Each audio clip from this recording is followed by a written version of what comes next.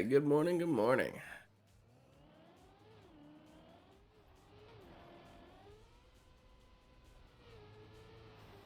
Time for some more deep dip. What a start.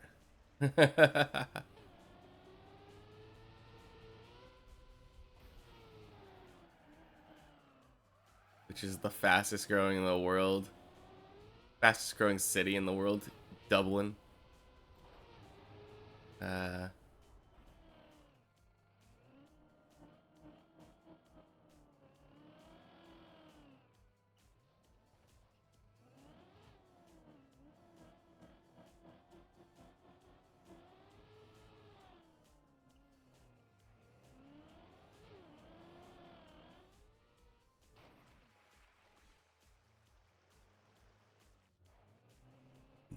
mm.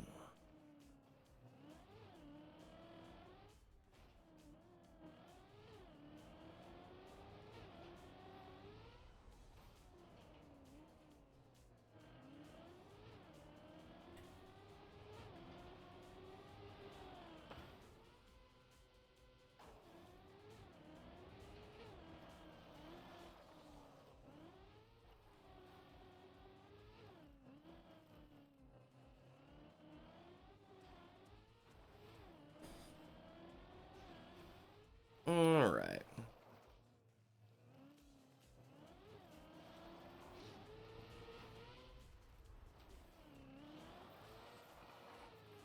First run back. Made it to floor 1, so... Not terrible for a warm-up anyway.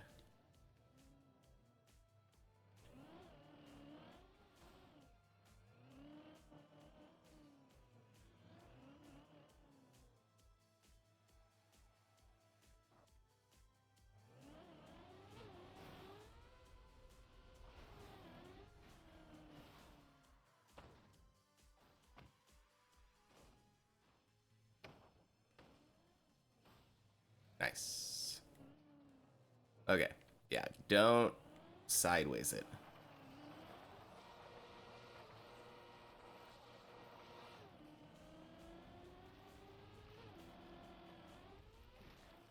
Ooh.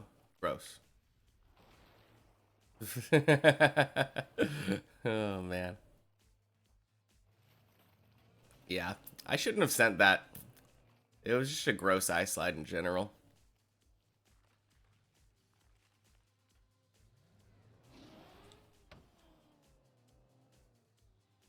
Hey, it's racing car.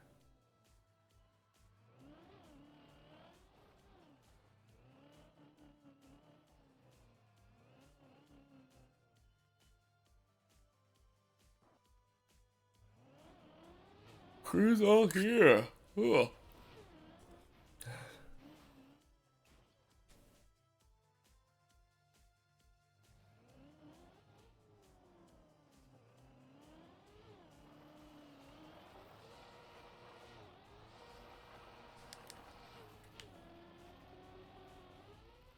Wow. Okay, I think that's over. Yeah. Oh, man. That's a shame. That was weird. I had a good eye slide going. And then... Why did I overturn? Hey! Welcome in. Did you ever end up getting to floor 5 yesterday? I know you were streaming for a bit, but I had to leave. I had a Sudoku special thing that I was doing. And then I had dinner and all that. I think you were probably done streaming by that point.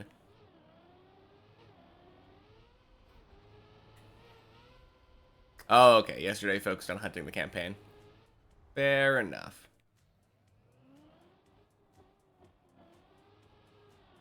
Yeah, I just noticed, I think the stream title you had yesterday was, like, getting floor 5 today, so...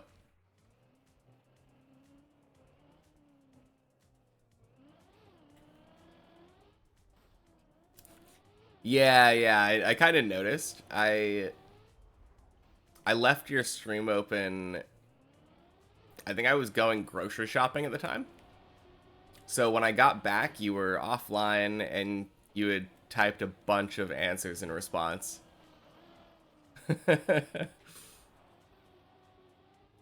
No, that was the first time that I'd seen you do Tony, so I wasn't sure if you had done it before. Oopsie.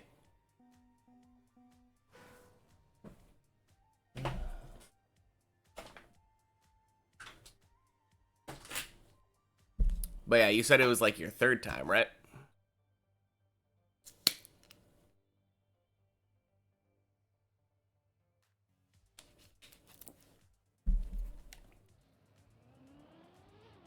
Yeah, you're getting really close to floor 5 then. Because I know the time that you did it, you, I think you nailed the Clippinator afterward. And then I felt personally attacked because you and Body were talking shit about, like, how easy the Clippinator is and why everyone complains about it. And I'm like, I still have trouble with it. How rude.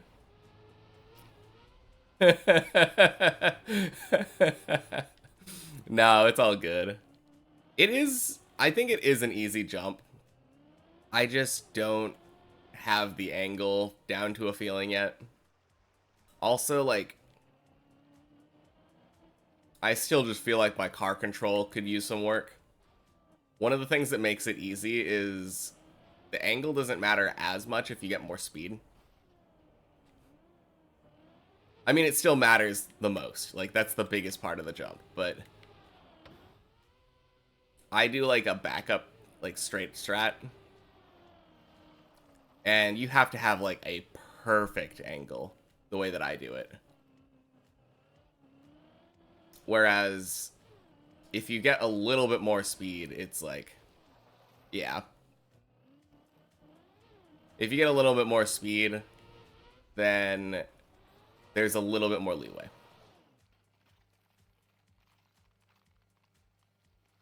At the very least, driving uphill. Driving up the hill is a good idea.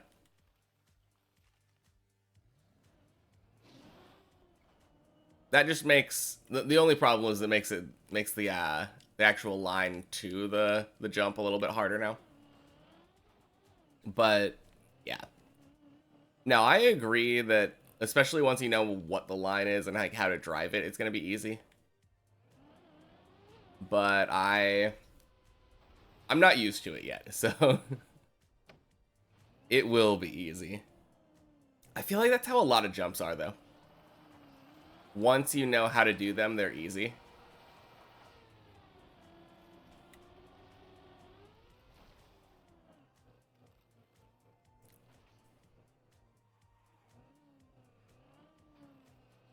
You know what Stream Together does? Not really. Push the door, please. Fine.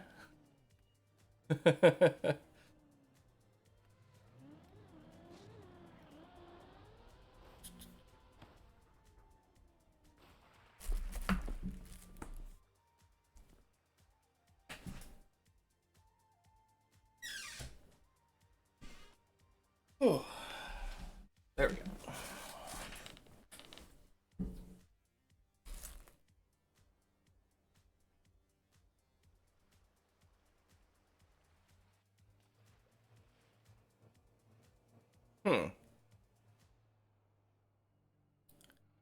Yeah, I have no idea. I don't remember saying that, so. Oh, geez. Wow. Oh, yeah, that's one way to die. That's new for me.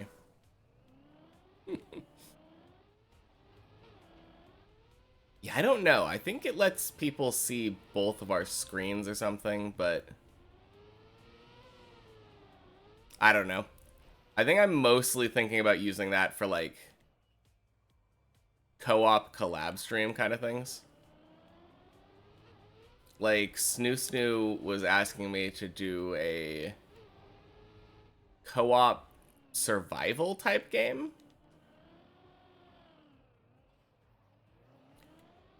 I think that's the type of thing that I would use that for. Like, I think it would be really good for... there's this Sudoku type called Speak and Say. I think that's what it's called. Hide and Speak? No, that's what it was. And with that one, you each see a different Sudoku with different clues, but the solution to the Sudoku is the same.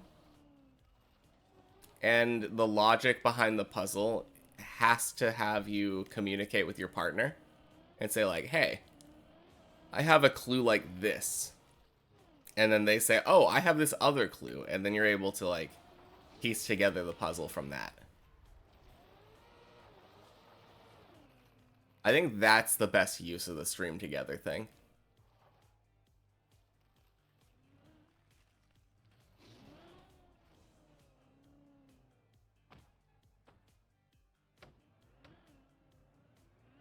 Fantastic.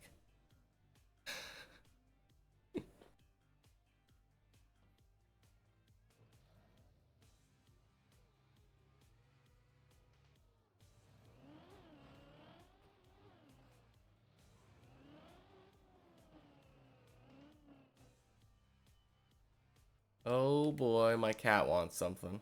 What does he want? Probably food.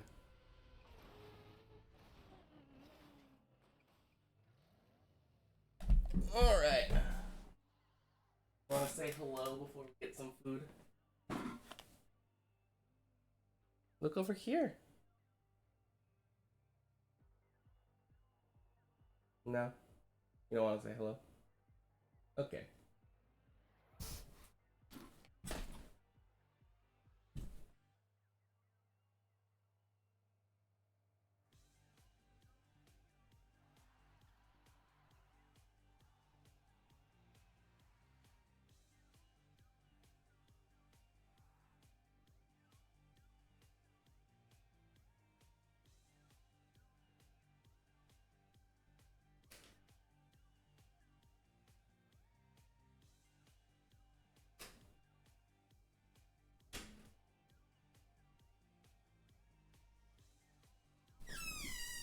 Saw your stream yesterday. Didn't know that many people enjoyed Sudokus.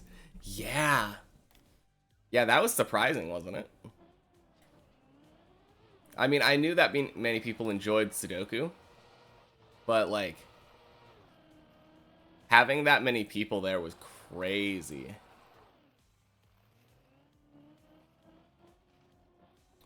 Like that entire 48-hour raid train, we had probably between 30 and 50 people there the entire time.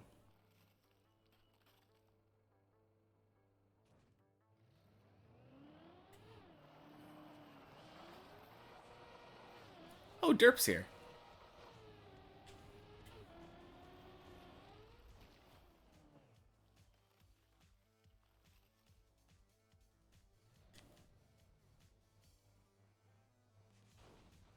No, it doesn't surprise me though, because even on normal Sudoku Sundays, I still have like 10 to 15 people there. Just sitting back, enjoying some Sudoku. It's pretty popular.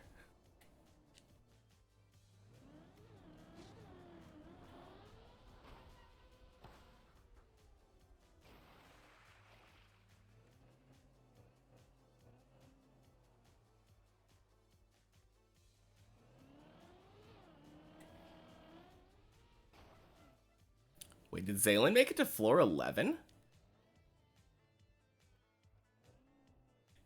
Hey. Crazy.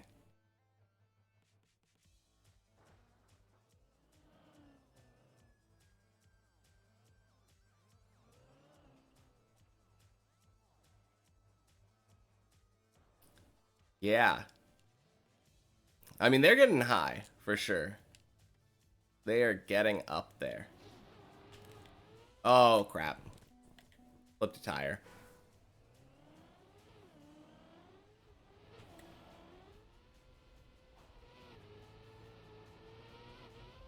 Hmm.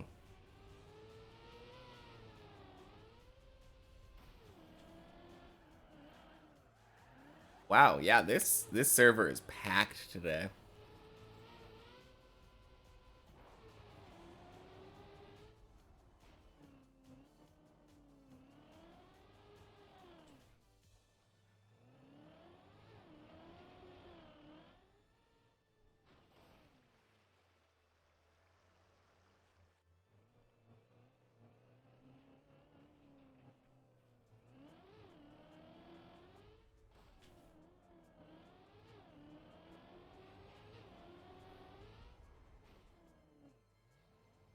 Oh man. No, I would love to get to floor 5 today too. I don't know how realistic that is. I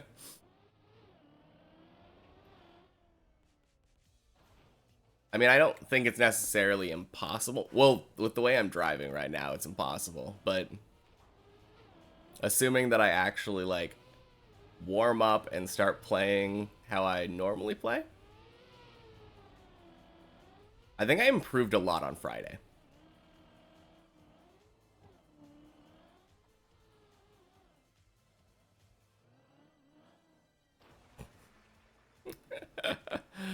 Oh man.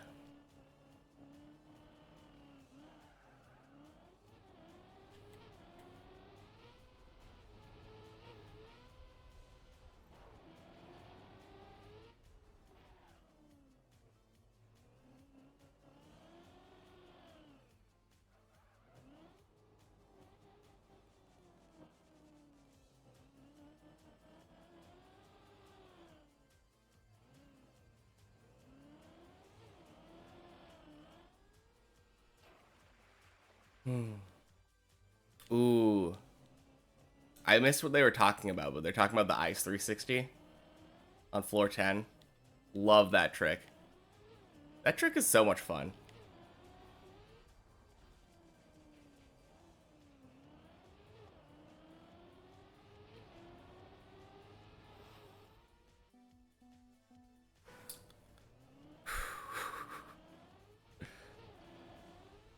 Okay. I am going to chalk all this up to just waking up.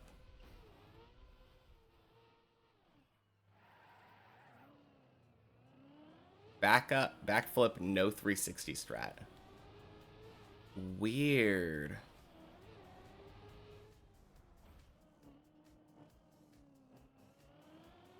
I didn't know that there was a no 360 strat. That kind of makes me sad.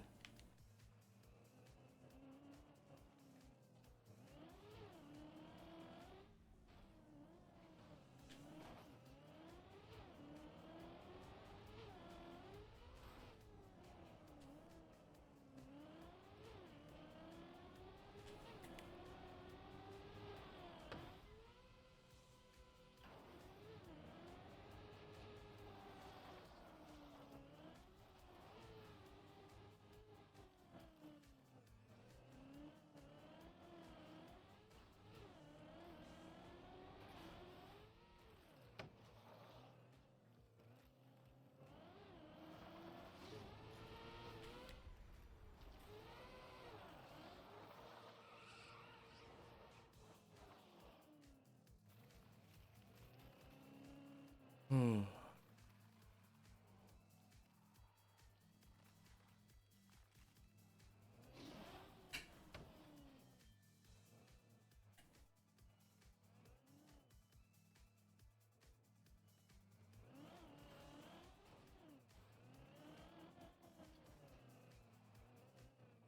The yeet and get lucky strat.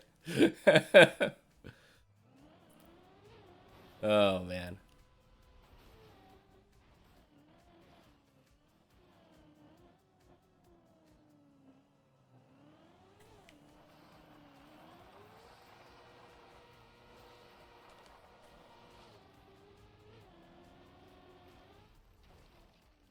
Yeah, I definitely think once I get to that point, I'm not gonna be doing some silly backup, like, 360 skip strat.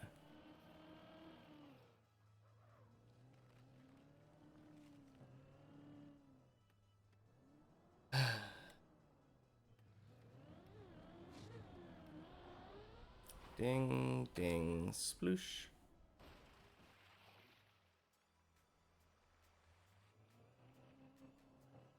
Oh yeah, I did have a run get to fish jump.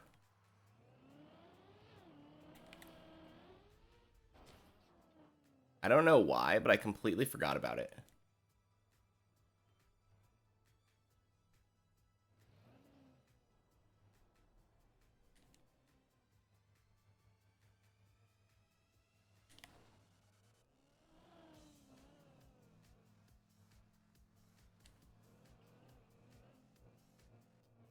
Hey, he's only on floor 5. We can get there, right? Floor 5, gang.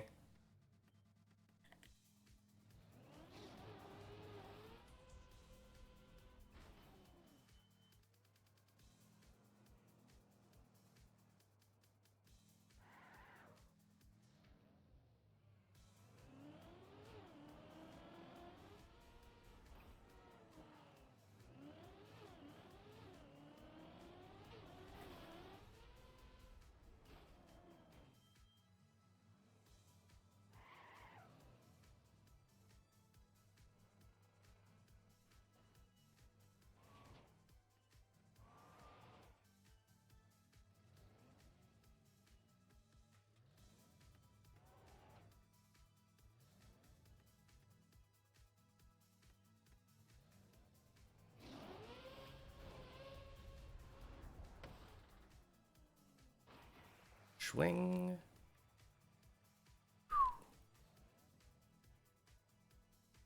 Oh, there he is. Wrenchy's all the way over there already. Crap. Of course I have to fail this jump on the first try. Man.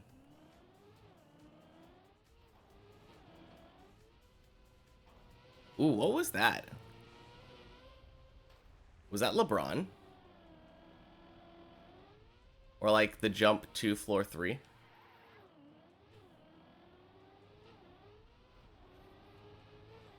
Yeah, LeBron.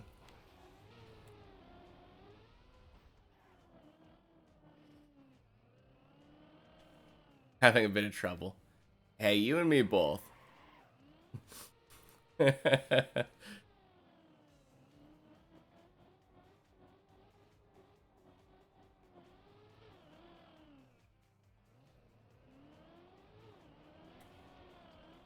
I think it's because I just woke up, but my brain is definitely lagging a little bit right now.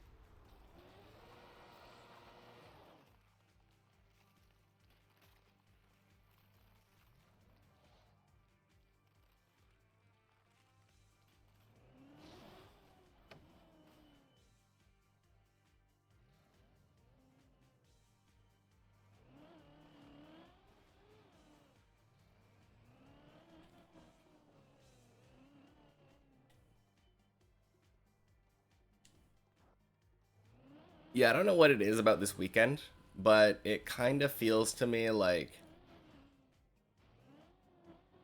I offloaded all of the deep dip strats, and then I'm just like, wait 1 second while I re-download all of them. Oh, that was such a bad release tap.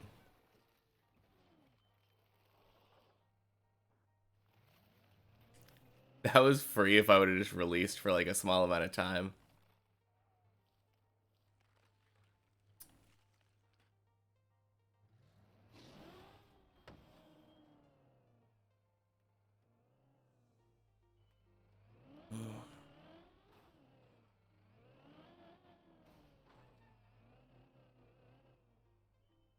I think this is going to be a lot more painful once I'm like higher up. Because I don't think this is going to stop necessarily once once I have a PB at like floor 6 or 7 or 8 or something. I think I'm still going to have these bad waking up days when I'm like, and I failed the ice slide again.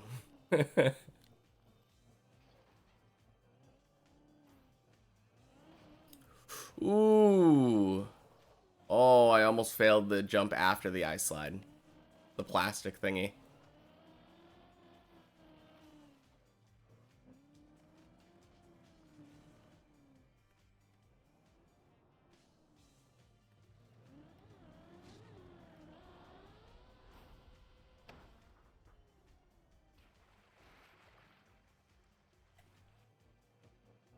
Okay. At the very least, I'm warmed up enough now where I'm getting to floor 2 pretty commonly. Oh. Oh, it feels bad.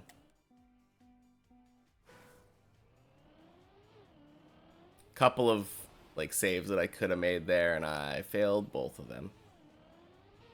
I don't know if it actually was possible to get on that plastic, but all of a sudden I found myself on my like on the car's tires. I think if I would have been holding gas or something at that point, there's a chance I could have gotten grip and gotten up there for the ice slide. I don't know how I could have saved the other one, though. Because I landed and it kind of flopped into a turtle.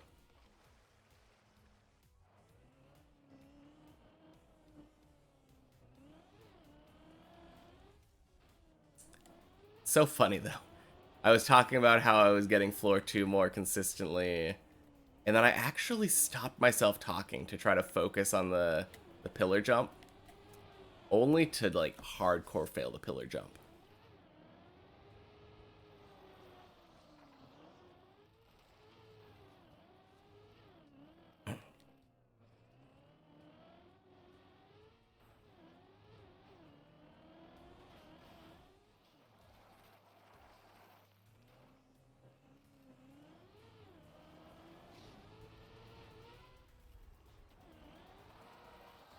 Ooh. Is that bobsleigh save I see?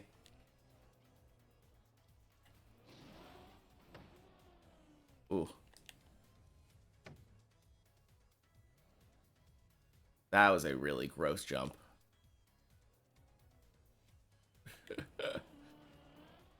Oh, man. For what it's worth, that probably should not have made it.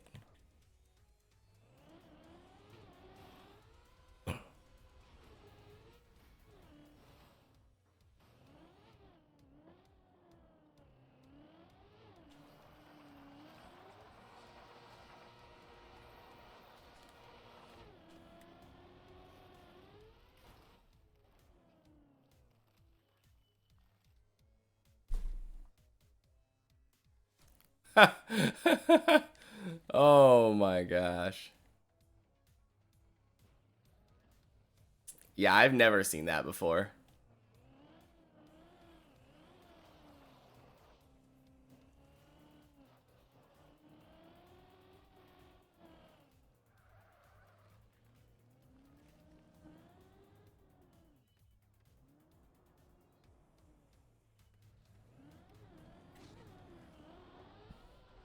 Swing done.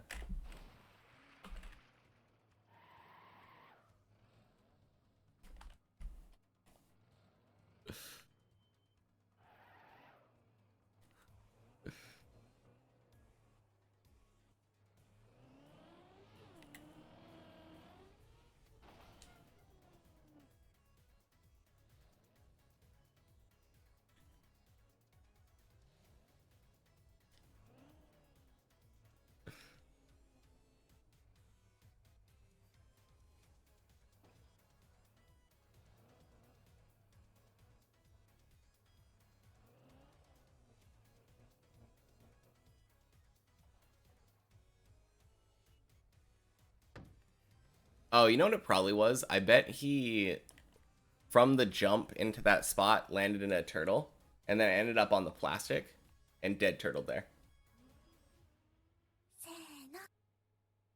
Hey, Nancy, thank you for the follow. Welcome, welcome.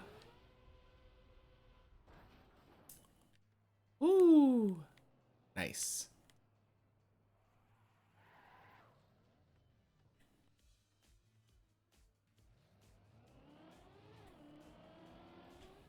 Okay, fish jump is floor 4, right?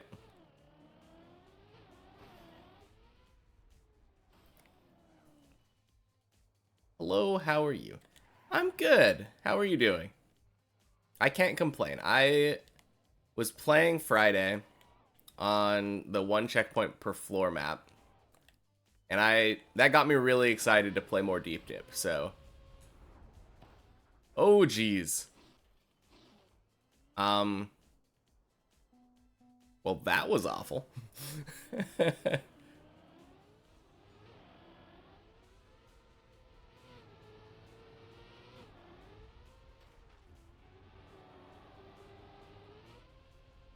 You're also good, thanks. That's good. Glad to hear.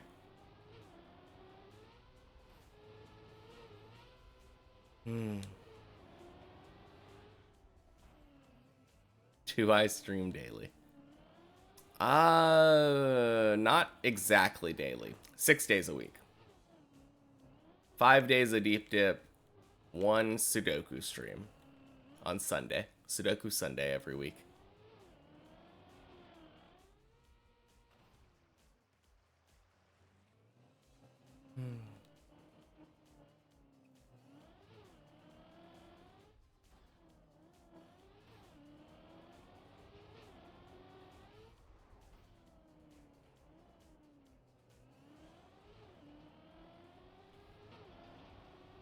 Yeah, I try to be consistent.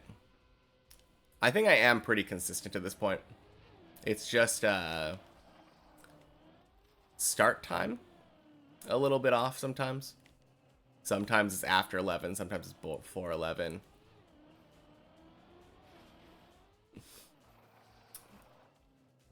Before I answer that question, are you trying to sell me art? Because please do not. But also, if you look at the green timer on the right, it says 228 hours. Almost 229 hours. So, that kinda answers your question. Yes, it's Hollow Knight. You got it. uh, no, like, the game I play the most is definitely Trackmania. But I enjoyed Hollow Knight a lot.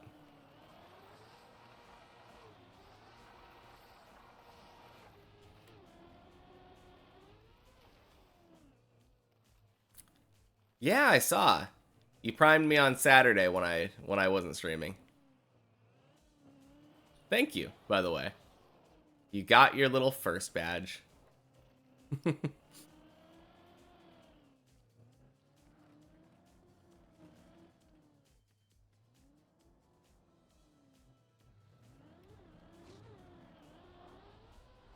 Yes, Nancy.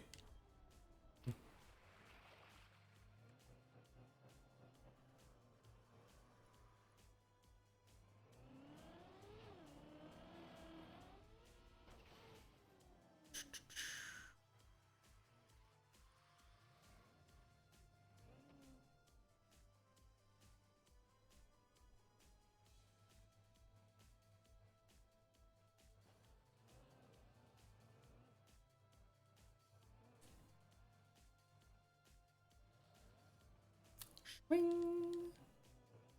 Easy turtle.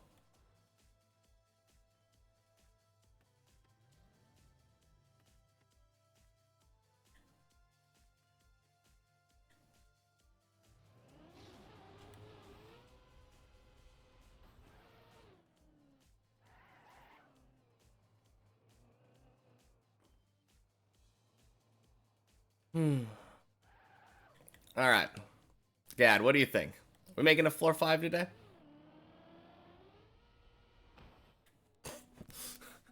Not with this driving. Heavy! Hello.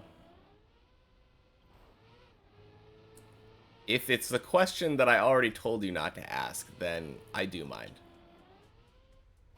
But you generally do not have to ask questions.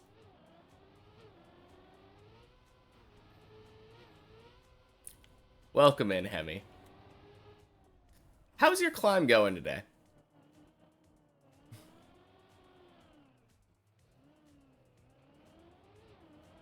I don't think I've seen any, like, particularly high runs today from you, but I did get here later, so not entirely sure. Haven't been to floor 4 today. Okay. Happy Monday.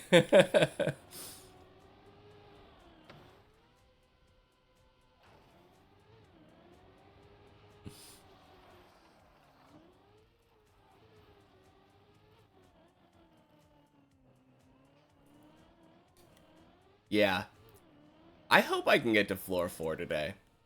At the very least. I would like to get higher. I would really love to get a PB and, like, pass the Clippinator.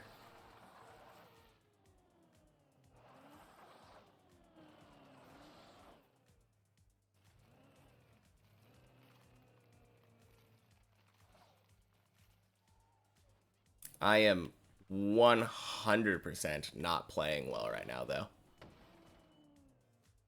So I'm going to have to improve if we have any hope of getting to floor 4 today.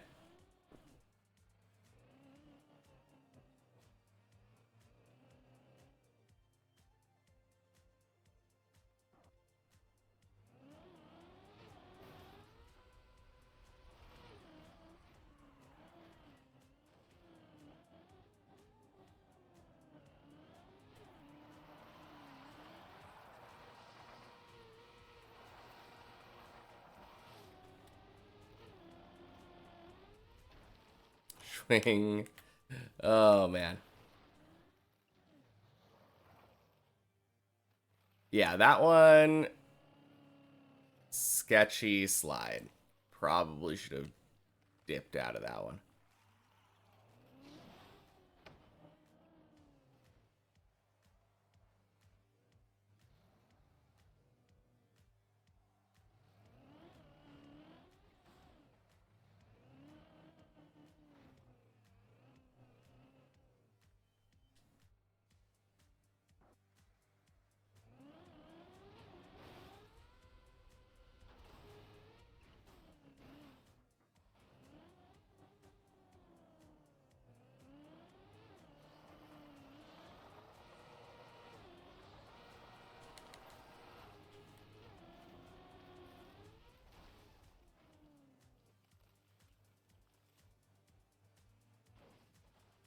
Excuse me, derp. Everyone's on. Everyone's greater than floor 2. Maybe he meant less than floor 2.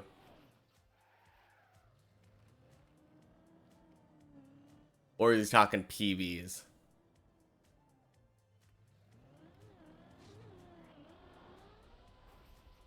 Oh, dang. Kind of a lucky flip there. Being honest, like... I'm surprised I didn't clip there.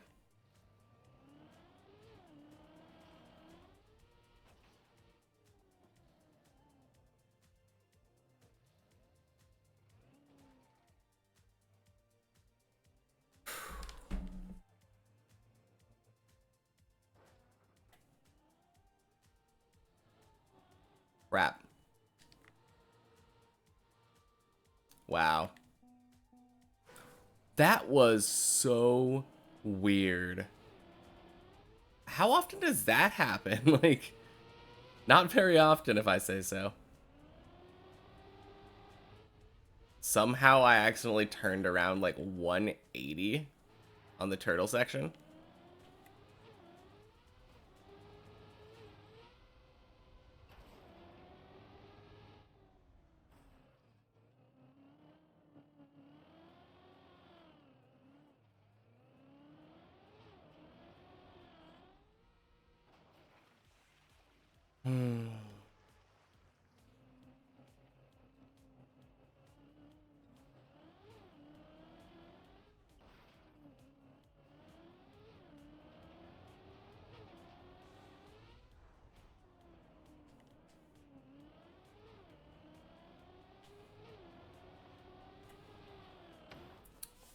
Okay, good feeling about this run.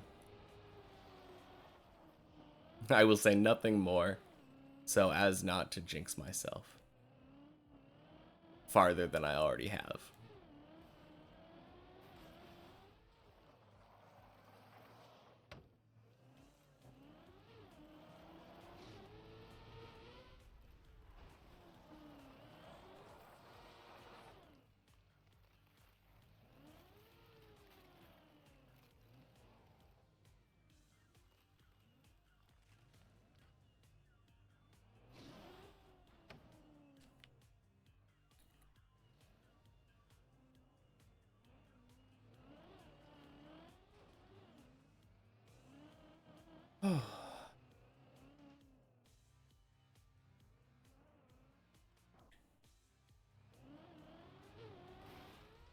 Swing.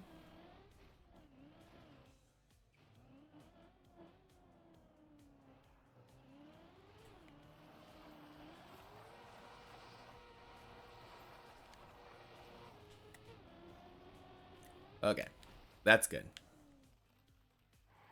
Finally. Not failing the ice slide randomly.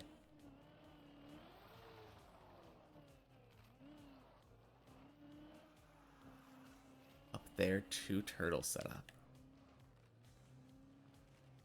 Huh.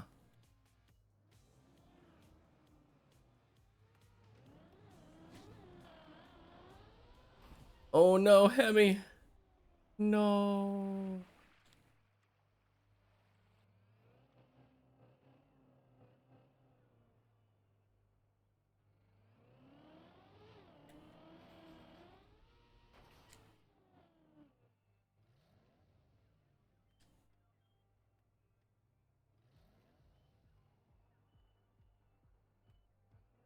Full speed, but be gentle.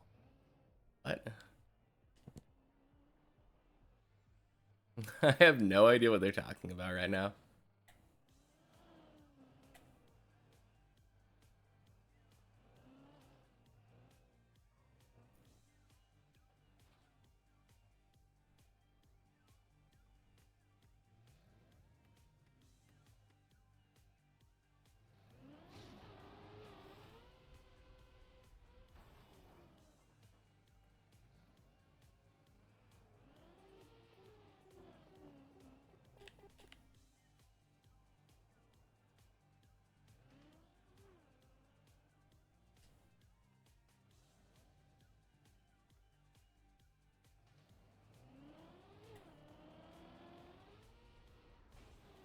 Nice.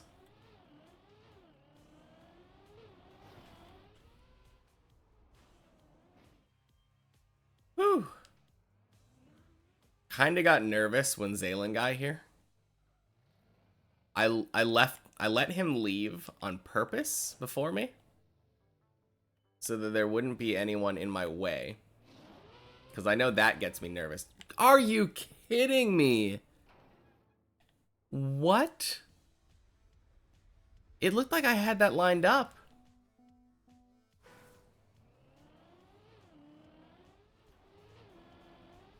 That looked exactly like all of my other messy jumps to me. I had to be farther to the right, though.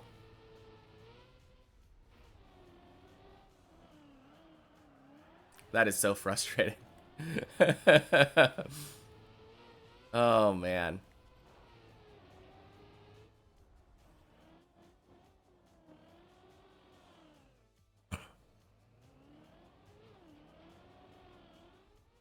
Ding.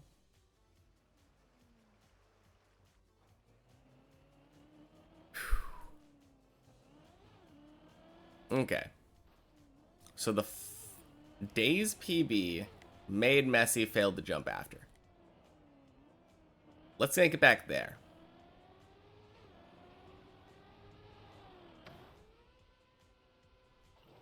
Well, good feelings weren't that far off. I did make it to Messi. 1 jump before the Days PB. So as far as today's performance is concerned, not that bad.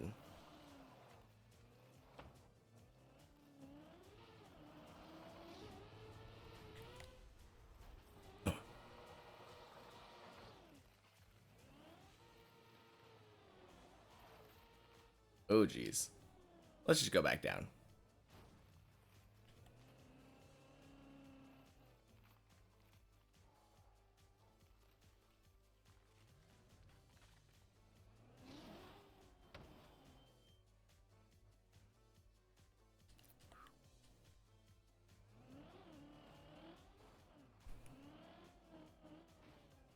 Oh, yeah. So I ran into a problem this weekend. It turns out YouTube only allows you to upload 12-hour streams now. I know that I had seen videos longer than that, so I was like, yeah, I didn't think about it until now. But I have streamed for like 15 hours a couple times, I think. Maybe not a couple times. I think it might have just been the one time. Maybe twice.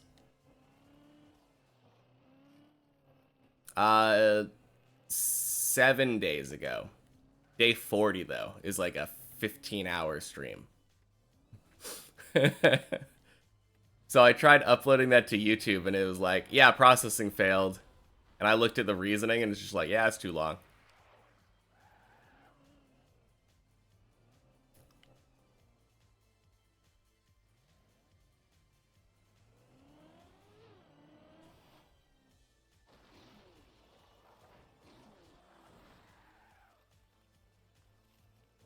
Yeah. I'm not sure. I'm not sure. I know that there's like a YouTube editor, but I'm probably just gonna grab some like, okay, there's a couple options. And the question is, am I gonna do the option that like takes more work or the lazy one? So I could easily just do, yeah. When I tried downloading it as like an MP4 file and then uploading it. And that's the process that failed this time. If I were to do the export option, I have tried that with that specific video. It exports it as 3 videos.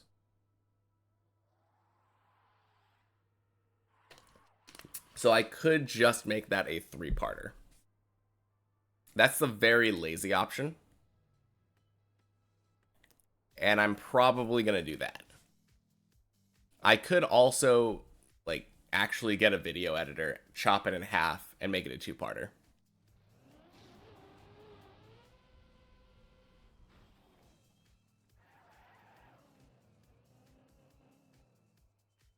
I'm probably just going to press the export button if I'm being honest.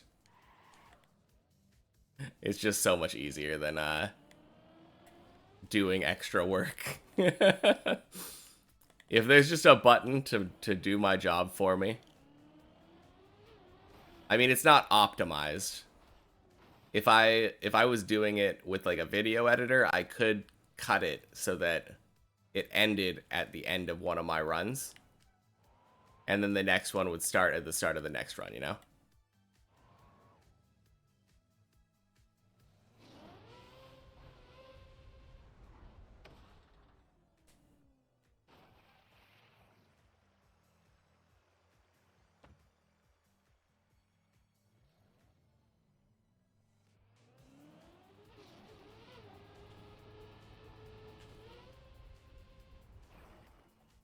Oh, yeah, that's a good idea. If that stream is still up. Yeah, I think it should be, because it's like a week and a half ago. No, you're right. That's a good idea. Because then I can just manually choose what time I'm featuring it from. Or highlighting or whatever. Ooh.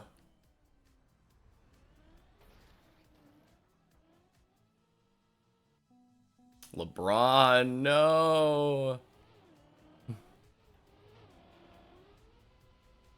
Yeah. No, that's a good idea, because I think I already have it highlighted, but I could just highlight it again with part 1 and part 2 and delete the highlights, or delete the highlight that I have. Or even just highlight part 1, part 2, and then export those, import them, delete those highlights of part 1 and 2. There's so many different options. That's a really good idea.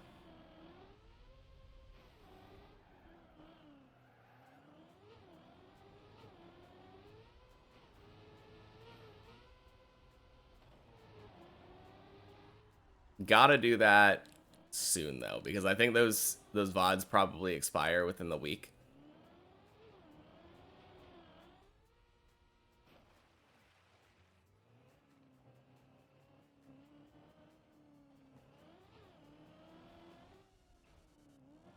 Dang, that was a weird LeBron jump though.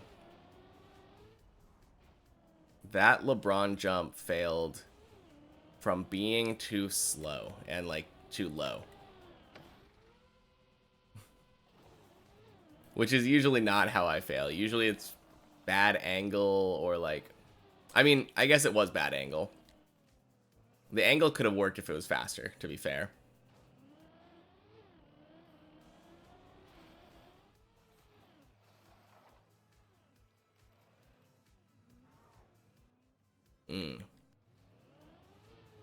Yeah, I mean, it's 14 for me.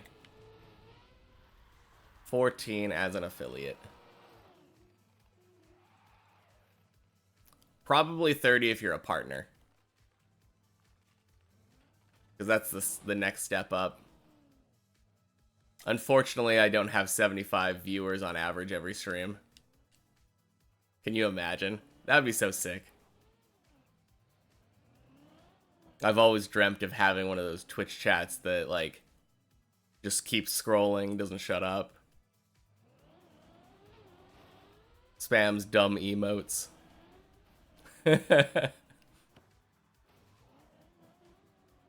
Yeah, if you have it highlighted, it doesn't expire. Exactly. That's the workaround. I learned that the hard way, so I know very well. I didn't know about that at the beginning of doing Deep Dip. So I did not highlight days 1 through 4, and now they're gone forever. Pretty disappointing on my part, but...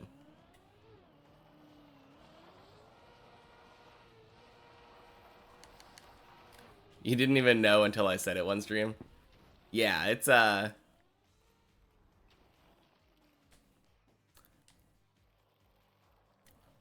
all your first streams are gone forever, too. Yeah.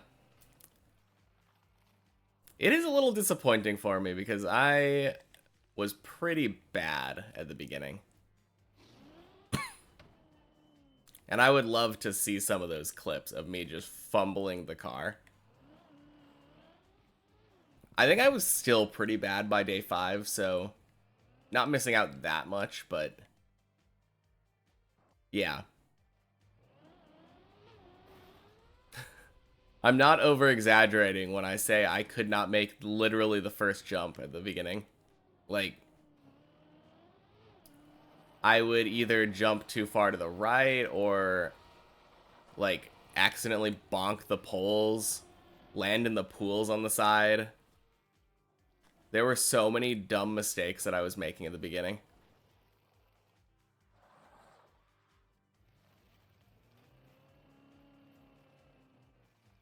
I mean, I could have just taken it slowly, to be fair. I didn't have to full speed it down the hill. And I had that exact thought when I was playing, but I was like, no, I want to full speed it down the hill.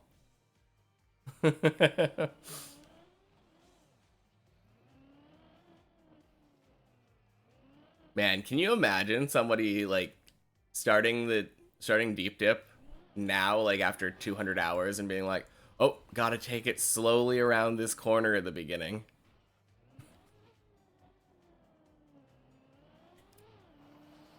Everyone would laugh at me.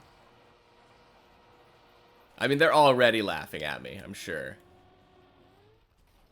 sitting here 230 hours stuck on the Clippinator. But yeah. No, that I think I would laugh at me if I was that bad.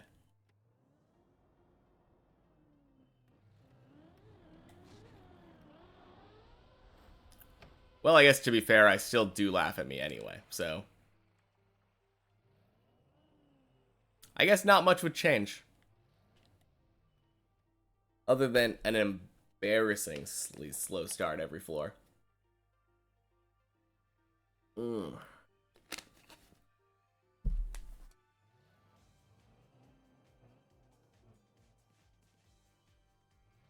I am top 150, yeah. You're not wrong.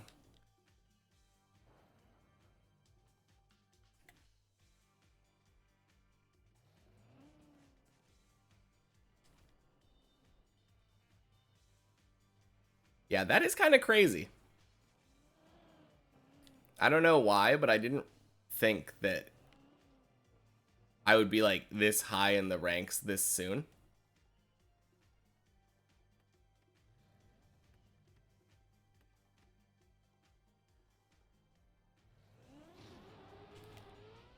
Yeah, it really could be anyone in the... Oh, geez. Oh, ho, ho, ho, ho, ho, ho. Fish jump. Yeah, that's the problem. Like, you don't know how big of a PB they got.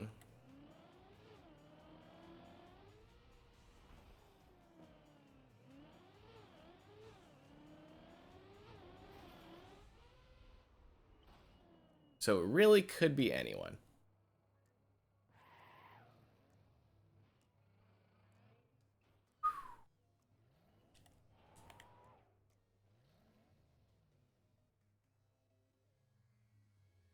Yeah, I mean, we definitely... It would be silly to think that there weren't, because, like, that would mean that the only people grinding are the ones sitting here on the server. And that would mean there's, like, 6 of us still trying. Although...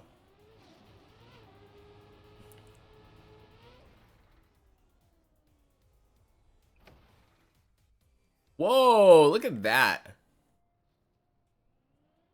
Um...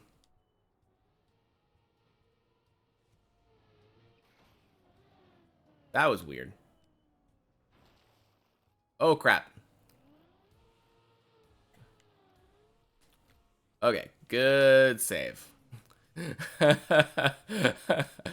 Oh, man. That was a very dumb attempt at the one after Messi. But what a save.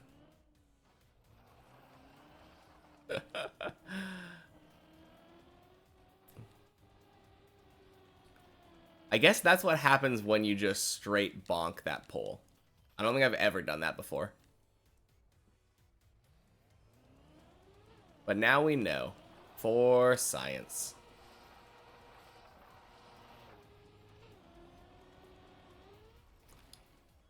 Turns out bonking the pole does not progress you farther in the map. Ooh, jeez. Oh my gosh. This should land... Yeah, right there. There we go.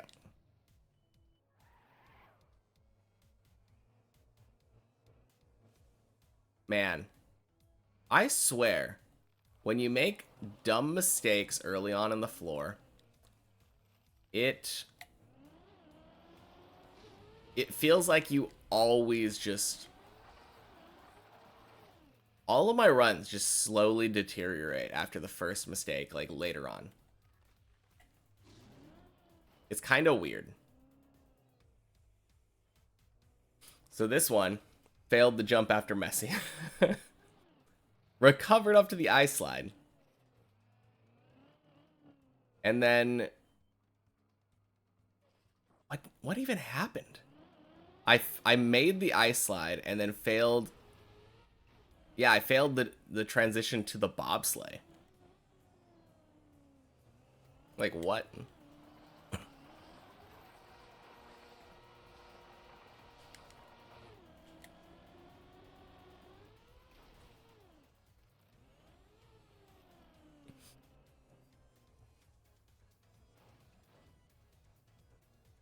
I mean...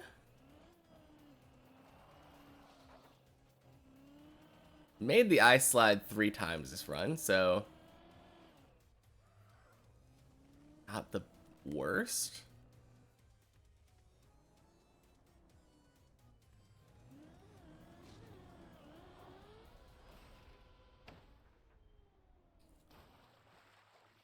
Cannot get LeBron today. Any tips? What are you doing differently? I don't know. Like, I also can't get LeBron today, but I've only tried once. I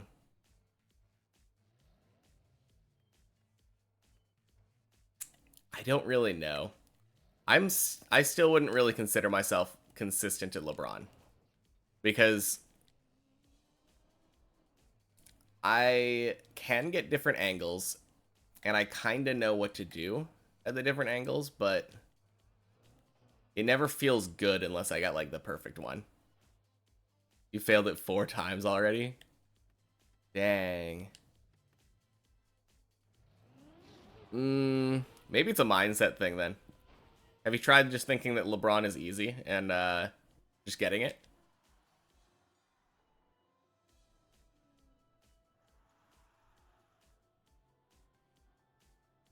Oh, wow.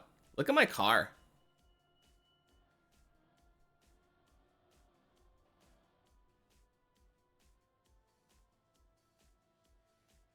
Sure, let's try that. I mean, it doesn't hurt, right? I am slowly getting to that wall.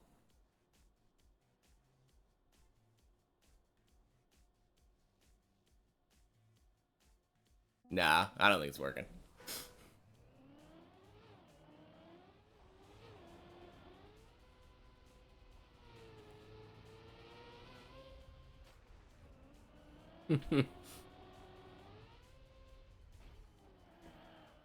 Okay.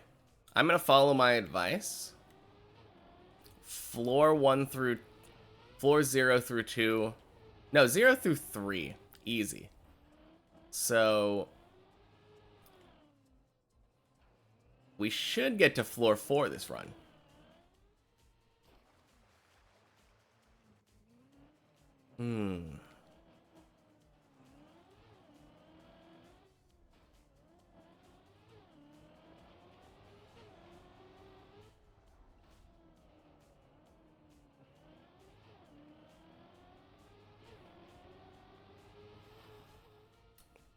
Did I say floor 4? I meant floor 0.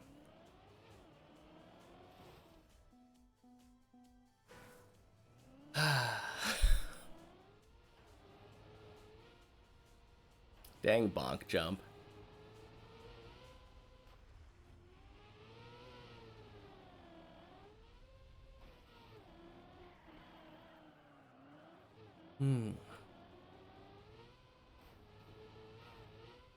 We're never gonna stop failing floor 0 to floor 1. Yeah, I mean... Casually, that is. Oh my gosh. Snoo! How did the Sudoku raid train go? How did the Sudoku raid train go? Fantastic. It was a lot of fun, and we had a lot of people. I think I consistently had... When I checked the stats afterward, it was like 31 people on average during the stream. So insane. And I got to try my hand at setting for the first time. So that was cool. Yeah. Oh my gosh. That is so cool though. First time I'm seeing that 2 months in a row sub message. I've never had someone resubscribe before. So thank you.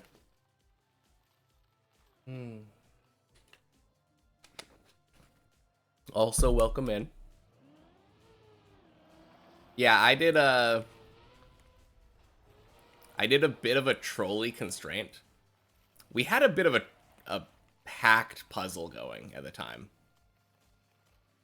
To be fair, it had like 8 different rule types, 2 of which I think I'd never seen before. So I did there's this constraint called a counting circle. And the rule says that digits in circles count how many times that digit appears in a circle. It's kind of a cool constraint. I think it got popularized or started showing up like about a year ago now. But I remember there was one puzzle that I saw where it like specifically mentioned that every digit in every circle counted that. So there's different clues, like arrow clues have a circle at the head of the arrow that's what the arrow is summing to. Or like a quad clue is a circle with up to 4 digits in it that indicate like what digits must appear in the surrounding cells. So we had in our puzzle already, we had a 4 in a circle and a double 8 in a circle, like in a quad clue.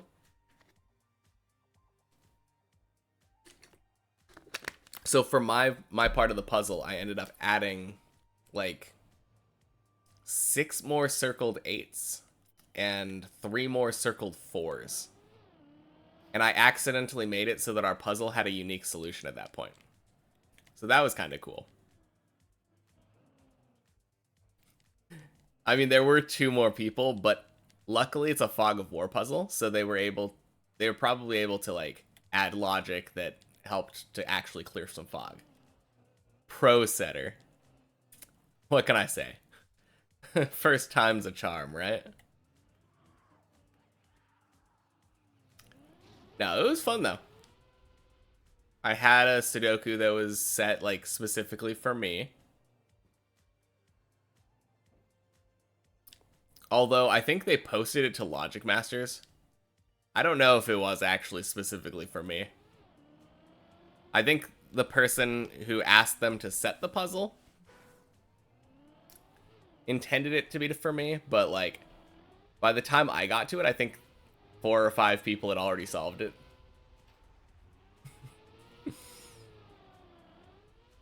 Little bit of scuffed communication going on around there, but what can you do?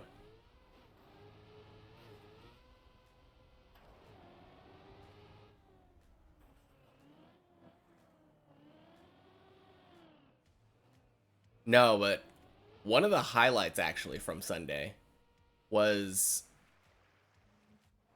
the pedaling pianist, the one that raided me, the one that did the train before me. He recommended a puzzle that was have you heard of the Third? I think is what it was called. But in yin yang puzzles, there are 2 commonly understood rules of yin yang, and those 2 rules kind of are the same rule, but one is just kind of blown up.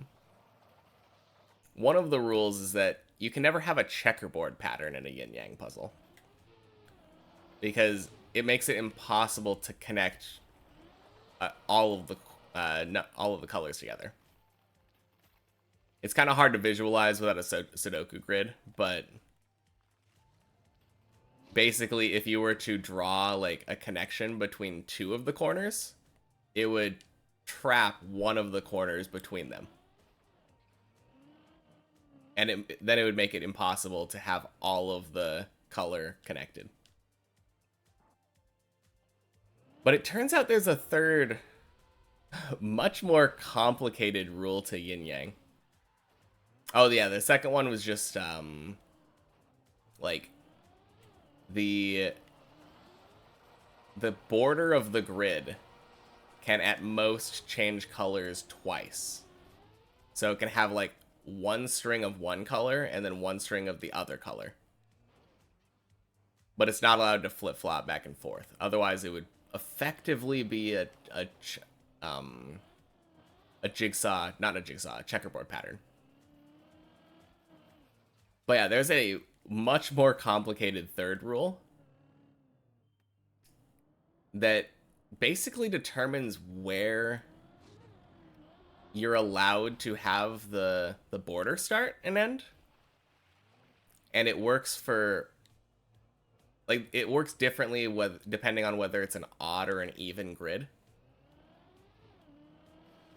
And I think technically you could do the same thing with a grid that was a weird shape, an abnormal grid. But I think by the nature, Sudoku has to be square. I don't know if I've ever seen a rectangle Sudoku. But yeah, I had never seen that before. And it was necessary to solve the puzzle that I got suggested. So I had to, like... They end up sending me, like, a link to... basically a document that explained how the third rule works. And then the pedaling pianist sent me a link to a video that he made explaining it in detail. And that cleared it up a lot more than the document did. I read the entire document and still had like no idea at the end.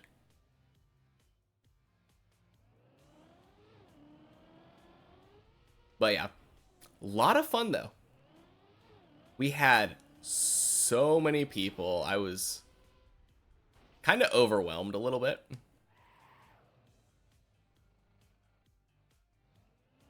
But I would say that it was a resounding success. I think we had a goal of like $300 or something at the beginning for the fundraising of the new puzzle site. And I'm pretty sure we ended up making like $500 or something. It was probably more, assuming we got donations at the end of the stream. But the goal was like in the 600s by the time I finished.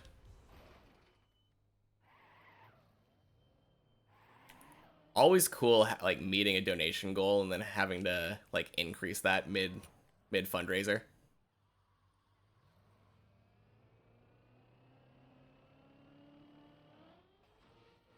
Yeah. Yeah, it was a lot of fun. And it gave me a puzzle to try next Sunday.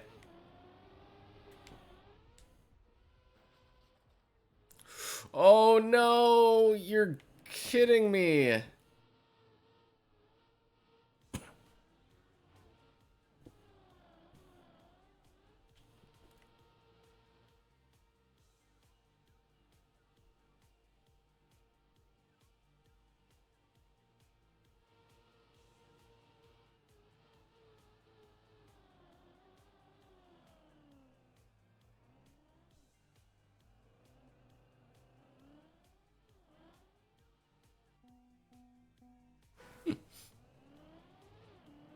You thought of something that would have been funny?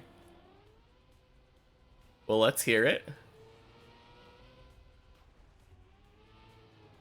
Oh my gosh, that would have been hilarious. Yeah, that you are too late, but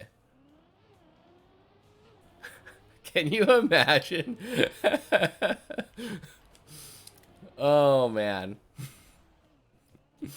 Just gift him a sub every month. He's unable to get it. Oh man. That would be the most troll gift sub I think I've ever seen.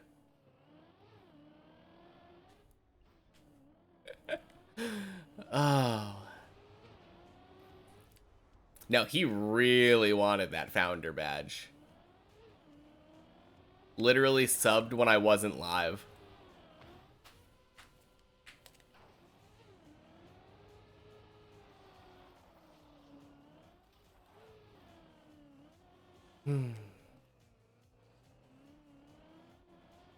Oh, he did get it. He did get it. Yeah.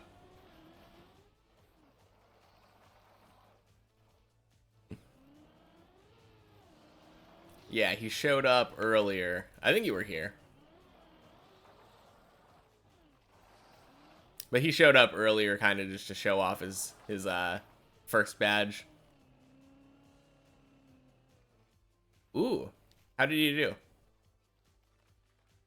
I assume you probably got pretty far, because you only have to get each thing once. Practice the ice slide a bit. Nice.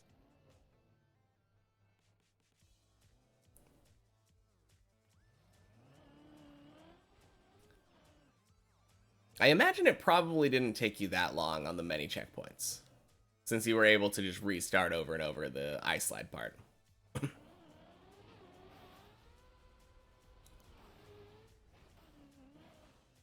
Oh, okay. So you were getting the ice slide and resetting before hitting the checkpoint? Yeah, that's what I was doing too at first. Oh, crap. Where am I?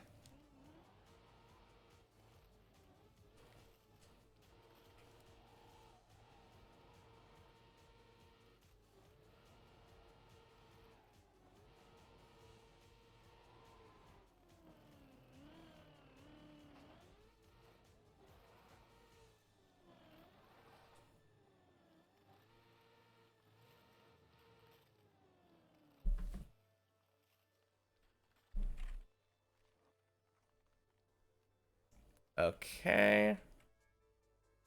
Drop down there, I guess?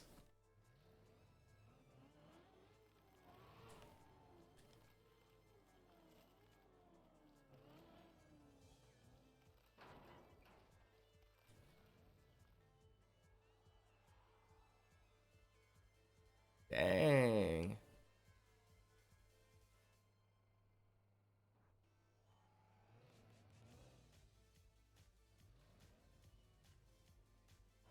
Wait, like a real run? Like, main... Oh, you're kidding me. I hit the tree. Oh, no, a many checkpoint run. Okay. I thought you were saying, like, you jumped onto the real map, this map, and, bam, floor 2, second try.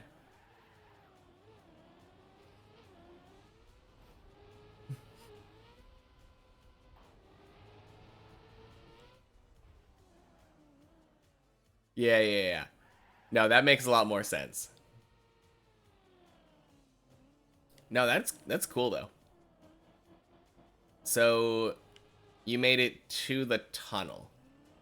Actually, you said you got a PB. So how far did you get? Quitting and going to bed on floor 6. Okay. That is really cool, though. Like, right at the beginning of floor 6, or... Did you get to try some of those precision jumps? Because those are a bit of a pain. Got like 2 to 3 jumps in. Okay. So, probably didn't make it to the red booster part. I think that's the first, like, really hard part of floor 6. The beams are, like, they're not trivial, and you will fail on them, but I feel like that booster part is, like, the first really precise thing.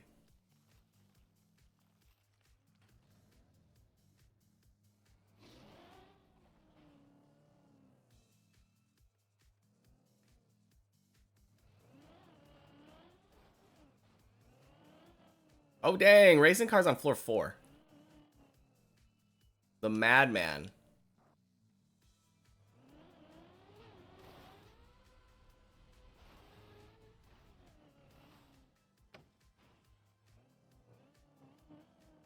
The one with the back-to-back red boosters. Yeah, that's floor... That is floor 6. You're talking about the one where you have to, like, dodge to the left of the red booster and then dodge over to the right of the red booster and eventually jump up a hill.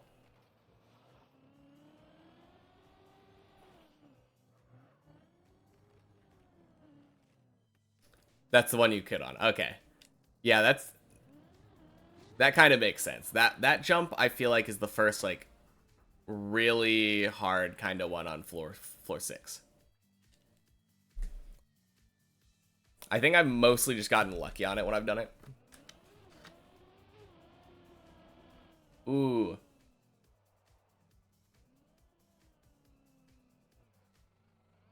That was a good bail.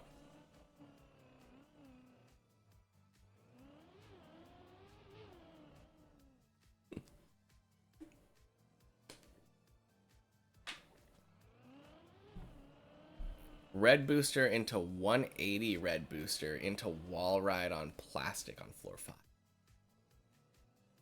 Oh. Yeah. Did you do it the intended way? Oh no.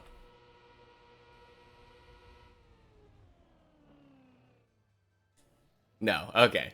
You did stop and then scoot your way behind the red booster, line it up and drive.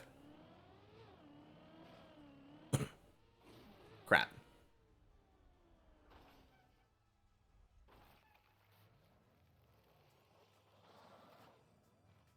Yeah, that is how I've always done it. I haven't actually done it the intended way. I kind of want to try it on the checkpoint map or something.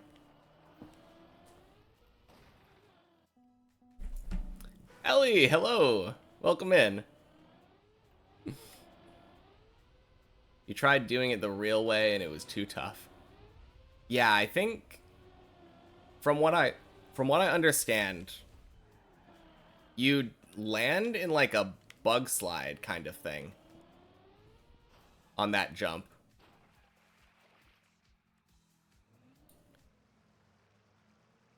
I think you land like bug slide inputs and then almost immediately release, and that gives you a quicker turnaround.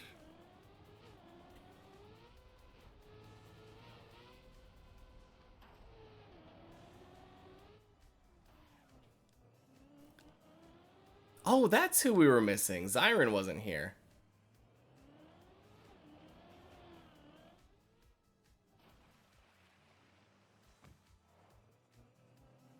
But yeah, I at the time, like when I have done that trick before, I didn't know about it. So I just did it the way that people in chat told me you could do it. Which is like slam your face into the wall, sneak past the red booster, line it up and drive. It's really funny to me that that is such a complicated trick that can be cheesed into a press forward method.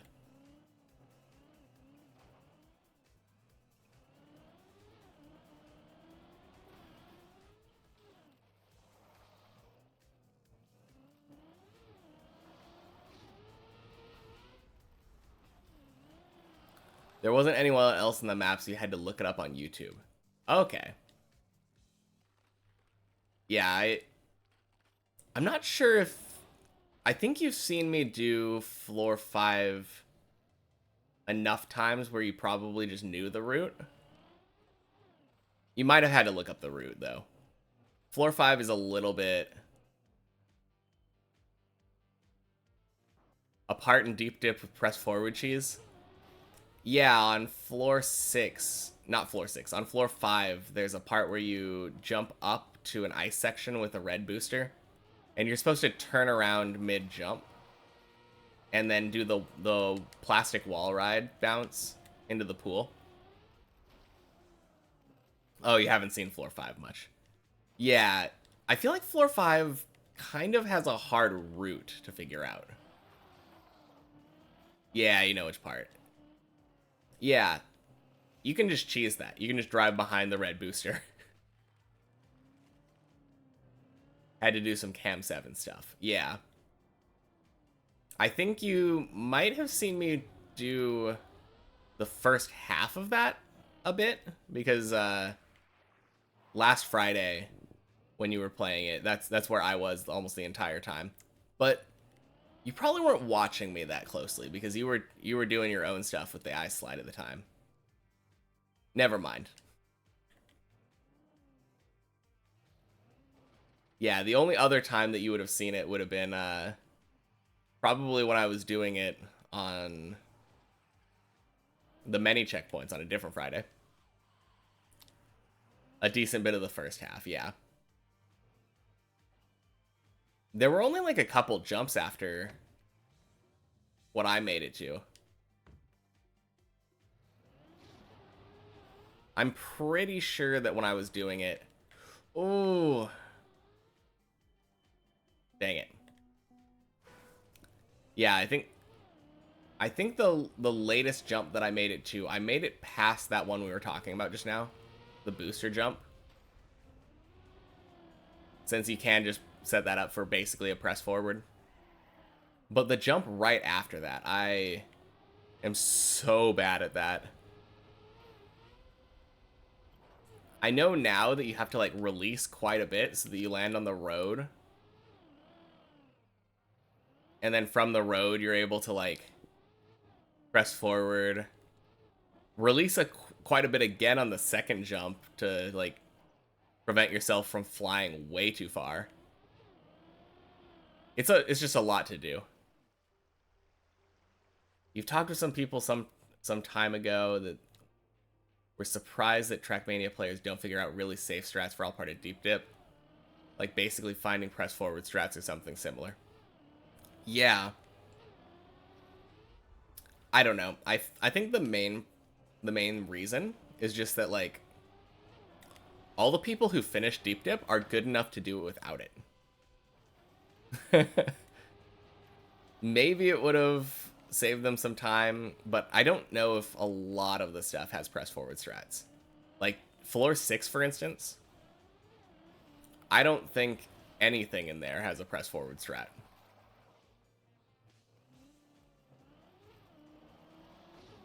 Made it to the dirt wall ride in about an hour. Struggled with floor 3. Oh, geez. I was not paying attention to the screen. Struggled with floor 3 a lot more than you did the first time. Yeah, I mean, I had the same experience on the main floor, to be fair. On the main map, like, first couple times I would make it to floor 3. Super easy. Get it every time. And then, as soon as I started getting to floor 3 more frequently, started failing it constantly. So, I getcha. Like, in many checkpoints, there is an entire... Wait. Is it? What do you mean by MC? I assume we were talking about many checkpoints, but... Entire mapping style called Rank Up, which is basically the deep dip map style. Just that they end up being like 10 times as long as deep dip. And they're... Oh, Minecraft. Okay. So it's like Minecraft parkour. I feel like with Minecraft, I've seen some like parkour type maps that people make. Minecraft is just not designed to be like a like getting over it type thing. I mean, it's designed to be a very like customizable experience, but I don't feel like platforming was the main goal when they made Minecraft. Ton of standardized timings and strats, and each jump is meticulously planned out so the top people can get them every time. Yeah. No, that makes sense. It's a little bit harder with something like Trackmania though, because Minecraft, I mean, I guess both the games are technically grid-based, but I feel like you have a lot more control over your car than you do over Steve. Bye Bye You Jump you nailed first try, but this time probably took you 20 tries. I don't think I've ever seen any gameplay of Only Up. I have seen some parkour community content in Minecraft before though. Steve doesn't have water feet.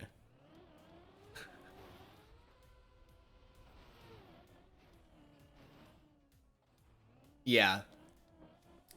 No, that is an interesting idea though, like Minecraft parkour. Trivialize the entire thing with the wing thing, the glider thing, whatever. And some rockets.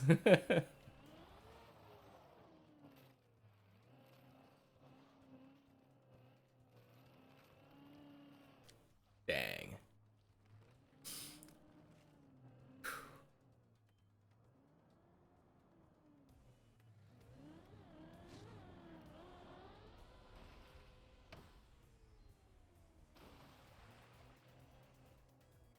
Oh, I was actually saying the opposite. I was saying that like it feels like the movement in Minecraft is more rigid because you don't have that many options, right? Like walk, run, crouch, jump.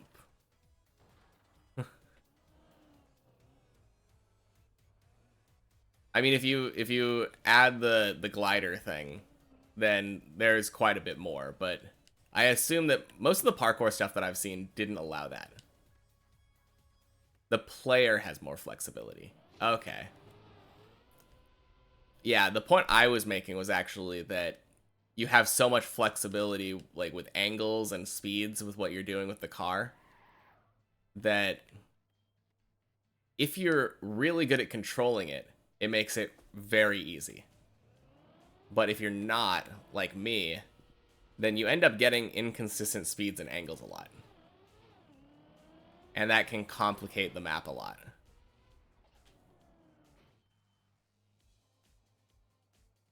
Yeah, perfect lineup and face an exact angle. Yeah, that I think that isn't necessarily, I think that's more rigid, less flexible than with Trackmania. Yeah, that is, I think we're making the same point but in a different way.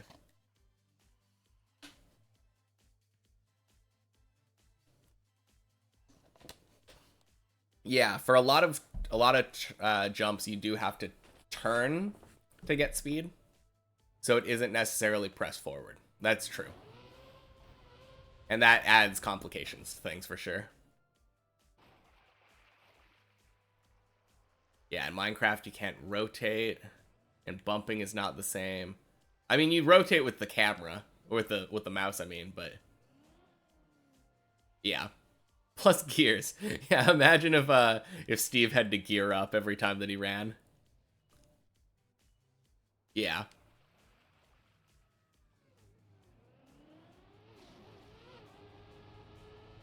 I feel like it starts with an E. Elytra. Elytra. That's the one. I was My brain kept thinking of the Elysian spirit shield from RuneScape, and I'm like, that's definitely wrong. Yeah.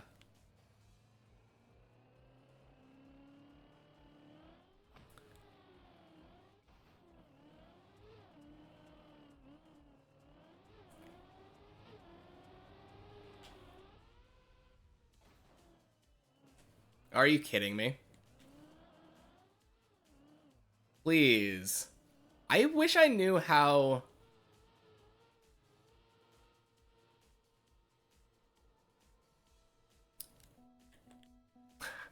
I've seen people do a save from there where they like turtle up the side of the wall and they're able to just save it there.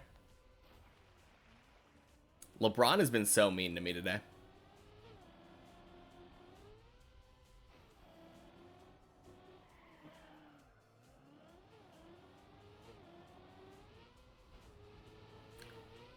Oh yeah.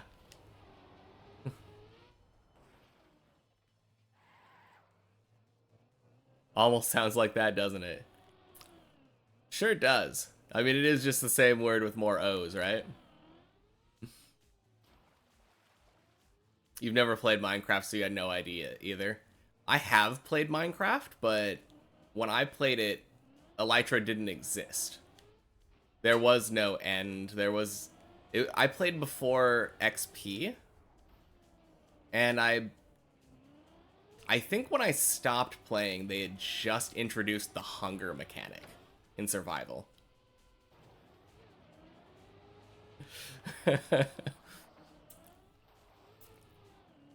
I remember when, like, food just straight up healed you.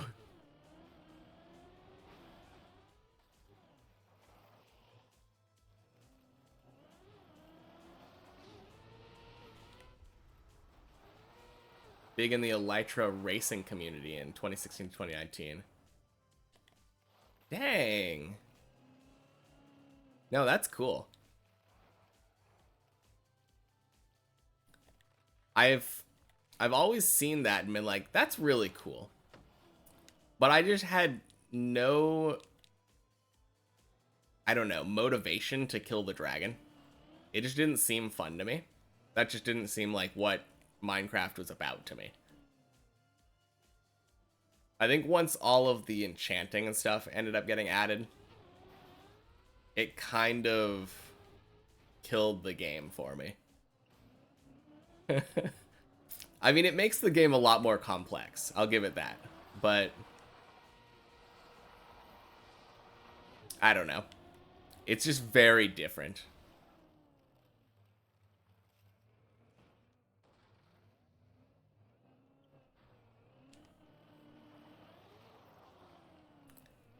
Nowadays, you're mostly in the PK scene.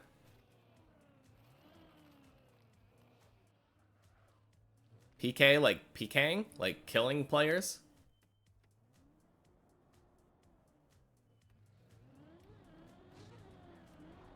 Parkour.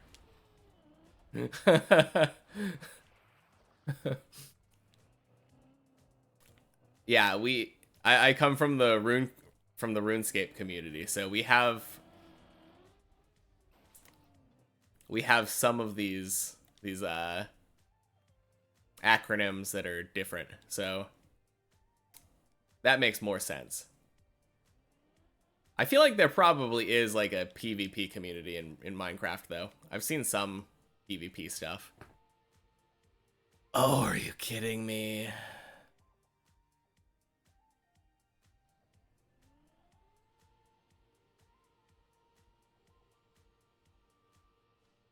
Penalty kick. Yeah, I'm in the Minecraft penalty kicking community. There's a huge PvP community. I would assume so. If there's one thing that I know, it's that people love killing other people. Oh my gosh, he's alive.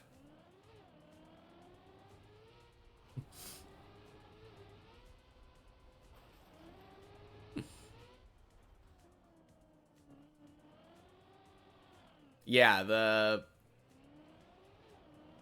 I feel like with Minecraft in particular though, there's so much you can do with the game that like thanks. I expected that. I expected that. Yeah, plus mods, exactly. Like I don't remember what the game or the mod is called or whatever, the server thing. There was a version of Minecraft that they turned into a literal MMO. Like you have random like boss drops and stuff. Just literally an MMO. I think skills and stuff. No, that wasn't it.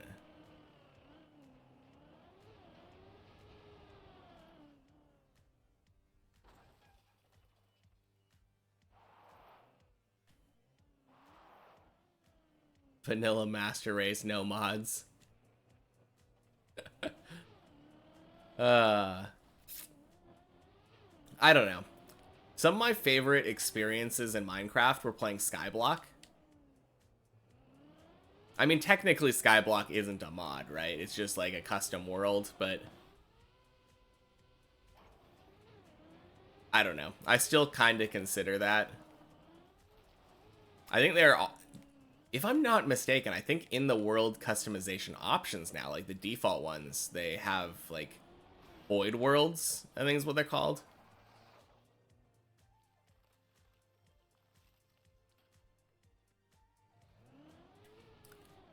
Windcraft is the, I don't remember what the one that I was thinking of. I think you start in a Skyblock world and you like build your way over to a platform.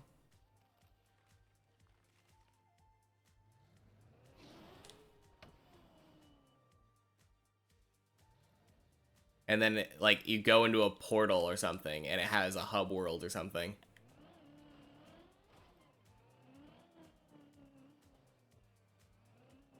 Yeah, that's also in the base game. Okay.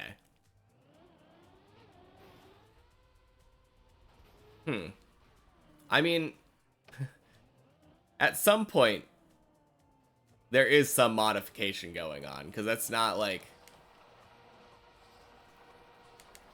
there's not a like multifaceted leveling system the last time I checked, right?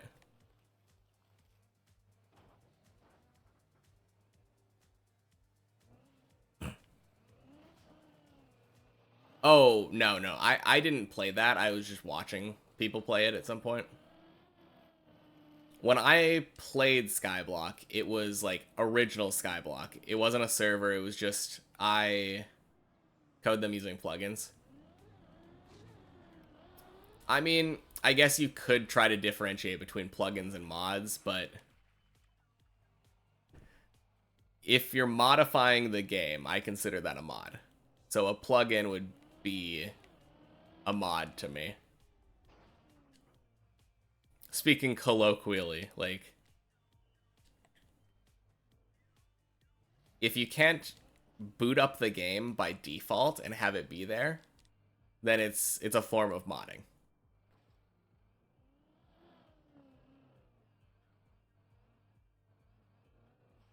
Like, I would consider the plugin hub on Trackmania to be like a form of modding. That speedometer in the bottom right, we are modifying the game to get that there. I can boot up the world and have it be there. Downloaded for the server.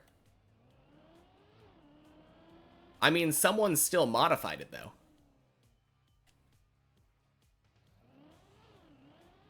No, but a lot of the features on the Deep Dip map, like that thing on the left, the height tracker, that's not a default Trackmania feature. We had to install the Dips++ plugin. If someone on Minecraft were to create a server with all of the default like Minecraft features, it would not have all that leveling system stuff. They had to modify it. Someone needed to make it. Yeah. No, not just the map. I'm talking about like the leveling system kind of thing that you're talking about, like RPG kind of thing. Because you were saying like all those RPG mechanics are base game. And when I'm thinking of it, I the one that I saw had like a farming skill or something. You can't level up your farming skill in base Minecraft. That is a thing that they added.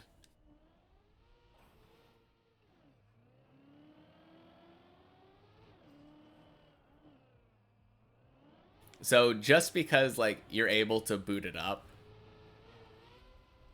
it's not something that Mojang made. It is a player created thing. Hypixel Skyblock, that's the one. Yes, thank you. That is the one I was thinking about. Thank you.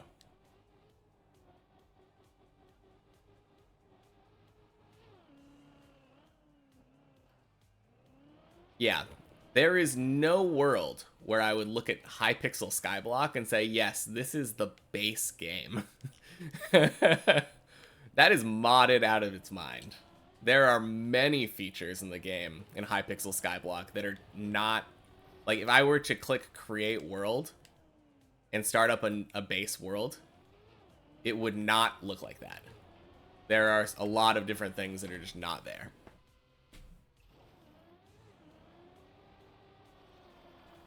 There are... Yeah, that's true.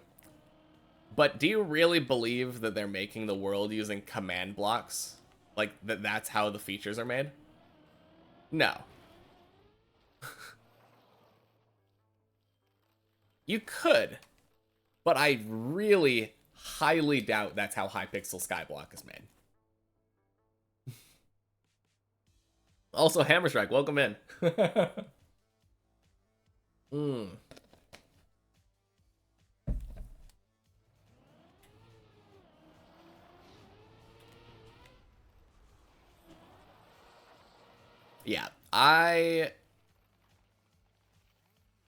Yeah, yeah.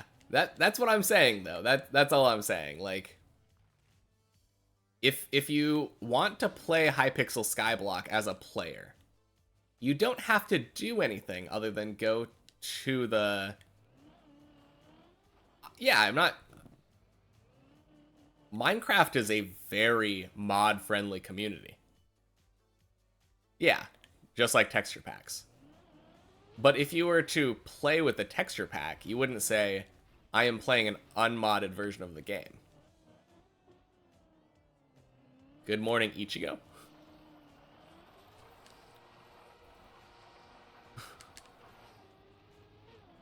Are you watching Bleach right now? What's going on?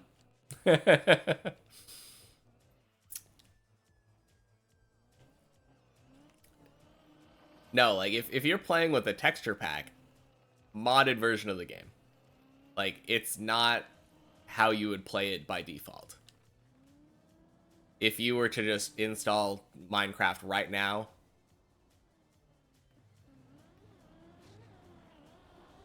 I think they're wrong. Because a mod is literally a modification. And texture packs are modifying the base game.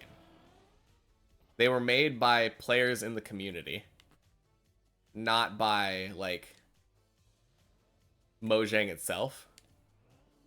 That is the entire purpose.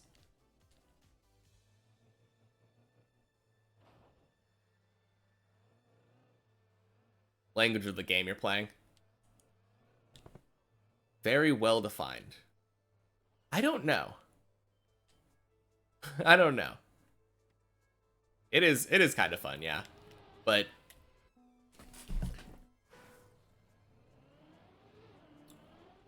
back, I guess the problem is I'm not part of the Minecraft community anymore. I was only part, like, back when it was in alpha and beta or whatever. Literally back before all of the features that we know of nowadays existed. So doing stuff like high resolution texture packs and, like, not custom worlds, well, even custom worlds technically, like something like Skyblock we considered mods at the time. Back in, like, 2011 or something when I was playing it.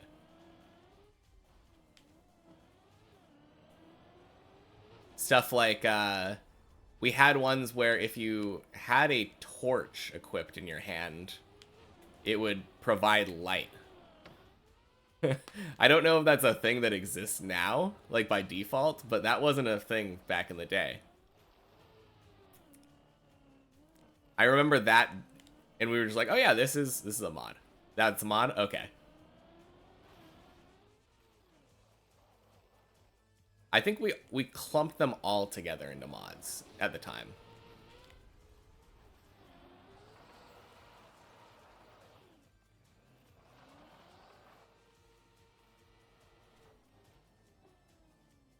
Yeah, it is just jargon. Yeah.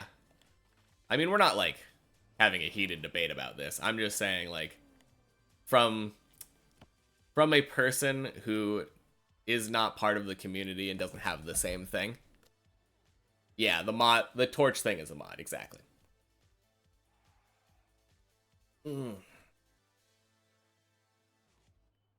No, I get both sides though. I guess it is helpful to have like those definitions.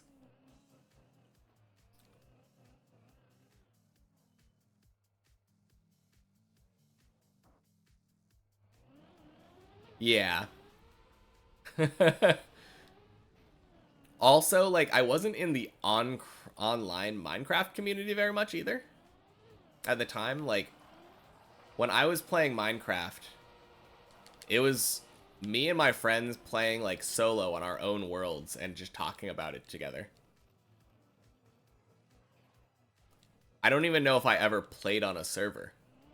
The first time I think I played on a server was like a couple years ago. My brother-in-law and I wanted to play some Minecraft, so I figured out how to make a server. So I hosted one.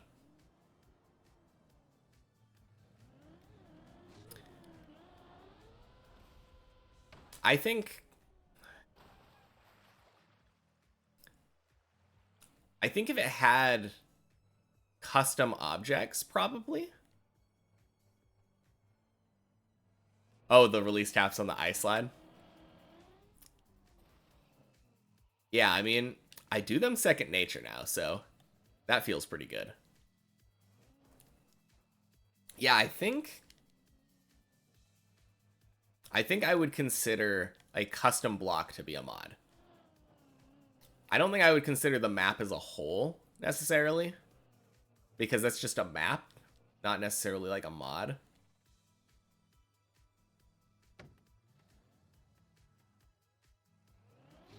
I mean, skins are a type of mod though. I guess. Like if you make a custom skin and you're able to turn your car into like a duck or something, then or like I think there was a penguin skin that I saw going around. Like a Pingu skin or whatever.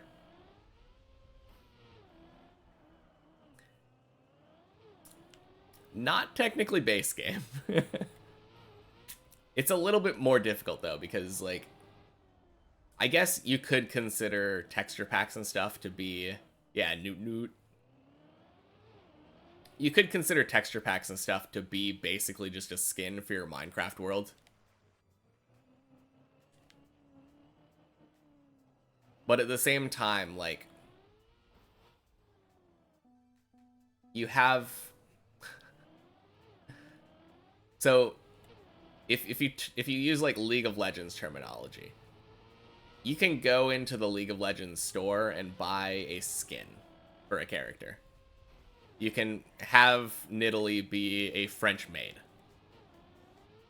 But if you had a skin that you custom made that made it so that when you equip a certain skin, like it turns her into like Simba from the Lion King. That is technically a skin, but also a mod because it's not base game.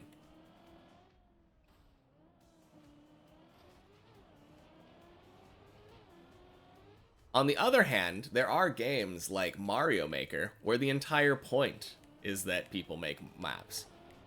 Like, maps, generally I wouldn't consider mods unless they have, like, weird features. Like, if you can't do it in the base game. I assume there's probably some custom blocks in this map.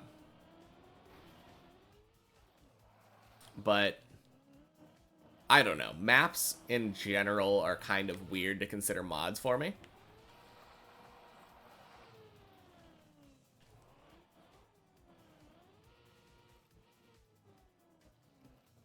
The problem is like with like Minecraft servers, like the Hypixel Skyblock, I don't consider that to just be a map somebody made. Rip on Floor Zero SMH my head. Yeah.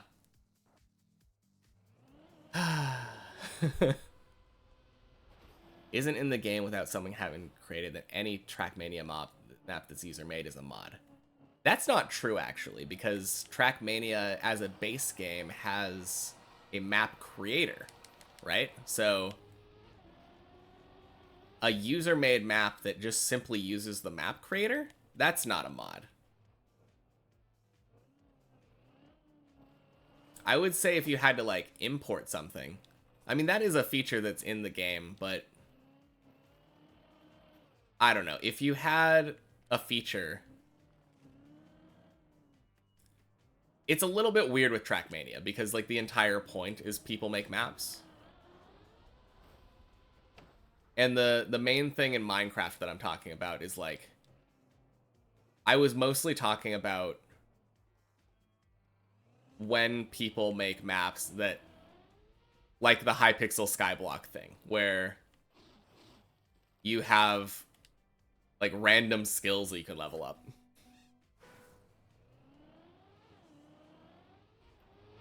No. Like, if I were to click create world and then host that world on a server and let people play on it multiplayer, that's clearly not modded. If I was to use, like, the internal game features that allow you to customize how the world is created, clearly not modded. But if I were to go in and make something like Hypixel, where I basically turn the game into RuneScape, clearly modded.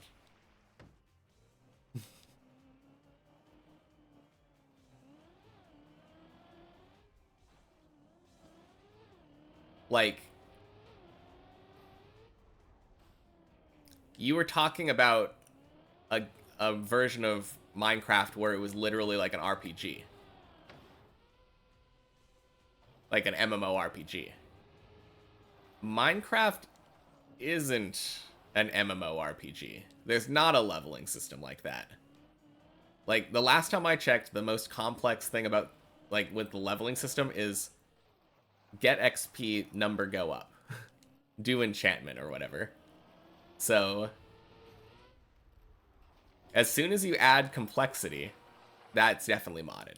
That's where my my line is, I think.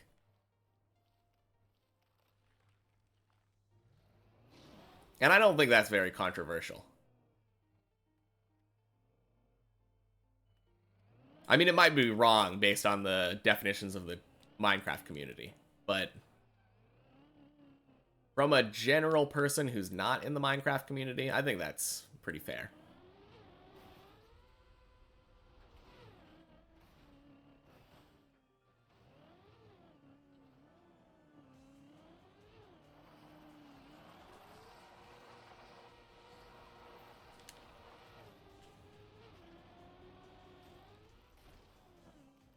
Installing a data pack. I don't remember ever having to do that in the base game, but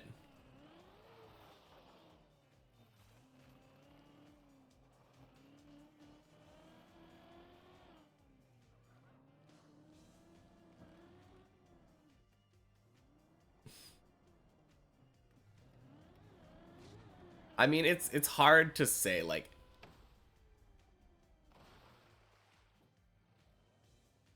the difference, I think, is that you're like, oh, yes, you can do everything. You can do everything, like all this different stuff in Minecraft and customize the game. But just because something is possible doesn't mean that they did it, like, legitimately.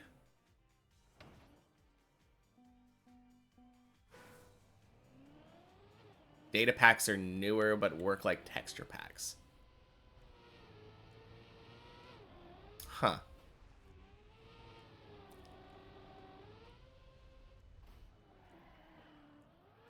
I mean, I would, like, you had to create the texture pack outside of the game.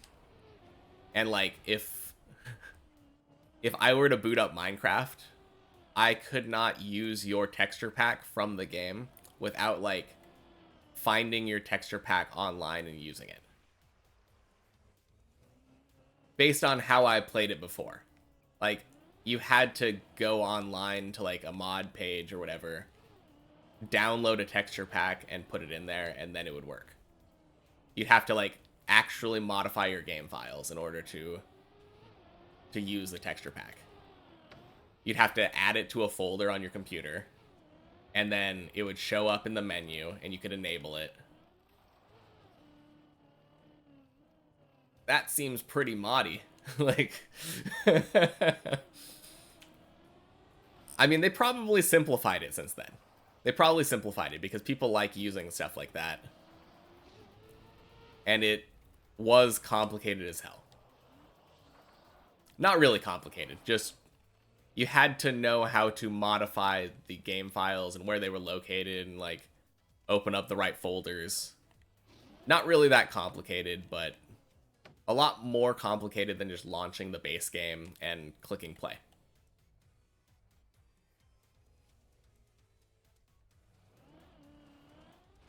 Someone else needed to create a server because you can't do it in the base game.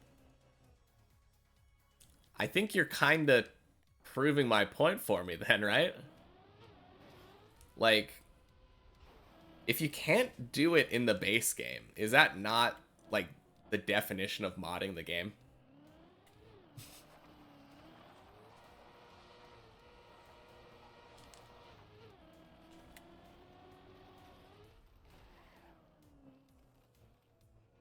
I mean, that's like my entire definition. It's just modding a game is making the game different from how you would have it in the base game. Yeah, servers aren't modding, but like if you add features that aren't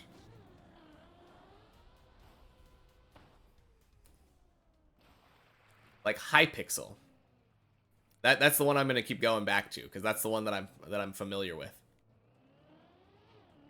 It has NPCs that don't exist in the main game.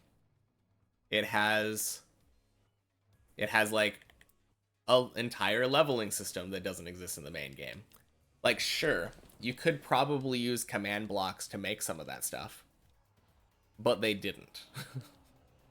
And that's like the semantic difference, I guess. They manually programmed it outside of Minecraft and then implemented it on a server.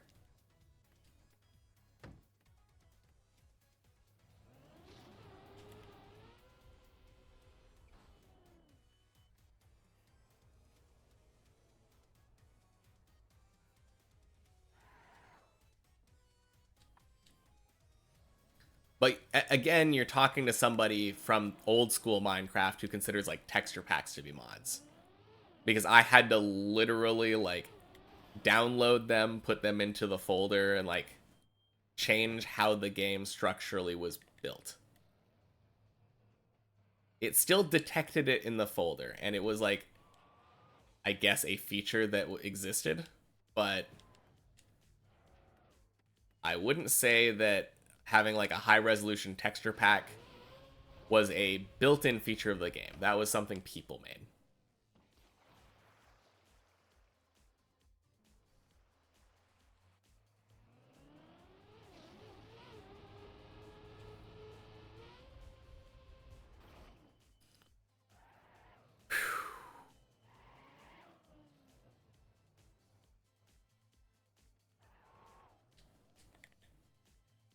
All right, LeBron, be kind to me, please. I just want to go to floor 3.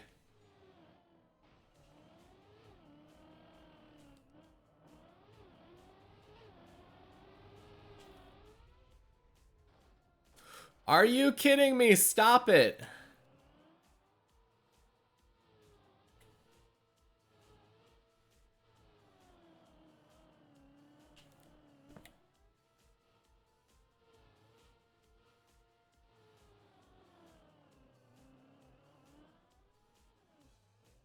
Don't consider servers mods.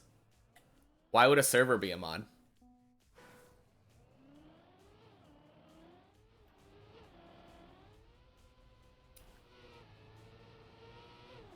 I mean, I'm pretty sure that they have like like a default server. Like if you just created a world and hosted it, that's just hosting a world so that other people can play it with you. It's the point where you like make the world different, that like with features that aren't existing on the outside, like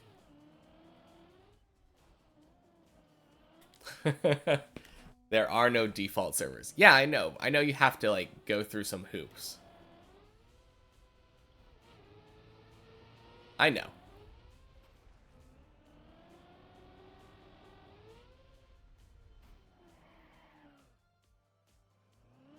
I mean, the problem is like servers and mods like do have just menus, and like they're very supported in Minecraft. But I don't know. Like just because Minecraft doesn't have like an inbuilt multiplayer, like an option by default to just play multiplayer, I don't know.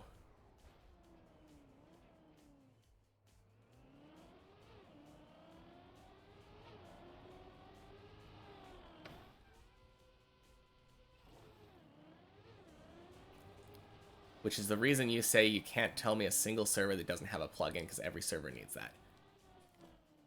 I played with my brother-in-law, and I created a server, did not add any plugins. We were literally just playing base vanilla Minecraft hosted on my computer.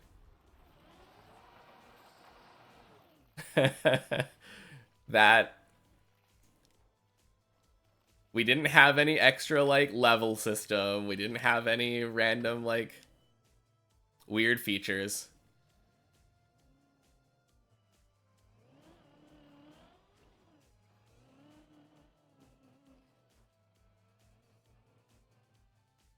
I was playing a LAN world. We weren't in the same room. We weren't like connected via cable. I created like, I hosted it from mine, and then him like across the city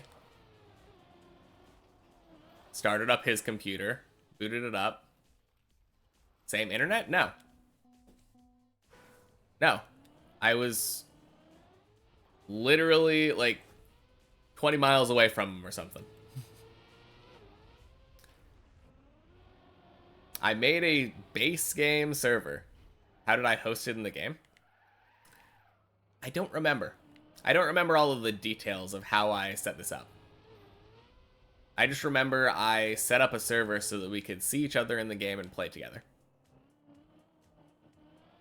And all I did was start a new world. Like, I didn't add any features. I didn't have to add any plugins to this server. I just made it and we played. And it was default base game Minecraft.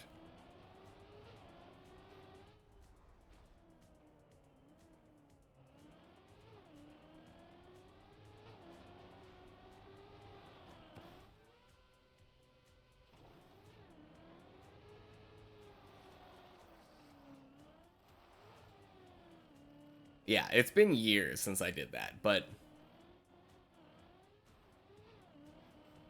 I don't know what to tell you. Oh, no. That wasn't in 2011. That wasn't in 2011. That was a couple of years ago. That was a couple of years ago. It was not 2011.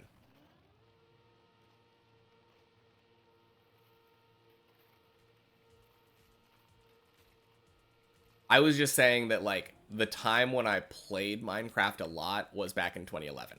And I basically stopped playing at that point, but my brother-in-law was big into Minecraft a couple of years ago. So I got back into it for a little bit. Had to look up how to do it, but I found out how to host a server so that we could play together, and we did multiplayer. I think I had to send him a link or something. I don't know. I don't really know how we did it. I know I had to give him some information. I think it had something to do with my IP or something. Did I use a website to host it? No. Everything was hosted locally on my computer. I just followed like a simple tutorial.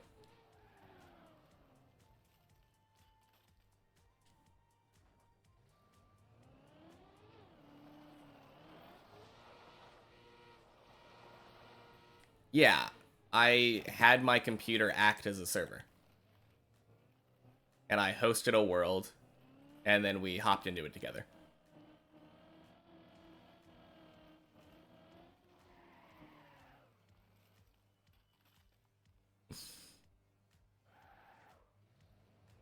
But I would 100% not count that as modded Minecraft.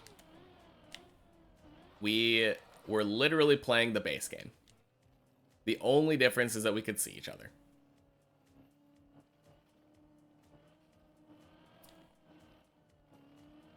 Like, that is... I guess... You know, maybe it is modded. Maybe you changed my mind. Because you're right. By default, you can't just be multiplayer.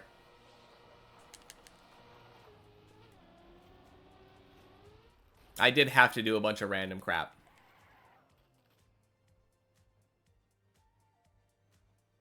Yeah.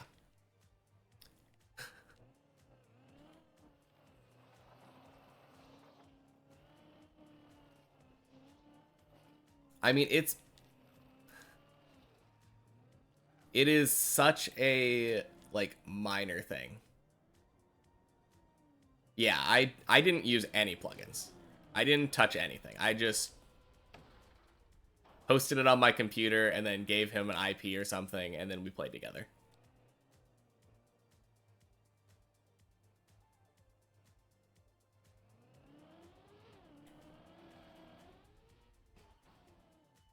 Wow, really? Okay.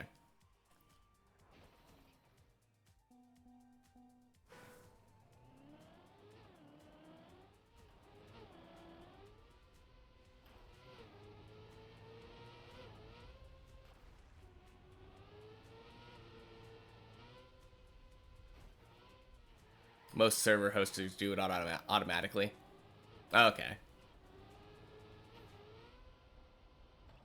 I mean, I would assume that if you hosted a server, though, even with a server hoster or something, the plugin they do effectively does nothing, right? It's just like back-end stuff. You can probably customize it to do things, but like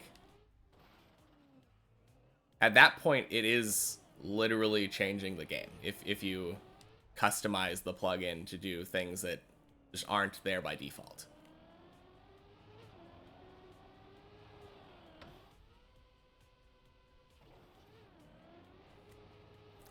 That was the point you were trying to get to, but the fact I set it up probably means I didn't. Yeah. Yeah, I wasn't using a hoster or anything. I didn't have to pay anybody. It was free. I mean, I don't know if you have to pay somebody to use, like, one of these hosters. I would assume so. You're using their server space, so I wouldn't assume that they would let you do it for free.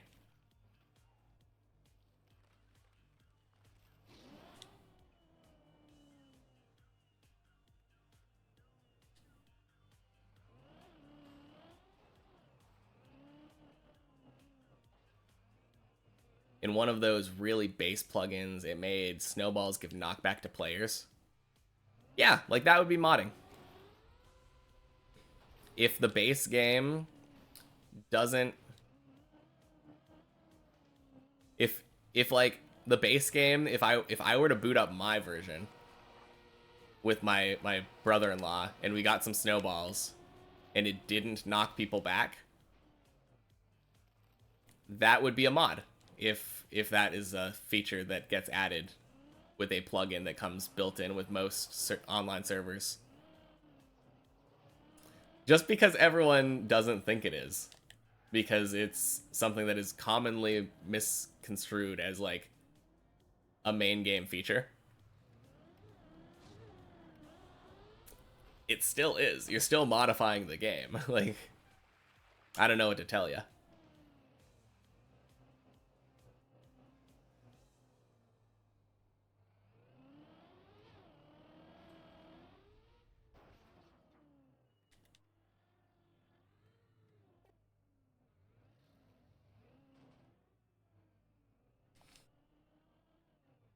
But like again, I don't know how much middle ground we're gonna come to because you're talking to someone who considers like texture packs to be a mod. So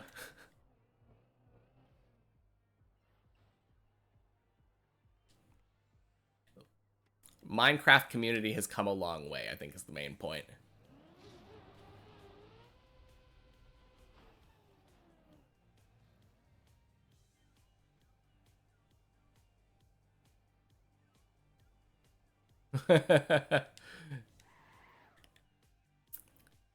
Oh, those plugins do change things. Yeah. Oh, so you're making the point that servers. You need to go study some more. All right, sounds good. Thanks for the chat. It was entertaining.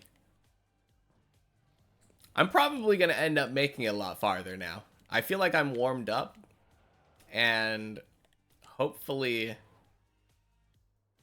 LeBron treats me kindly. Swoosh.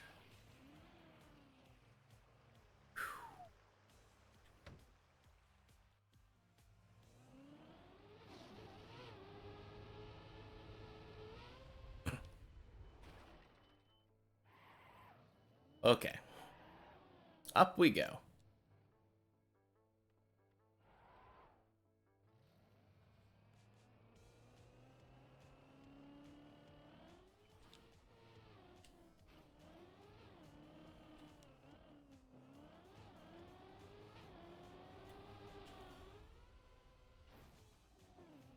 Finally! Let's go! Crap, what am I doing? I'm such a terrible player. Oh, I knew that wasn't gonna work. Why did I do that? I'm sad. Oh, man.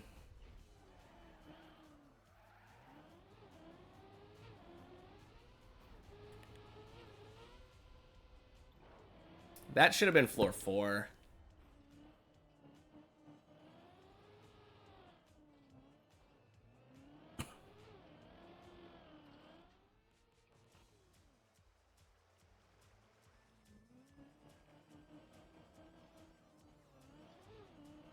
Oh, poor Zaylin.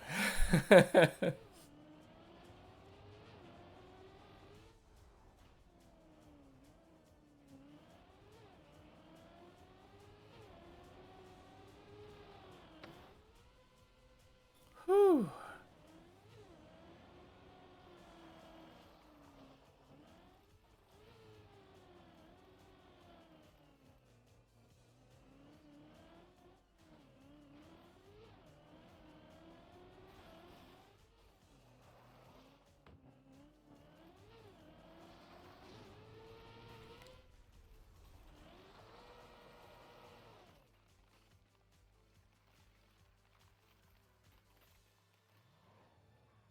Swing.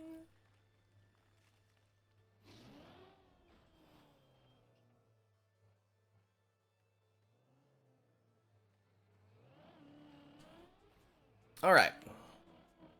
Up to floor 4 we go. Let's go.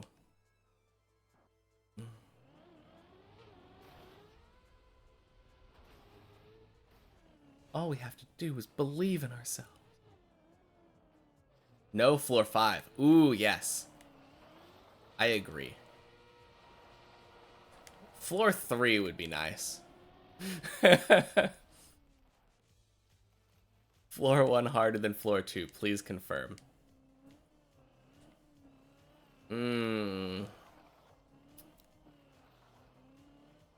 No.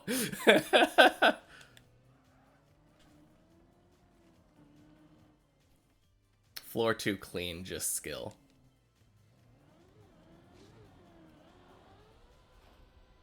Oh, geez. What a landing. What?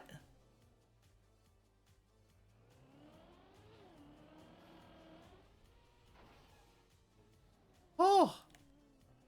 Finally. Floor 1 harder than floor 2 on many checkpoints if you don't know how to ice slide. Yeah. Yeah, I think that's true.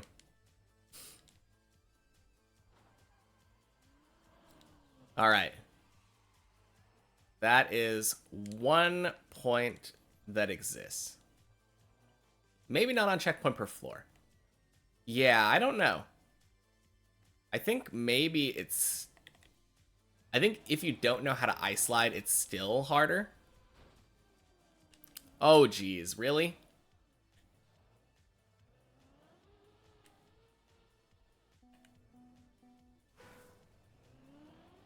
No, I think if you don't know how to ice slide, then floor 1 is just going to be harder than, like... Maybe not floor 3.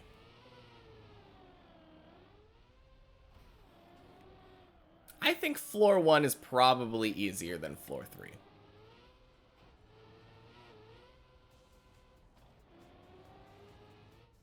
There's a lot of places to mess up on floor 2 and only 1 or 2 on floor 1. Yeah. Like, even now, I would say pillar jump, fish jump, and LeBron are the main 3. At least 3, and that's from someone who's been playing this floor for like 200 hours.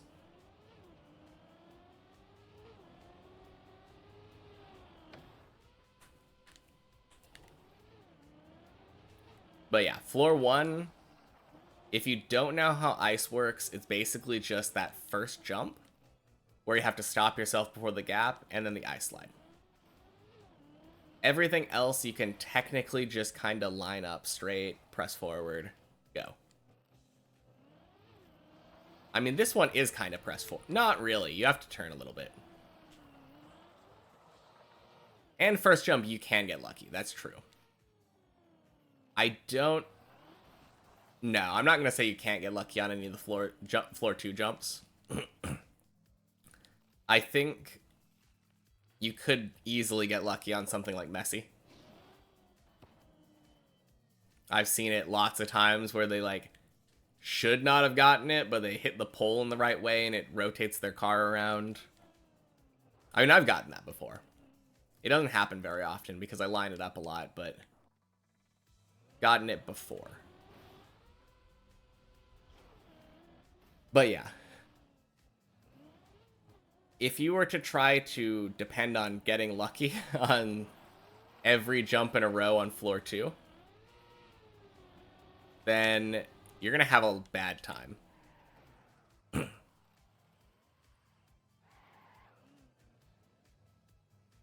But getting lucky on the floor 1 jumps, I don't think is that hard.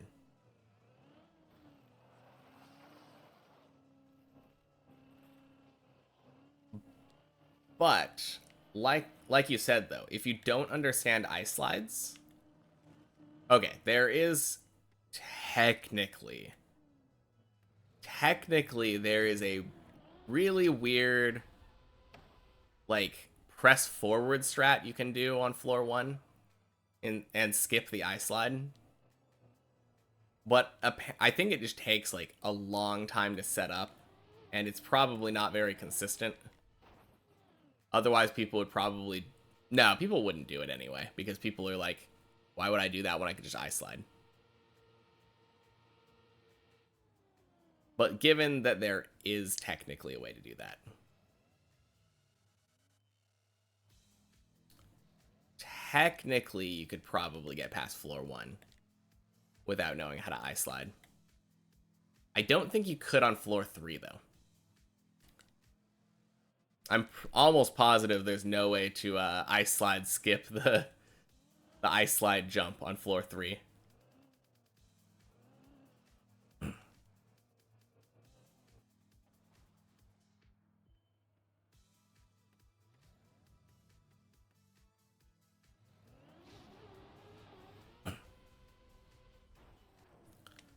All right. Man, Zaylin. I think Zaylin's trying to make that floor 1 harder than floor 3 claim true.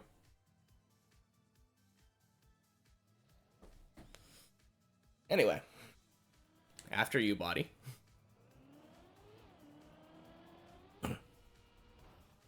Ooh, jeez.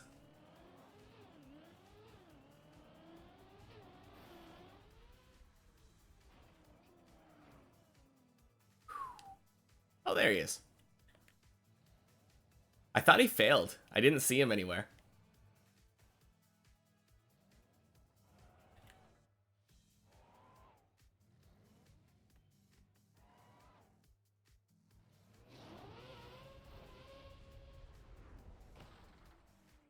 Wing.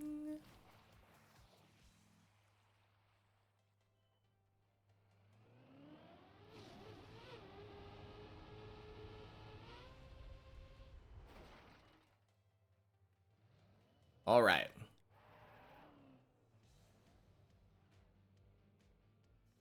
Like, pretty please? Can I get LeBron? And like, okay, I've gotten LeBron once today, right? I've been ending in a turtle so frequently on this jump today, though. Okay, there we go. This jump is free. Go to floor 3. Okay. I'm gonna shut up.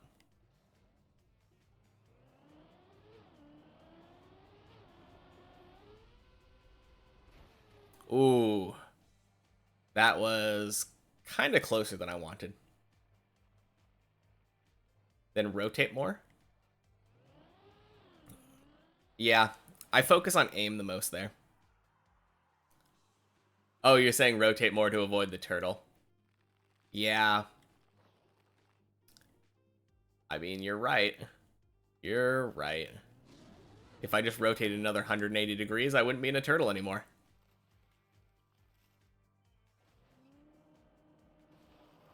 Best coach NA. Technically not wrong, which is the best kind of not wrong.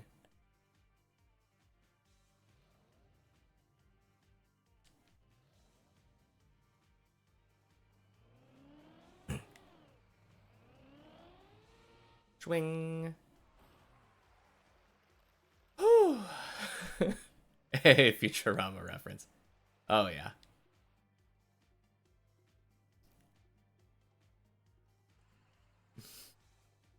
Man, I haven't watched that show in so long. I should watch some more of it. Oh, geez.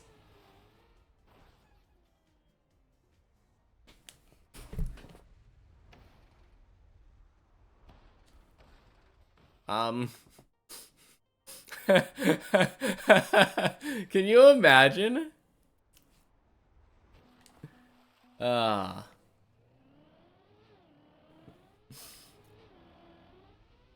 Oh man, what a messy bye-bye jump.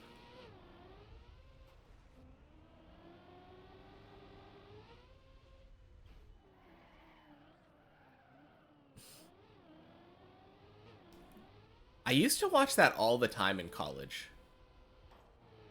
But I think that's probably just because, like, that was back in the day when everyone had, like, cable. I can't remember the last time I watched TV.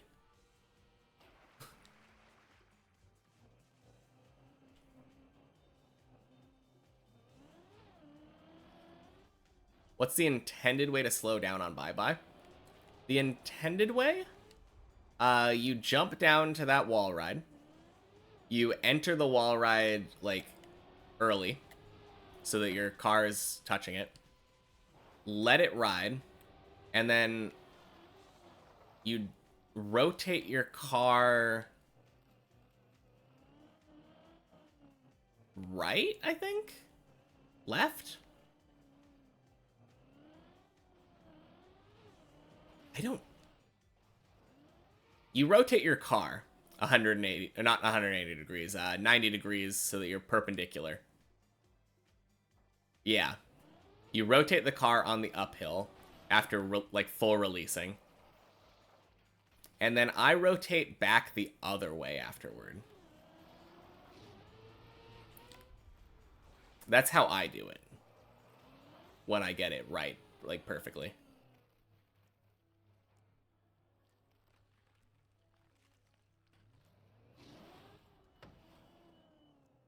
But yeah. The main thing is rotating your car 90 degrees on the uphill. I think you can technically do it without doing that, but it's much, much harder. Like, if I was a better player, that last one, I might have been able to clutch it out somehow. It was just a very scuffed bye-bye jump.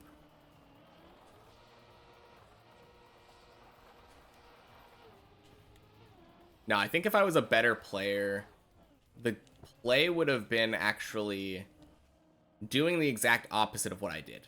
So, I tried going left into the wall, but I think it was already too late to try to go left into the wall.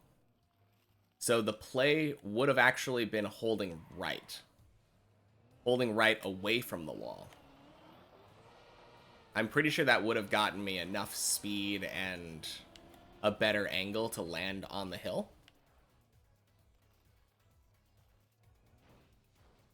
But I couldn't react in time, so... I mean, all of it is predicated on me being a better player. But I'm not, so... I know how I could fix it in the future.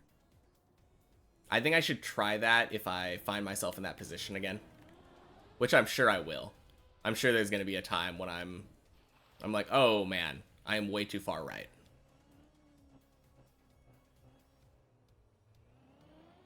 Now, I think the bye-bye jump is just easy, though, if you have the correct setup on the wall ride. The wall ride, having that, like, clean, makes it such an easy jump.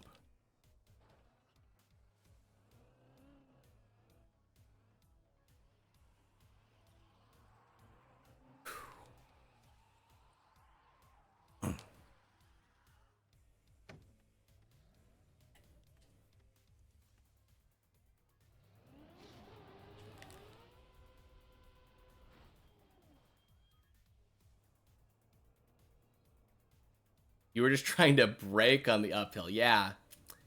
Braking does not work very well on ice.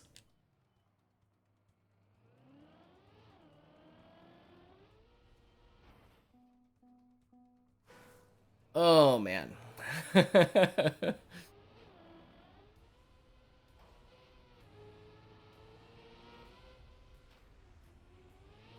Yeah.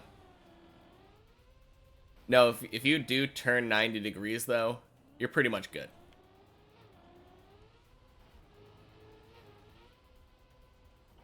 Like, big release tap, and then turn 90 degrees.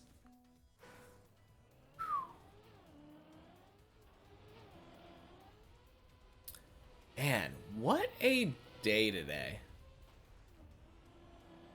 I've been on for like 3 hours now, almost. No gas, no brake, just turn right. Yeah. The only other thing is, like, once I'm at the top... Man. Why am I'm messing this up really badly, but... When you are at the top... You're gonna be going slow enough where you can actually brake and slow down. You don't even need to, though. A lot of the times...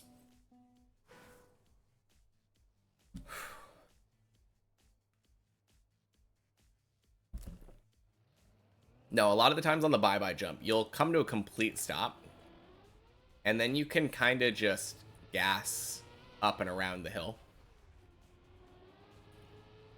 Or if you want to be fancy and do it the way that I do it, I usually back up the right hill.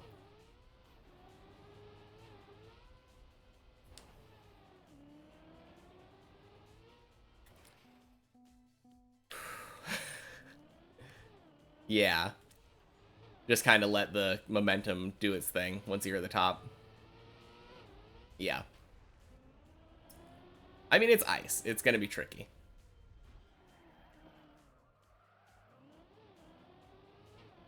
Okay.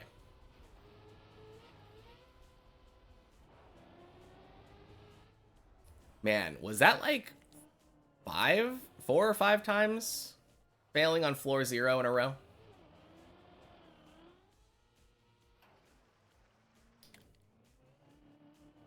That is so sad for me. Like, I think this is the hardest part of the map. The hardest part of this map isn't any individual trick. It's my expectations of myself as I improve as a player.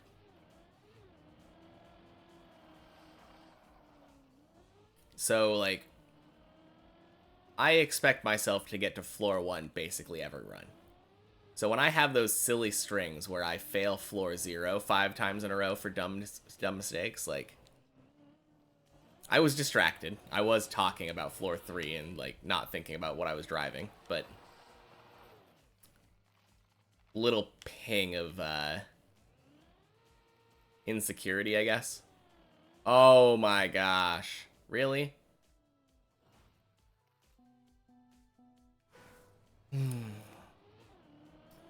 Shouldn't have gone direct. All right. How about we do, like, 100% run? We just do all the consistent strats. I'm going to try that. Assuming I make it to floor 1.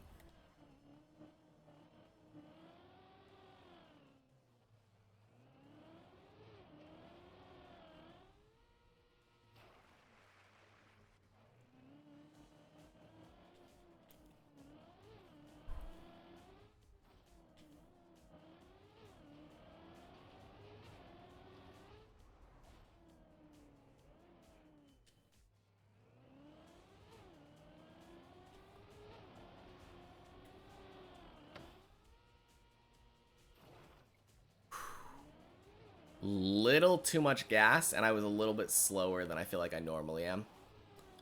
Because I did slow down to, like, a complete stop. A lot of the times I kind of California stop through it. Just slow drift through the stop sign.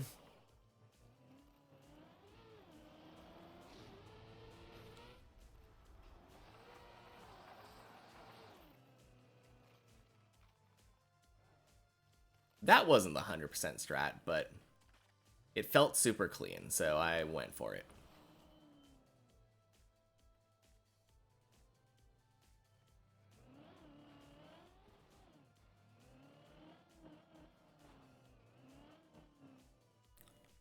Oh, dang. Look who's up on floor 4. And falling to Tony. Never mind. Oh, man. What a jinx. I'm sorry, racing car.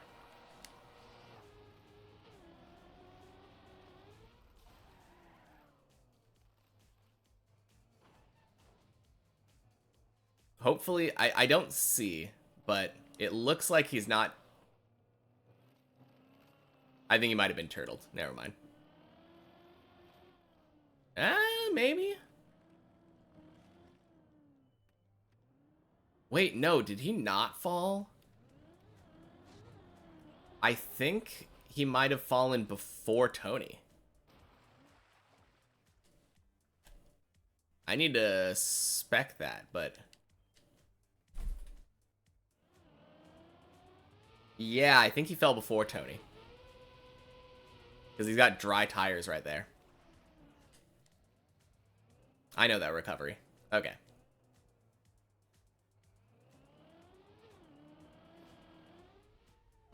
That's kind of funny.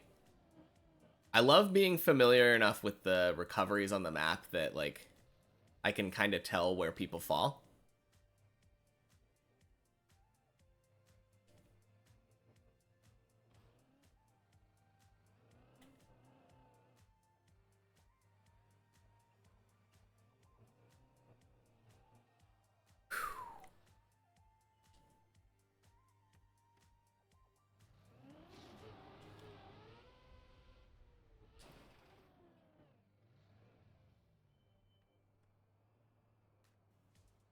Ooh, what is he doing? Specking?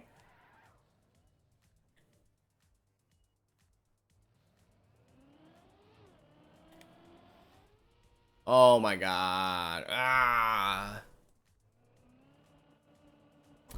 Grinded my tires. Feels bad.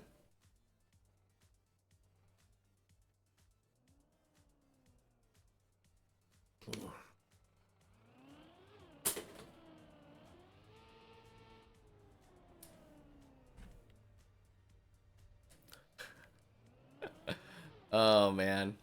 Poor racing car.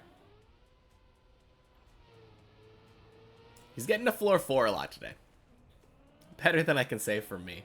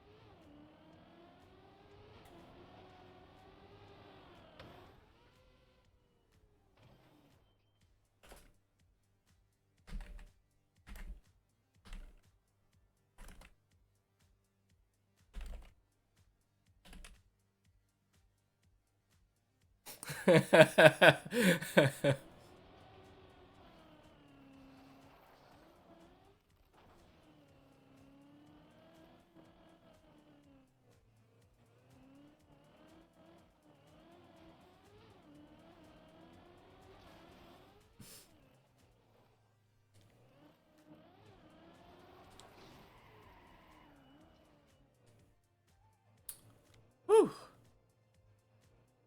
Okay. Good bail. Good bail.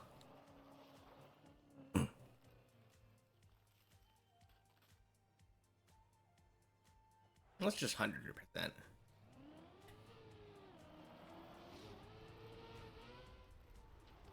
Coming down, already failed ice 180. Ah. He's getting the dog food. Man, can you imagine? Sorry, family. I didn't get Tony today. You only you only get dog food. Here's some kibble. Oh man.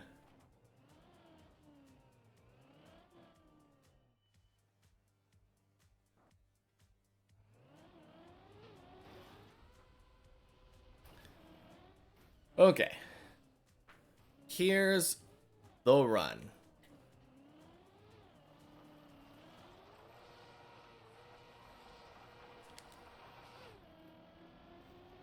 And then he got this run.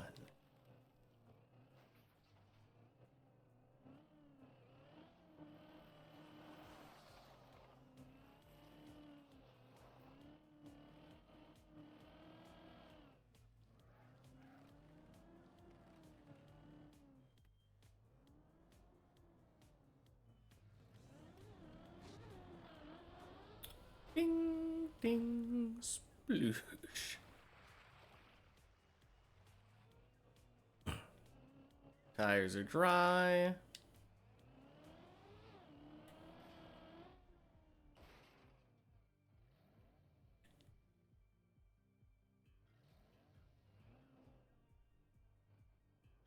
Good.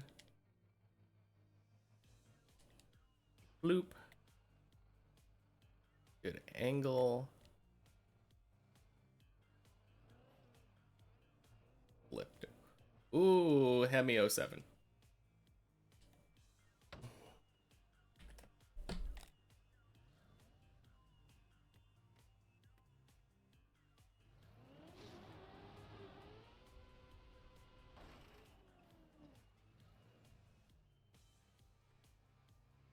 Dog food worthy. Oh man.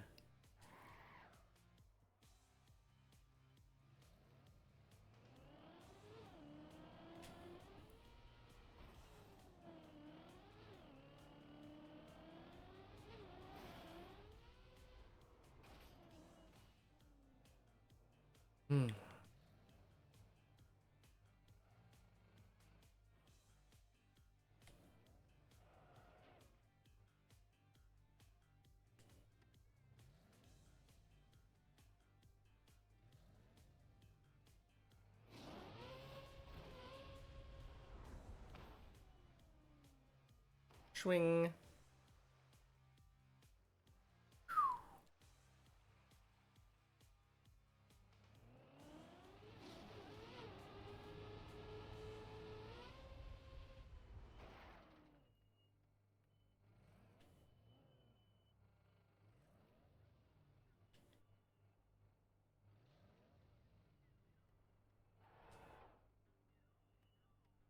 All right. LeBron, be kind.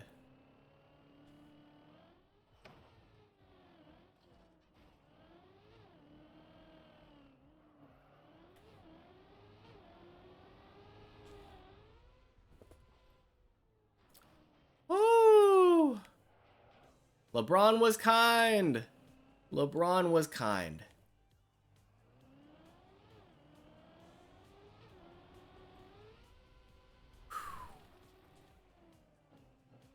Yes, we're back.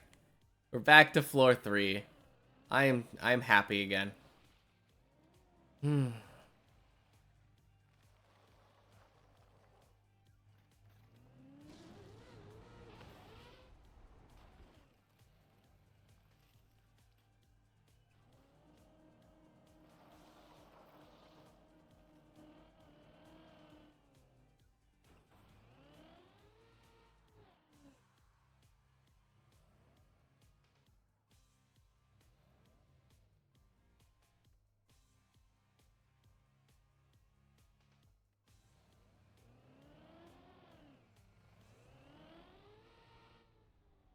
Bing.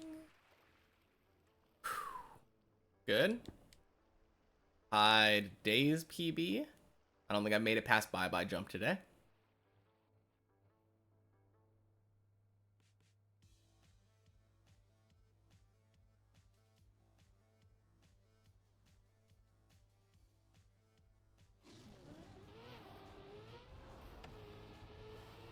Yeah, I rotate left.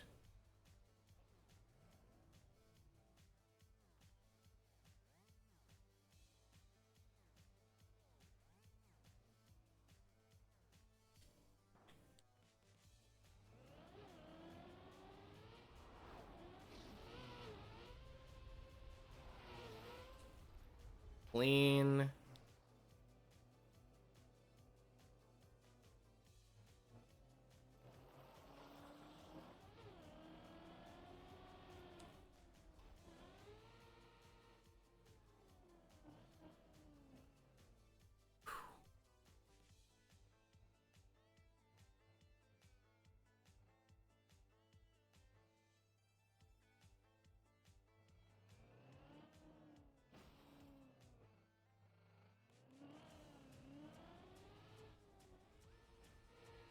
No! What am I doing? What am I doing?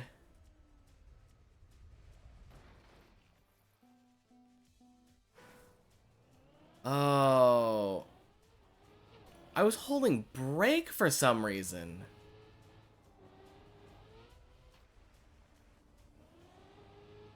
Oh god, that's so bad. That should have been floor 4.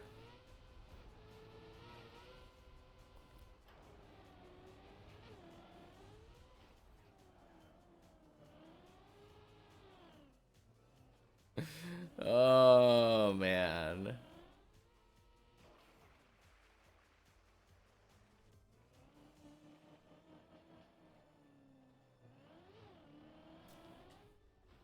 No rat food for me. I don't get to eat.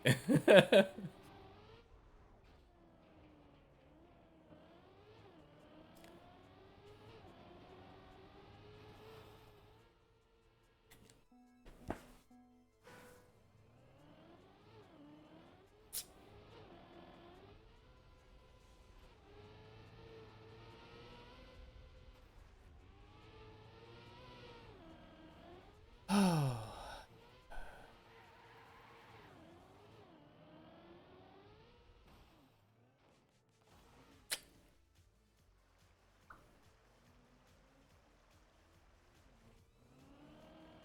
Kind of warm. I wonder what temperature it is right now. 1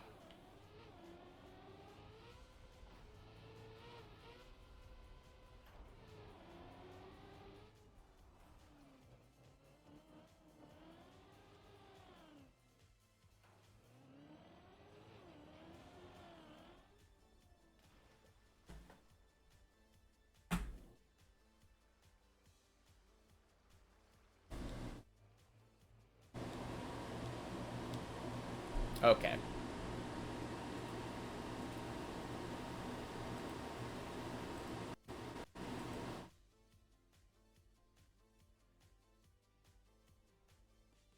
There we go.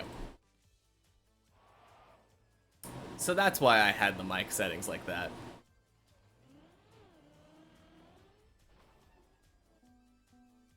Okay.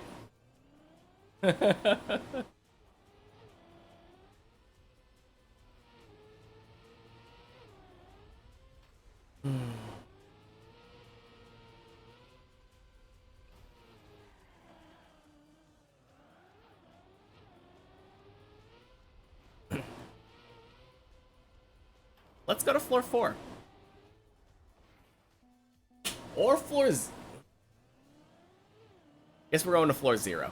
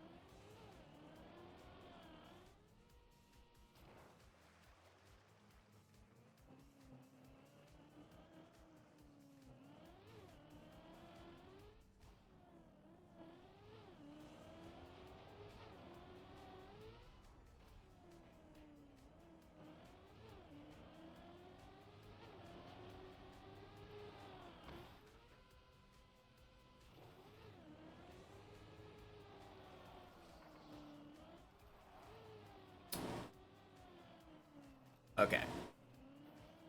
Back to floor 1 at least. At least we're not repeatedly failing on floor 0 again right now.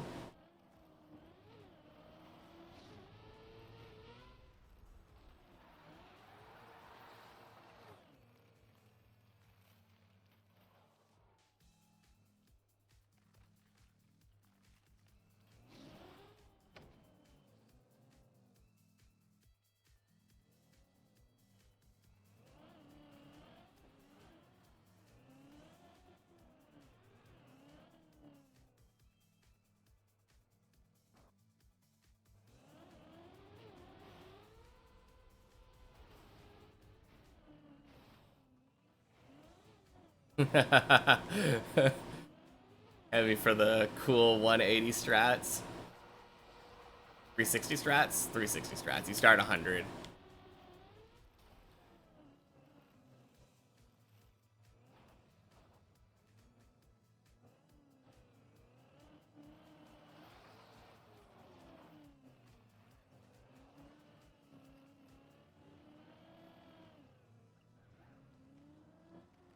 No, thank you. I'll take my safer strats, thank you.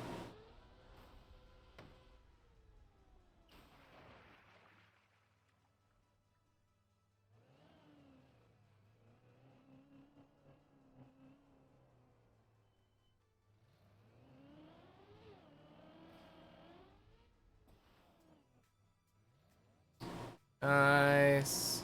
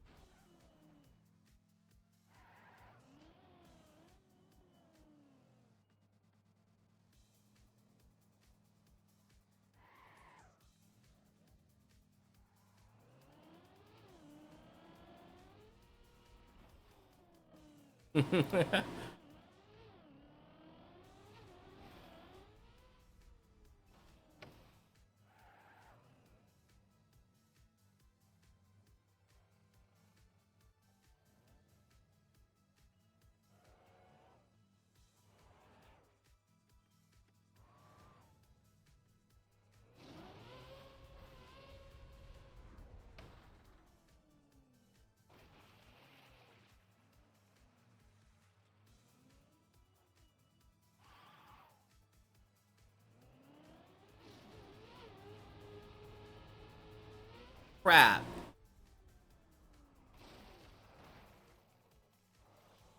Well, at least I go back to floor 2. Oh, I almost drove off the cliff.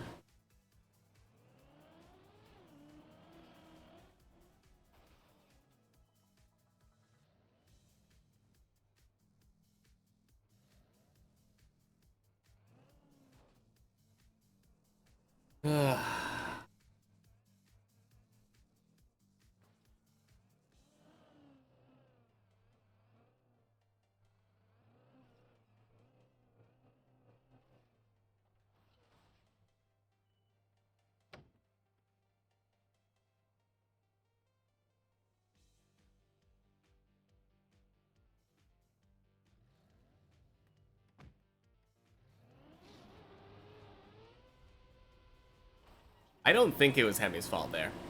Because I intentionally waited until after he had passed. I know how I am.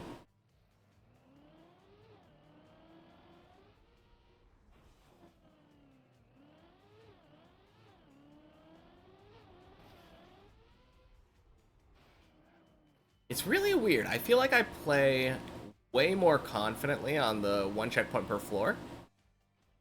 Even though you still have to restart the floor.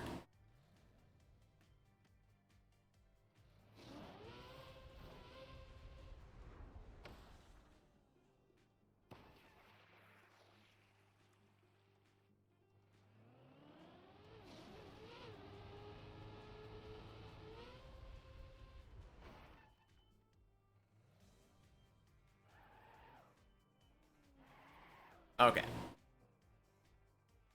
LeBron has been nice recently, so keep up the good work there.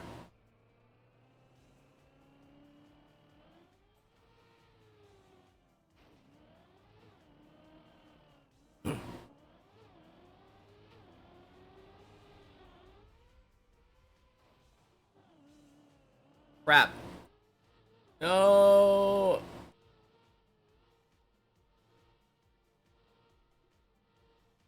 Drive diagonally?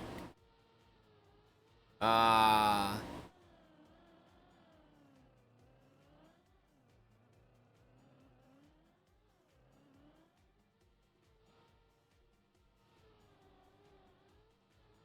I don't know how to do this.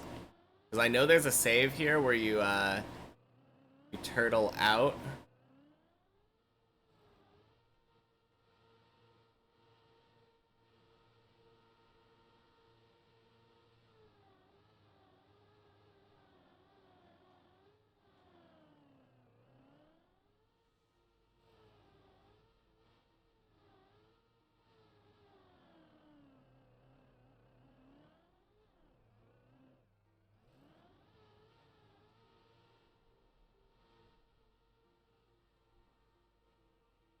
Yeah, no.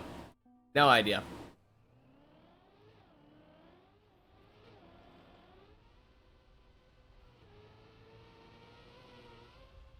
Seems really hard to turtle up that hill. I don't know. Was it Hemi?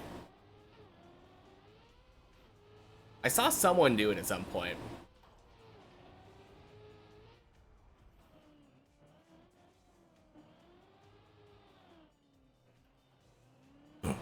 Maybe I need more speed on LeBron. I have been kind of going low. Yeah, it was Hemi. It's just so impressive. Yeah, he's at floor 4. Okay. I don't know why, but I'm just kind of less impressed when Hemi does it now. Because when he was at floor 4, I feel like he always just nails everything.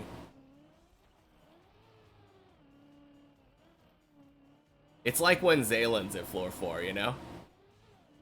I mean, he hasn't gotten to floor 5 yet, right? Oh, 07 though. Oh, that's a fat fall. Still fails Clippinator the next ones. Oh, he's on... I always forget Hemi is on, Hemi's on console, right? Yeah.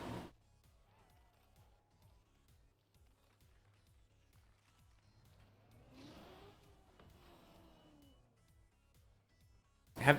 None of us have gotten floor 5, then. Among the floor 4 gang. It's still a race to see who can get there first.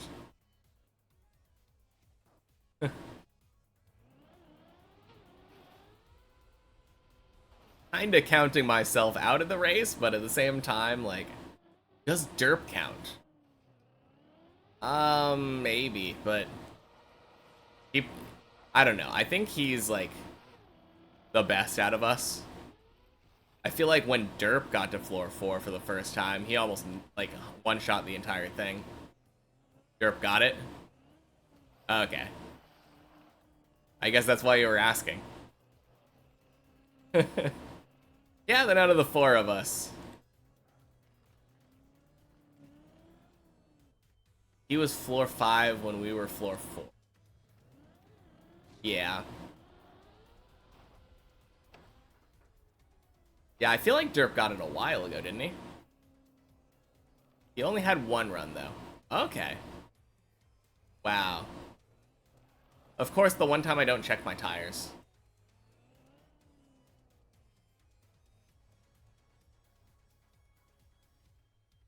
I guess he's not that consistent on it, then. Wow. Crap. Oh, no! Oh, that's so sad.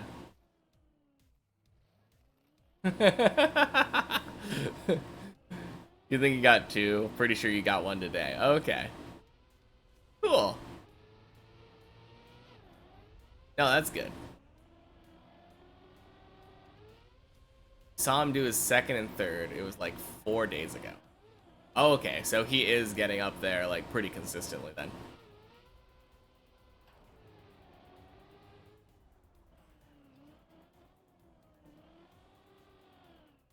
Man, I don't know what's going on today, but I am just playing like garbage.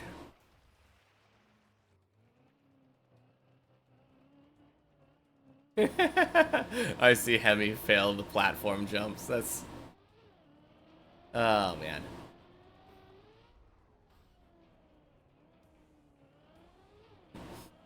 In there. I actually really like that recovery, though. It's kind of cool that you can just do a wall ride off onto the other platform.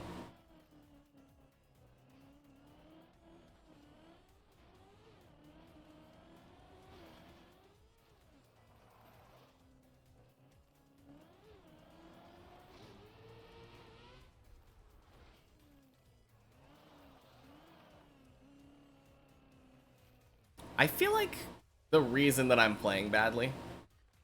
I hate to pin it all on this, but like, I don't play on the weekends.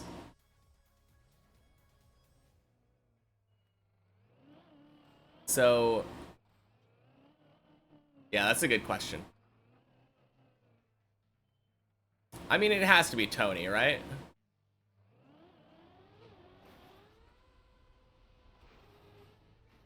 Although I guess if you haven't passed the later parts, then yeah, maybe the dirt wall ride, right? No, I feel like because I don't play weekends though, a lot of the times my progress kind of gets erased over the weekend, and then I have to like restart. Surely it isn't Tony. I mean, you never know. I feel like Tony is just one of those jumps where you can fail it no matter how experienced you are on floor 4. A lot of the other ones seem a lot more consistent to me. Like Clippinator, once you're good at that jump, I feel like you almost never fail it. Except for when it flips, I guess. And then like the rest of the jumps on floor 4, Maybe the dirt wall ride, but I feel like if you know how to do the dirt wall ride, it's also pretty easy. It seems like Tony is the most precise jump on the floor.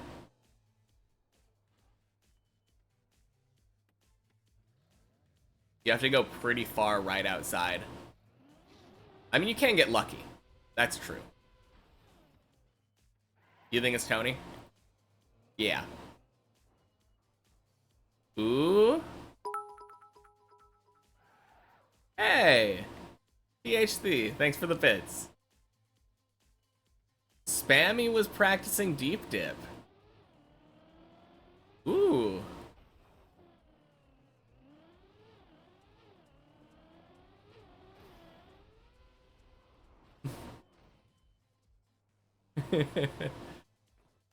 uh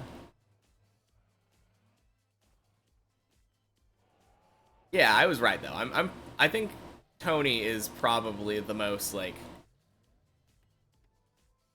the fact that we still see Zaylin fail Tony. I don't think I see Zaylin fail like any other part of floor 4.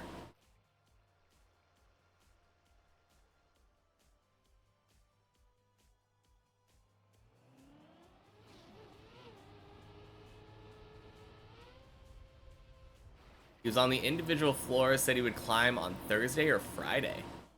Ooh. Dang. That's crazy.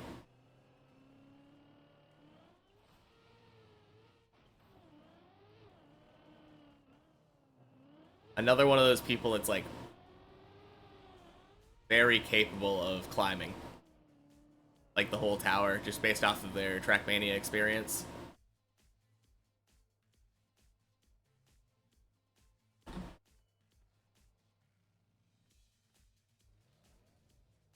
Oh, I guess. Here, let me. I just look at the Dips Plus Plus plugin. He isn't top 10. He isn't top 10, so.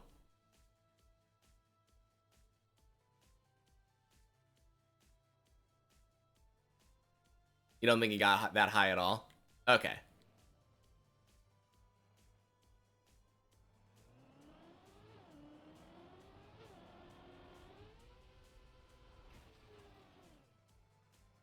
Had the record on Deep Dip 1 for a while.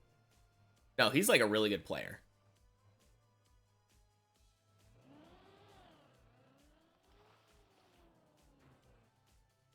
What's floor 15 or 16?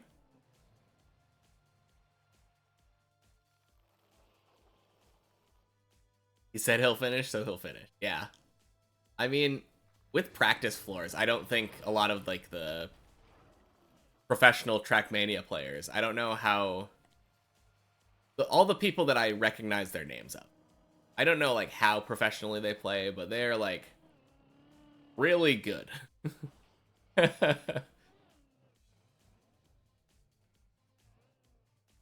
Anytime that I feel like I recognize someone's name, I feel like if they say they're gonna do it and they've been doing practice floors, I trust them.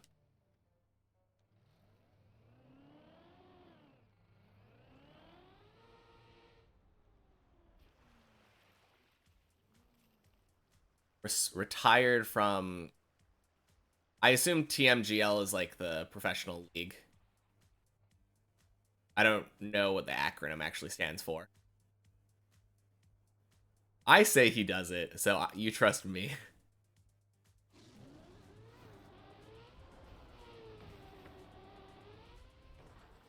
Oh no! Okay, I tried. I got a really bad setup on the bye-bye jump.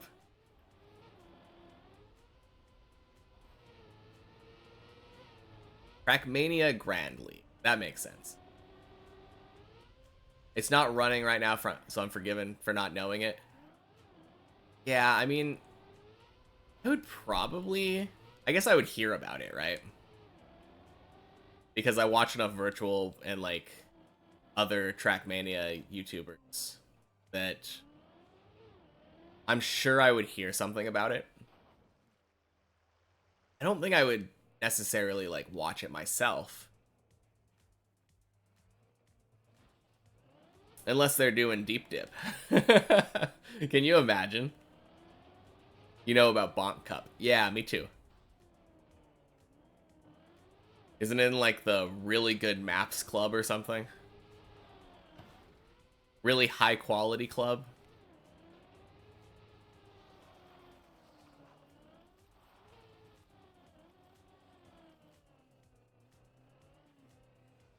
Oh, geez.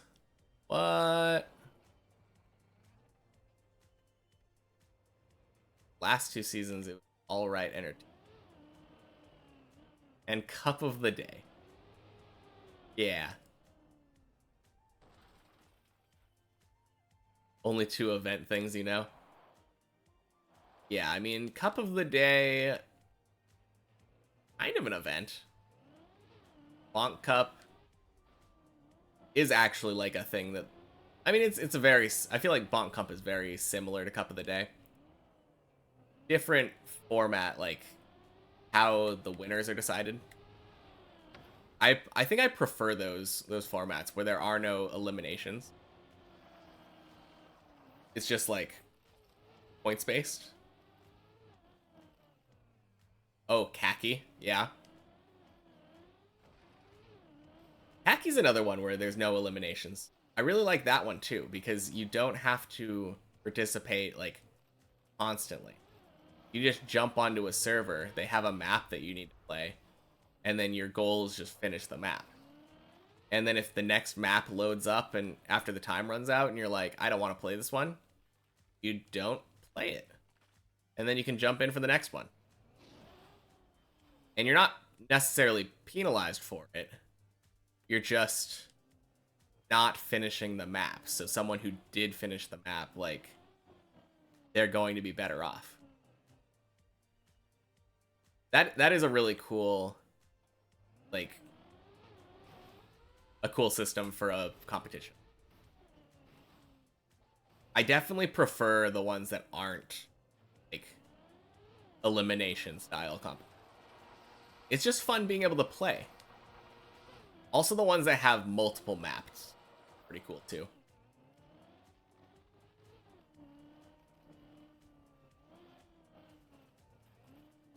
No, I I think I would enjoy khaki though.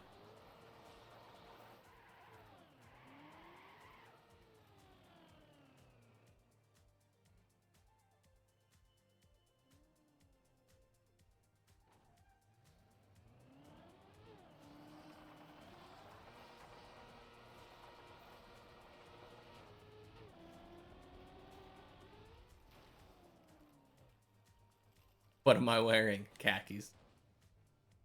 Trackmania Nations forever. Khaki's the best. I don't know how that game differs. I know, like,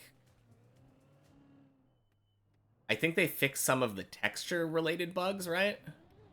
Like, Nations Forever was the one that had the bug where if you went over, like, the ridges on the side of the road tracks, like, the underside of your car would clip.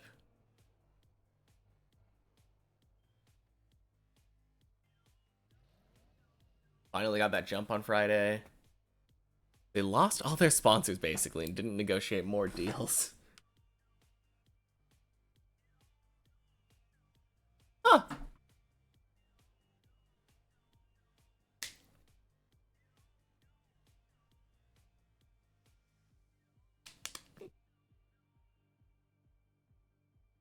That's kind of interesting. Yeah, we lost all of our sponsors and then didn't get any more. It's kind of crazy. I mean, you said it hasn't been happening for the last couple years. I feel like if they tried negotiating now, they would probably be able to get some sponsors because... Okay, jeez. Oh. Oh, no. What am I doing? How do I get up?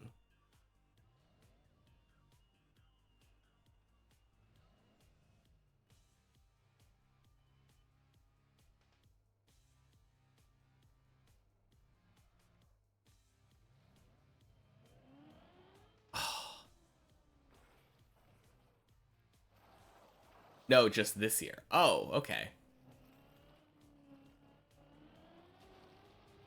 That's the fun part. I can't. Yeah. Well, I slide again. That's fine.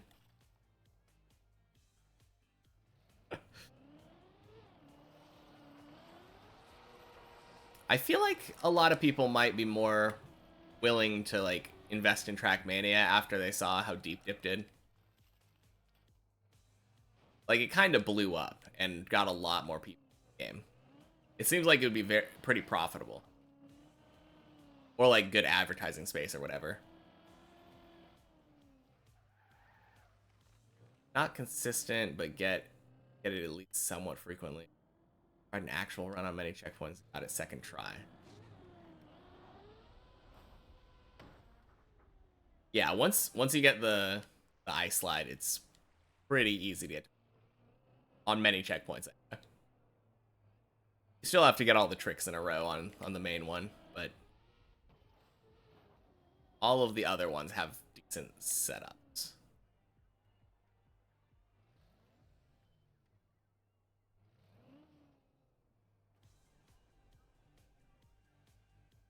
Yeah, he was saying earlier that he got to the precision red booster part. Stopped. Next time, Finn. Yeah, exactly.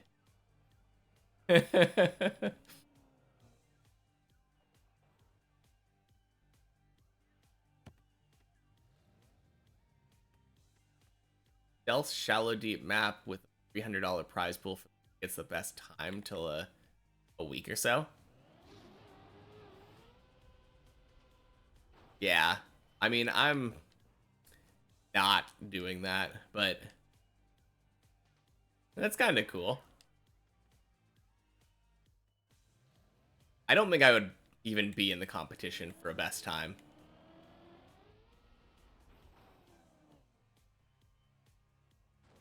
Even if it did happen, like, probably not. Lucky you had to get up in the morning so you didn't pull him off of Dip for more Rocket League. Oh, man.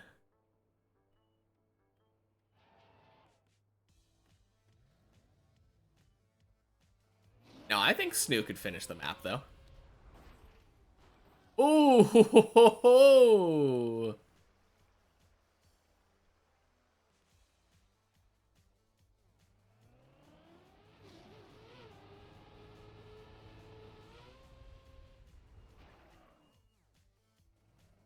Your gold in threes.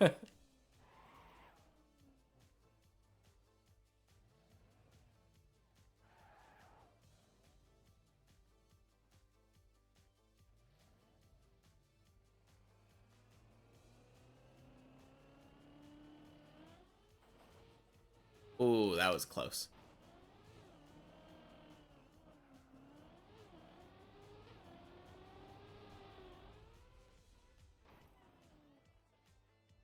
Thank you, LeBron.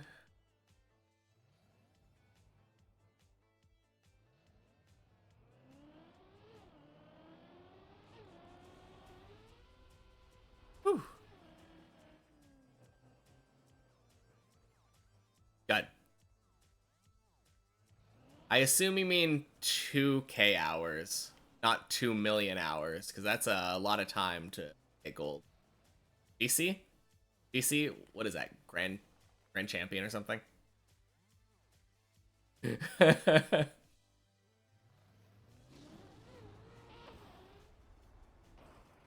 50 years or so? Yeah, I've been playing Rocket League straight for 50 years. I'm a pro. Grand Champion. Okay. Cool.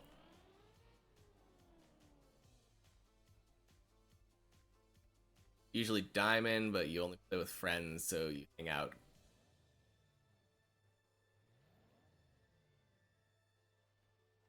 Supersonic Legend. What a tier. No, I'm gonna back off.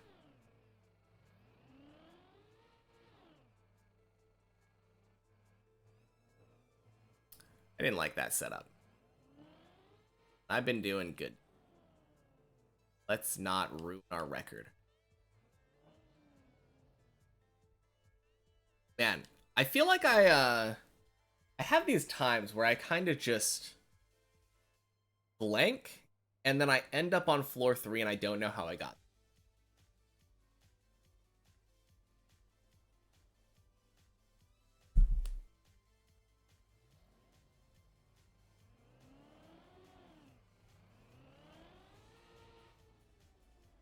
Nice.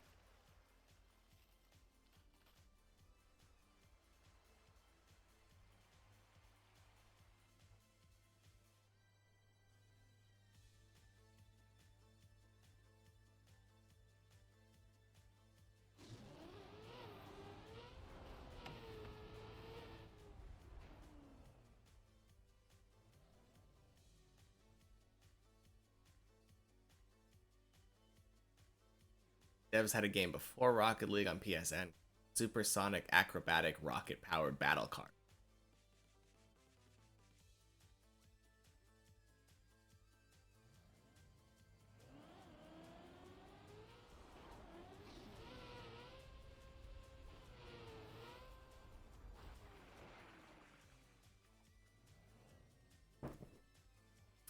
Well, that makes sense. I mean, as much as a title like that can.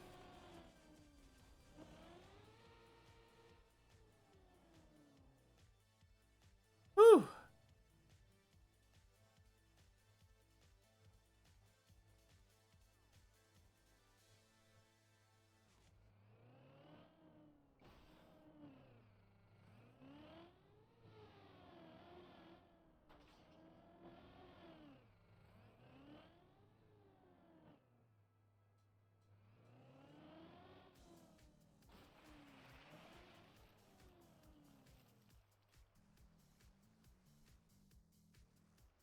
Stopped playing Rocket League, started playing this instead.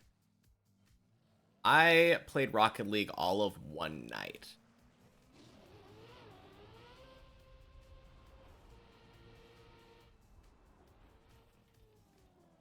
I don't think I was very good. Oh, there's a max speed. Did I move my cam? Like the real webcam? I don't know. I don't think so. I think it moves naturally.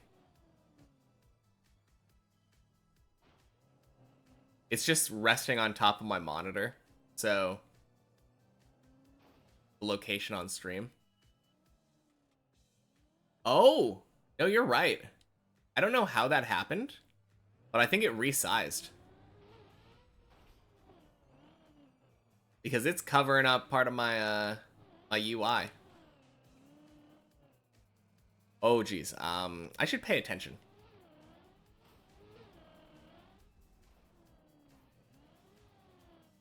Is the webcam moving naturally right now? No. I thought you meant, like... There we go. Close enough.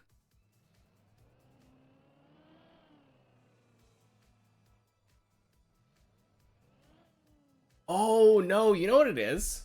You know what it is?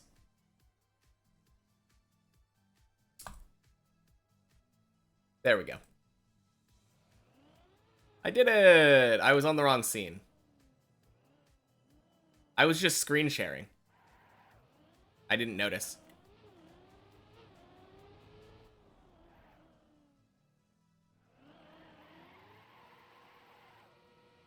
Yeah. No, you're right. You're right.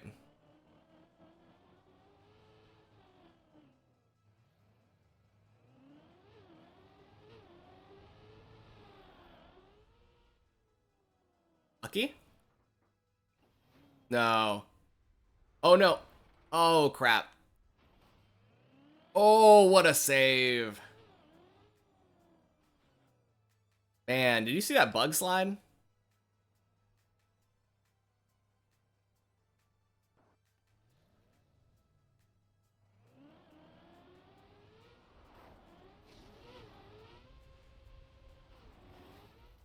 Oh, geez. Stop.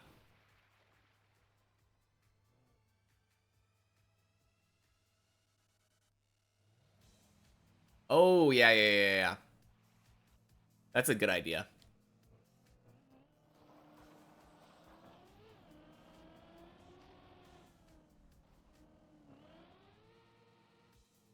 Hold Alt while resizing. Does that just zoom in?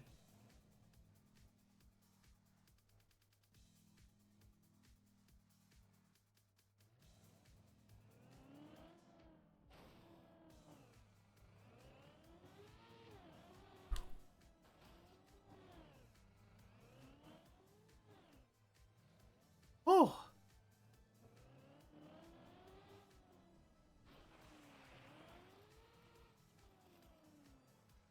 Man. Good recovery. I mean, I'm speaking too soon, but...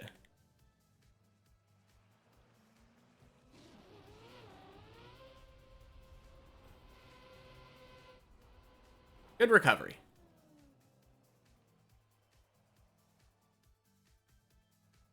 Alt while resizing. Let me see what... Oh.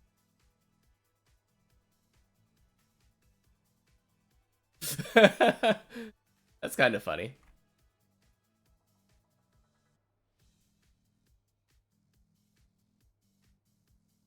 Cool.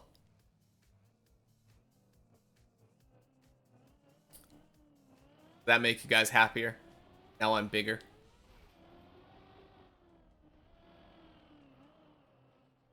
Good recovery regardless if I make that jump. Thank you. Put my head tiny over my driver's head. That would be so funny. Oh, man.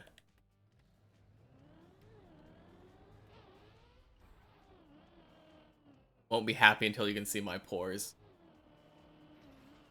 Alright, I'm not getting that close.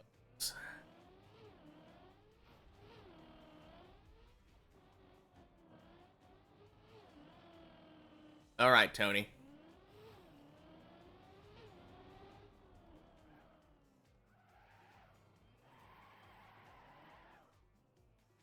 Crap. Left. I need to go back left.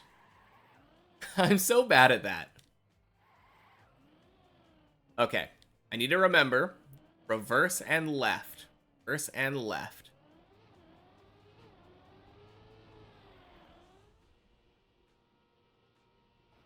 Nice. Clean Tony. Clean Tony.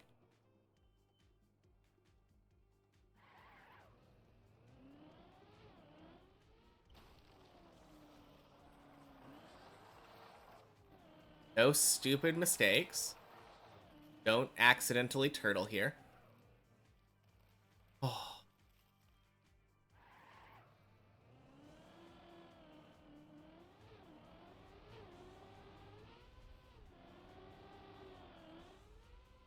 Oh no!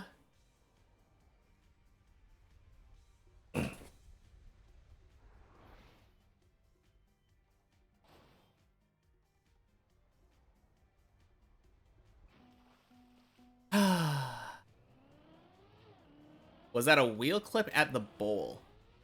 Maybe?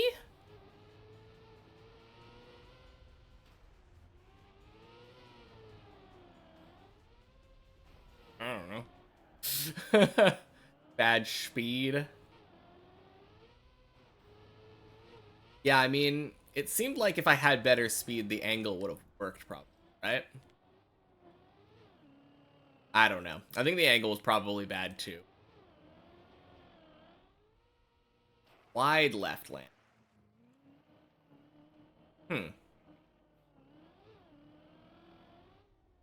Which you've stopped doing. Yeah. Don't know. I don't know the consistent setup that I want to use for that. I don't have one yet.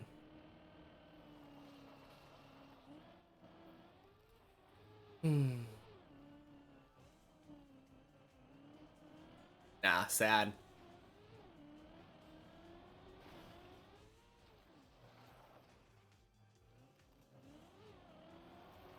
J Hammer is Clippinator Pro. True.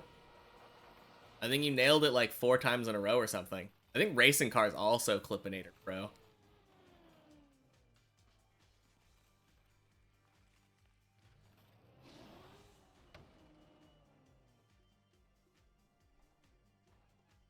So much simpler than you thought. Yeah. My problem is that I have, like, this way of approaching the map, right? I always just look at it and I'm like, oh, how do I do this? Like, what line can I use for this? And that approach has worked for me on pretty much everything except for the ice slide. But I just haven't found the line that makes me comfortable on the Clippinator. I've had attempts that work. And when I get those attempts, I'm like, ooh, that feels good, but I haven't been able to, like, figure out why it felt good and, like, replicate that.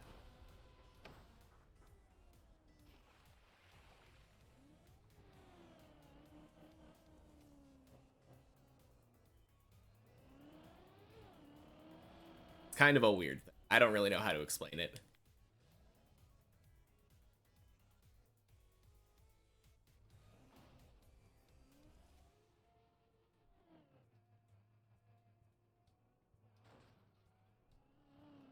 Go to Bren's first deep dip stream and watch him do it. Gets 2 or 3 attempts and does very good. Yeah, I had a line that I thought worked, but oh my gosh, really?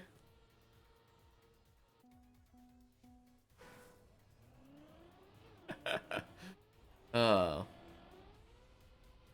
Like, let me just go up there real quick.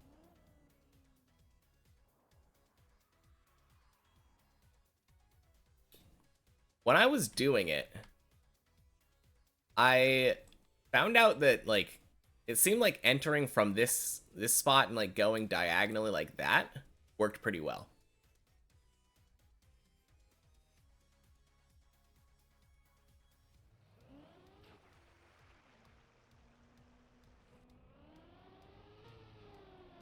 Hmm?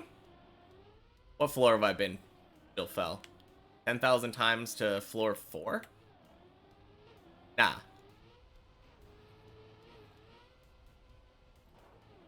Drive clean and don't clip tire. He's right. Man's right.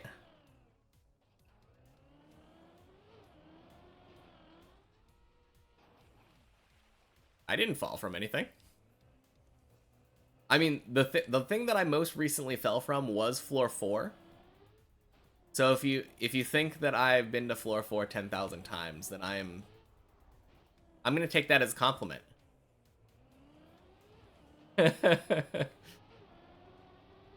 Because I didn't fall on floor 0. I cam 7'd on floor 0. And that's a very different thing.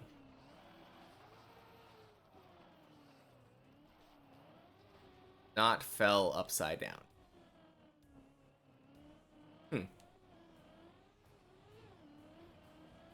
Those who can do,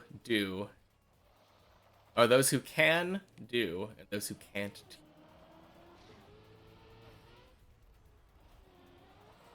I mean, you say that, but you've done tire Clippinator.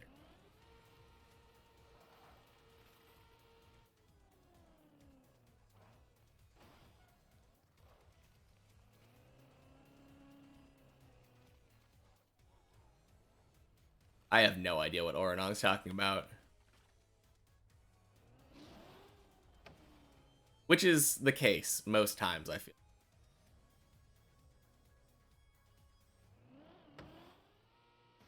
What? Okay. Turtle on fish. Oh, I did turtle on the fish jump. You're right. I haven't done that 10,000 times, but... Turtle on fish, yes. It's my secret technique. Sorry, I wiped that one from my memory like 2 minutes ago. It doesn't exist anymore. The big ass spirit turtle in Avatar.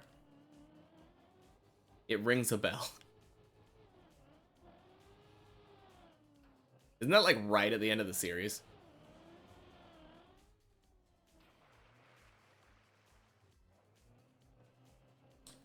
Lion turtle. Yeah. I think that's my favorite gag in Avatar. When they're in Ba Sing Se and they're like, "We have a bear." And they're like, "What do you mean?" Is it like they start listing different bear types that are just like hybrid bears, and they're like, "No, you just said it's just a bear." Raccoon bear? Yeah.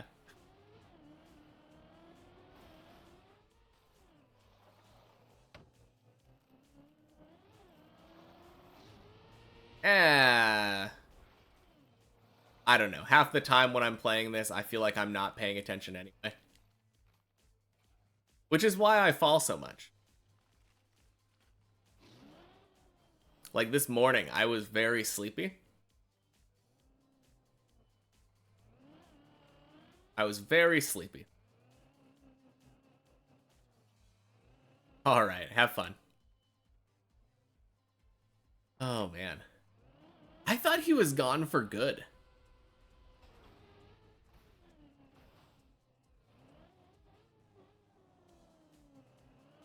Yeah, the other day when like him and his bots all got like timed out, I haven't seen him since then, so I thought he was just gone. Crazy stuff.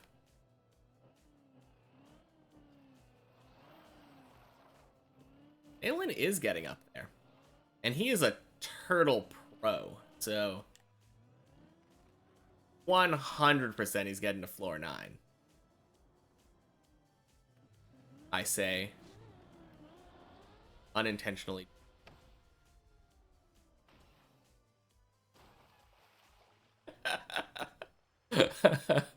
Man, what was that plastic bounce?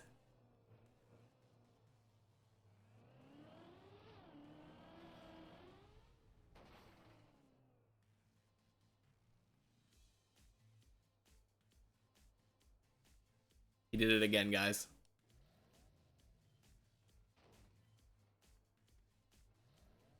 Right after I told him.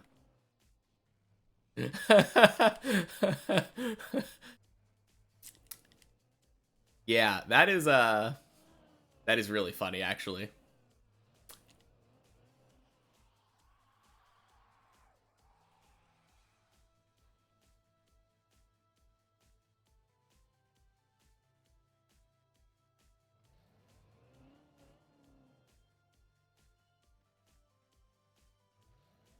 Yeah, obviously it's 100% my fault. Oh.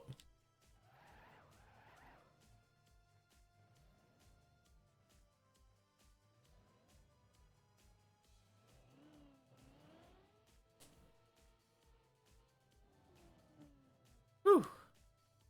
I love that setup. Racing car, you are a legend.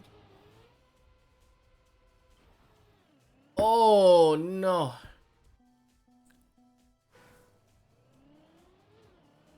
What was the... We call that nicing someone. Oh, man. Man, now I feel bad.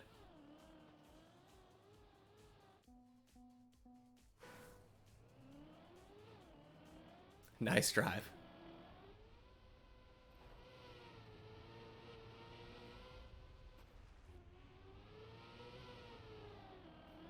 I think the play on that last fish jump might have been trying to bug slide. I don't know, but it's possible I could have like bug slided left or right. Got some like really good grip.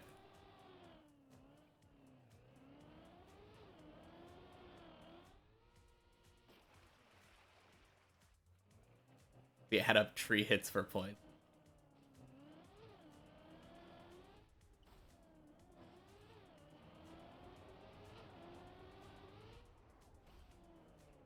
Someone says nice while your disc is going to hit a tree.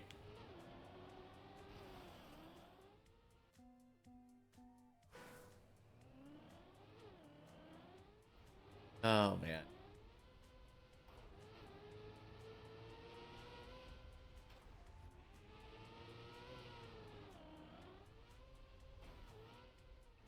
I feel like there's a lot of upside down trees in this map.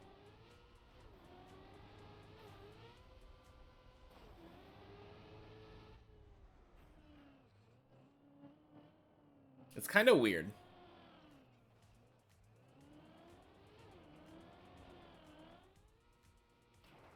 Man, I still haven't gotten around to playing disc golf. I think I should. I think it would be fun. Mildly energetic. It doesn't seem like it would be the best exercise because you're just swinging your arm, right? Or maybe you get like your full body into it. You love upside down tree scenery? I mean, for the most part, I do too. Except for when Maji adds one in the middle of a jump.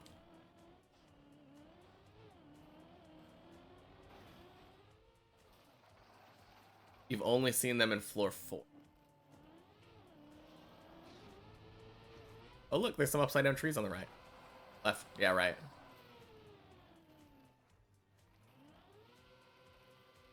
A lot of places you're hiking while you... Oh, okay.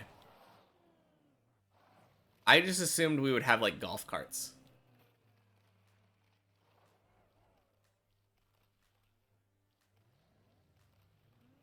Yeah, and the left right there, too. There's upside down trees, like, everywhere.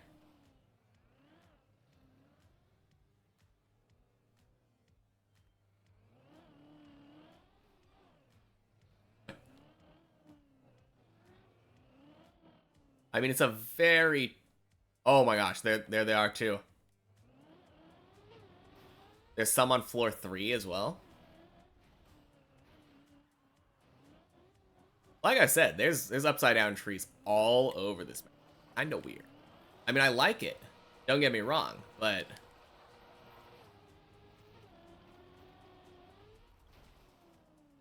Just had an idea of for a map where you take a giant slender scenery mountainscape.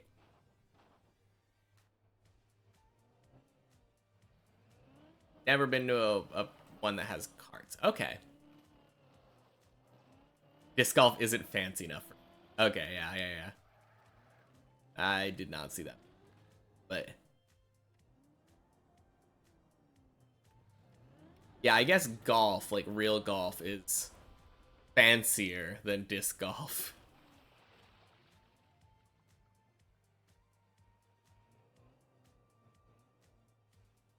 Upside down above the map and you drive on cloud track. Ooh. Yeah, that does sound pretty cool. Kind of like that. I wouldn't know. I've never been golfing. Whenever I think about golfing, I always just think about mini golf. And mini golf is not fancy.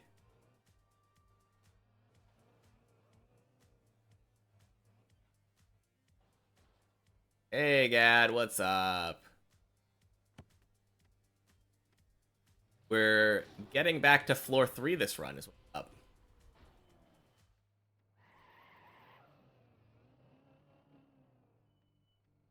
And when I say floor 3, I mean floor 4, because clearly there's nothing on floor 3 that poses any threat.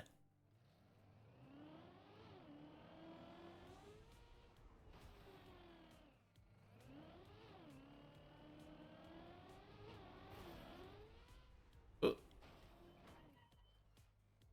Not floor 5 yet, as you can see. Yeah, not yet. Hasn't been a great day for driving today. But I'm getting better attempts on. That was so close. When I say 4, I mean 5. I can... I don't know why. It's such a weird thing. Higher Clippinator gives me so much trouble on the main map. I mean, it gives me a moderate amount of trouble on the checkpoint maps, but... I guess I have only been there 4 times.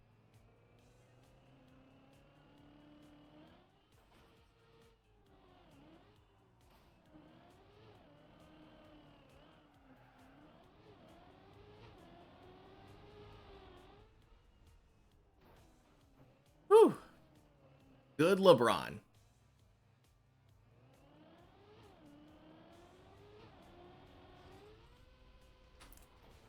Easy. Man, that never happens, does it? I never claim floor 3 and then actually get it. Oh, man. Just today realized that, that if you gifted a sub, you wouldn't get the founder badge, but it was too... Yeah. Oh, my... Guys, why am I garbage? Yeah,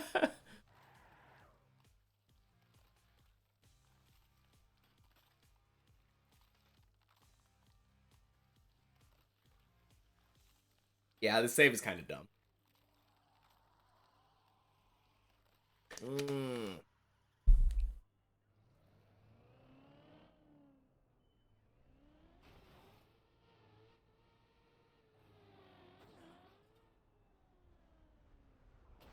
I am what I eat.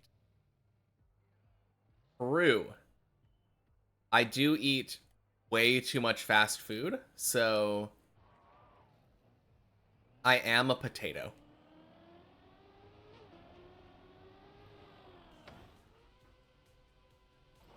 I did just get some Denny's last night. Oh. Had some stuffed French toast and some roast potatoes. I was good. I ate some broccoli yesterday. Actually ate some vegetables.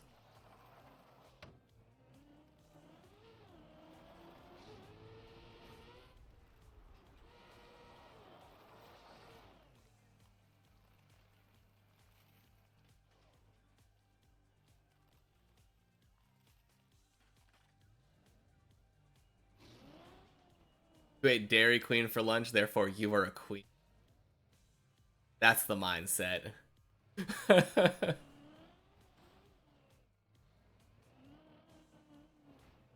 Oh, we didn't actually go there. We had someone else go there and get the food for us.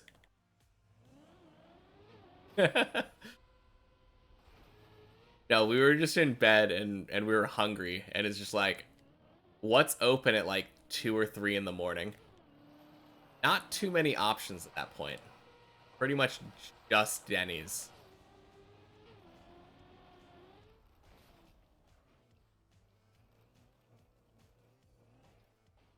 Now, that's how I feel about IHOP, too. Except I think they changed their hours after COVID happened and never changed it back. I loved when IHOP was 24-hour. I would always go there and get, like, some kind of fruity pancakes, and I don't remember what it was, but they had this drink. They had this drink, and it was, like, orange juice, strawberries, and Sprite mixed together. Such a good combination.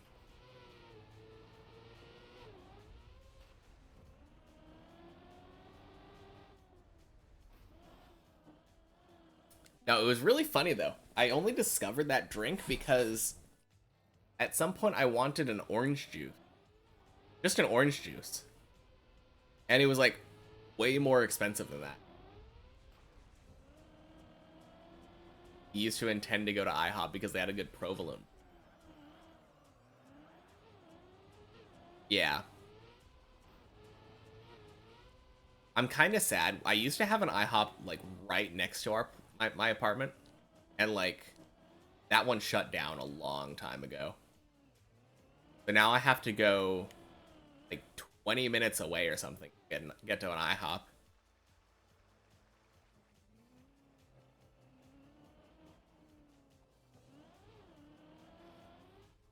You don't know the last time you went to an IHOP or a Denny's? Or a Sherry's. Sherry's is another one. I went to one of those like a couple weeks ago, I think. I like their mashed potatoes. That was a weird save. Kind of felt like a snake there.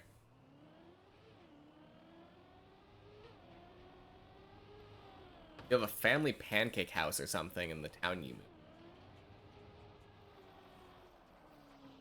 I don't know of any, like, any of those, like, pancake houses. Been to more local type diners instead. I really like those diners that are, like, 24-hour.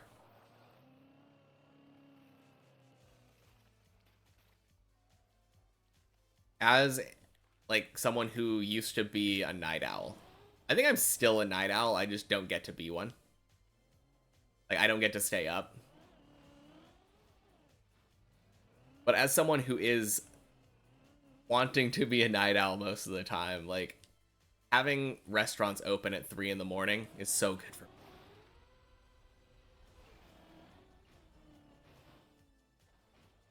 Wisconsin not Denny's was pretty good. You're trying to remember the name of it. Lots of fresh pies and muffins.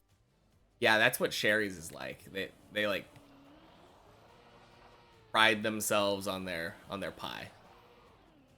Jeez. 24-hour local college town that was amazing. Oh yeah.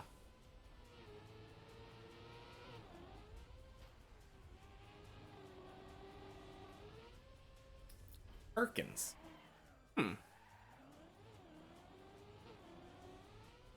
Yeah, we definitely don't have one of those. But like you said, Wisconsin. So. Oh, you have Perkins over there in Montana. Cool. Yeah, I've never been to one.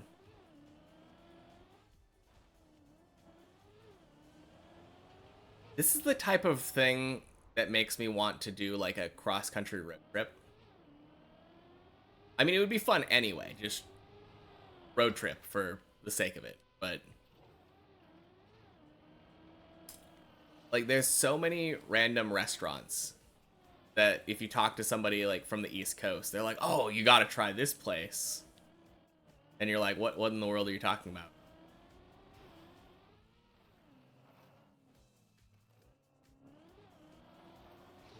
Just eating at all of the crappy restaurants and like fast food joints in different regions would be fun.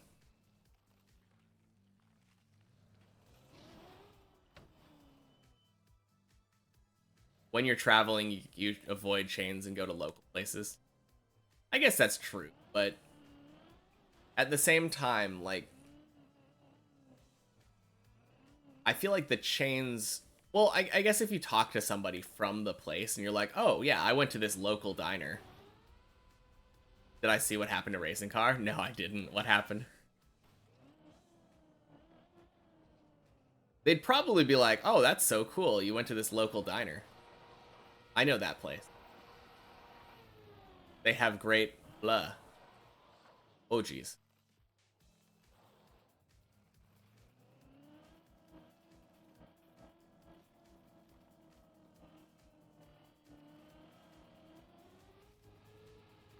Went through the polls on Messi. Oh yeah, I did that once. It's only happened once, but like, so lucky.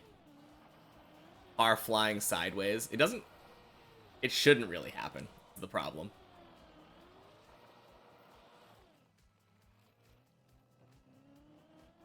I feel like when I'm normally doing Messi, my car is going nose down. Like that's the main thing. It doesn't really twist that much left or right.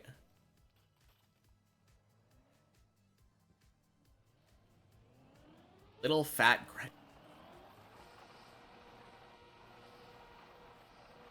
Yeah, I'll have to try to remember that if and when I go to Wisconsin.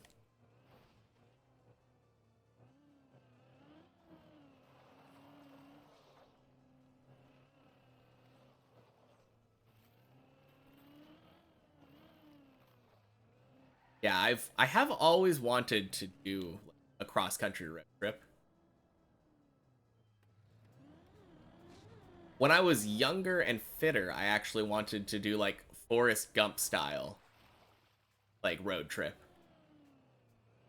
Just I mean he ran, but I was thinking of like hiking across the country, not necessarily running the entire time.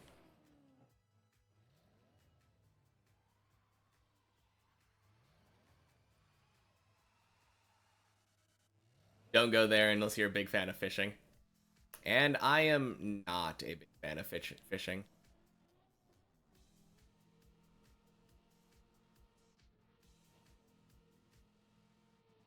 Oh, geez.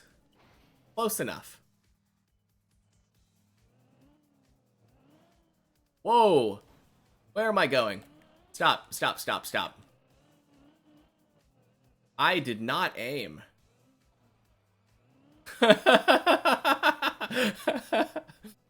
I'm a maniac. Okay. Yeah. That's not going to be fun once I reach the east side of the Rockies. Yeah. No, I don't think it's a good idea. I just thought it was a fun sounding idea. I'm sure I would hate it almost immediately. Yeah, that acceleration boost off the lights, landing to the glass, and then like not looking where I was jumping. I thought that I was jumping to the ice slide area. Oh man. What a just series of events that happened there.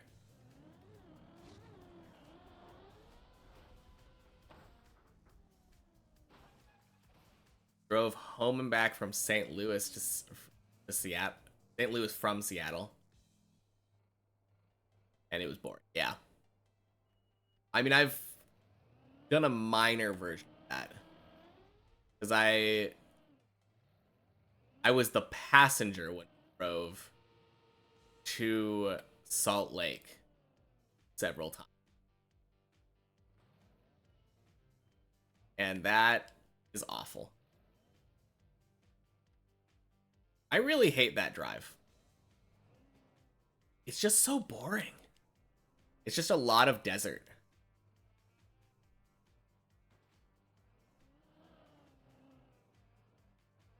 I mean, there's obviously like pretty stretches, but like a lot of desert.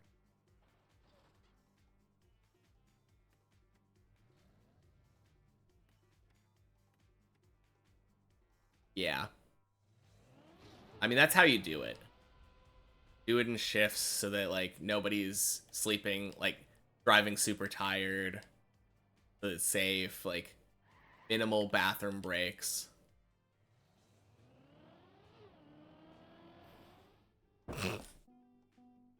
Man, I'm so bad. You thought the opposite side of Salt Lake was nice? Yeah, it's just getting there. Just getting there. I mean, it's been probably 20 years since I did that drive. So maybe I'm sure it's changed a bit, but I don't know. How much does terrain really if it hasn't actually been like developed? Maybe it's just all developed. Maybe you drive there now and like the freeway is built around a town now. Or other way around, the town was built around the freeway.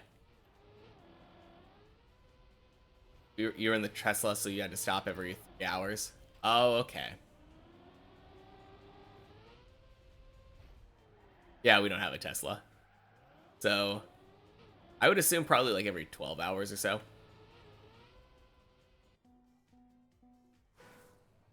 You're going through Montana from the west. Once you hit Billings becomes flat ranch land without a town with more than 5,000 people. West side of the state is no. I think I've been to West Montana once. I was visiting a friend from school, but I don't remember what town she lived.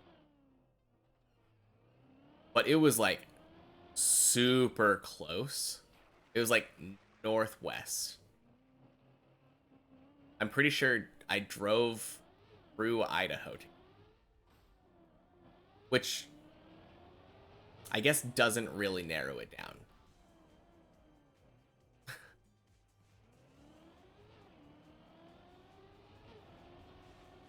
I drove it was one of those like on the very north part of Idaho there's that like weird long strip of state. It was that. I drove from Washington to that and then like within I don't know, half an hour or whatever, I was out of Idaho and into Montana.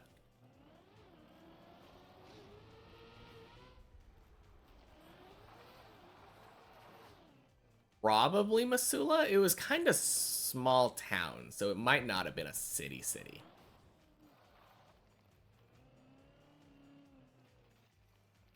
Moved from Wisconsin to Seattle. The drive was very cool. Okay, to hang out in Teddy Roosevelt National Park in West Montana. Everything was on out. Yeah, I mean West Coast like is just very green. Like very foresty, and I don't have any complaints about that.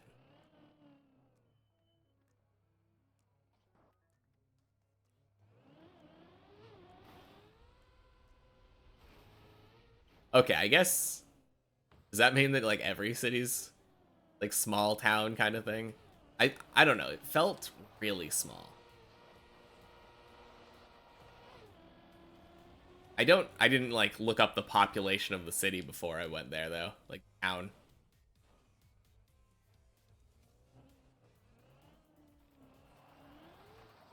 I don't go to towns unless they have a population of at least 10,000. Okay. Can you imagine? That would be such a weird like discriminatory thing. Like no. I need to look up the population of your town before deciding if not. Yeah.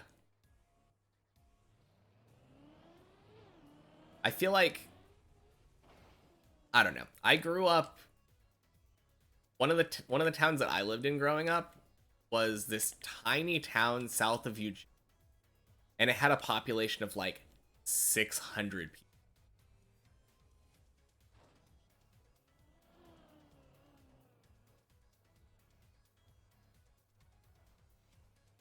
8 towns with 10K plus. Dang.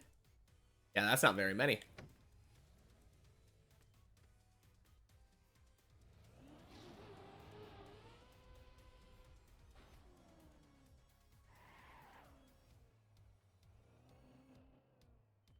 But yeah, we had that town where like we basically knew all of the neighbors, like everyone in the town, because the town itself was like two streets that went in a loop, and there were just houses on them.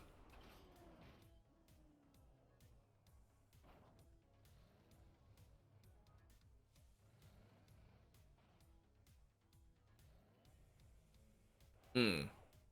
Yeah, I mean that's kind of how ours was too. We were a tiny town, but there was like another pretty tiny town like a couple miles away, and that's where the school was.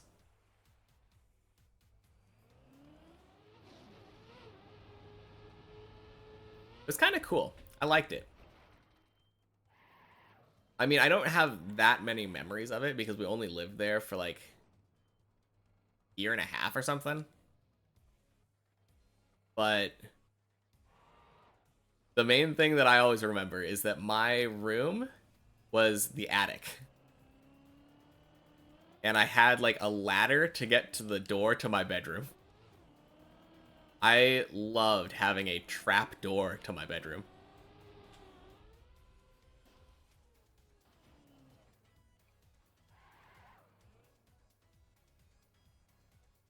Grew up in Montana, so a little below 100K growing up, 150K now.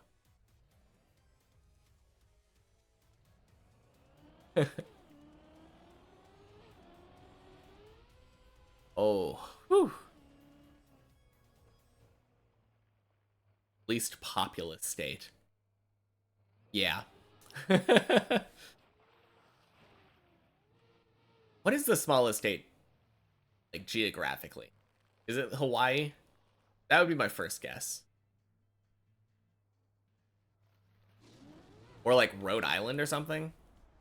Rhode Island, yeah.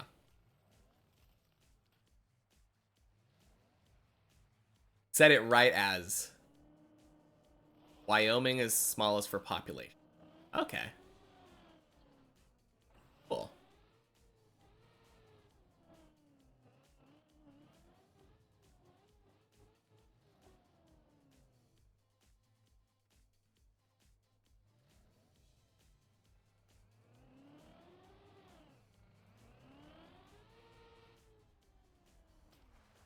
What's the second biggest state? Like, size-wise. Get rid of Delaware. You've never even heard of Delaware.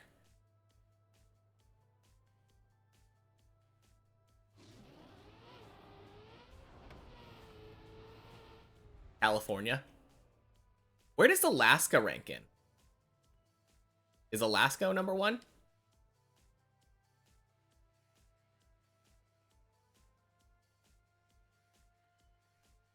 Yeah, because I was thinking about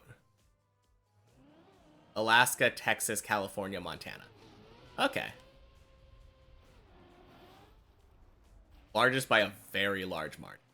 It's just so hard to tell because, like, if you look at it on a map, it just seems kind of small. Maybe it's because it's next to Canada.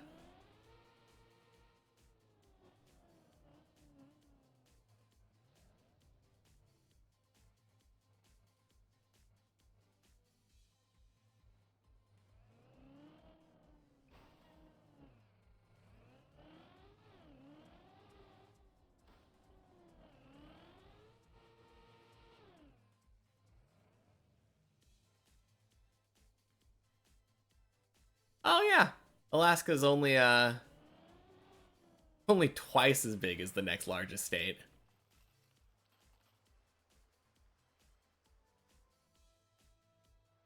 I need a 3-foot diameter inflatable globe for my birthday like you got last year. You know, it's probably a good idea.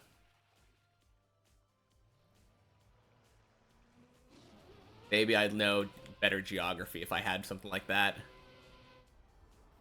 Woo! Not bad.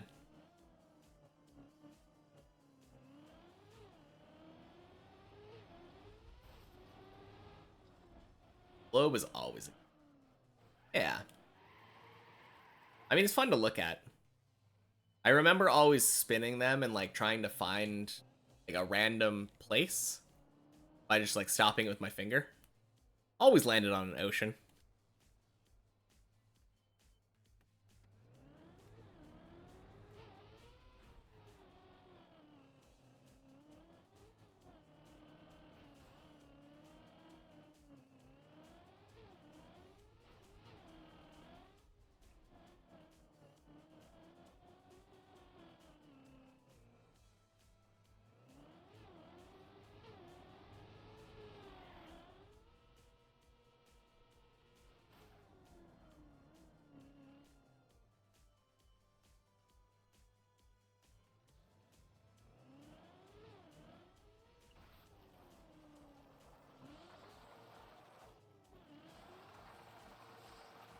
Nice. Yeah. I'm gonna try the backup strat. This is what I'm used to from doing the checkpoint thing. So even though it's kind of slow,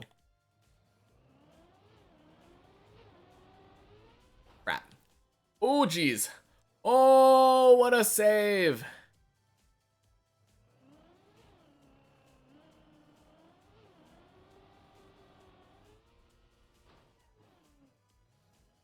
Oh.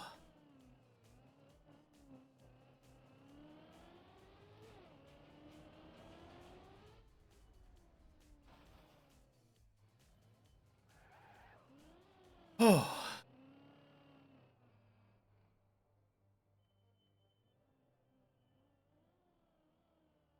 18th largest country. Dang.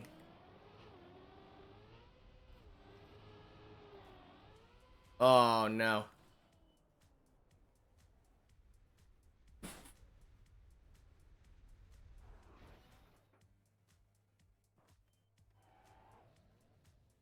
Anyway. Floor 2. What a save.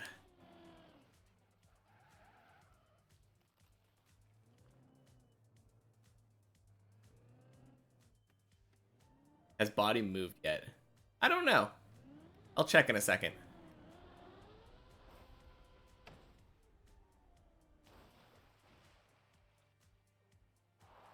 No, I think you did actually teach me that save though. I think that was you. I mean, he's moving. Probably. A little bit.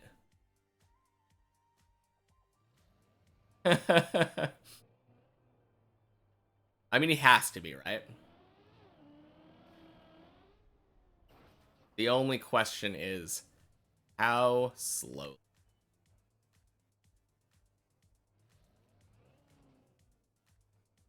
5 more minutes? Yeah, something like that.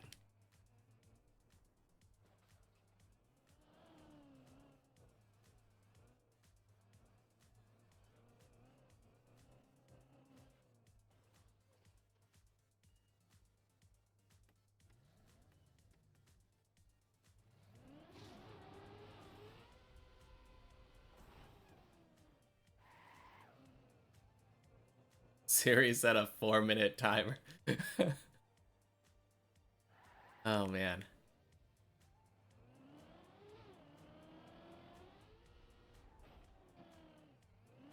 Imagine if I read that out loud and it set a timer on one of your guys' phones. I don't think I have mine set up to do voice, like, listen to my voice constantly. Alexa, play Despacito.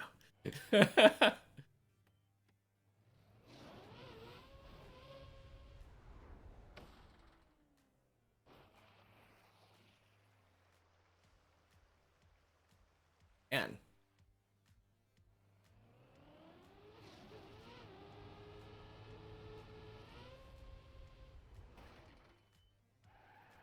This is a pretty good run, actually. That Messi was closer than it looked. I wasn't actually sure it was going to make it. Are you kidding me?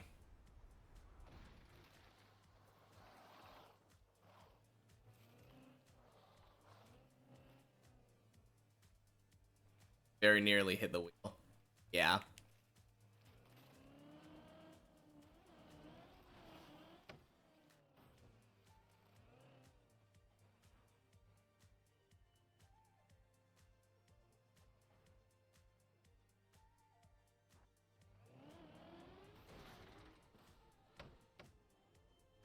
Deep dip, more like undip. Yeah.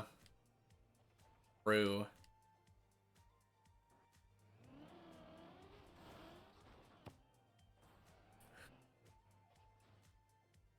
I hate this recovery.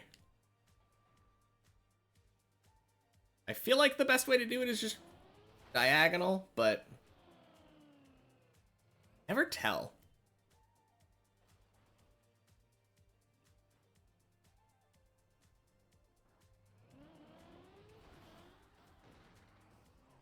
I know this works. I've done it before.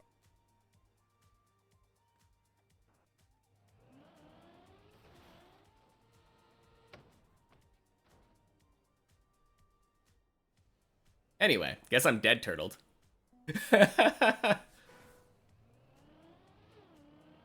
Chloe, thank you for the follow. Welcome in. You know that song, How Deep Is Your Love? Yeah, Bee Gees. Deep is your dip. Dip. I really need to know.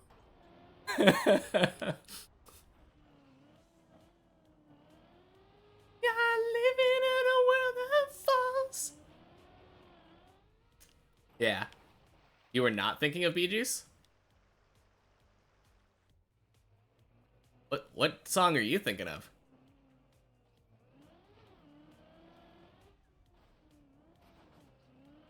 I don't know what song. What band are you talking about?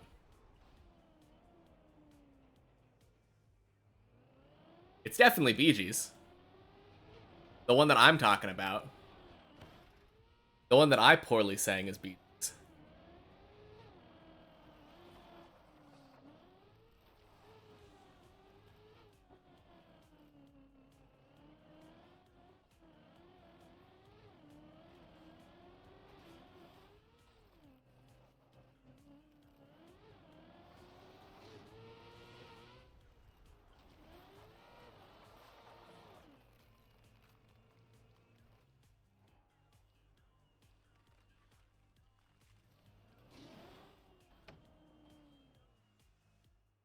One in your mind was Calvin Harris.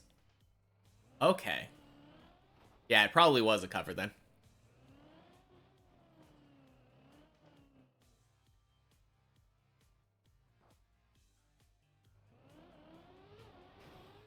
Never heard of it. Me neither.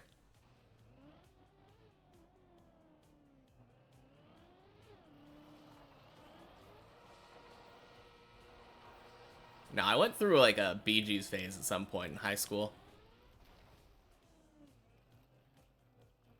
It was really funny. At some point in high school, my music just started like devolving. I went through like an 80s. Looking at the lyrics is a completely different song. Oh, okay. Yeah. Never mind then.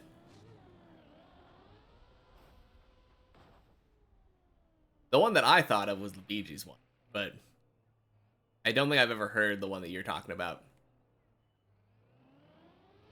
Now, in high school, though, I went through like this phase where I think I started like probably 80s or something. Because that was mostly like the music that my parents would listen to. And then I started listening to like 70s music, then like 60s music. I think I stopped at the 50s.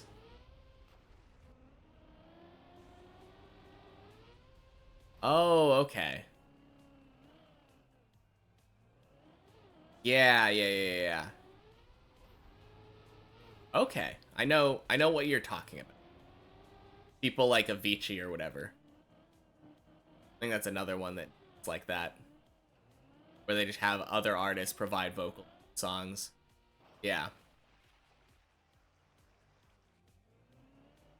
It's kind of an interesting premise. It makes sense, like if you're not confident in your singing voice.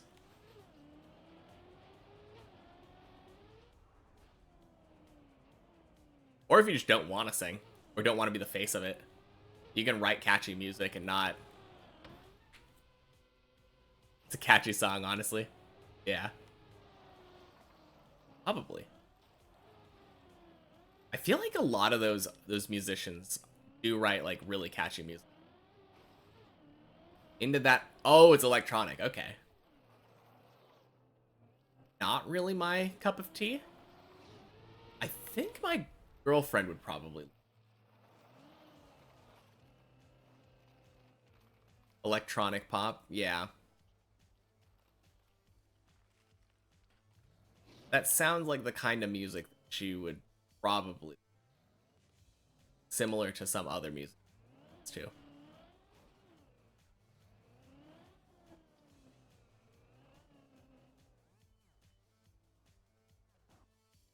No, I started getting into like 80s city pop from Japan recently. It's kind of interesting because it uses like a lot of really bad English.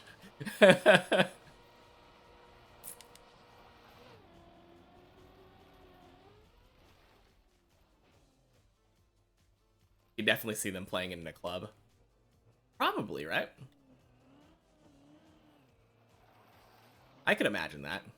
Electronic pop seems like what I imagine club music. Or like, actually, I have no idea. All of my knowledge of that is based off of like random fiction.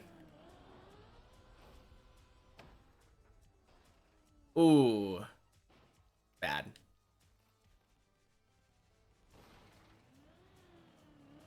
You see that? That like butt slide that I just did?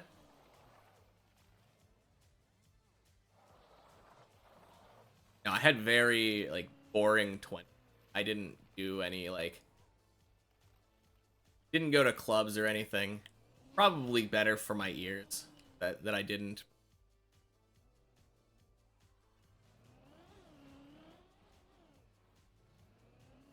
You don't know how American English speakers do it.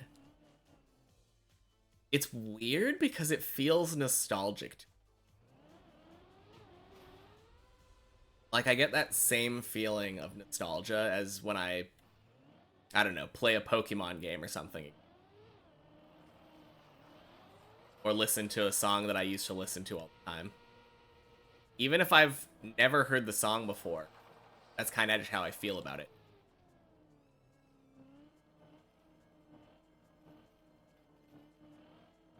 I don't really know how to explain it. It's like old Japanese pop. That's really all it is.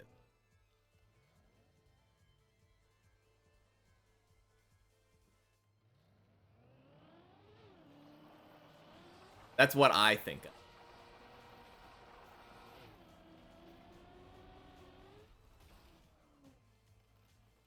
On the other hand, I don't know.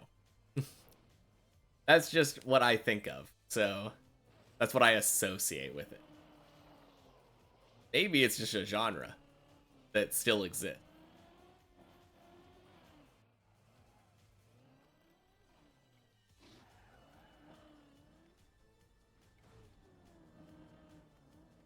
Oh my gosh. No. That was such a... Wait, I didn't need to stop reset. That was probably going to floor 1.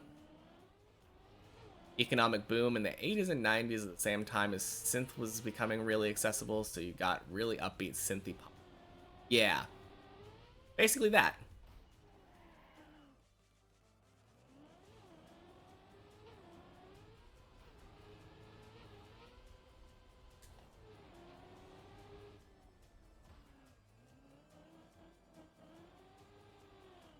I specifically... It's kind of a weird thing. I've had this thing where, like, I don't like a lot of, like, female vocalists. I don't know why. I think it probably just has to do with, like, my upbringing and the bands that I would listen to. Because I would listen to, like, a lot of Steve Miller Band and Styx and stuff. Like, yeah. It's obviously because I'm sexist. No, but I have found that with city pop in particular, it's actually the opposite for me. I don't like the male vocalist as much.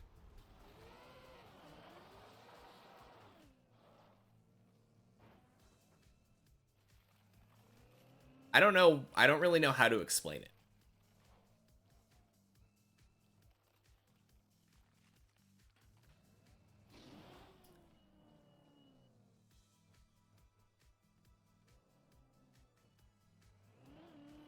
I mean, it's really easy to make it seem like I am just sexist, but I don't know. It's just like a preference thing. That being said, like I have grown to change my mind since then. Like I I used to hate Fleetwood Mac. But I kind of like it now. I kind of dig it.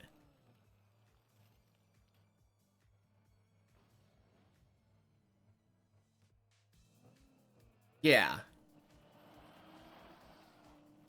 Yeah, exactly. Like, it's a genre specific thing, but there's exceptions. Yeah. Obviously, exceptions both ways. Exactly.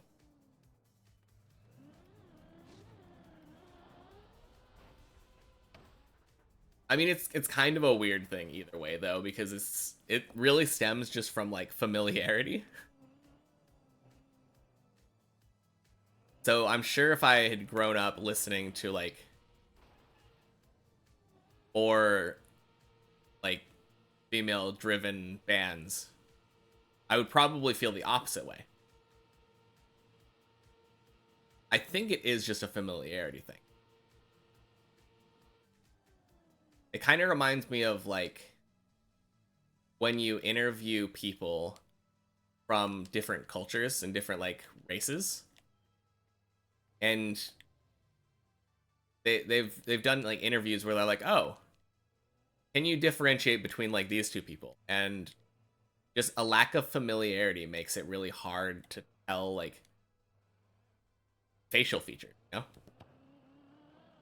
Oh geez, that was close. Whoopsie. Like an Asian person who's grown up like with a bunch of Asian people will very easily be able to like differentiate the facial features and tell apart like two Asian people.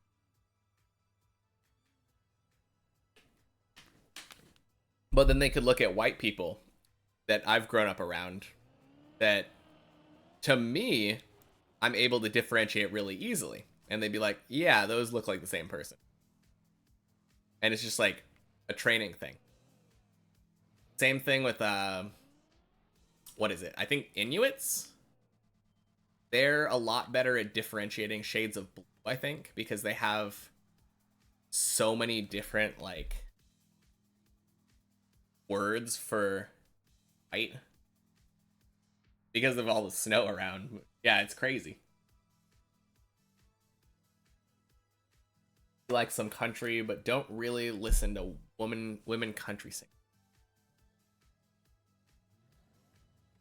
Yeah, when I think of the stereotypical country singer, I think of the deep, like twangy male country voice. So I get what you mean there.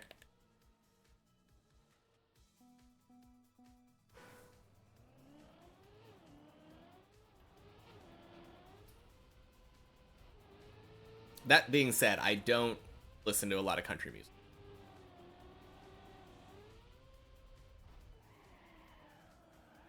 I don't know why. I think it might be because of like a negative stigma with like Southerners. Because there was just like growing up a negative stereotype of like Southerners being unintelligent because of the like, clearly it's just not true. Like it's just a different accent because they live in a different region. It's really weird and like bigoted to think that way, but I think that probably has to do with why I never listened to country music.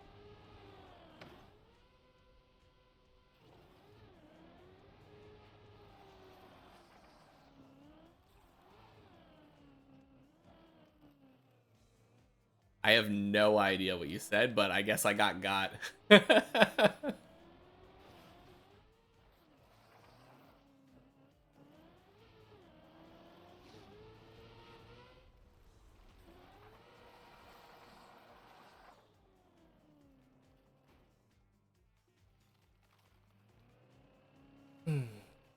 No, I kind of wish that I liked country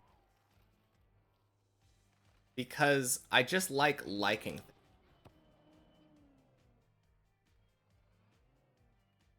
I guess it can be considered like a bit of a boring mindset. Like I'm a terrible judge when it comes to the shows and movies and stuff because I love to just find the good thing in it. I find something to enjoy. Like, oh yeah, it was pretty crap, but this fight scene, though, had really good choreography in this one episode. And even if, like, the writing and the characters and the voice acting are all bad, I will love, like, an anime. Not love it, but I'll find that, like, a really good thing.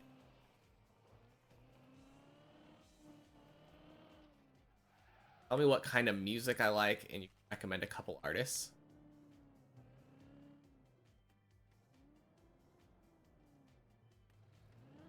I mean, that's the thing. When I think of country music, I don't think of, like, a varied genre. I think of, like, very stereotypical, like, I don't even know. I imagine, like, a banjo or something. It is incredibly varied. Absolutely. I'm definitely not disputing that. But because of my lack of exposure to it, there's so much country you hate. Yeah. Just the lack of exposure definitely makes me not know anything about it. And then it makes me, like, stereotype them and put all of them in the same genre, which is silly. What are some genres of country music? Like, if you were to pick apart them.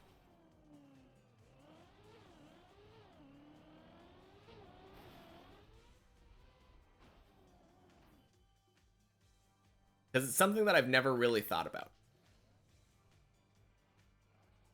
Generally, I've always just been like, yeah, I don't really like country music that much. And then kind of chalk it up at that.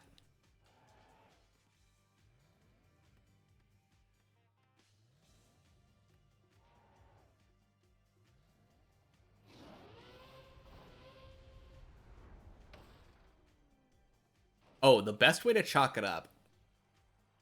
When I think of country music, I always, like, I basically imagine the Bo Burnham country song. Bluegrass, pop country, country rock, classic country, 90s country. Okay, so other than bluegrass, all of those are just kind of like other genre type things that you might hear in other pieces of music just tacked on there.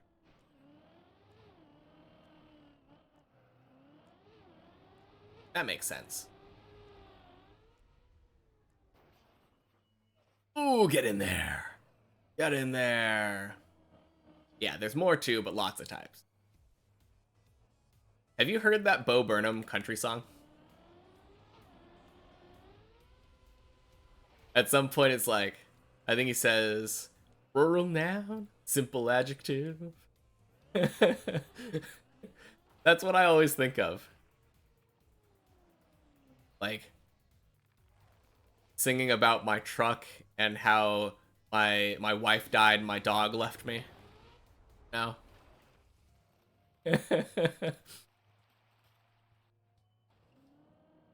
I think that might be part of the problem. I feel like a lot of the times... Oh, you know the other problem? I don't know if this is country, but there was this song that gave me the country vibes. Like, it was the same kind of twangy thing. And I hated the song growing up. It was, Before You Cheat, I think? Is that the name of the song? That country?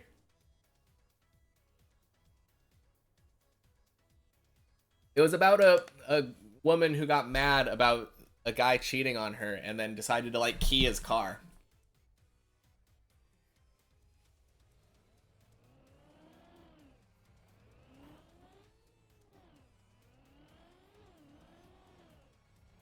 Oh yeah, that's country. Okay.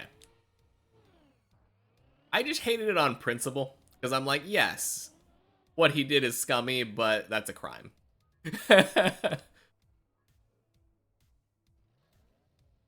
Like you said, you don't listen to women much in country. Yeah, true. Rap. Harry Underwood pop country. Okay. Whew. I think that song in particular turned me off of country music. And I heard that song all the time. Racing car had the exact same thing happen. I'm hoping not to have that same thing happen too. I want to just make that jump. Like classic and 90s country. What kind of instrumentals are usually in like classic and 90s country? I would assume probably guitar. Acoustic guitar probably, maybe. I think it probably depends because there's gonna be more upbeat songs and more like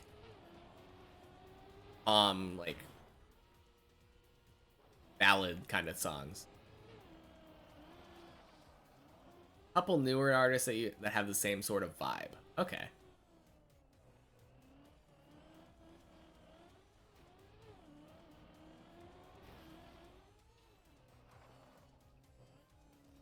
Interesting. Yeah. Guitar, drums, bass, etc.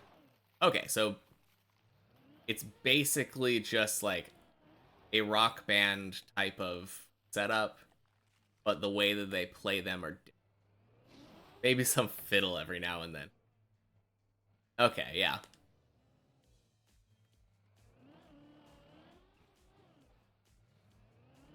Wait a minute.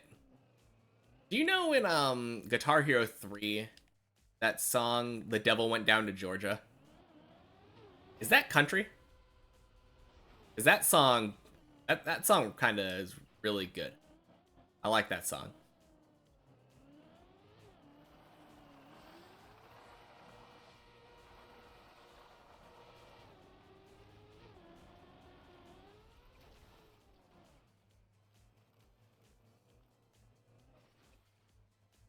I think when I'm thinking about the vocals, it seems very country-esque.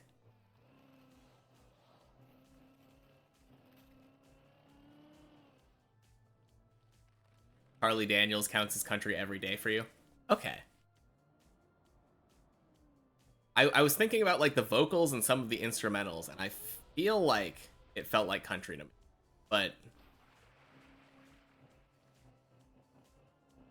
yeah, that song is really good though. I like that song. Don't listen to it very often because it just kind of gives me PTSD from being too bad to beat the devil on that song. But very good song when I listen.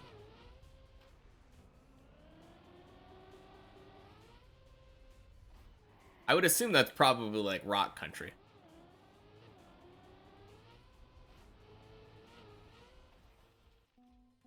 Yeah, maybe rock country. Yeah.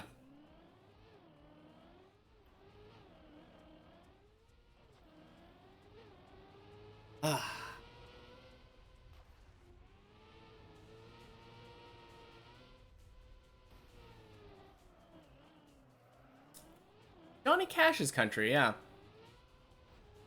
No, you're right. I did listen to some Johnny Cash. I didn't even think about that.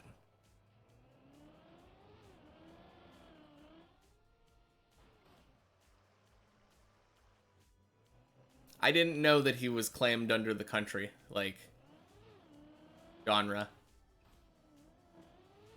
I don't know what I would have... I think when my problem is when I don't know what genre something is, I kind of just default it to rock. And then I just, like, tuck it away and don't think about it.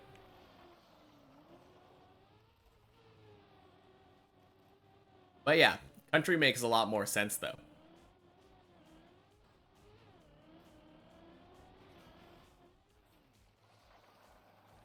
Patsy Cline sounds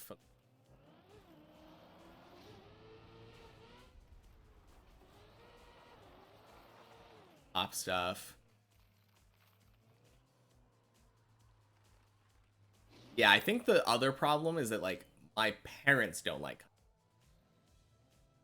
So it's one of those things where, like, because I grew up around them not liking country, I became a person who doesn't like country myself.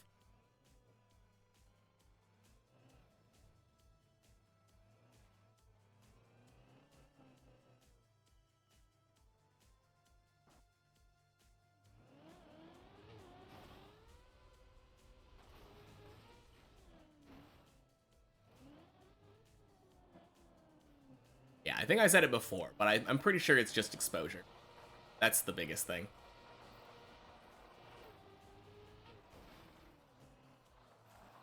You hated it? Yeah, I mean, I guess you could just hate it based off of its merit. And if you just don't like the music,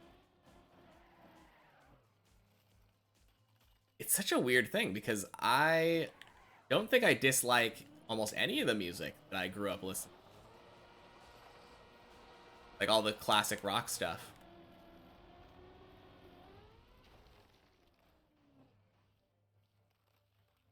Chris Stapleton. That sounds familiar as well.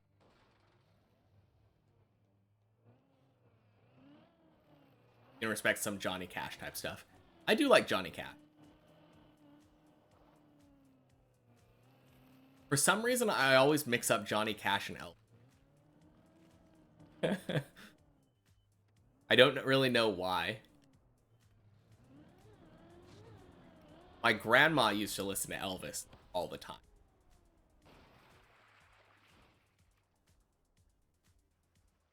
Mm-hmm. Agreed.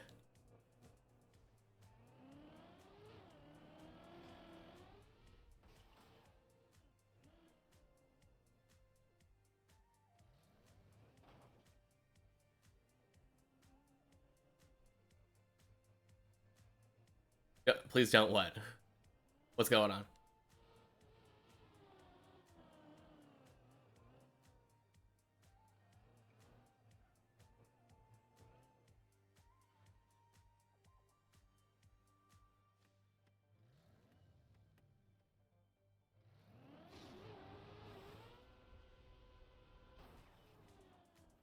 Oh, no. Oh my gosh, I flipped. Mix Johnny Cash and Elvis. I think... I don't know. I feel like my problem was... They were both old and looked similar enough for where I when I first got introduced to both of them, I feel like I didn't really have the musical mindset to differentiate between.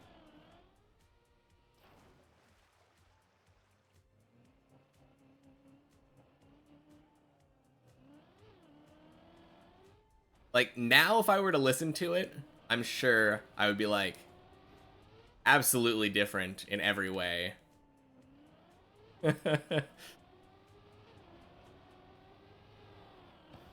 I think the biggest thing is Elvis is like a lot faster, right? When I think of Johnny Cash, I think of like really slow, drawn out like notes.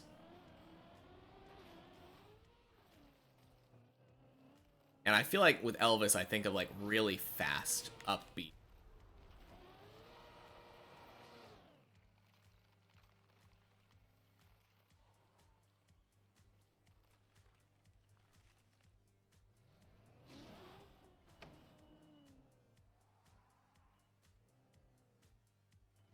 The music is pretty different. Yeah.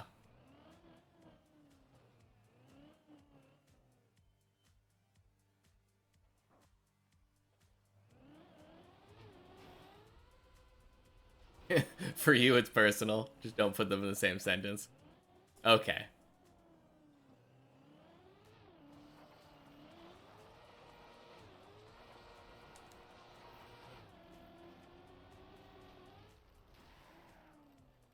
You don't like Elvis Cash. the famous Johnny Elvis himself. Oh, okay. You're talking about, yeah. I I mean, I don't know which is which because I don't know. I don't keep up with that. But I think we've had this kind of conversation before. Like artist versus art kind of thing. I tend to lean more towards the art. So I don't really think about it.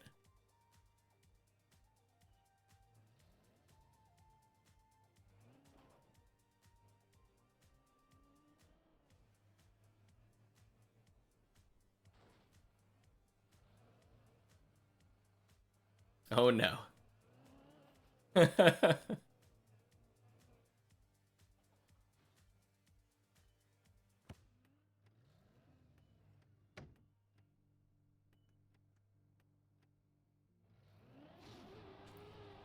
Oh crap. Anyway, do you want to clear up my misconception? Because I think it'd be kind of good to know which one is the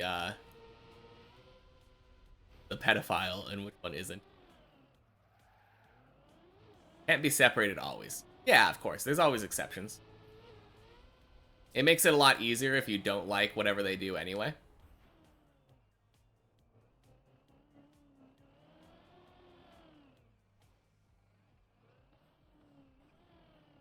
Elvis married like a 13-year-old or something. Oh, okay. Interesting. Yeah, I had no idea.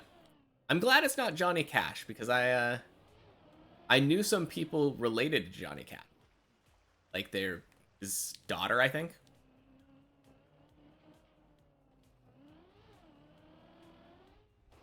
And that would be a little bit awkward, being like, oh, oh, okay. She was 14. So Elvis was one of those age is just a number folks. Oh, man.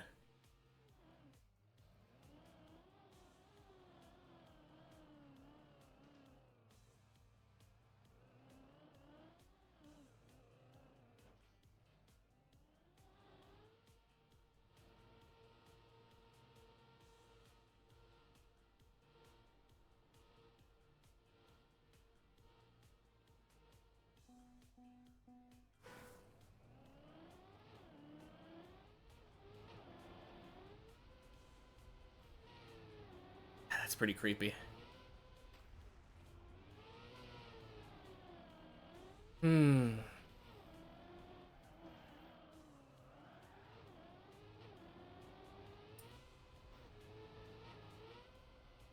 Yeah, damn.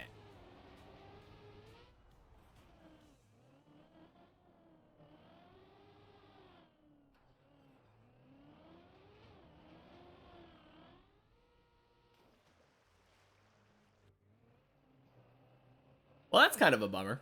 I like his music. And I don't think that's going to change. I don't listen to his music, so. And I don't think he's benefiting off the royalties anymore. Oh, what about that? Does it make it easier to enjoy someone's art when they're dead? Kind of a morbid question, but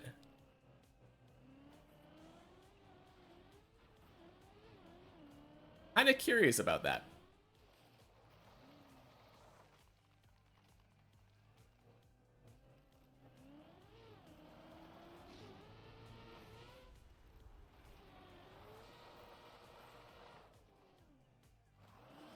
I mean, I'm like very doesn't really make a difference. wouldn't know if the artist was alive or dead. I mean, I feel like with someone like Elvis, you're like, oh yeah, they were very old, not that in tune with pop culture.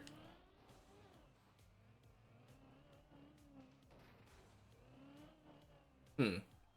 I guess that's fair. I mean, well, you have to be in tune with pop culture enough, though, right? Because the whole point is that you know the person, whoever it happens to be, is a scumbag, and that's why you don't like the art that they're producing, or won't indulge in the art that they're producing. Maybe not like is the wrong word.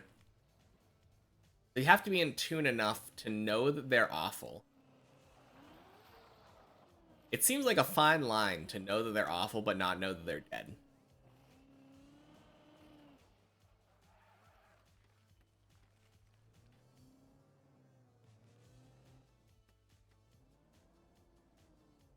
I guess? I mean, generally. Obviously, you can't know the life or death status of everybody. But I guess if we're talking about a hypothetical situation where you know, like, yes, this person was awful, but their movies are well acclaimed. And now they're dead. So they're not benefiting from me, like, putting money into it. Oh no, if I would have held right. Anyway, get grip. Get grip.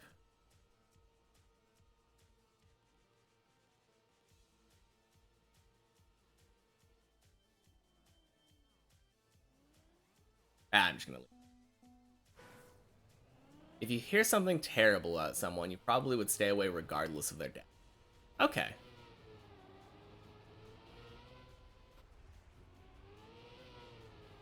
I mean, maybe it's different from me.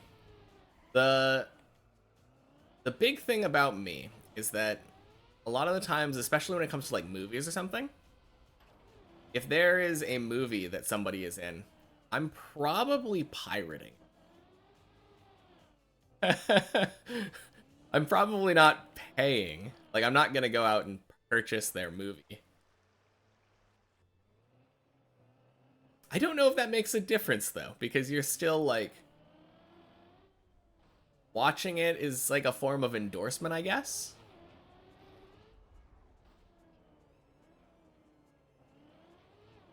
I guess the other thing is like, what if they're the bad guy? I think we talked about this too. Like Kevin Spacey in Seven, for instance. Like he's pretty notoriously like accused of several things, probably convicted. I don't know. I don't really keep up with it either, but all I know is that there was drama about Kevin Spacey at some point. But like a movie where he plays a serial killer, or like House of Cards where he is the biggest scumbag president in the world, kind of adds to it. Especially if you're not paying anybody, so they're not benefiting from it.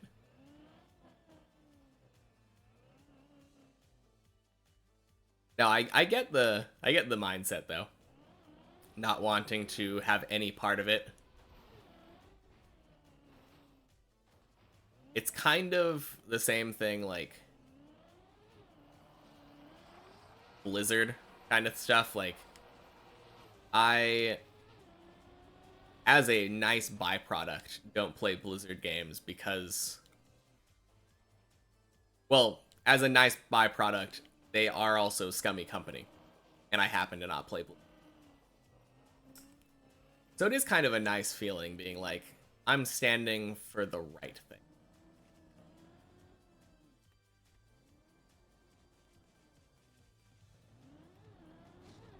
I mean, I have a very selfish reason for Blizzard in particular. But I kind of get it. You just wouldn't enjoy seeing them. Yeah. get like angry just seeing their face or something.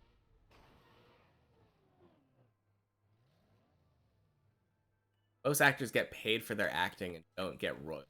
Not always, but you. Oh, okay. I know sometimes they have like contracts that have that written in.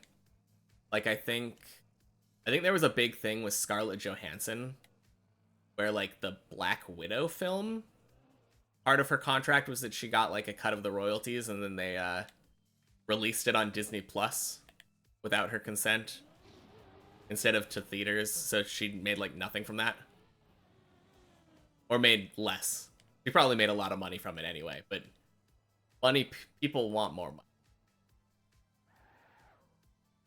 Going to see it wouldn't get them more money, but if you don't go and the movie flops, they might get less. That's true. I mean, pirating doesn't affect that at all. Like, that's not gonna counter into the numbers.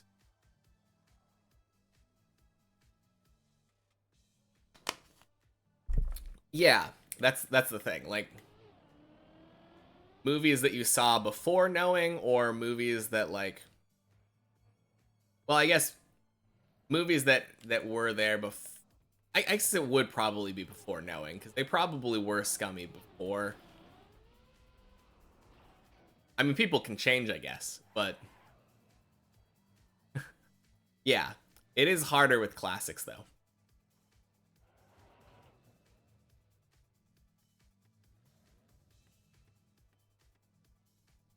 Oh. Oh.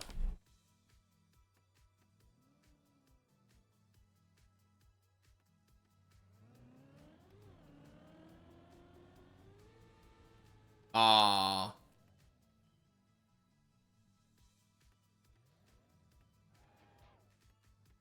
Nope.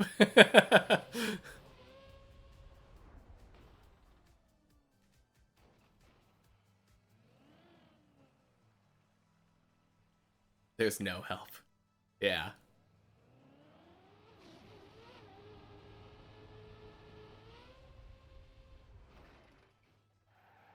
No, I feel like it would probably be, I don't know. It's such a hard thing for me because we were talking about this earlier.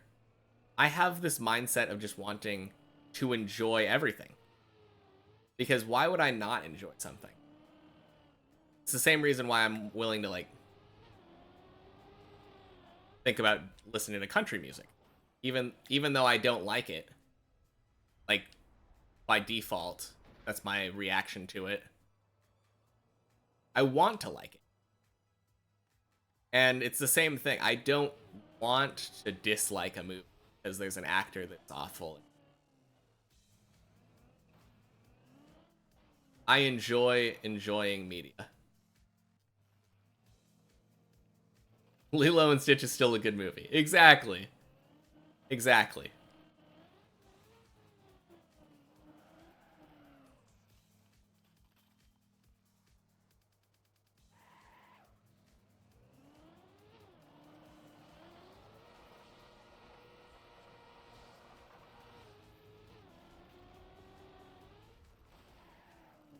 No, I feel like if I found out that somebody in one of my favorite movies was an awful person, it wouldn't change my opinion of the movie or stop me from. And I don't even think I would really care that much when I saw them in the movie. Like if I found out one of the actors in Pulp Fiction, one of my favorite movies, did something bad, I'd probably be like, "Oh dang." Still gonna watch Pulp Fiction.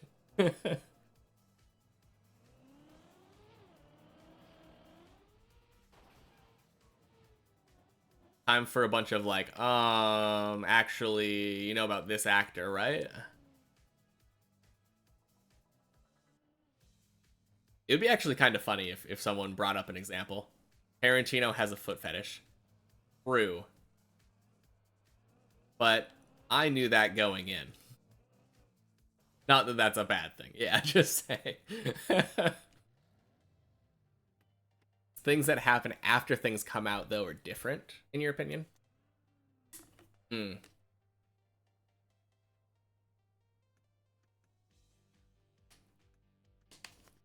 True. Did you know Samuel L. Jackson is a stand-up dude? He seems like a really cool dude.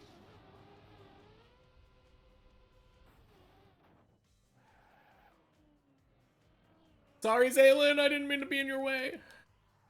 He's good enough to not fall, though. I believe it.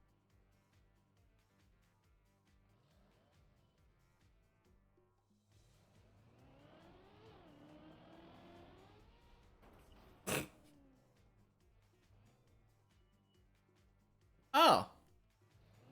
Interesting.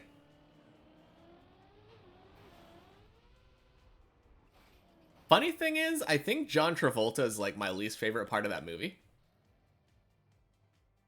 I kind of hate the Vincent character.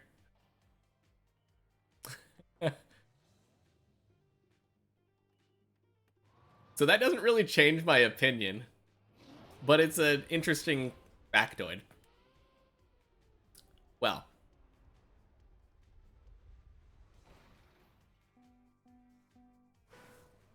oh yeah, I forgot about that. They caught it on film too. Actually, that's wrong. She didn't. Not with a katana. It's the 5-touch death punch thing. 5-point death touch.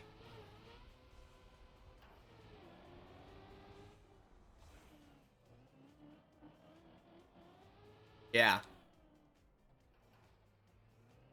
Such a cool scene. I love it. He's such a badass. Just like, oh yeah, I know that if I take 5 steps, I'm gonna die. Walks away. Heart explodes. 5-finger death punch. I wonder if that band came out before Kill Bill, right?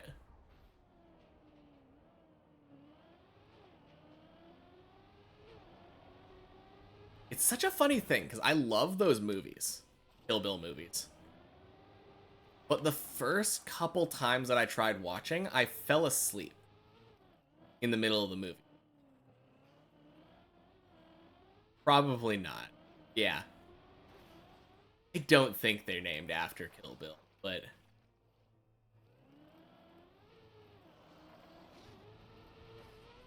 I mean, maybe it's the opposite. What if what if Tarantino got the idea from the band? Like, oh, cool band name. I'm gonna implement that into my movie. Probably inspired by Kill Bill. When was 5-finger death punch for?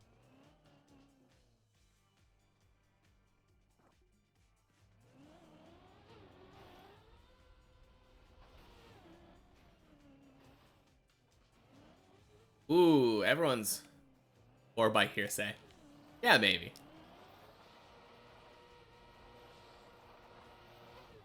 Oh jeez. Oh jeez. Oh. Oh, saved by the light.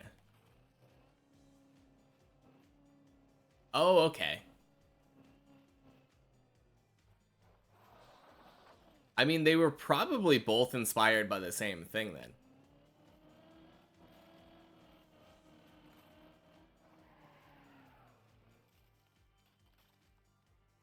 Nothing's ever original. Exactly. Why make original things when you could just make things inspired by other things that are guaranteed to make money?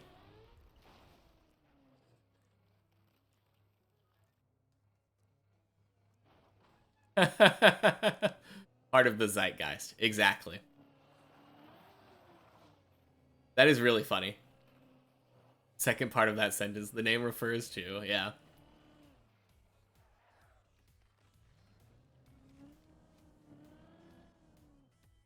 I mean, there is also that where everyone has this like cultural buildup of like knowledge from movies that we've seen as a whole, and then that gets worked into future works.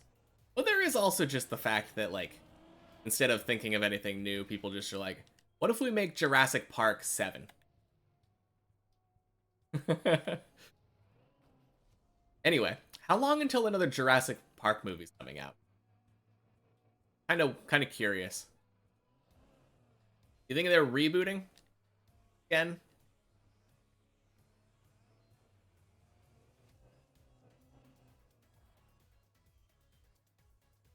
I mean, there's no way, there's no world where they don't make another one, right?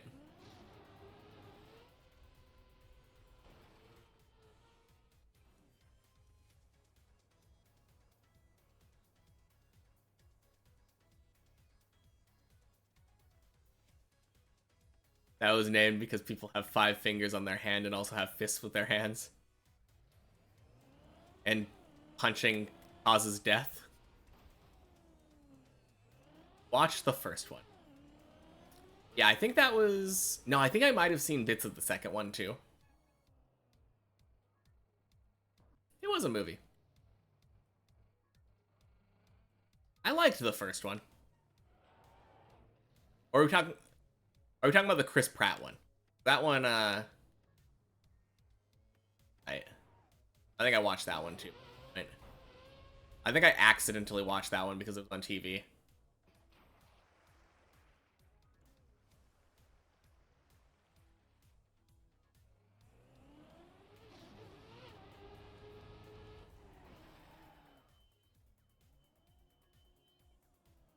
Nice.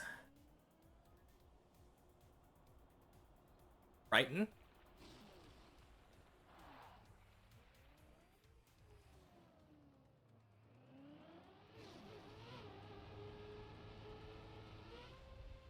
Yeah. I don't think I ever read any of the books.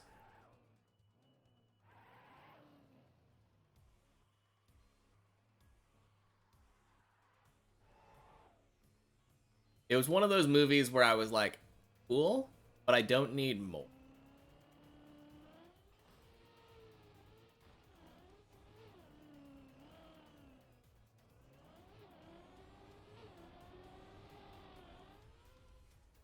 Um...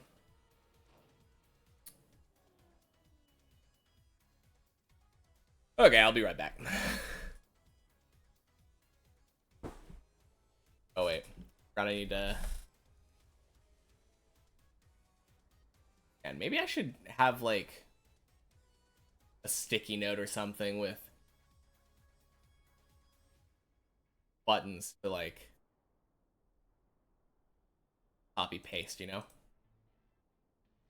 Maybe not. I'm making up random words, but copy paste buttons, run ads. Anyway, be right back.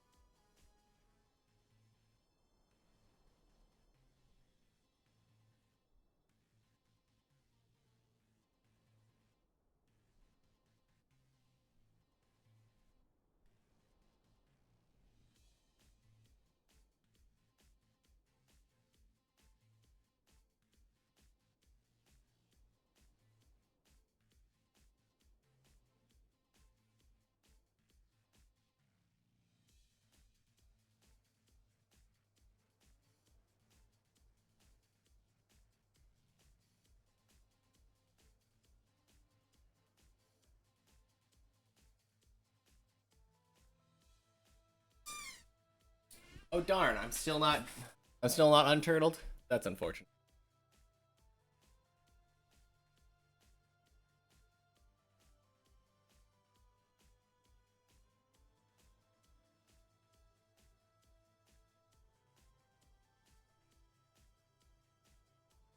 Okay, what's going on? What did I miss?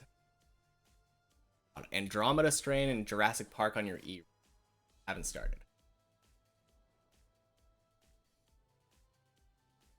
Hmm. Book recommendation. Okay.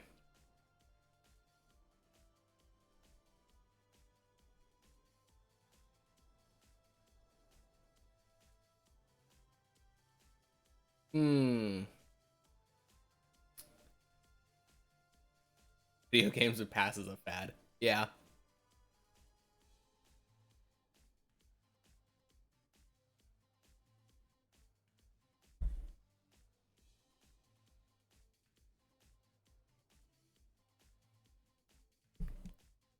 Anyway, where were we? Oh yes. Died to LeBron again.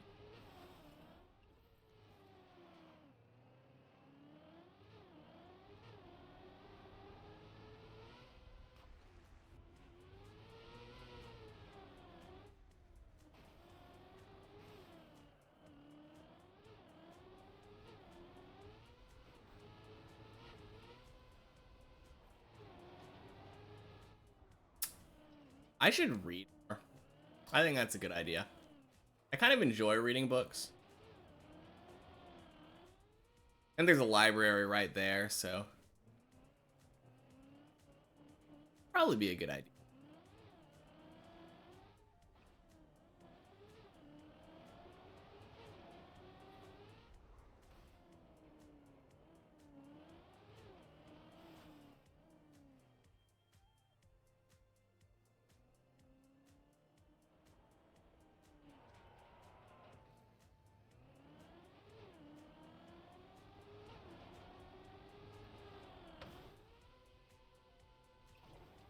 I feel like I haven't read in a while.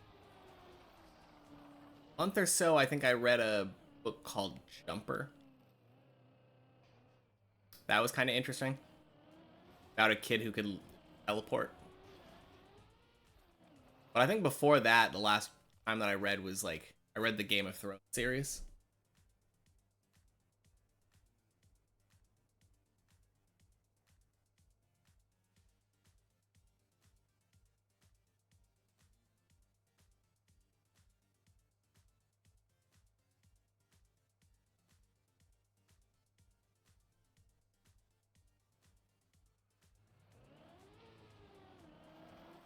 What am I doing? Oh no, no, no, no, no, no.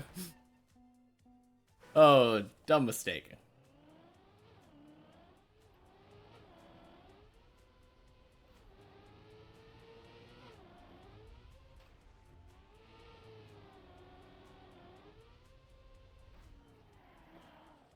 Okay. You're not a reader now, but in high school you started fantasy books and read a bunch. Yeah, I I think one of my girlfriends broke up with me. I started reading the same book that you were reading. It was kind of a weird thing. Mostly, but not only R.A. Self. Hmm. I don't know if I've heard of that author. Do they have anything that I know?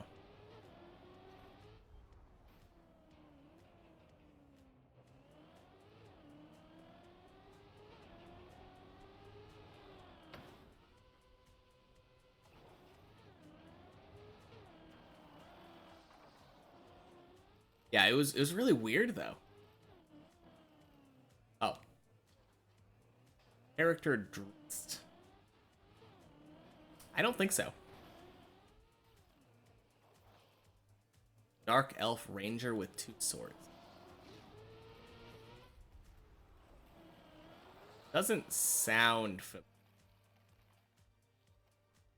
Yeah,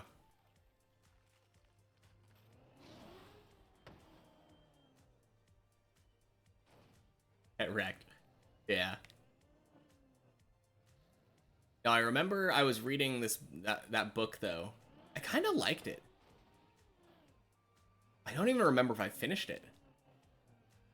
It was some book about, like... I think the guy was, like, a magic user or something.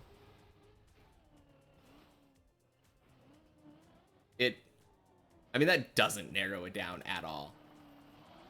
The problem is I don't remember, like, any of the details. And, like, all of the details that I do remember are the most generic detail. Like, I'm pretty sure the dude was, like, a Chosen One character, and he had an old, like, mentor character. He had a love interest. Oh! Yeah.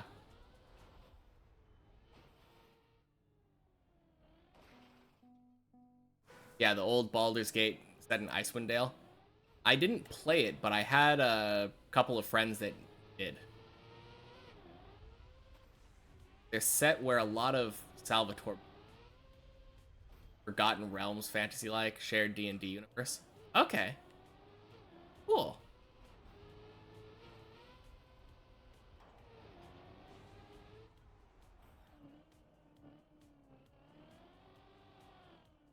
No, the book that I read, I know got like a TV show. And I feel like it had a super generic name.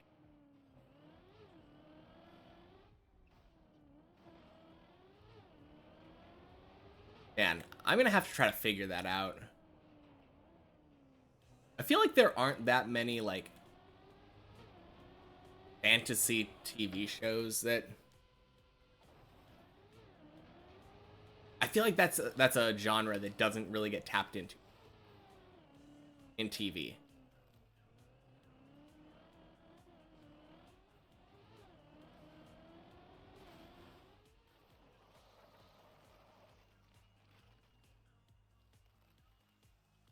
Oh, crap.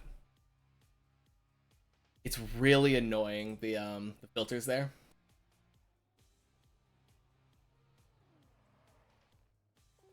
All right, that should work now. So the problem is that if I have it on this noise gate, like, it doesn't block out my fan, which is the entire purpose of the noise gate. The entire reason I set it up. The Seeker. Yes. I'm pretty sure that was the one.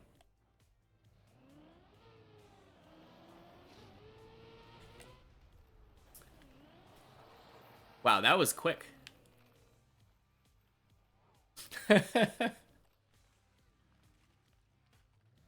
I'm pretty sure that's the one, yeah. It sounds familiar.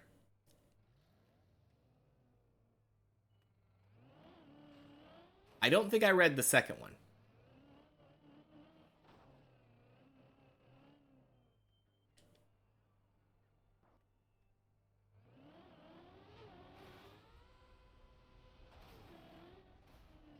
It was pretty bad, generic CW show. Okay. Yeah, so I probably would have liked it in high school. Probably garbage now. Oh boy, gotta dry my tires. Think you'll watch it sometime?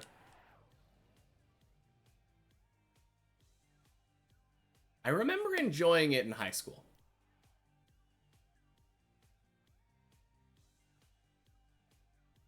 I think I watched it before I realized it was based off of a book.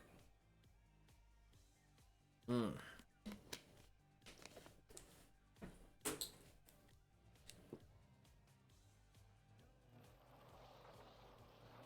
Yeah.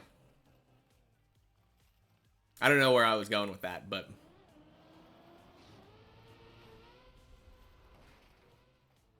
Zed.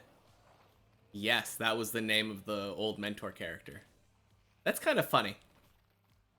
Completely forgot about that.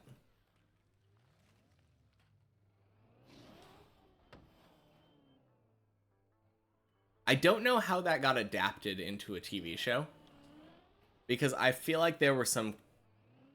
I feel like I remember there were some spicy sex scenes in the book.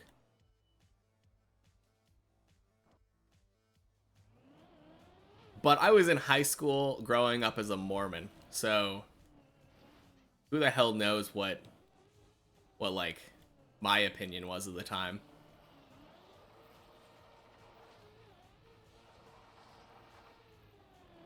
Yeah. Standard your wizard Harry wish fulfillment. I mean, that's exactly how I described it, right? I was like, random chosen one character with love interest and an old mentor. Pretty much as generic as you can get. It's literally just like Star Wars with a different magic system. Is it a different magic system? I'm pretty sure it uses the Force at some point.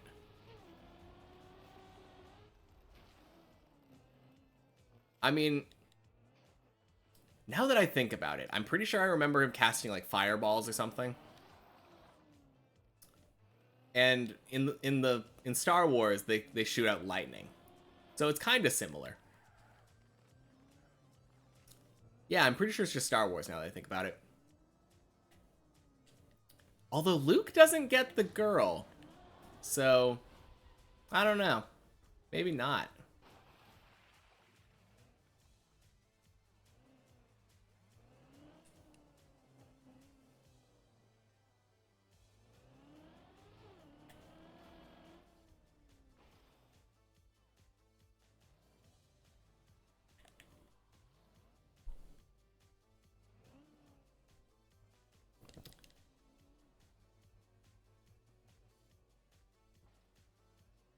Okay, so I guess I say like standard wish fulfillment, like trash generic show. But this is coming from a person who enjoys a lot of isekai. So I bet I would probably still like it now that I think about it.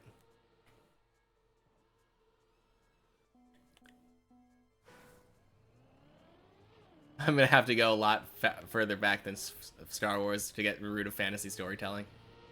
True. Alright, follow-up question then. What would you say the root of fantasy storytelling was? I mean, I wouldn't really call Lord of the Rings the generic fantasy. Even though a lot of tropes tend to, like, look like that. When I'm thinking of, like, magic systems, though, I'm thinking, like, casting fireballs and lightning, and I'm thinking of, like, an elemental magic system.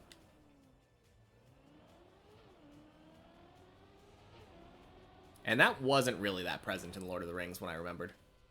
Iliad? Yeah. I don't remember them using, like...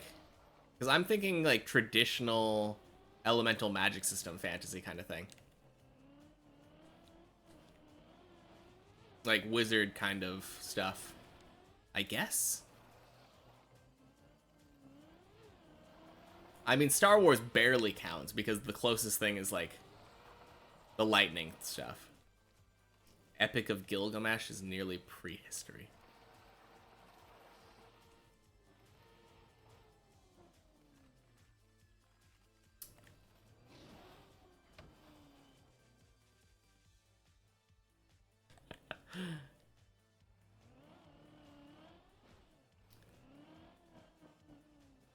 Fireballs and lightning are the default destructive forces in these.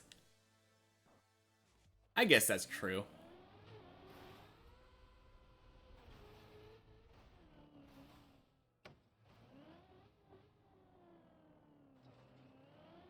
Yeah, I guess you can't really attribute, like, any modern writer to, like, popularizing the fantasy kind of genre. That's what I was hoping we were gonna be able to do. Like, which modern work popularized it? Probably like D&D, not even like a book, right? Because when I think of what people think of fantasy, that's what I think of. Like,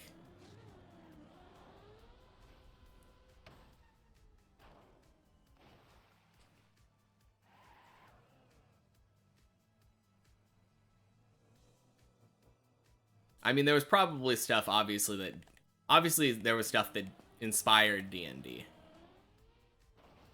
But I'm not necessarily talking about origins. I'm talking about, like, sparking the popularity.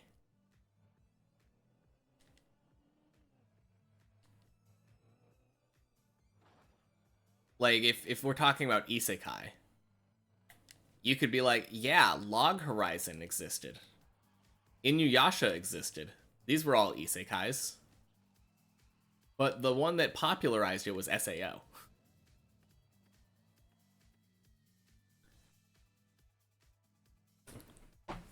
Defined by Tolkien, expanded on in D&D. Okay. Yeah, that... guess that makes sense.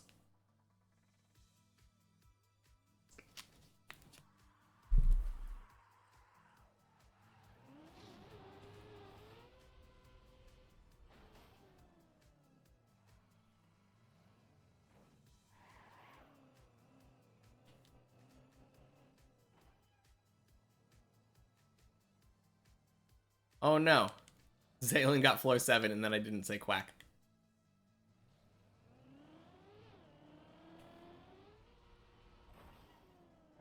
Can't believe I missed out on an opportunity.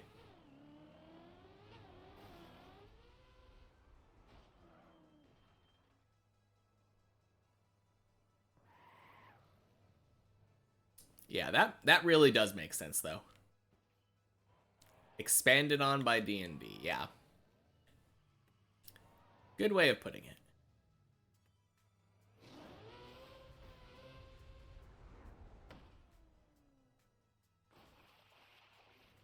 Yeah.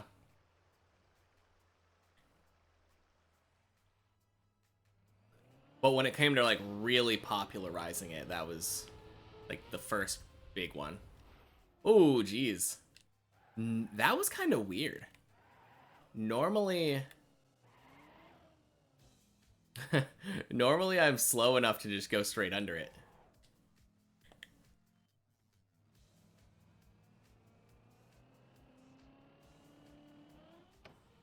Oh my gosh, are you serious? Okay, get in the water. I always forget the name of the author. Who's the one that did the Lion Witch in the Wardrobe?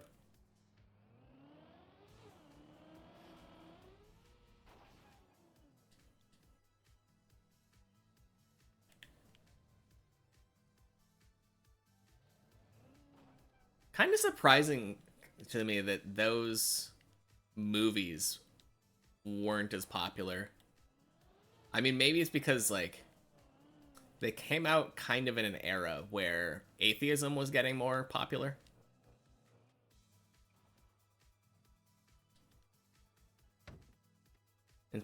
In terms of popular fantasy stories, though, Star Wars does deserve to be talked about.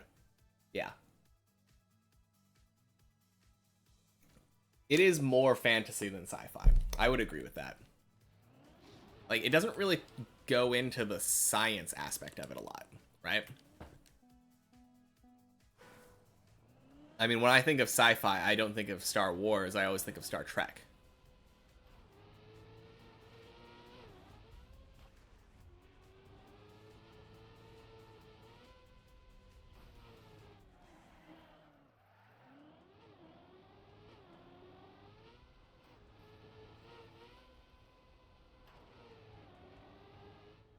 I've kind of been failing the disc jump an embarrassing amount today.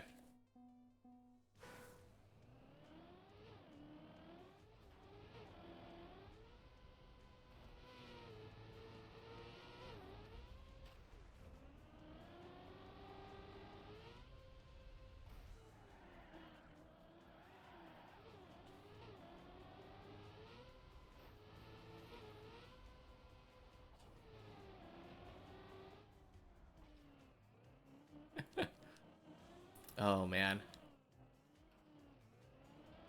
He's on floor 8 now. Ready for the floor 9 woo.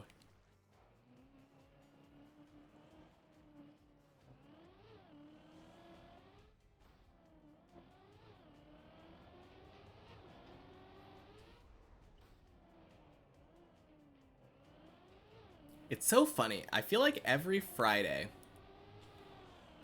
I play like a checkpoint map and I feel like, dang, I improved so much today. Look at how well I performed. Like, I always I never like broke my hour timer for floor 4. I always was able to finish floor 4 within an hour.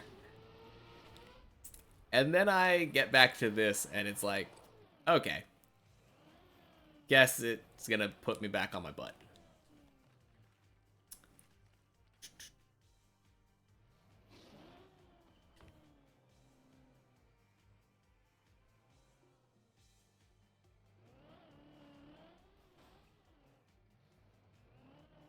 Now, I definitely feel like my skill kind of degrades over the weekend. Wheel of Time and Discworld books. Yeah. No, you're right. Not... I don't know if I would necessarily say they're, like, as influential in, like, the zeitgeist. Obviously, like, they're very popular, and I've heard of the names of the books. But I feel like a lot of people just haven't read them. And I don't... Did they get adaptations at all? I don't know about that. Hitchhiker's Guide. I mean, I only know that because of the movie. I think that's a big thing. Like, nowadays, a lot of people don't read. The thing has to get an adaptation in order to really enter the public consciousness.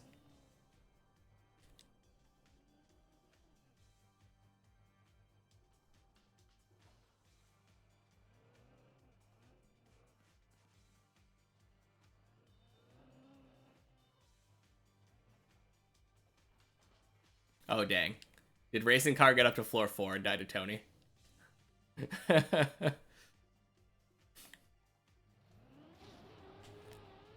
Oh. There's a Discworld movie and there's a new-ish Wheel of Time series. Okay.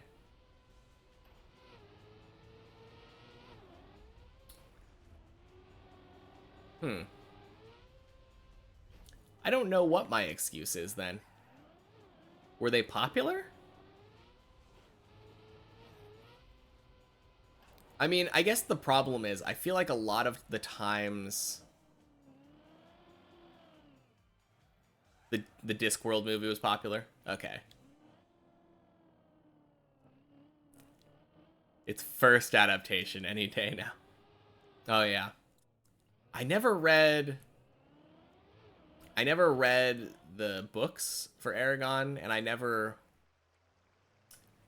mean, there was no adaptation for me to see, so clearly clearly I've never seen any of that. No. The Discworld movie was small. Okay.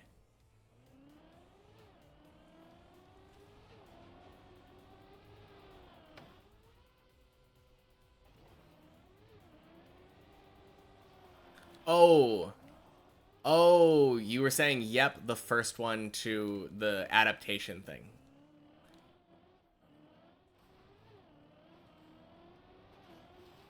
Okay.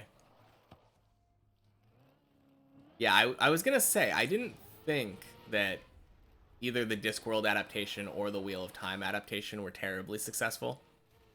But at the same time, like,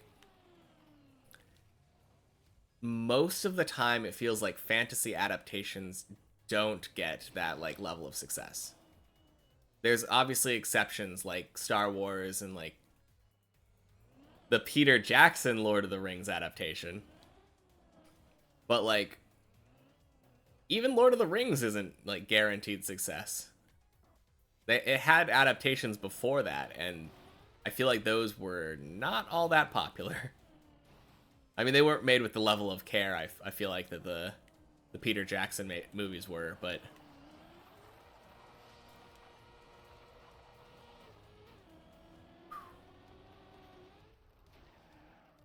new and unremarkable, like the new Lord of the Rings theories.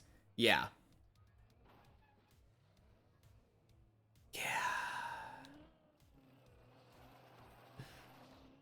I never watched the new Lord of the Rings series, mostly because I love the original trilogy, and I just don't want it hurt. I mean, I guess nothing could really do. I don't know. No, no, I'm right.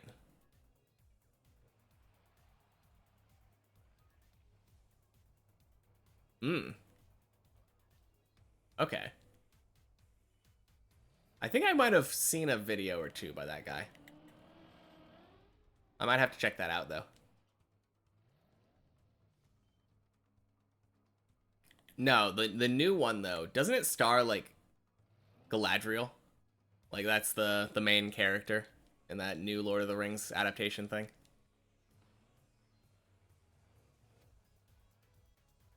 So, yeah, if I watched that, I might think of that when I watched the original Lord of the Rings, and I don't really want to.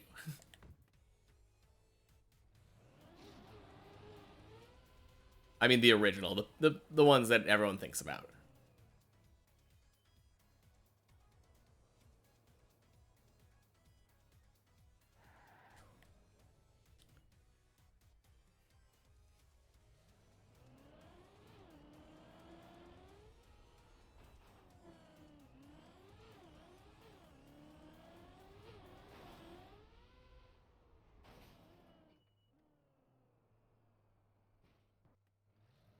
Hmm. Yeah. Follow the rubric to get full credit. Yeah, pretty much. I mean, that's a lot of things made nowadays, to be fair.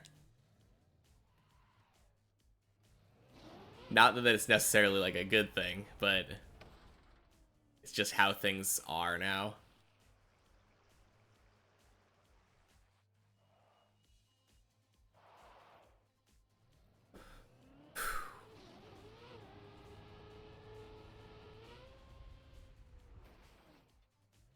Okay.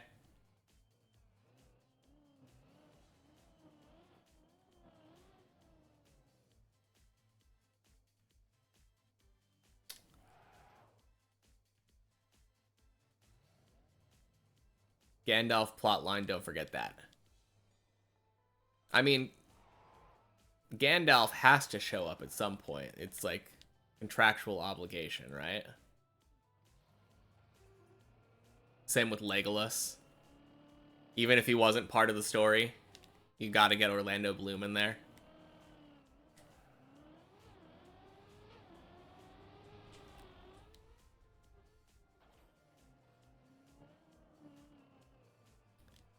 I feel like the Hobbit adaptation just made me sad. Because I loved that book growing up.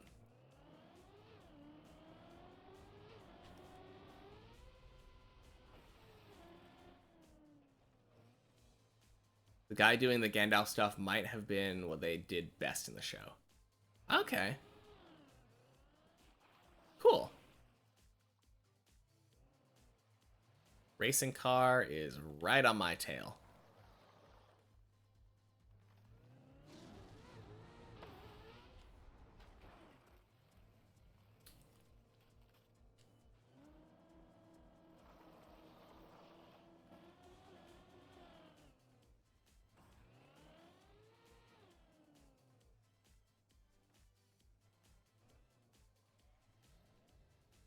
Kind of tempted to just let him pass.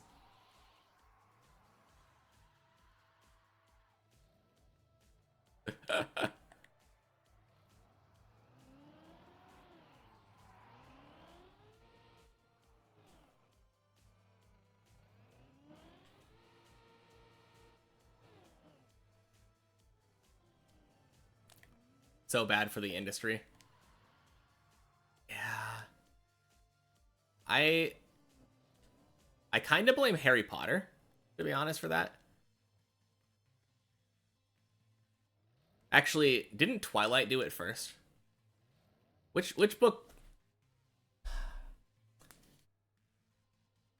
I think Twilight did it first.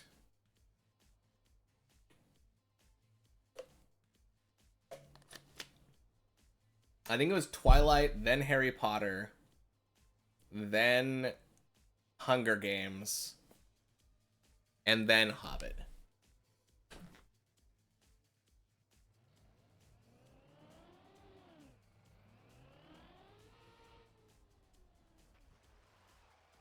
I mean, obviously, like, it's hard to say which movie did a part 1, part 2, part 3 thing first, but that was the first one in my memory that I remember, like, really? They're making that into 2 movies? Why?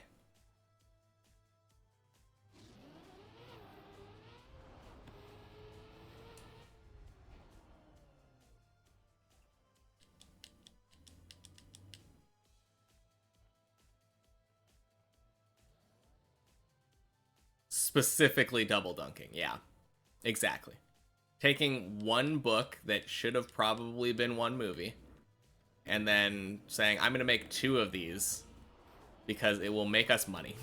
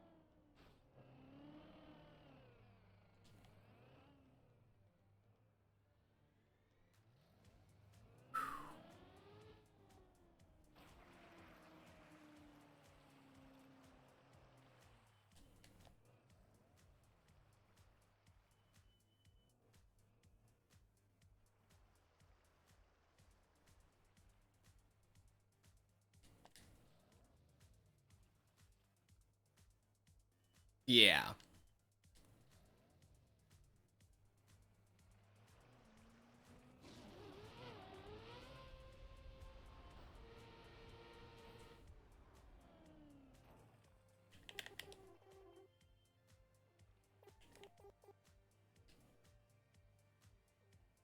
Yeah. I mean, obviously business.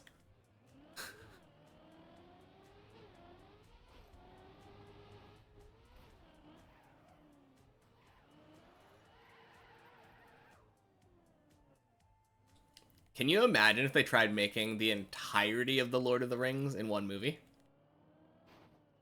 That would be so funny to me.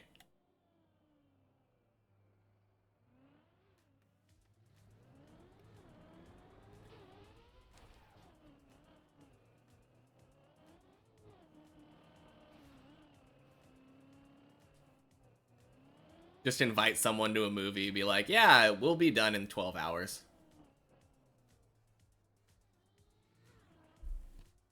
Oh, did Derp, like, hard die?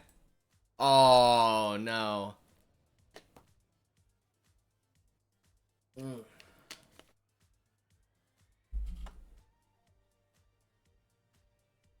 Some people go to movies, you make it 2 movies, it'll be more profitable, and there will be... And there, if there are 2 sales for that, yeah. Yeah. Not only making the best movies they can, or movies that will last forever necessarily, everyone gets it with pinball. You gotta make a quarter. Yeah.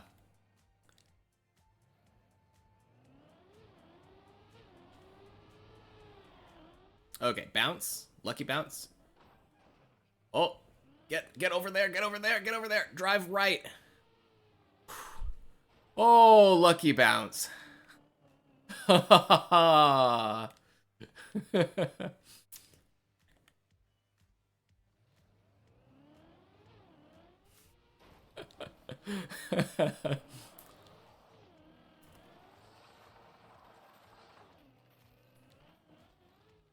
Yes, cat. Hey, Snoo, welcome in. Good Excel boost, yeah.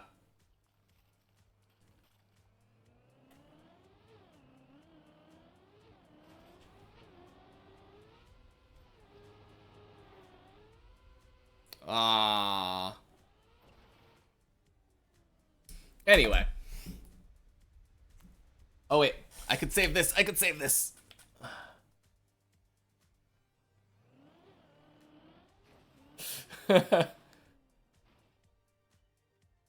Hello there, meow. You must pay the cat tax.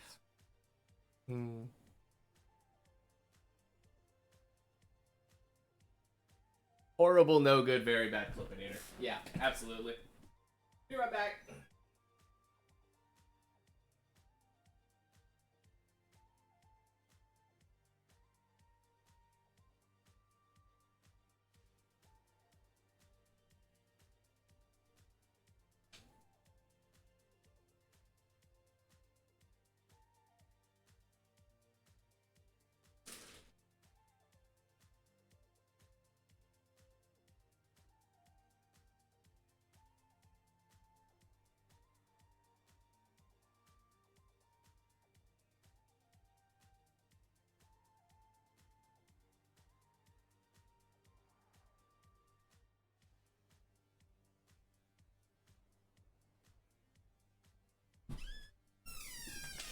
Anyway.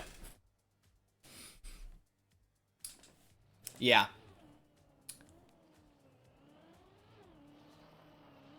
I don't know how to do the Clippinator. Can you explain it to me as if I've never done it before? If Hammer Strike tells me how to do it, I'm sure I'll be able to do it now, right?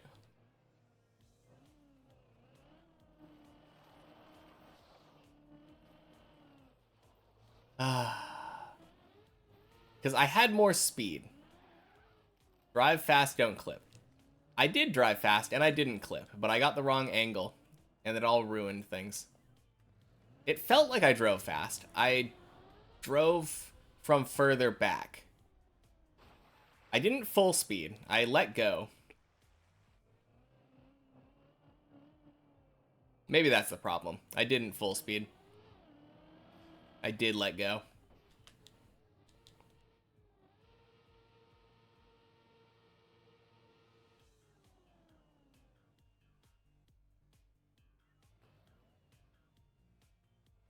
Man, why can't all ledges be like this? This is such a nice ledge.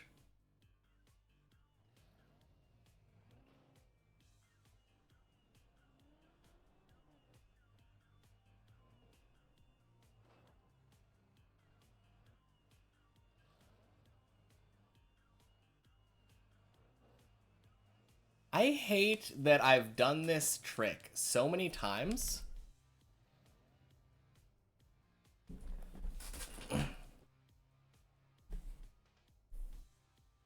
Okay.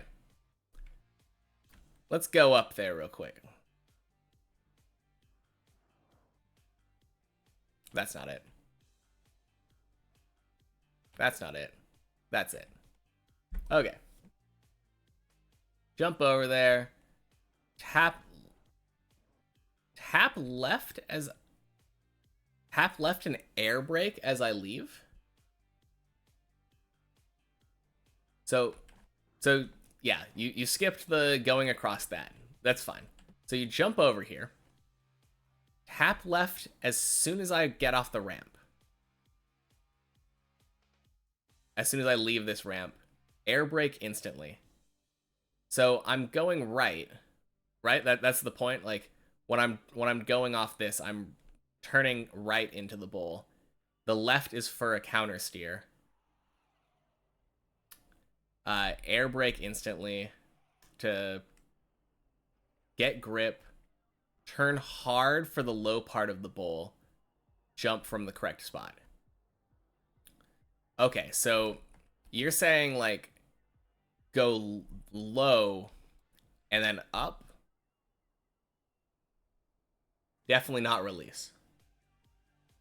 Left is before I jump. Air brake is when I'm in the air. even preemptively before a counter steer. Okay. So I'm jumping off, and I'm jumping like almost left then. This is the high line. And then I turn hard to the low part, and then go up.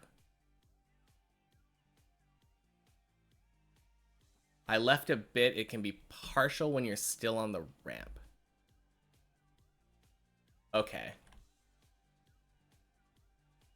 I guess that's one thing. I have never really thought about where I'm jumping here. Where do you normally jump? Is it middle of this one? Is it this line? I can still jump low. Okay.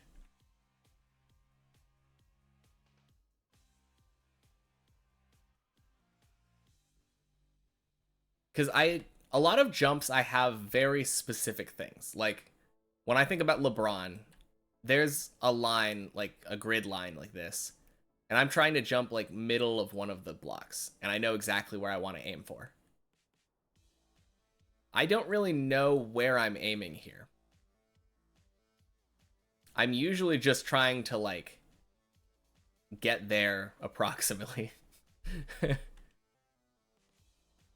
Does it matter that we're on a curve, or is the jump direct? Like, if I aim for right here, you don't want to go right as I leave the ramp. Straight will work sometimes, but if you just do a tiny bit left as I leave the ramp, I shouldn't skid when I land. Okay, so that's the point? Does that mean that the line, I'm going obviously here, and I'm going up the ramp, should I be facing like straight here and then go left? Like almost a zigzag kind of thing?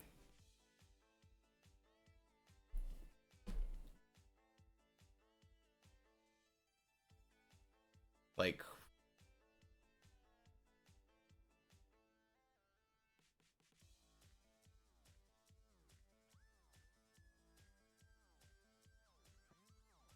okay. Landing 100% grip with 100% line with my momentum.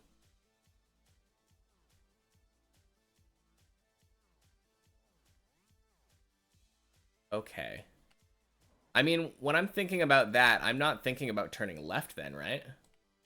Or, like, what angle am I jumping into this bowl then? Am I like starting like this? And that's why I turn hard right before the left? You can do it in one turn. Don't think about the shape of the line, though. The jump. Only landing early. Don't jump too far.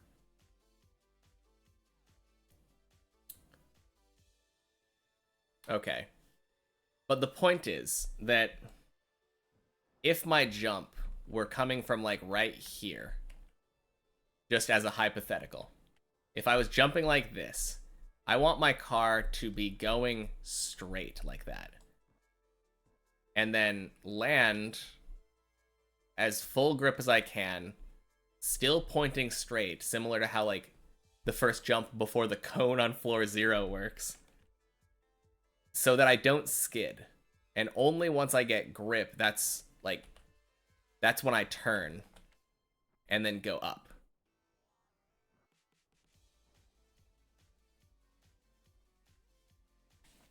I don't know. It's kind of hard to... a little hard to visualize, but... hopefully that's helpful, though, with kind of understanding... because I fundamentally don't understand that jump.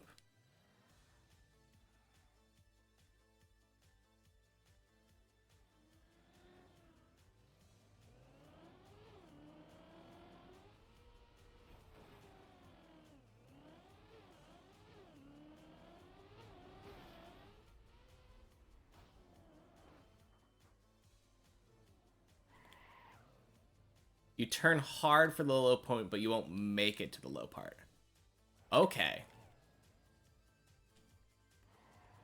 I think that's my problem. I don't think I've ever, like, actually turned right there.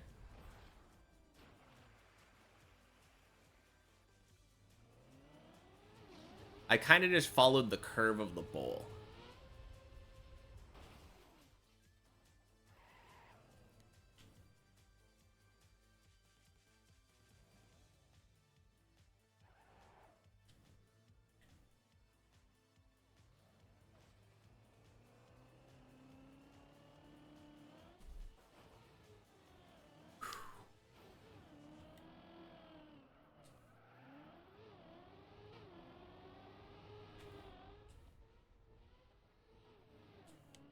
cleanest LeBron jump today.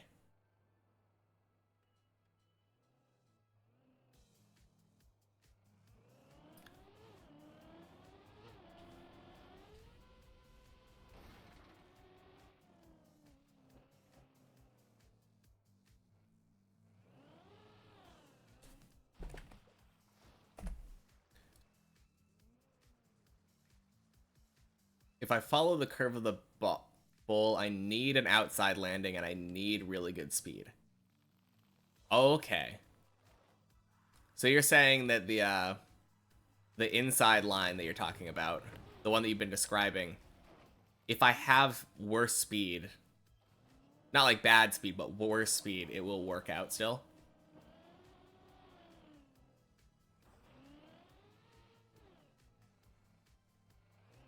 Oh, geez.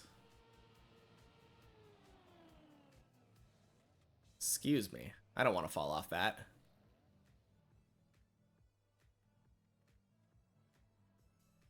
Okay, I should probably think about this floor, since even though it's easy, not necessarily trivial. Okay, bad.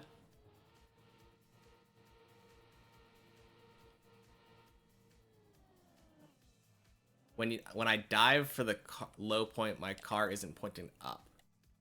And if your car isn't pointed up, you can get some meaningful acceleration.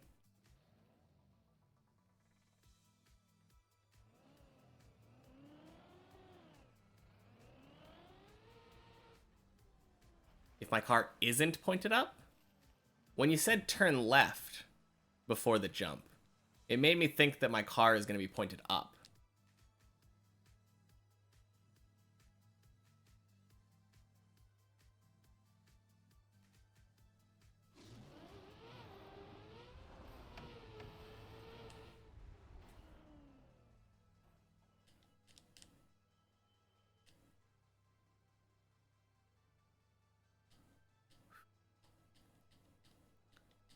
Tiny, tiny left tap. Okay.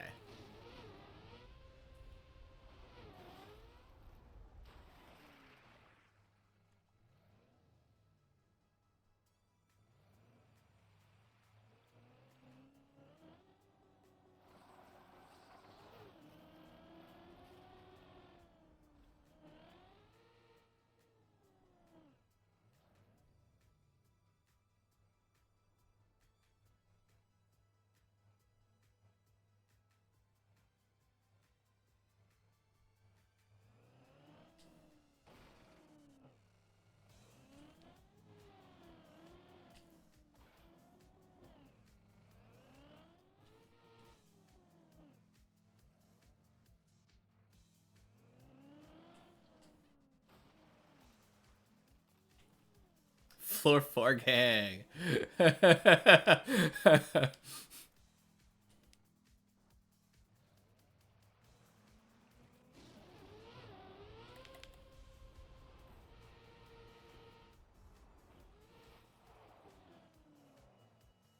Oh, dirt. Dirt has a little bit less grip. Jeez. That scared me so bad. Then you can hold right in the air, but don't keep holding it or you'll skid unless you just got the best landing of your life.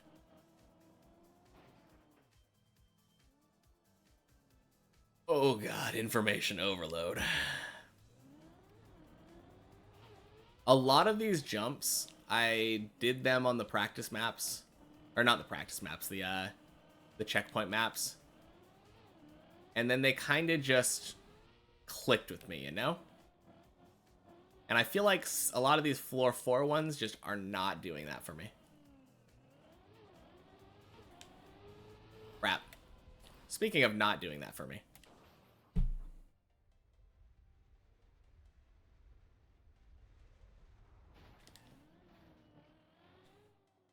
Ah.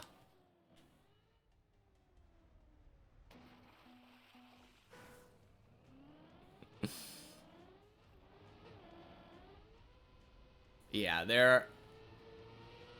Another one like the ice slide landing on 1, yeah. Or the ice landing, yeah. Few back-to-back inputs, yeah.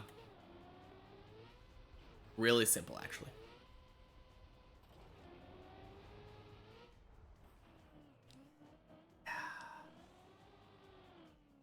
Freaking Tony.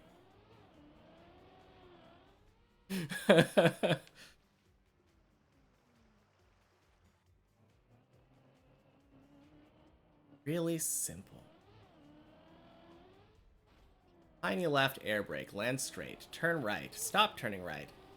Aim where you need to jump from.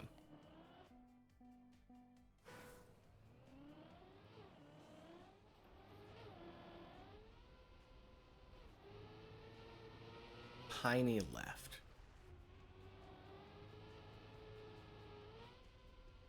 I mean, maybe that's what I'm missing.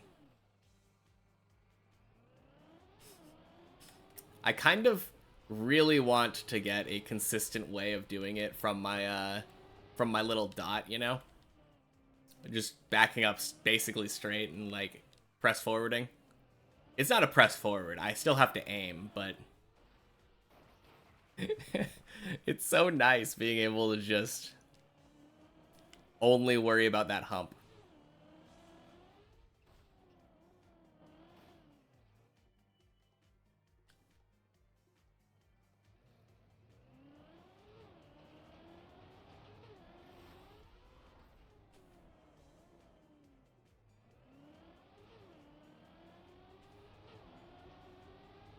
Ooh, I think if I get there again today, it'll be my first time getting there twice in a day.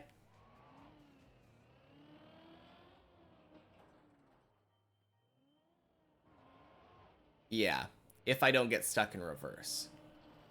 I don't think I usually get stuck in reverse because it's on a weird hill.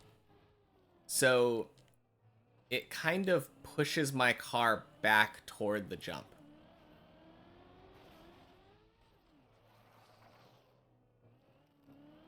I mean, it's not a matter of if it can work because I've gotten it to work before.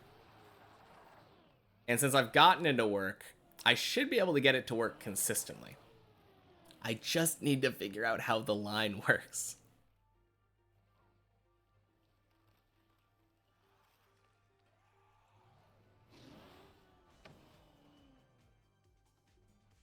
Tilting forward is how I get stuck in reverse. Oh. Okay. I will have to pay attention to that more when I do it again then. Also, I think I'm just going to start watching Zaylin whenever he gets to floor 4.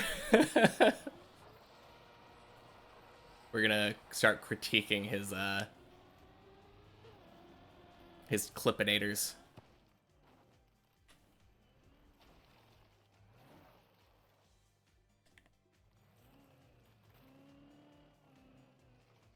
Otherwise, I'd never be moving forward in reverse.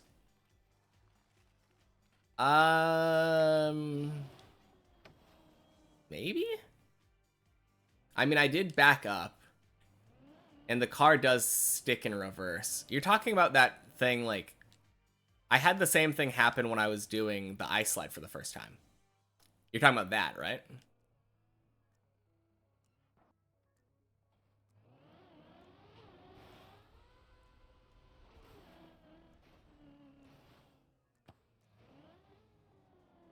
Because when I was doing this for the first time, I would back up here, and then I would immediately reverse, or immediately go. And it would go from reverse to first, and eat my gear, and it would be, like, really gross, and I'd get to slow down.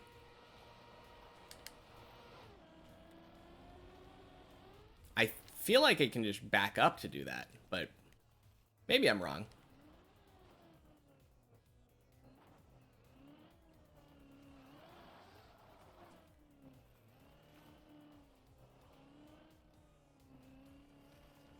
Okay, I need to hurry up. Get to floor 2.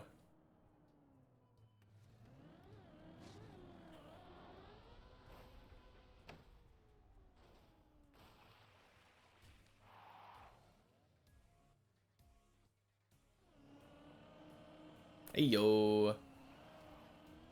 All right.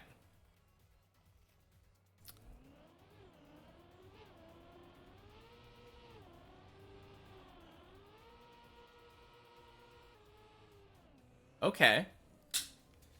I see you.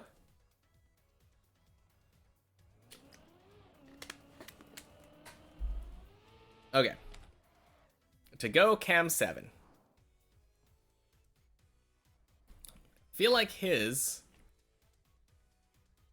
started a higher jump, pointed right, so that his car was like that, and then went like low high. He did a right tap and holding left? Landed holding left?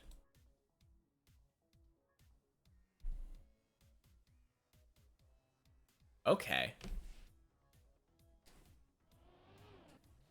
You thought that was me for a second. No, no, no, no, no. Oh, speaking of thought it was me. Racing car? Are you making it past Tony?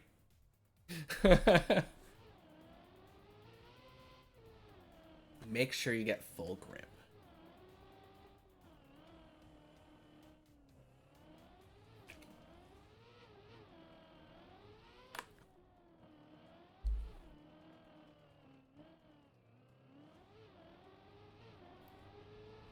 That's not making it.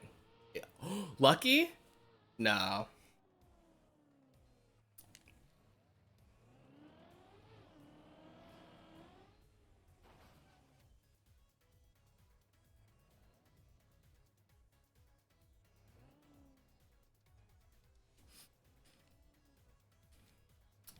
Full grip.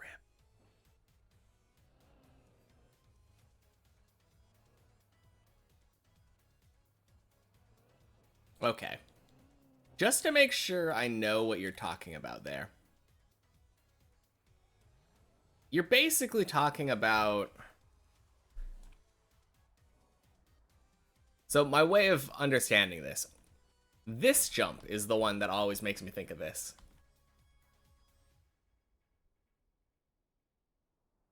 Whichever way you're rotating, you land steering the other way so that your car grips. Oh! So if you jump off of this, I have always just jumped straight and then turned afterward. But if my car was slightly turned left, if I held right when I was landing, I would get full grip. And then I could keep going.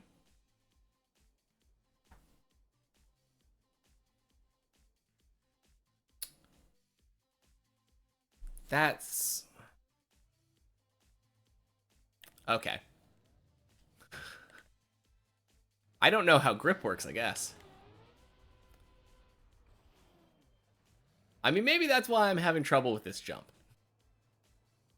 Because sometimes I feel like I get grip and sometimes I don't, and I didn't really have any way of controlling it. Or didn't think I had a way of controlling it.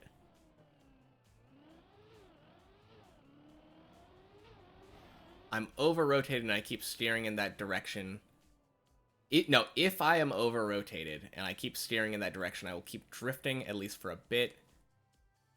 Yes, correct. What I said. Okay. Go to some road on floor 0 next time I'm dead.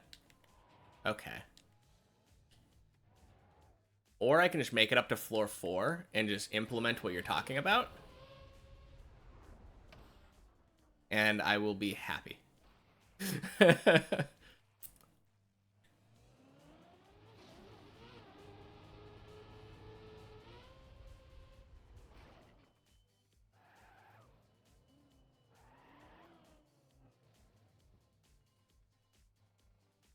Of course, just go to floor 5. Exactly.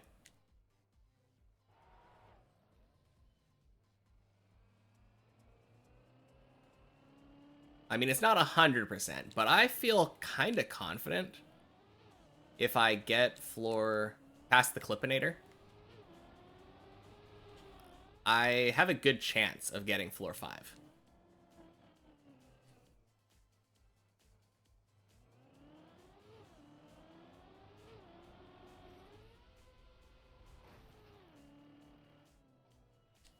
Oh, I think...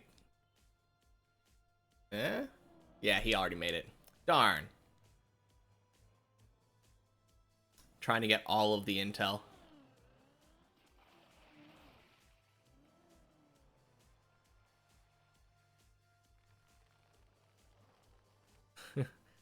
Oh, derp. He has exactly the problem that I have. He's getting this advice of like, oh yeah, just release if you know it's too bad. But by the time I know it's too bad, it's too late.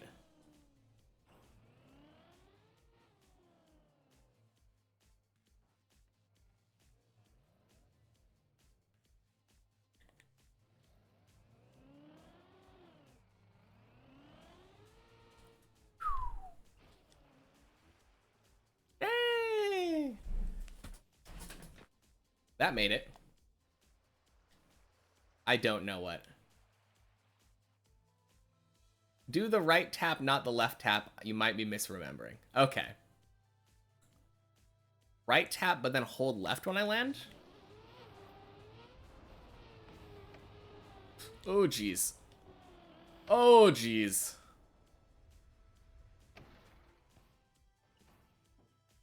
I think this is kinda doomed. Because I can jump down here. I can jump down here. But those tires are wet and icy. Yeah, no. Oh, freaking bye-bye jump.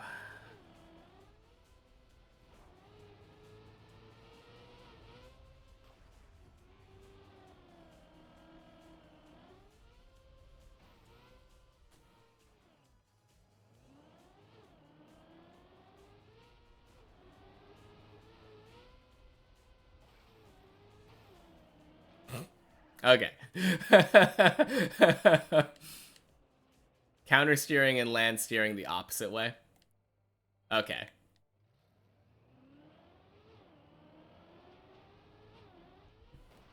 Crap.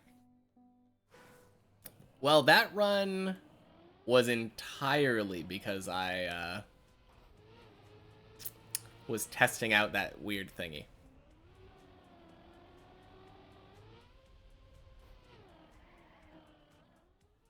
Oh, that kind of worked.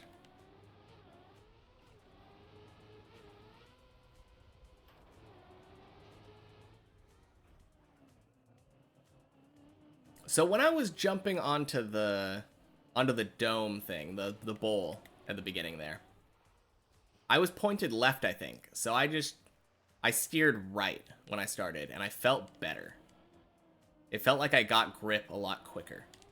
Like I had control of my car and the landing sooner.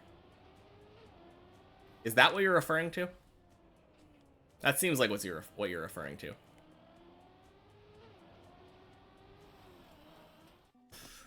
I get more practice.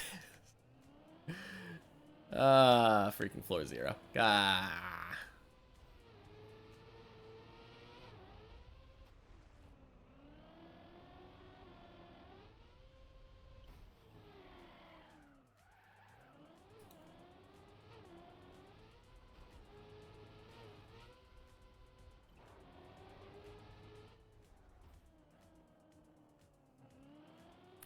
If it starts to slip, steer into the drift.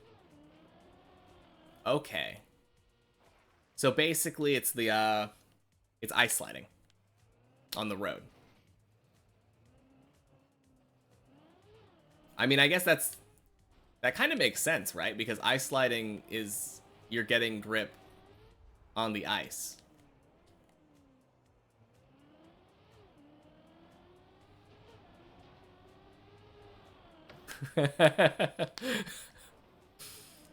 I mean, it's probably a really dumb way of putting it, but that's what it made me think of.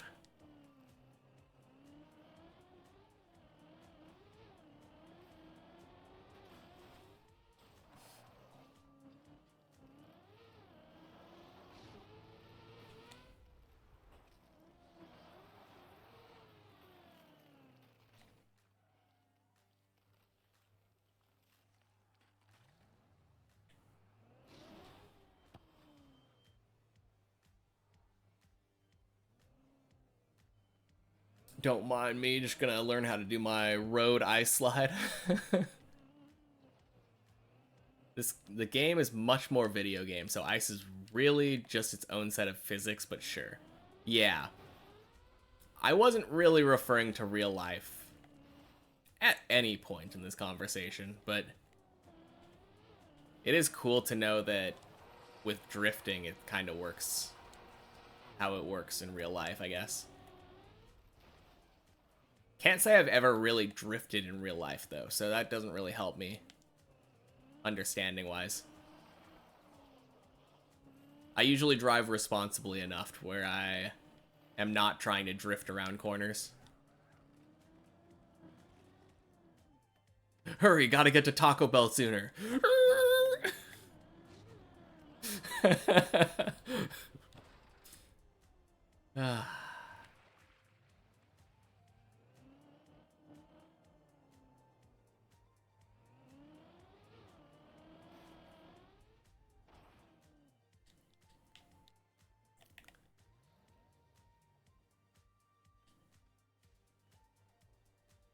Yeah. Your car goes faster from drifting as opposed to, like, just turning. Or, I don't know. There's, like, yeah, I mean, it's gamey. It has weird boosts and stuff that just don't exist normally. Like how acceleration boost is a thing. Wet and icy roads for real life. Okay.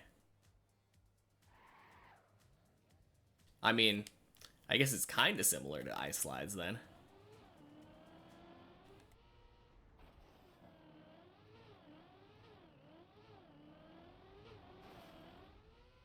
Okay, that... I think I did exactly the opposite of what I wanted to do, normally. I heard my car gearing, and I think I turned every time that my car shifted up. Which, if I'm not mistaken, that's just bad.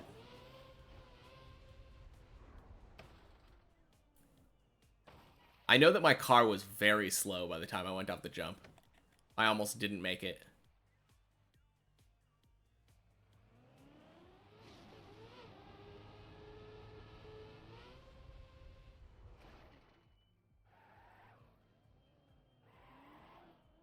No, it is not tight for speed.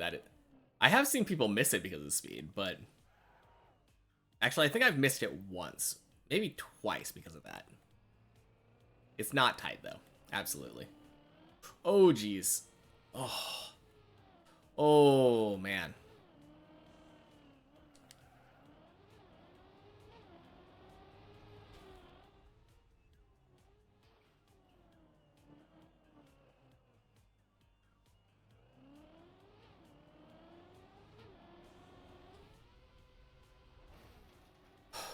I mean, it wouldn't have worked if I wasn't doing the correct inputs on that disc jump.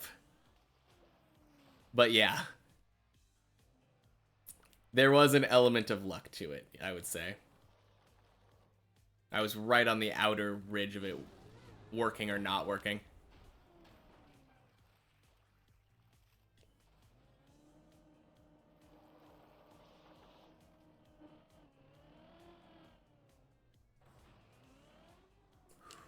Oh geez. That was a weird landing. Normally I'd rotate all the way and then stop.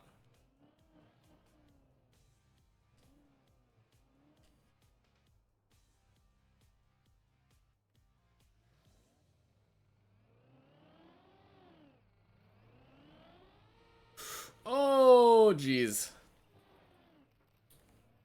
Okay. Okay.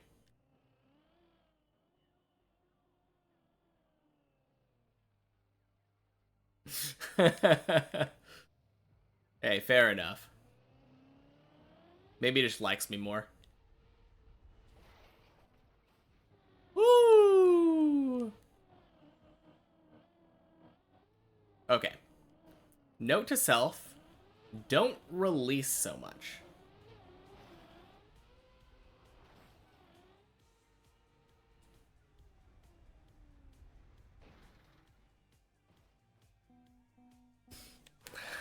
Nice recovery.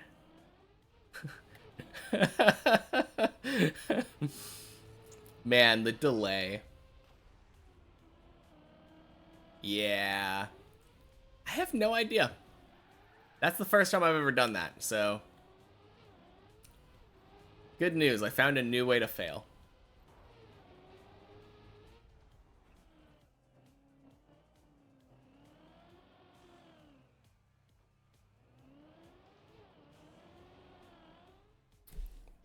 Wow, that is so weird. I went so far right. I know. I know.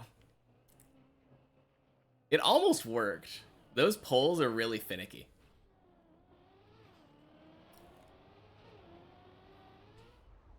So have you noticed that those cheap viewer bots have been coming in twos lately?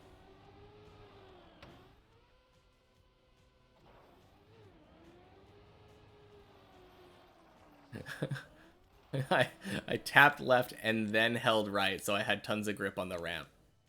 Yeah. That's what I was trying to do. I needed to get more speed for the jump. Yeah, I was gonna say. Haven't been streaming all that often.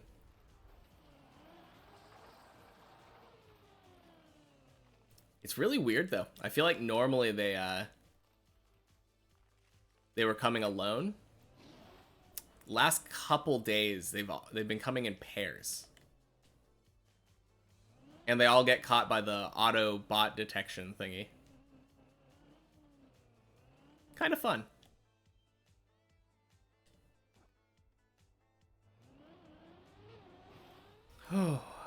Oh man, we're all on different floors.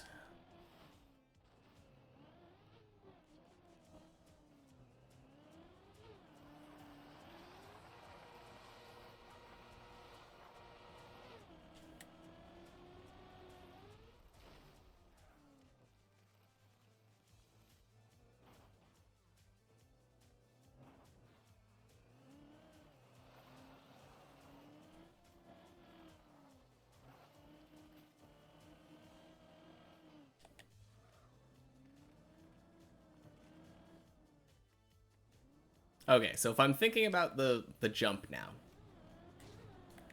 it would actually be like right tap into hold left, get grip, turn right, turn back left.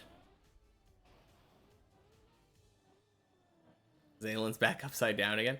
Oh yeah, you don't say. I was like, how did you know? At least the trees are right side up now.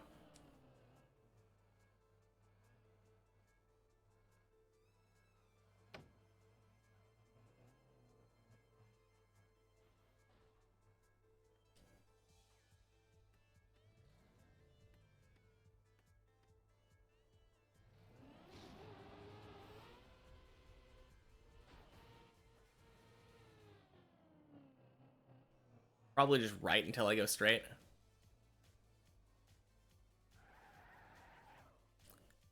Do you never turn left up the thing to get the right angle then? Go a little left to correct for sure. Okay. So it's a straight line up the bowl? Like once you land? You go left to correct, but straight line? Nah. Oh, jeez.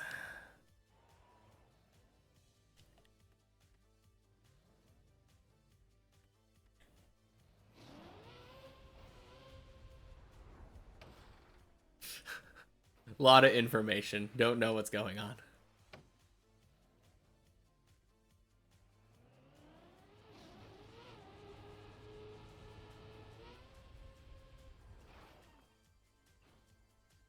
Yeah, a straight line up and out should work. Okay.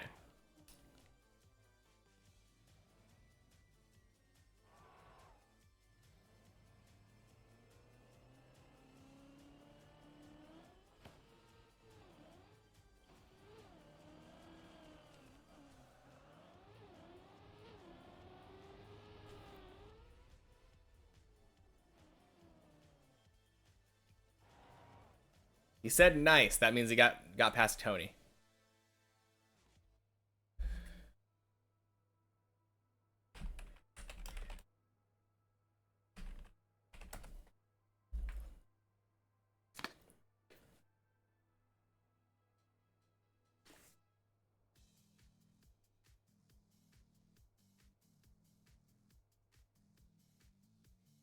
If if my spot was wrong, go half a car width over from there next time.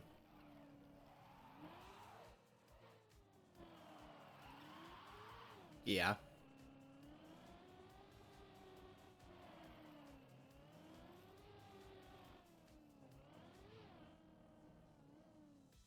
Okay.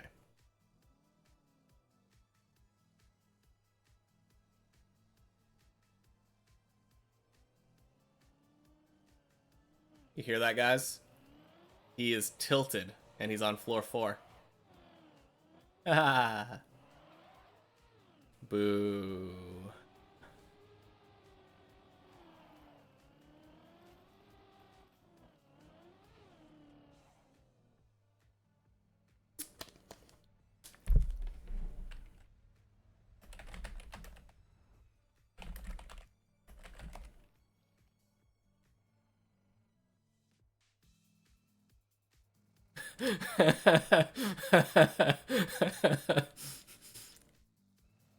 He did a U.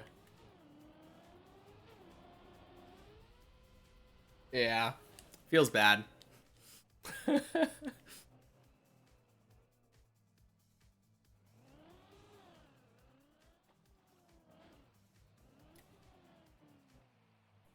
You don't need extra speed and you don't want to cut the corner.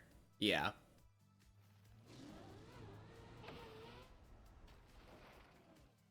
Getting speed makes it easier, but you can fall a lot. Yeah. That makes sense. Oh, geez. Why? Stop it. Oh, it's so gross. Ugh. I've been getting such weird angles there. I used to just turn around and be able to hold gas.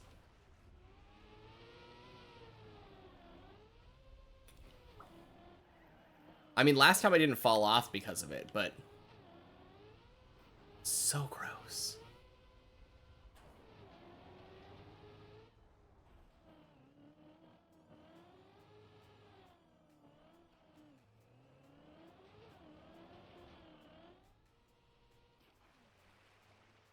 I had extra speed, so I fell a lot.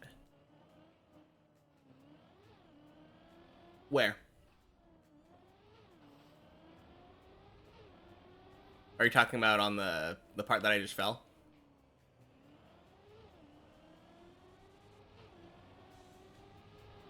I feel like I had around the same amount of speed I normally do. I think it might have... Maybe it was an angle thing? Because normally I feel like I jump farther left. Maybe that's the problem.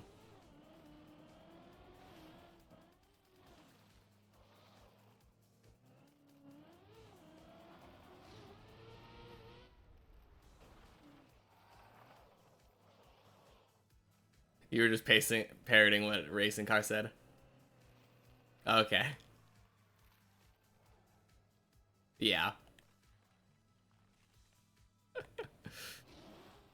I mean, it fit the situation, so I was a little confused.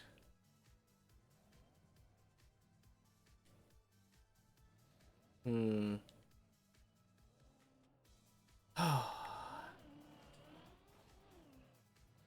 Man. Floor 9, though. Dang.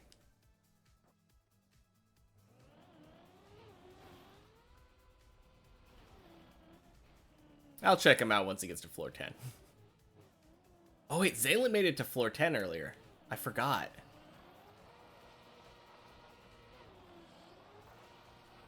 That's gross. No thank you.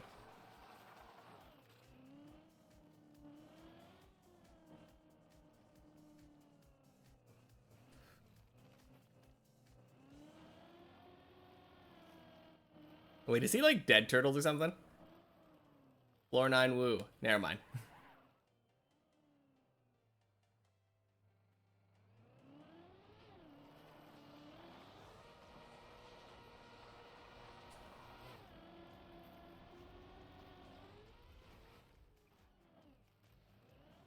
That's why Zaylin gets all the deep dip groupies, because he's in floor 9 and he woos. I mean, it's true. It's true. He's really consistent.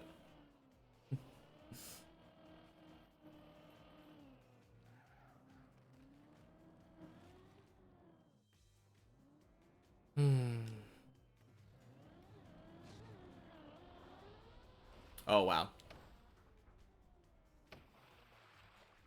Insta-fail?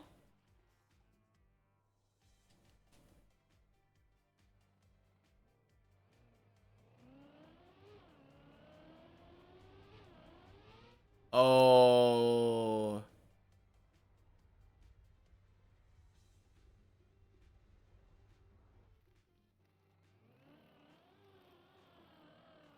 Oh, phew. Dang. You'd ride around his tour bus? Yeah.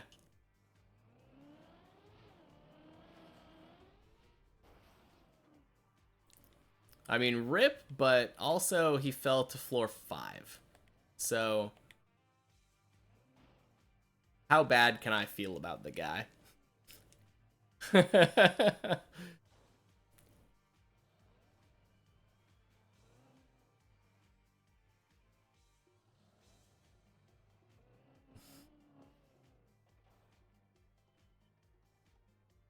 I mean, I guess his floor 5 is like my floor 3 or something.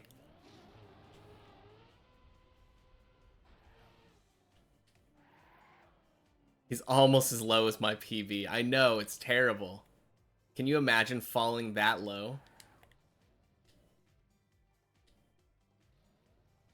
I'd be embarrassed if it was me. Isn't it like 4 a.m. for him? I'm pretty sure it's like he's not American, so I think it's really late over there. Same with racing car.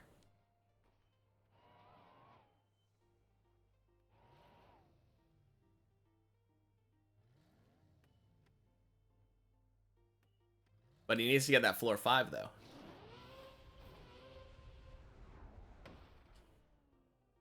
Ding.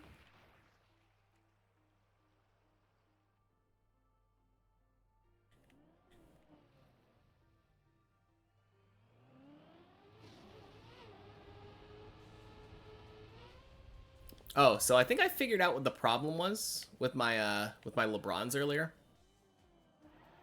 I wasn't going up as high on the half pipe, so I wasn't coming down as high, and I was going slower. I feel like going faster is just easier to get the jump.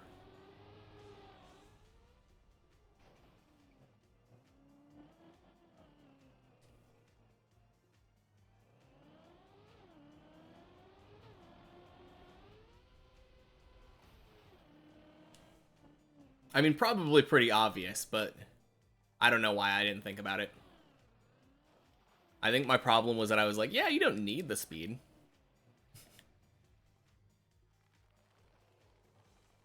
Just win the gold medal in basketball. Easy. Oh. Okay. How about this time we don't fall off in a stupid way?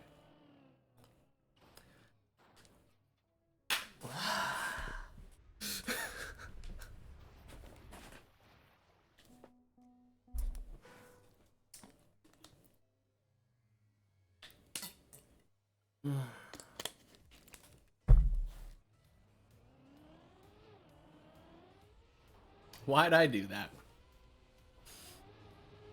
Why indeed, Snoo? Why indeed?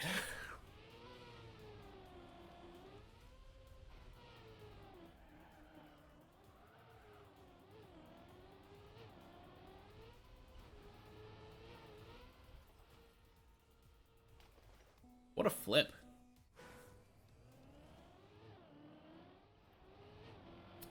Curry hit 4 threes in 1 minute to go. To go down 3 to up 9. Dang. I mean, isn't the basketball meta right now shooting 3-pointers? I feel like I watched a video at some point that was talking about how, like, basketball players nowadays just train to hit 3-pointers. And they're really consistent at 3-pointers now. As opposed to how it was before. Yeah. It's kind of crazy.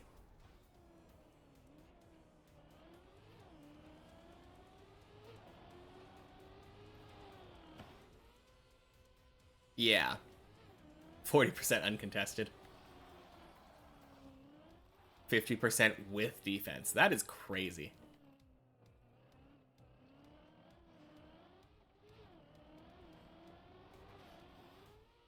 Probably like 100% uncontested now then. I mean, not like 100. Obviously, you still miss shots that are free, but... I mean, they are professionals.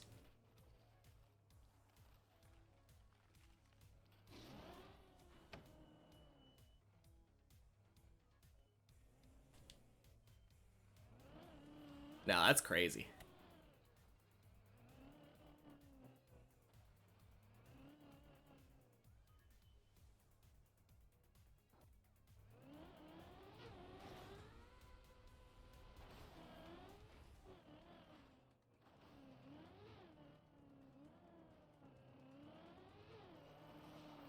Yeah, I mean, they've been professionals the entire time. That's true, but, like, the level of skill in anything just goes up over time.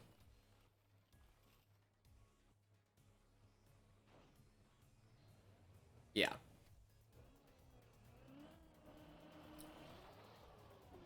But it just feels like such an obvious thing, right?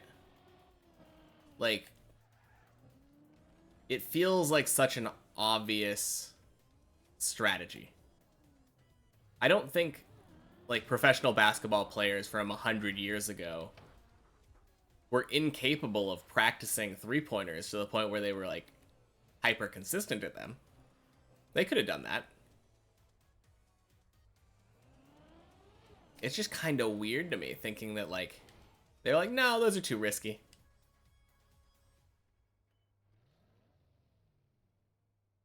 But you can increase your points by like a point and a half, right? Like, can you imagine someone, like, going back and playing basketball in those times? Like, they'd be like, oh yeah, we don't need to guard them.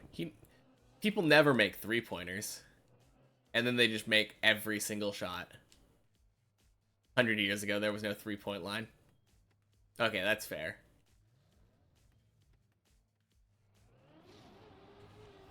It's kind of crazy to me with basketball how, like, the game literally evolved. Like, you,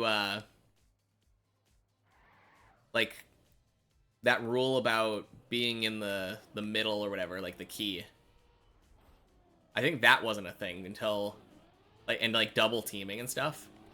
They just make up new rules in times. Like, they're like, oh yeah, game's boring to watch now. Let's add a new rule. Kind of blows my mind. Like, can you imagine if they were like, oh, chess is so boring. What if we make it so that pawns can capture forward now, too?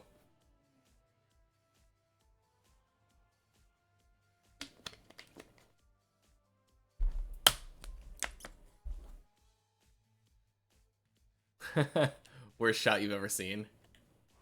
Still made it.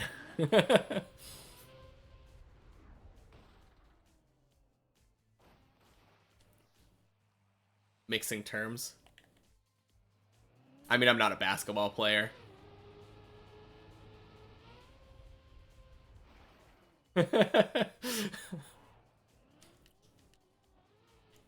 If there's one thing that people should know, I don't know geography and I don't know sports.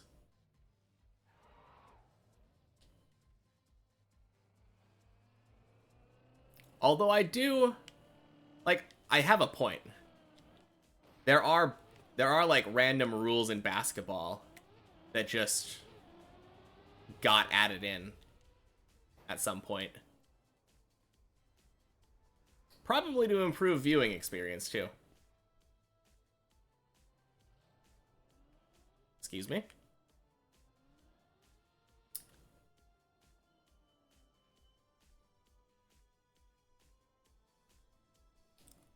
You don't follow basketball either, don't worry.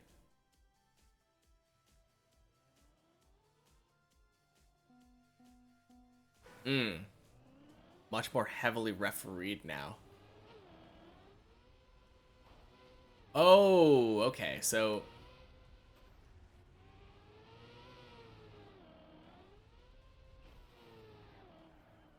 the biggest reason sports add rules is to make it safer. Yeah. I guess that makes sense. Like the double teaming rule or whatever. That's probably there because people were getting the crap beat out of them by two people at once.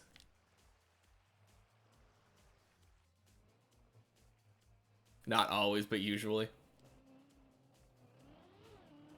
I mean, I only know, like, some of the rules of basketball. I always got confused. I had, like, an NBA game growing up on, like, the PlayStation 1. And I always got confused about, like, rules being enforced.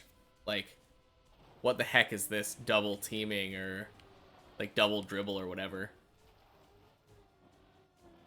You're not a big basketball fan either, or big basketball guy either. There's a rule against hitting the shit out of a guy with your hockey stick. Actually, it's not a rule. It's just, you get a slight penalty for it. Like, you get a 5-minute timeout. So you can totally do it. You just have to know that you're gonna pay for it. But are they paying more than you? That's the question.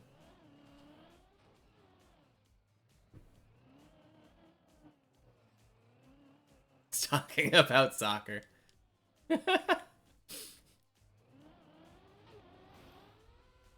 No, actually, we were still talking about basketball, right?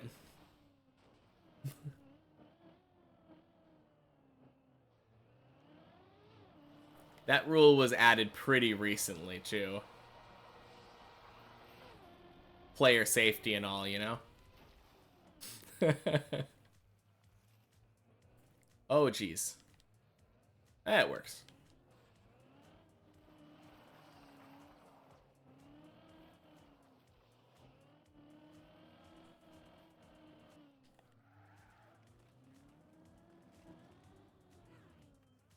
Still no rule against it in water polo.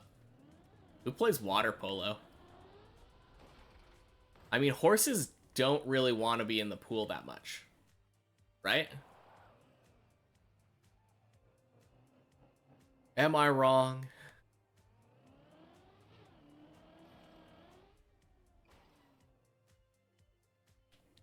Boo.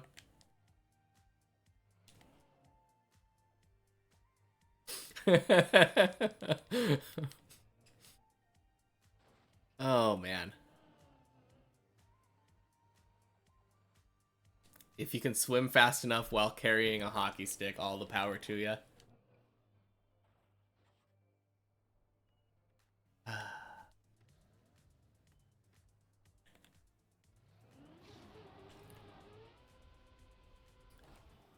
I've never understood... Oh, wait. Oh, oh.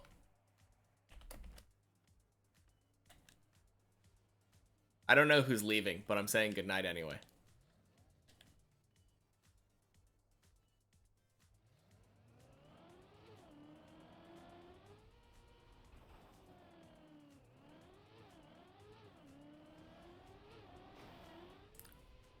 Bing.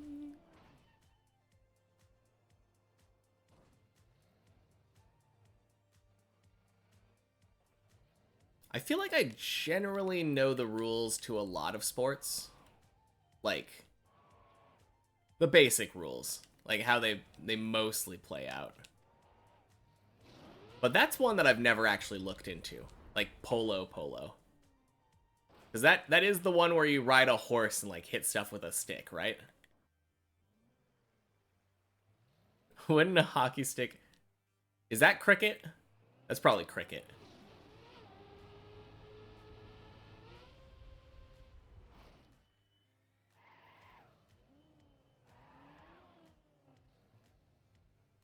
I don't know. I feel like it's the type of game that I would never want to play it because you could fall off the horse, could get trampled by horses. Doesn't sound very fun to me. Oh, yeah. Polo is on a horse.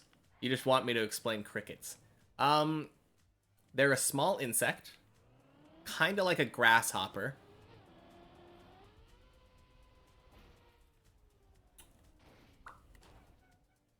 Oh boy. Where am I? Oh, geez. Well.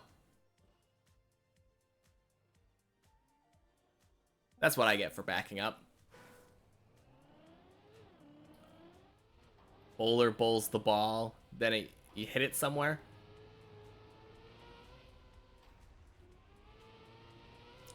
Strike zone is a pole in the ground.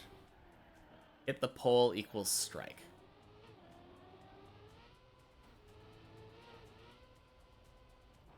I am completely lost.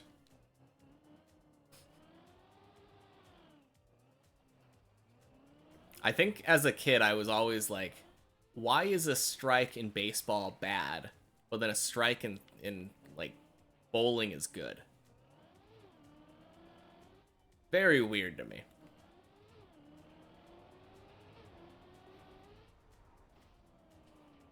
Three poles with a little stick on top.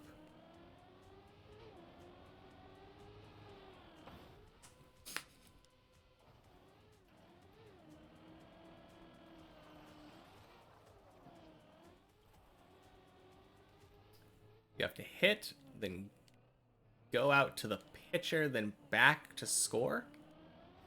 Oh, yeah, cricket. Isn't that the one... That's the one that uses basically like a little tiny oar, right? The cricket bat is... It looks like a paddle.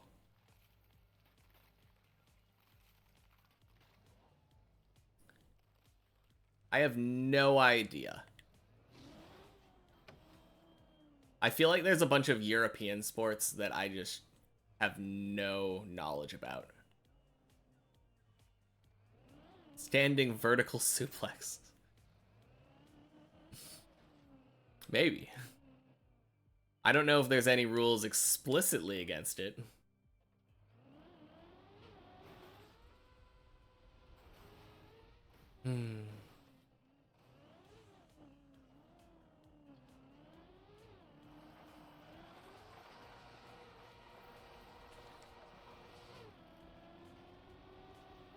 Can you imagine they had someone like suplex their opponent in a normal sport like basketball, and they had to add a no suplex clause? I mean, I'm pretty sure that just they have general fouls or whatever. But I would love it if that was a... It's the second most popular sport in the world. Huh. Interesting.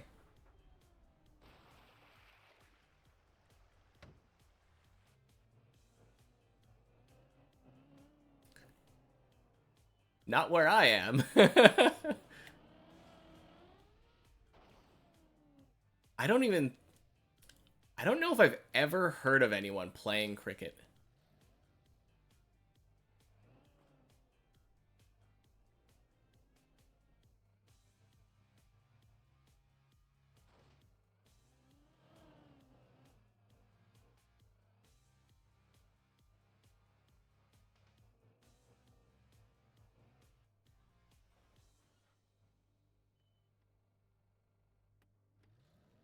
It was the sport with no ball. Hockey? Hockey anime sounds crazy. Oh.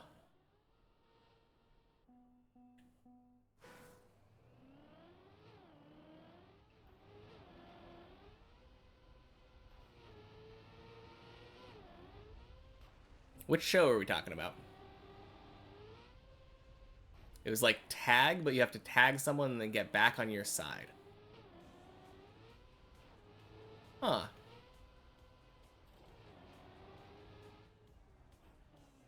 Interesting.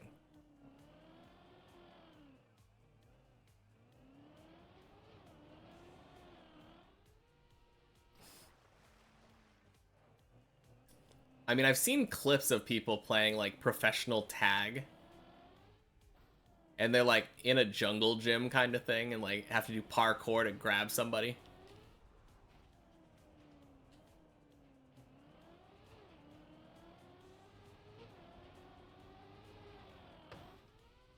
A full contact team sport. You circle around the guy trying to tag you. You watched a highlight video and it didn't look that fun to watch?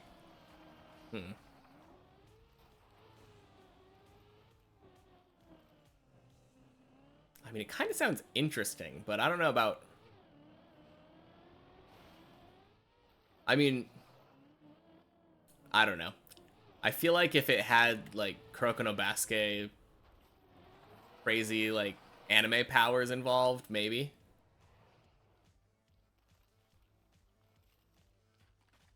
Anime character can, like, literally see into the future because of how well he's able to predict his opponents.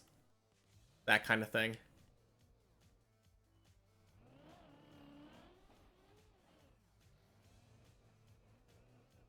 If he tags someone, the rest of the team tackles them. But you can't circle him.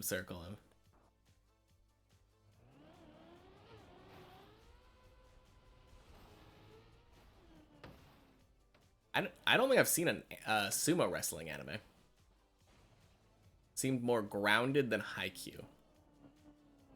I mean, Haikyuu doesn't seem that extreme.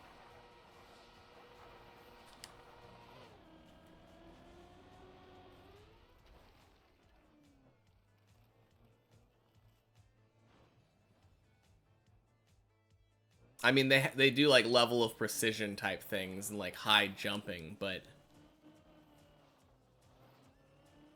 I don't know. They don't really feel like they have crazy anime powers.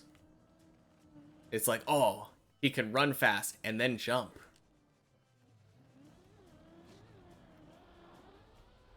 Yeah.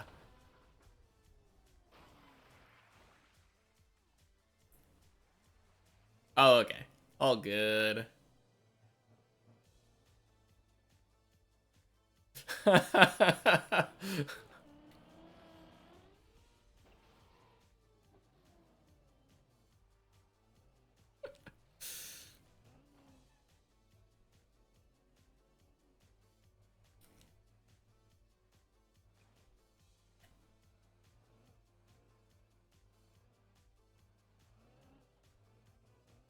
Yeah, I feel like I don't really, with the exception of like Haikyuu.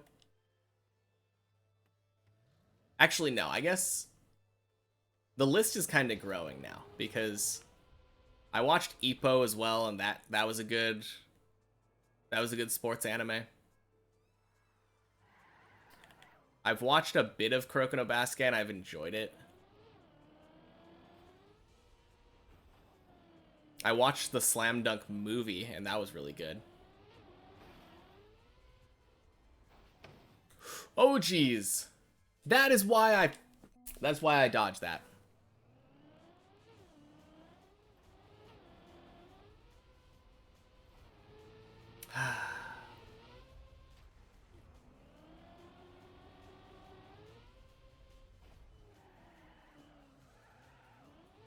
I still need to watch Ping Pong the animation.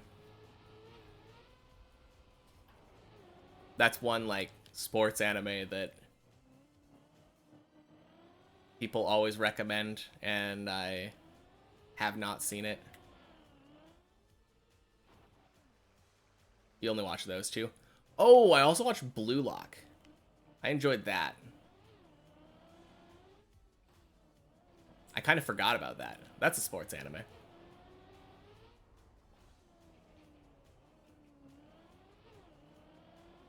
Movie was kind of a disappointment, but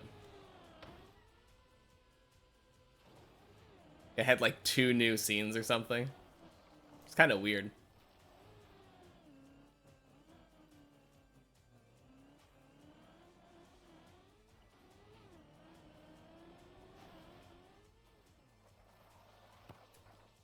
I guess...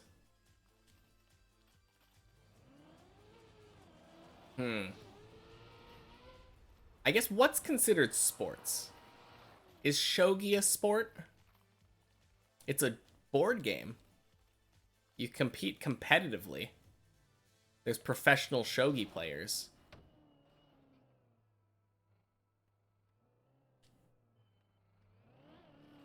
Does there have to be an element of physicality for it to be a sport? I don't really know what differentiates a sport versus a game.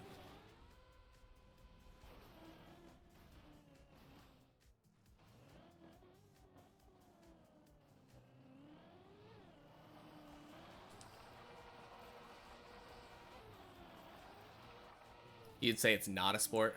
Okay. I feel like there are people that disagree with that. I kind of agree. Like, chess boxing is a sport. It has pros, yeah.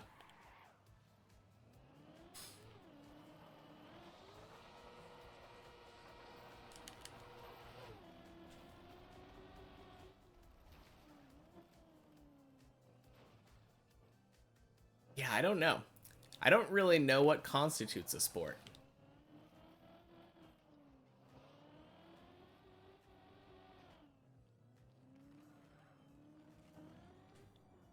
Probably physical activity, if I had to guess. In which case, Chihaya Furu is probably a sports anime, right? Haruta seems like a pretty physical game.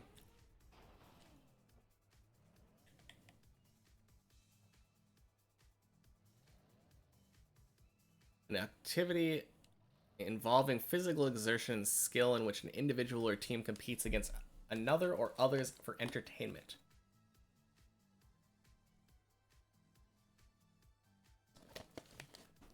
I mean, I don't know if I fully agree with that. Oh, wait. I guess for entertainment...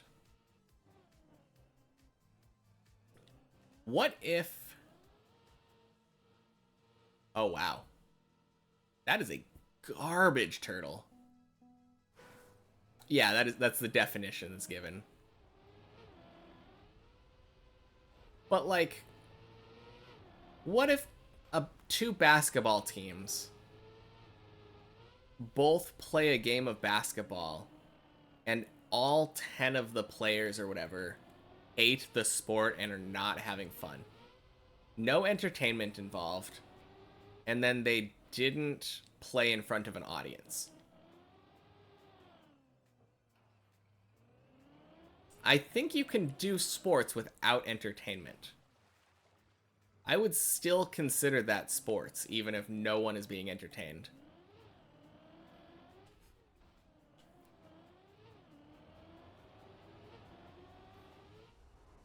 That's kind of how I feel about, like, Little League Baseball. I hated playing that. And I can't imagine it was that fun to watch.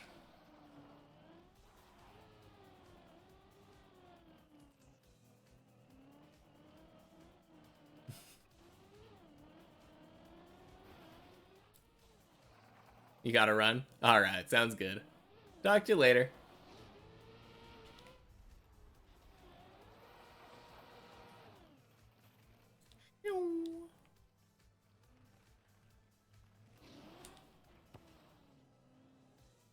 He's gonna full speed, isn't he? Oh, he didn't. Oh.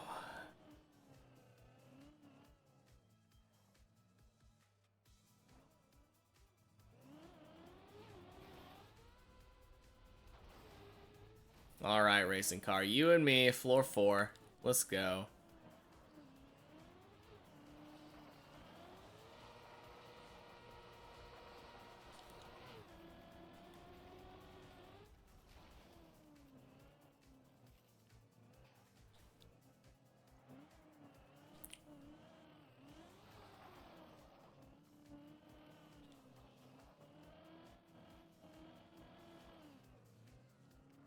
Oh, dang. Body. Huge fall. Oh, 7.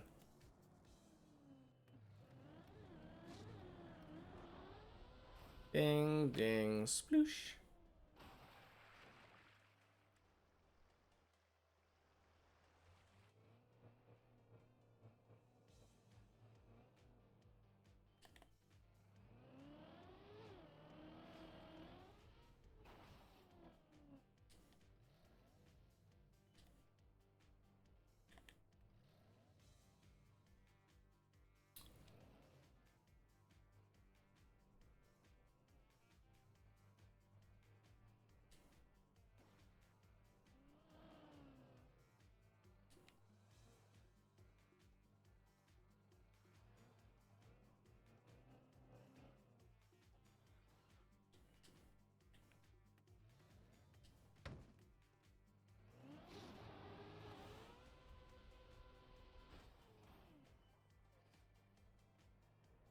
Ugly fish jump, but it made it, so it doesn't matter.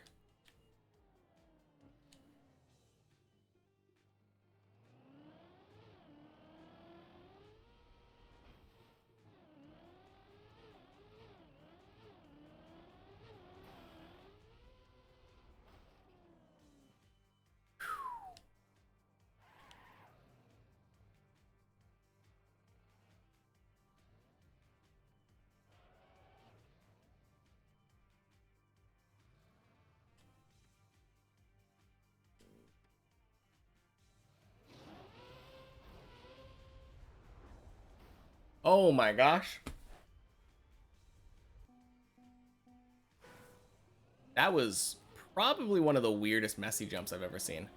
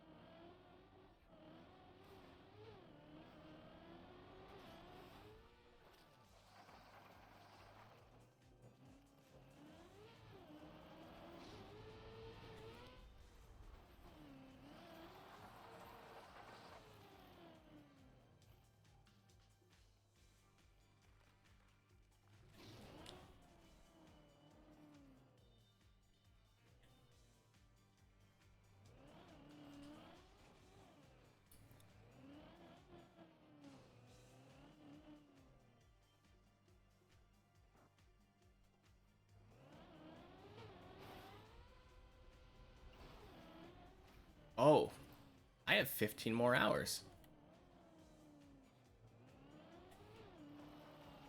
For my, my made-up goal.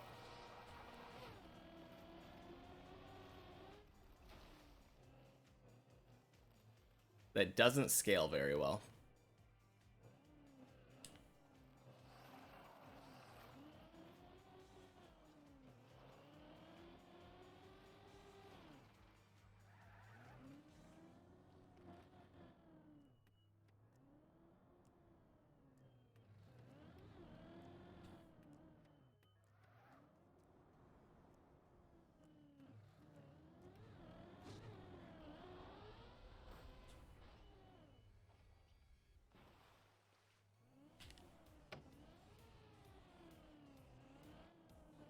Okay, tires are dry.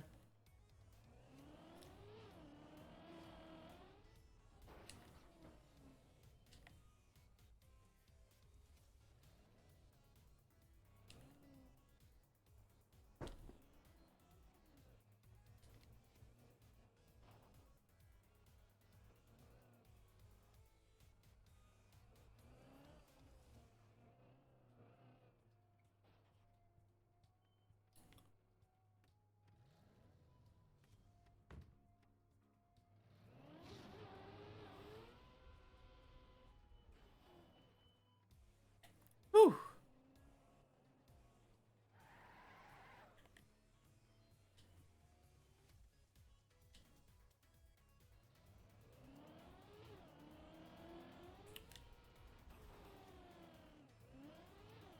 Anyway. Time for my vengeance.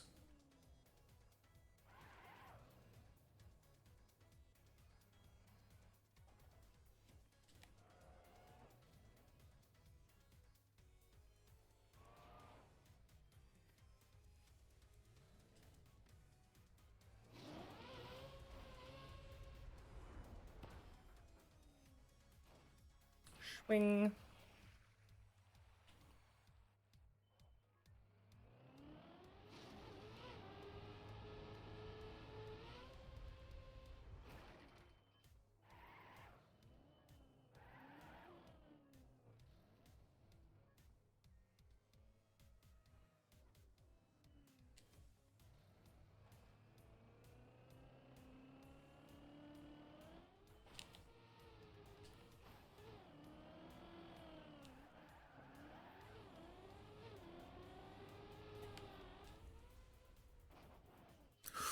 No! Curses.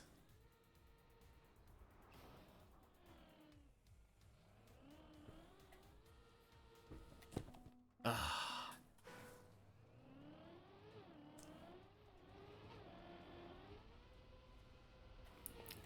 Honestly, it was pretty close. I needed to release more, I think.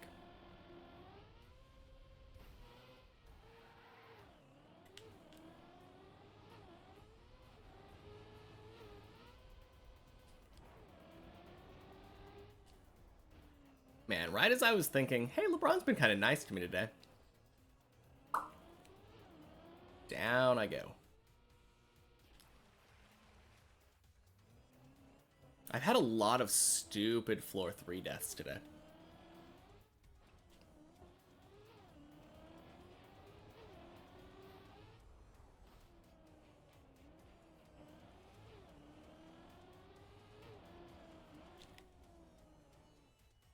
Gross. I think I clipped.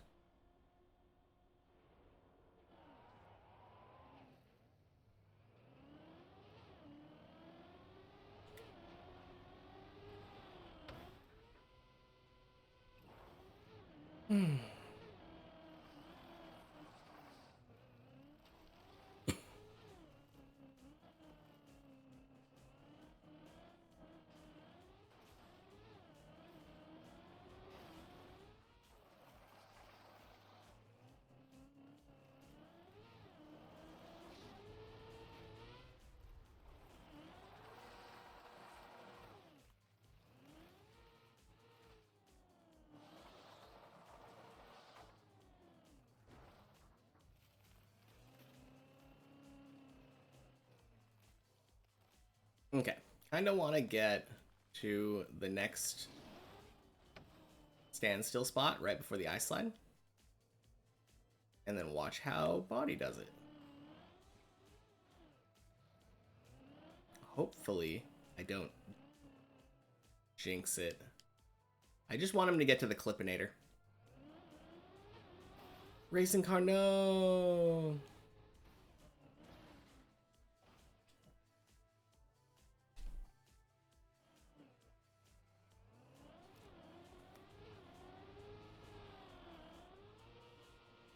Looking good.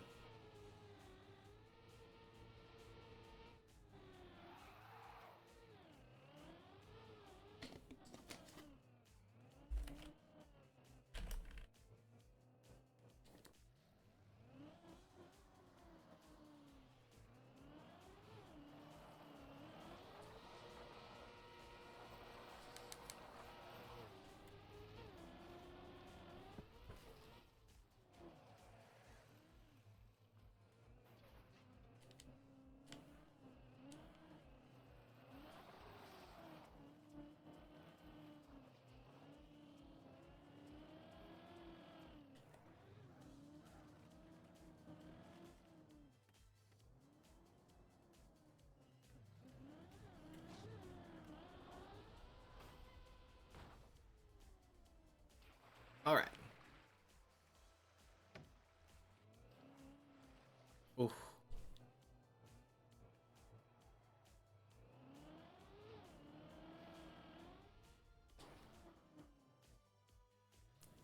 No. I think he failed before getting back to floor 4.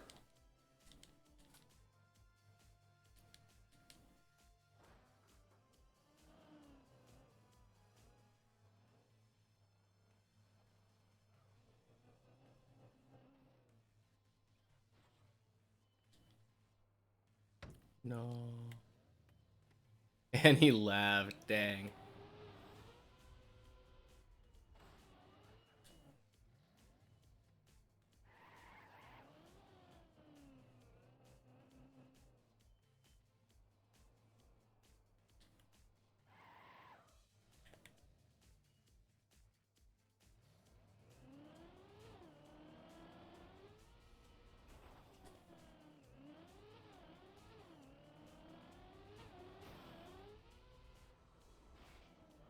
Nice.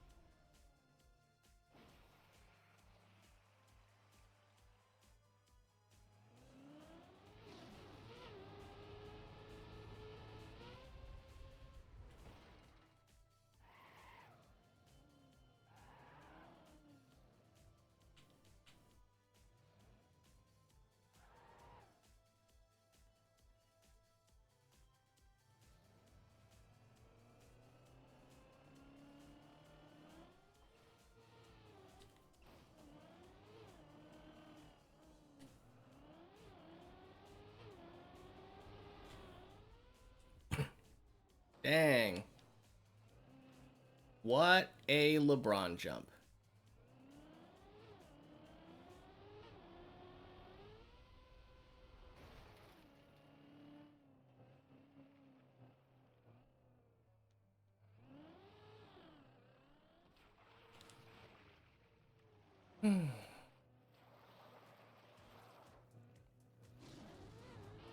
Boing.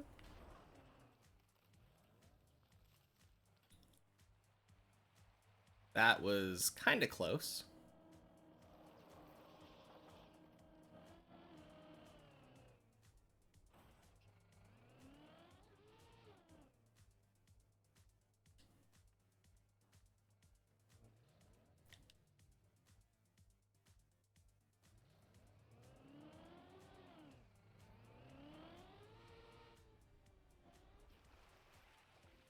Nice.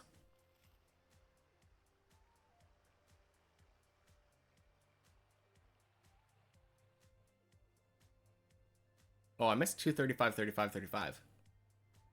Oh well.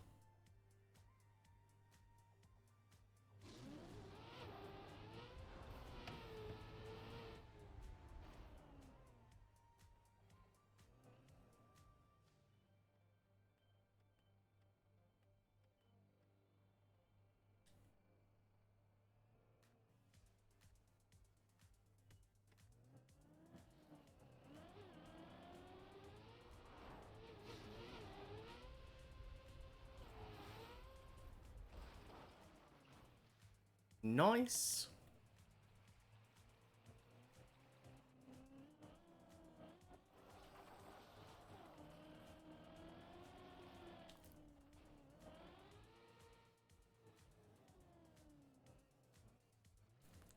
Nice. Just don't do anything stupid, please. Crap, I jinxed myself. Oh my gosh.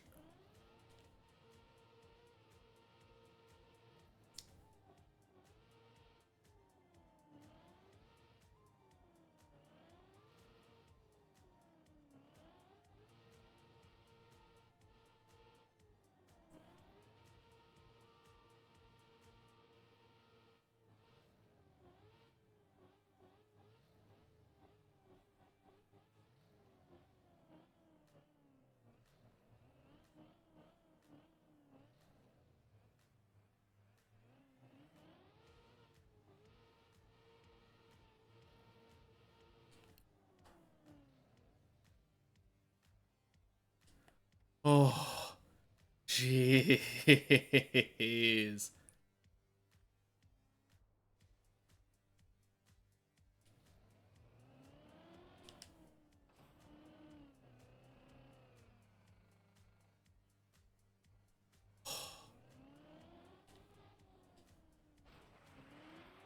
No!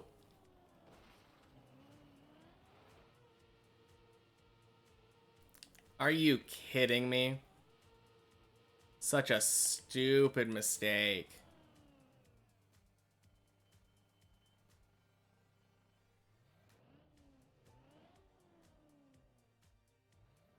Where am I?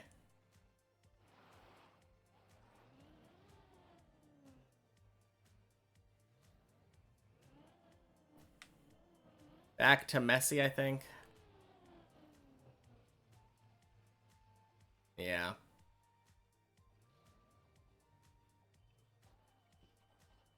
Oh, geez. There was a cactus there.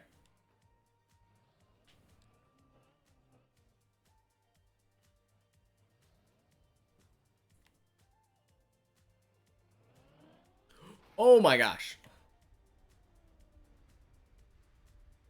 Okay. Oh, dang. That feels bad.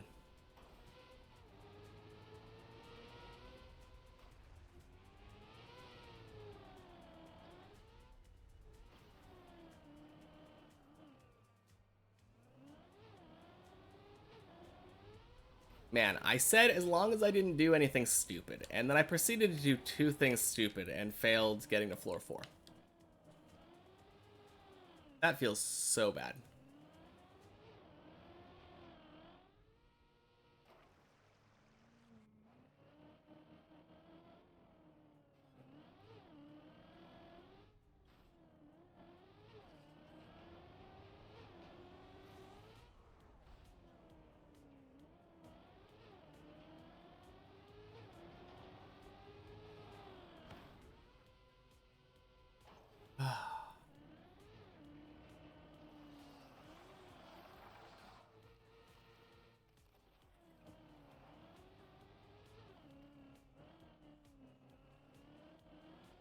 This time for sure, though. We can get back-to-back floor 3s, right?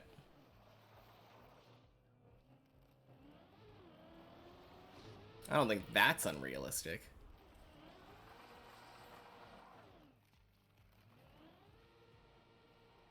Like, now that we've gotten over our hump from the beginning of today, we should be getting more late floor attempts. Late floor for me, anyway. More PB attempts, I guess, is the better way of putting it.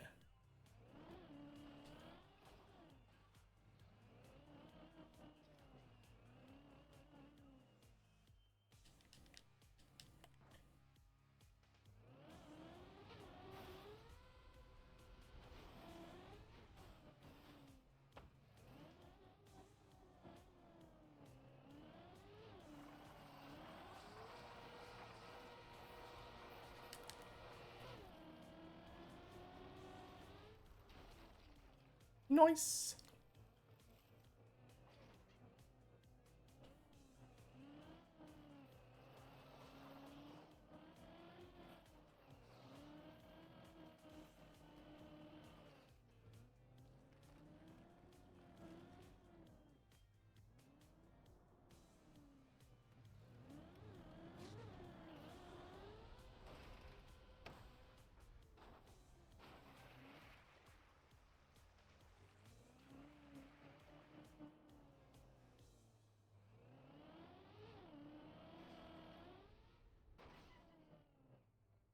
Nice.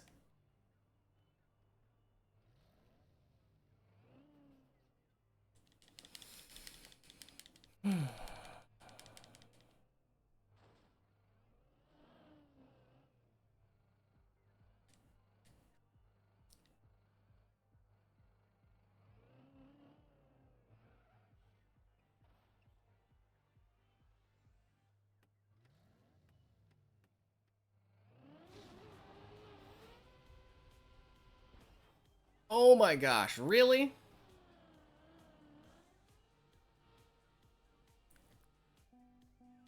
Freaking fish jump. That looked so good.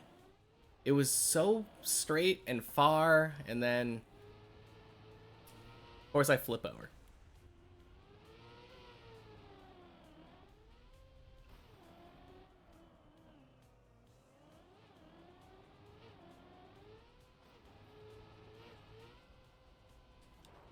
Okay, not back-to-back floor threes.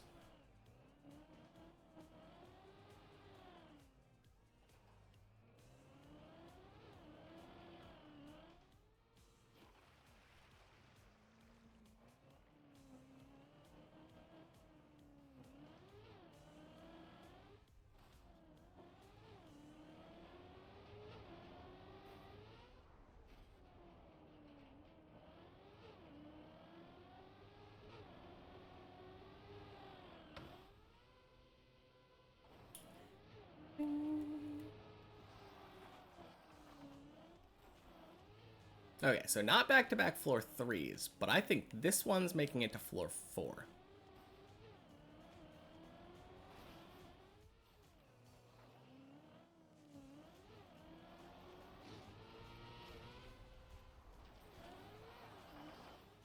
Okay, almost died in two stupid ways.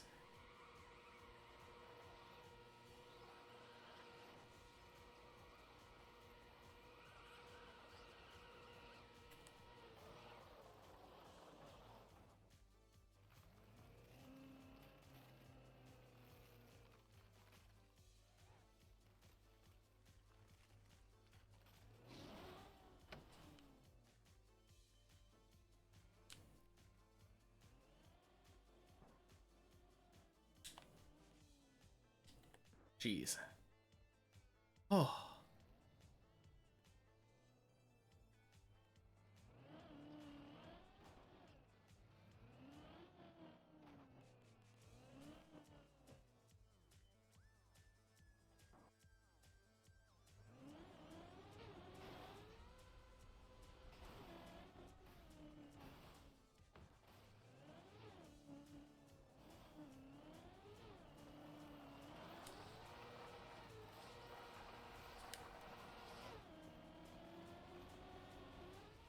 I mean, I'm still pretty happy with today, regardless of how the rest of the stream turns out, but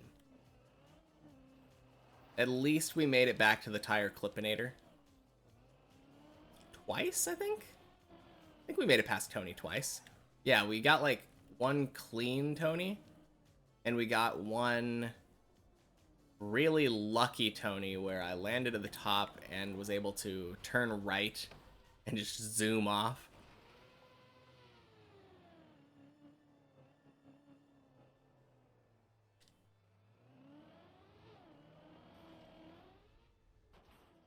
Crap. Down we go. But yeah. Good attempts today after the big slump at the beginning.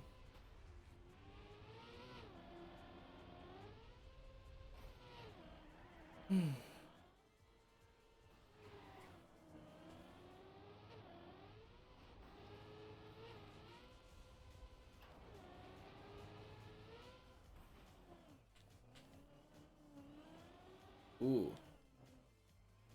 Is that a fall from floor 3? Kind of looks like it.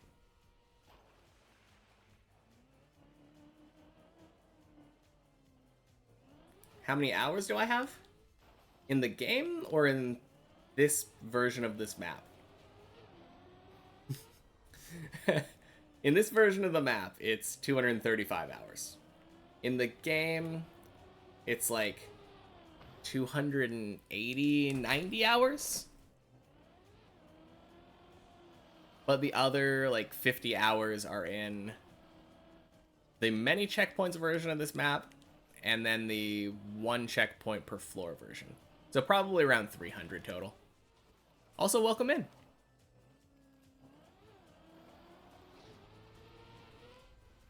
Yeah, overall Trackmania, though, around 300. Been playing for a couple months now.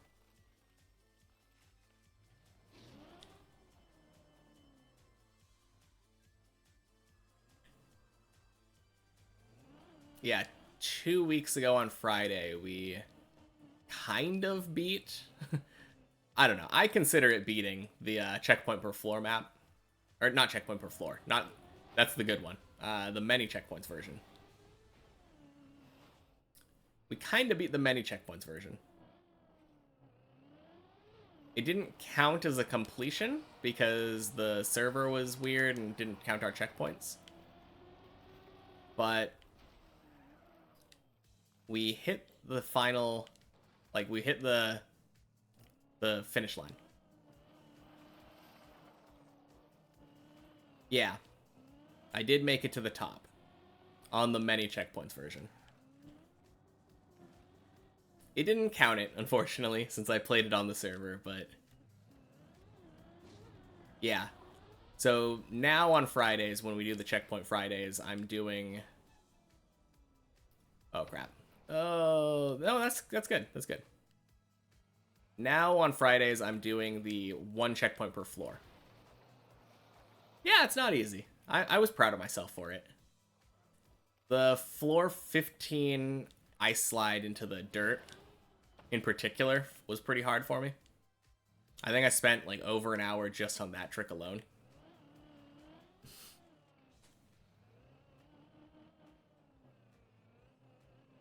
Yeah, it was fun though. And I think my PB is, if you know the 180 in floor 5 where you turn around, hit a red booster, and then bounce off the walls. I made that jump. Whoops. I made that jump and then failed the immediate next jump. Floor 3 skill checks you. Yeah, floor 3...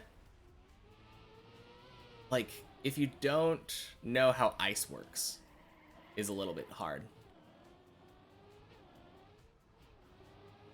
I think on Shallow Dip, I haven't done Shallow Dip because it's the only map I've played, but I've watched, like, the world record, I think, video of Shallow Dip. It does look significantly easier, but not necessarily easy. It's still pretty tough. There's still no checkpoints, so I think I'd probably beat it pretty quickly at this point. If I had to do shallow dip now. Or if I tried, I mean, anyway.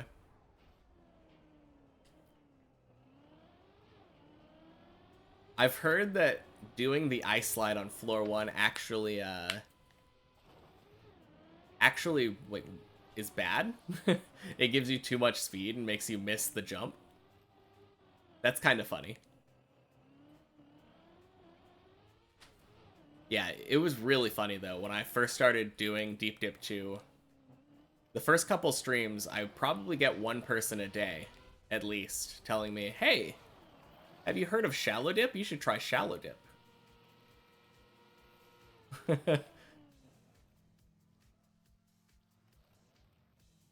Oh. Yes. Oh. Oh, I can... Never mind. I'm gonna... get up here. You can just drive straight over that jump on floor 1. Yeah. Yeah, it's so crazy.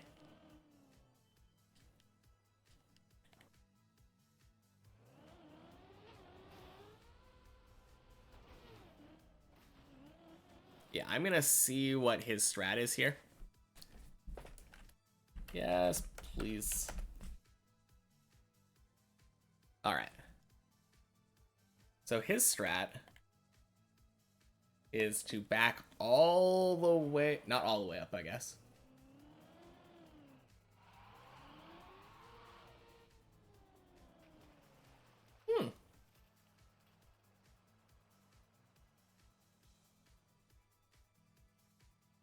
Interesting.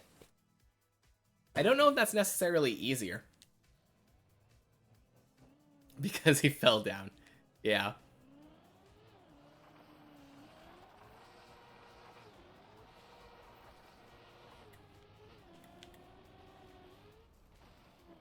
No, shallow dip looks interesting though. I think I'm gonna... I'm probably gonna do that as my like second map. Once I finish Deep Dip 2 as like my first map completed, I'm probably gonna go over there and see how I do on shallow dip. I am still confident that I'm going to finish it though, since I was able to do do the many checkpoints. Eventually, I'm pretty sure I'm gonna do the 1 checkpoint per floor.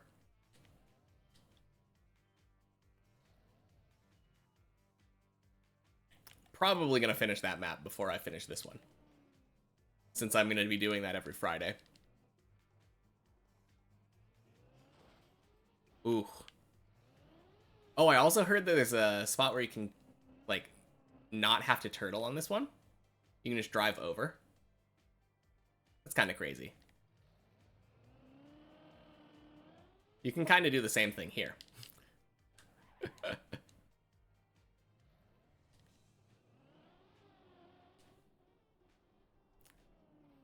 Yeah. I mean, I have the same amount of hours, but, like, they had tens of thousands of hours beforehand. So it's definitely going to be tough. I had to learn the entire game from scratch on this map, so definitely going to take a while.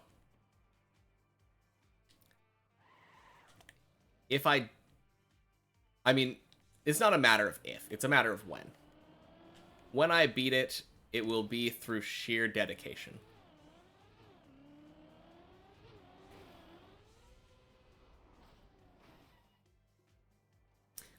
I think my original estimate when I guessed how many hours it was gonna take was like 1,500.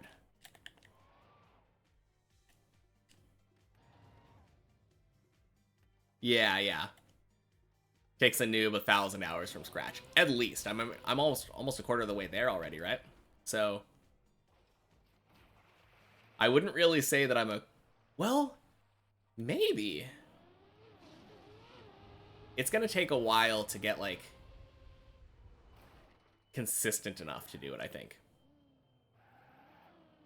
But I have the knowledge. I know how to do all the tricks, technically, now. But yeah, it's still gonna take a while. We're gonna be here a while for sure.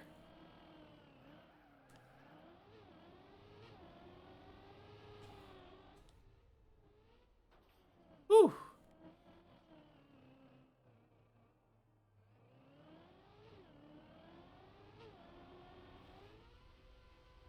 Yeah, I think 2,000 hours wouldn't even be that crazy of an estimate. Ooh, geez.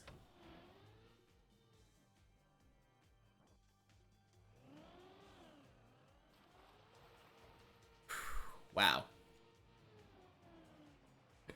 Don't normally have that much trouble on that jump. Swing.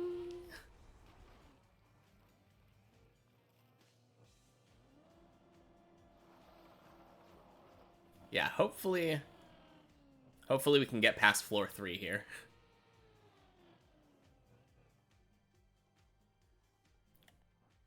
Now, it was really tempting to try Shallow Dip, though. I had someone tell me that if I beat Shallow Dip, they would sub. But I was like, nah, not for me. Oh, geez. Do I know how many hours Samifying has? I'm not sure. Like, overall?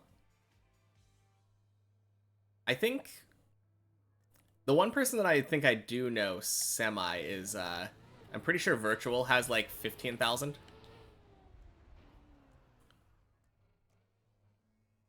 He's new compared to the others. You heard someone say like 2,000? Okay.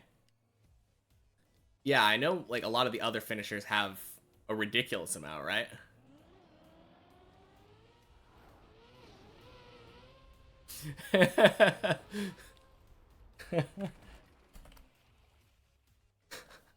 That's funny. Oh, wait. Before I...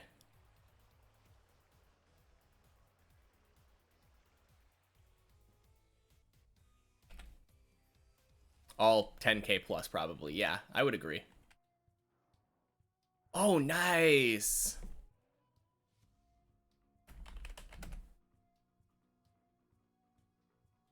Yeah, he made it across the booster. Good stuff.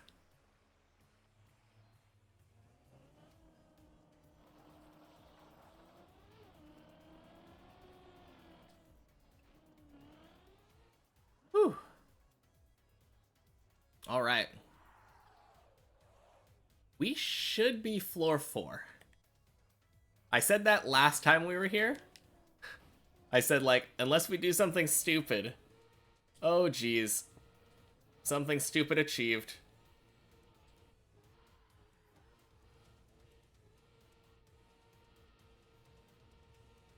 Um...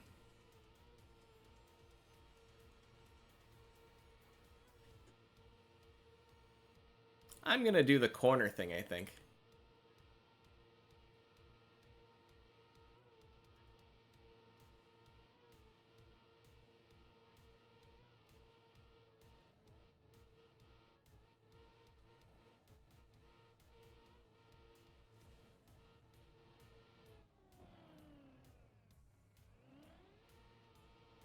Oh, geez, no! Are you kidding me? Ah. Oh.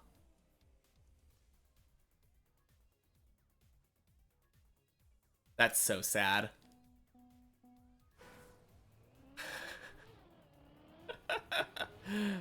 Oh.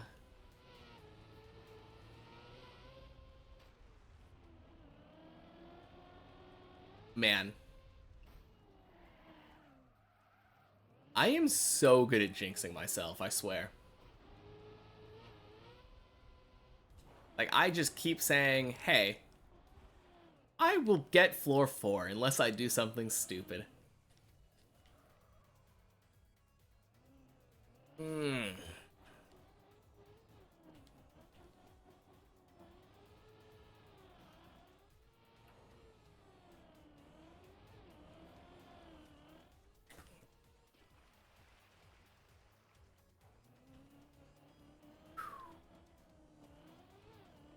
I really want to get one more floor 4 attempt before I end today.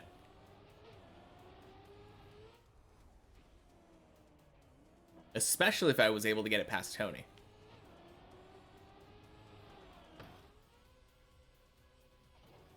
You believe. Thank you.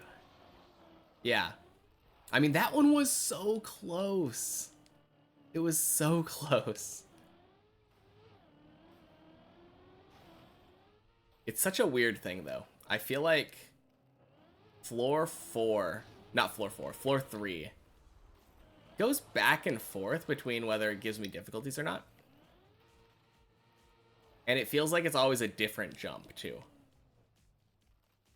Like, a week ago, it was that ice slide at the beginning. I was having so much difficulty with that one ice slide. And then earlier today, I was having difficulty with the bye-bye jump.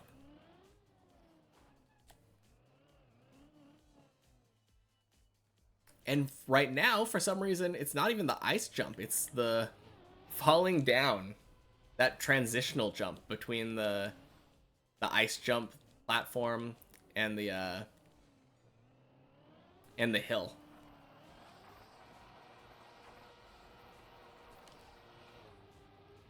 Very weird.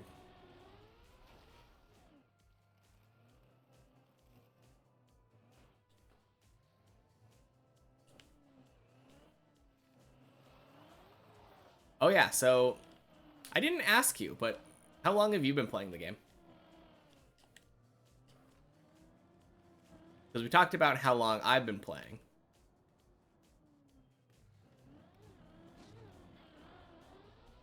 I'm always curious whenever a new Trackmania player comes in. It always feels like everyone's either like brand new, like started because of Deep Dip, or they've been playing since like 2012. And I don't feel like there's really any in between.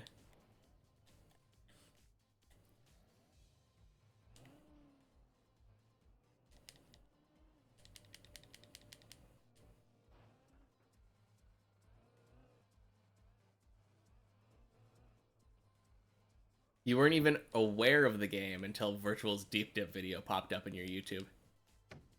Yeah, fair enough. It was kind of big. It had like 50,000 people at some point. Oh no, you're kidding me.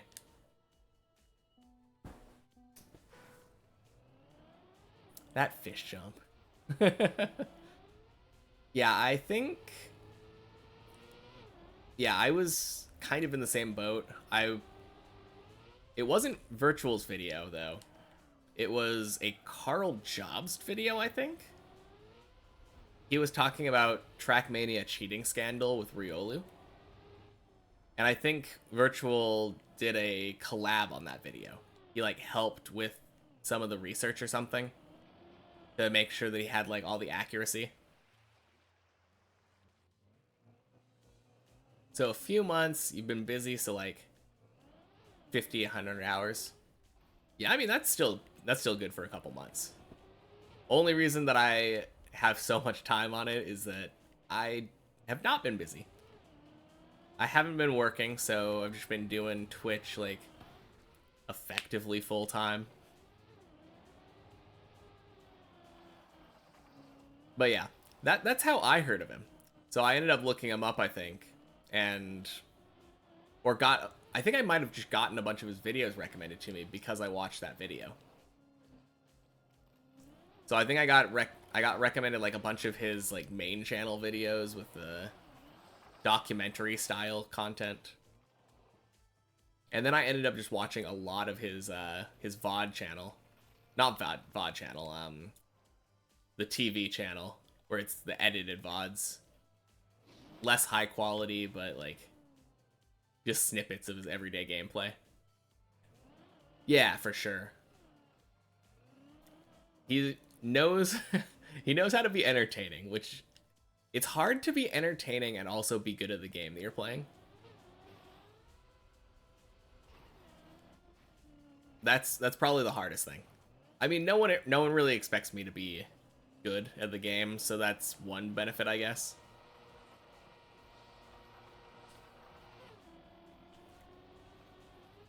But yeah, it is hard to be entertaining just in general. Entertaining, informative, good at the game. Yeah. A very good combination, for sure. And he's been doing it a long time, to be fair. Like, long enough to have a bunch of random in-jokes and stuff.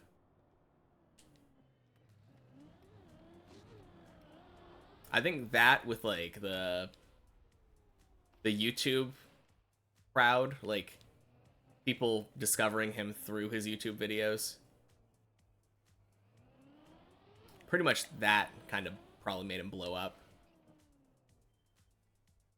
I would love to be, like, that size.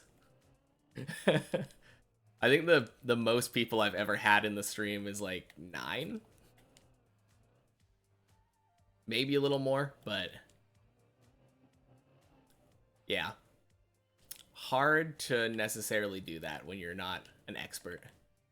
Just win Deep Dip 3. Yeah, that'd do it. Are you kidding me? Please?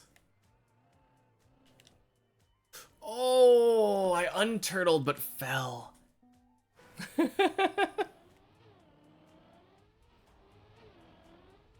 Yeah, I mean, I really hope that I beat Deep Dip 2 before Deep Dip 3 comes out. Obviously, we don't even know if they're working on a Deep Dip 3. It seems hard to believe that they wouldn't be, given the vast popularity of 2.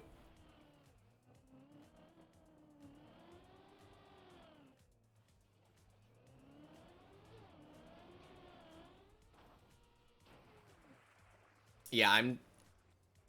Right now, my main goal is actually just getting to floor 6.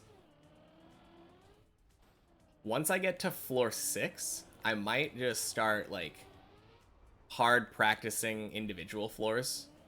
Or just doing, like, the per floor checkpoint every day. If those same mappers don't make it, someone will. Yeah, I mean... I don't know if people would flock to it the same way, right? I mean, these weren't the same mappers as the ones that made Deep Dip 1, to be fair. But wasn't it the same, like, person who organized it all?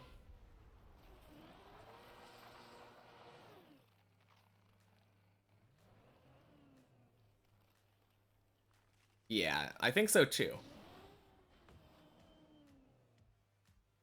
So I think if someone made a Deep Dip 3 and it wasn't him, then probably would not get the same reception. Because there are other tower maps, but this one's the most prestigious one.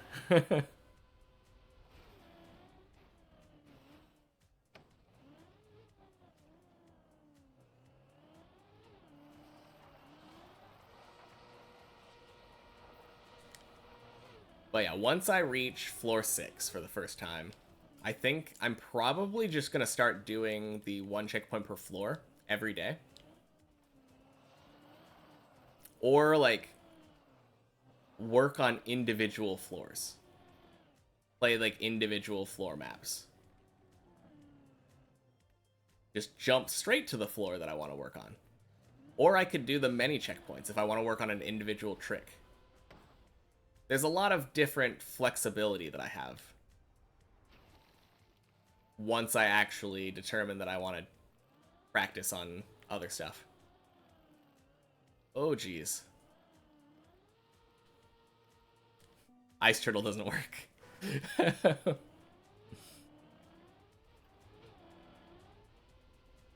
But I do want to beat floor 5. I want to beat floor 5, get to floor 6. And the main reason that I decided to do that is because that's where Shallow Dip ends. Shallow Dip ends with floor 6. So if I'm able to do that without really practicing that much, like, obviously Friday's my fun day, so I have the checkpoint maps, but yeah, not that much practice. It would be cool to be like, yeah, I beat effectively shallow dip on deep dip 2 before going hard.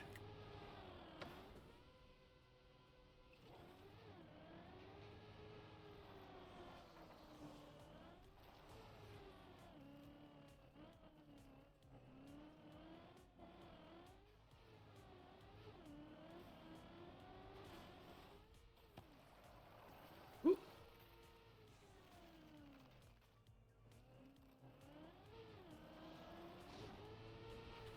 I think the thing that worries me the most is that there's some tricks that are hard to practice on the many checkpoints version of the map. I don't think they're very frequent, but they do show up. Like the pillar jump in the very beginning of floor 2. Really hard to practice because if you accidentally jump too far to the left, you accidentally hit the checkpoint and then you have to start over from scratch. Maybe like actively practicing whichever floor your PB is at until you are able to beat it consistently. Exactly that kind of thing. So like once I'm able to beat floor 5, then I could practice floor 6 like over and over and over until I can beat it consistently. And once I'm able to do that, I can go back and get floor 7. That seems like a good way of doing it, right? I mean, I'd probably also want to practice floor 4 and floor 5 over and over and over until I'm getting them consistent. Honestly, I think floor 5 might be easier than floor 4. There's one jump that I have trouble with. No, 2 jumps. 2 jumps. Those 2 jumps are the one after the booster thing. I don't really understand how that one works that much. There's a lot of releasing that I don't understand. And then the one directly after that, where you have to jump and like... I think if it'll help if I try to bug slide. I wasn't really trying to do that. But landing on the tiny, like, thin grass platform before the booster.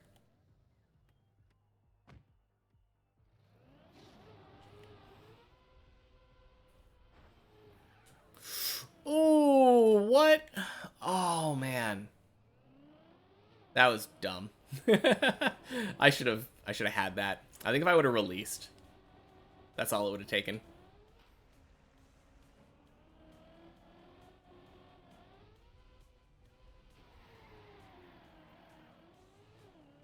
Ooh.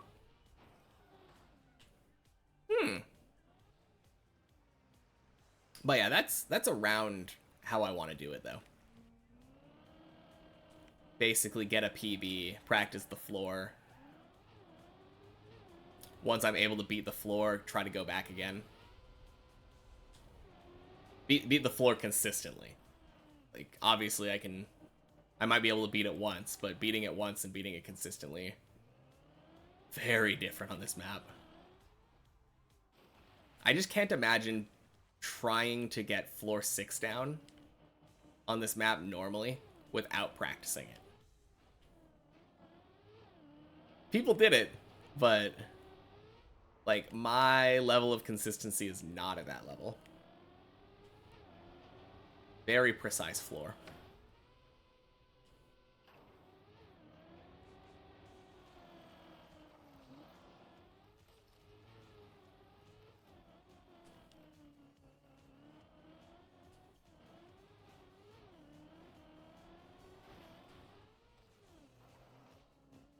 That being said, like,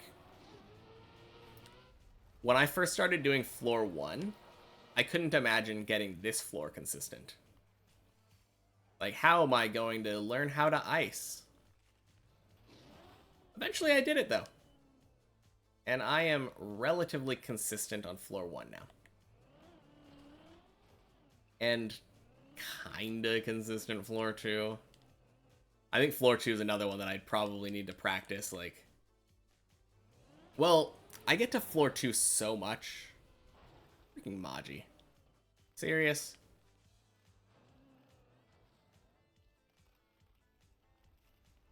Yeah, I get to floor 2 so much that I feel like I am actively practicing it.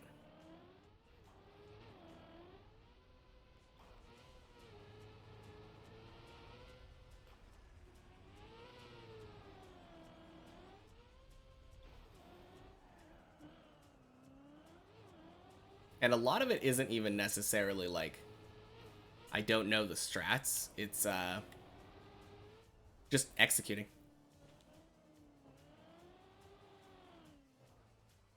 I might try starting farther right on the fish jump. I know that's how Virtual does it. He has this line where he like lines up the end pole with the edge of the booster. And I haven't really tried doing it like that.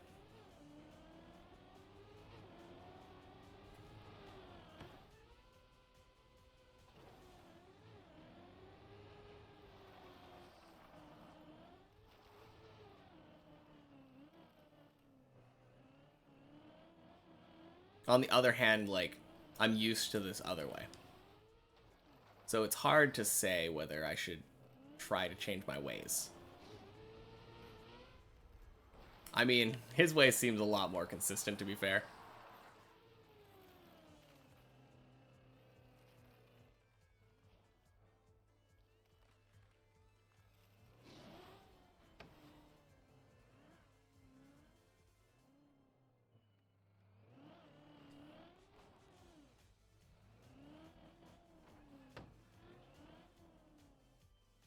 Alright. Can we not get Maji this time? Thank you.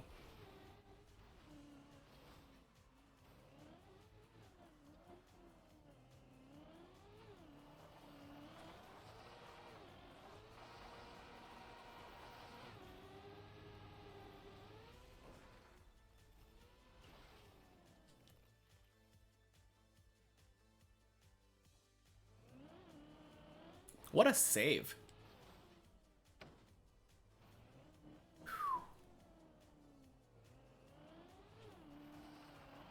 I should have bailed that, like, earlier, to be fair. But dang.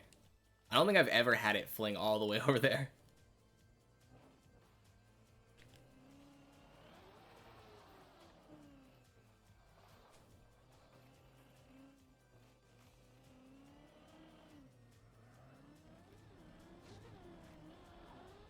Ding, ding, sploosh.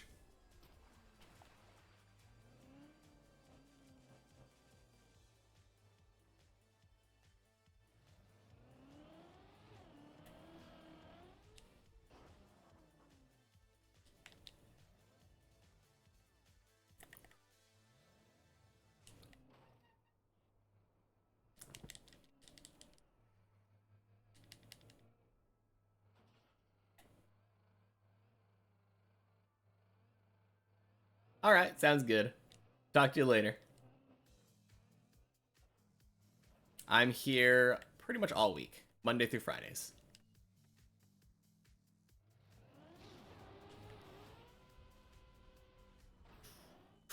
No! Oh yeah, thanks for the follow. Oh man.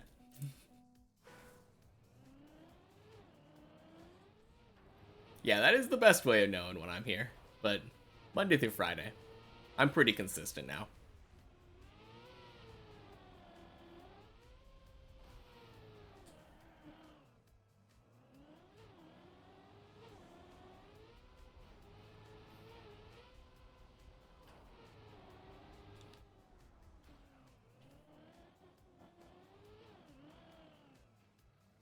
Ooh, jeez. Woo. Woo.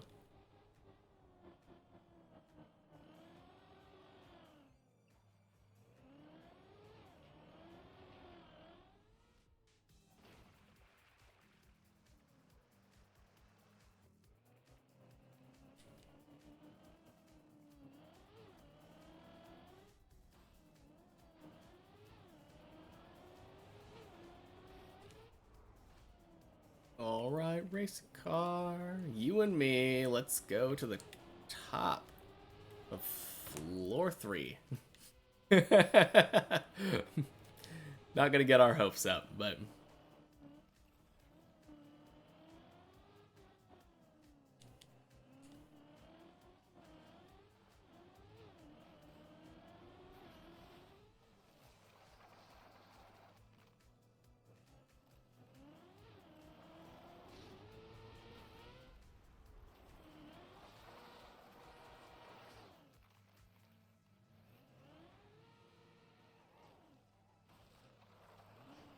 Oh. Good, good, good.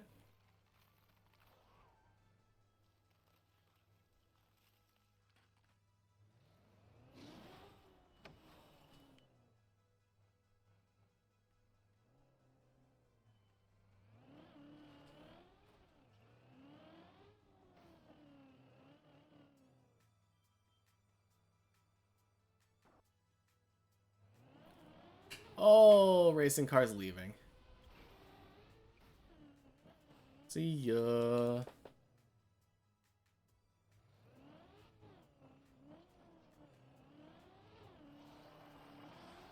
Alright. Now is the time for me to get the PB. I'm all alone in every way.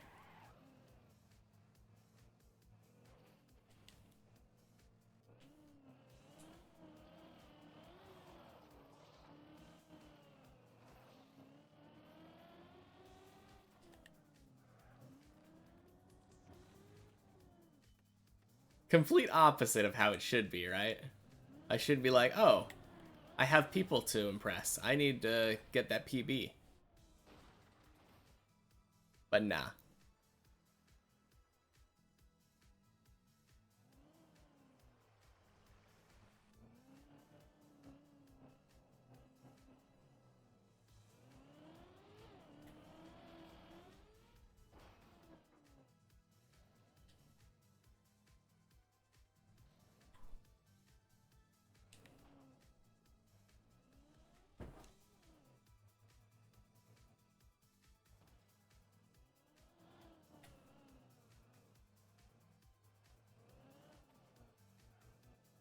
Swing.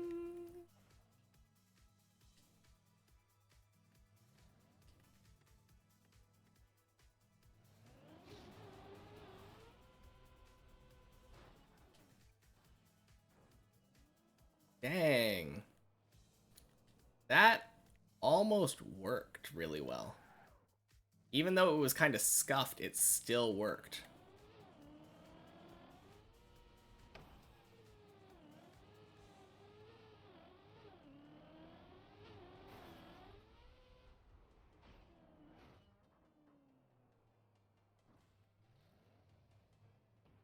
Good stuff. Which means this is gonna work.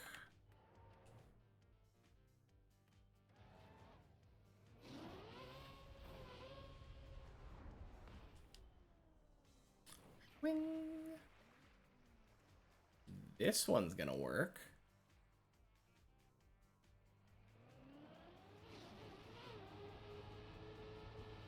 That's not gonna work. Crap.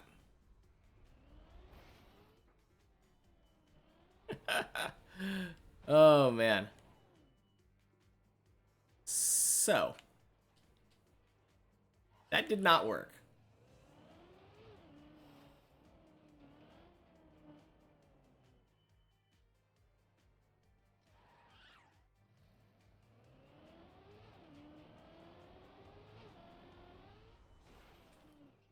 Anyway.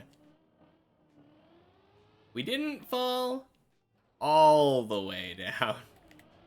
We saved like 30 seconds or something.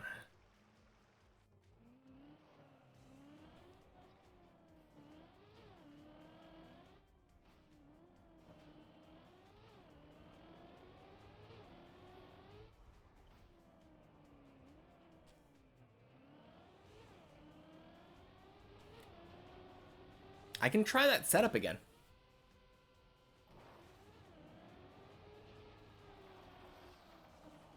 I kind of liked it. I don't know if it's like press forward. It doesn't seem like it can be.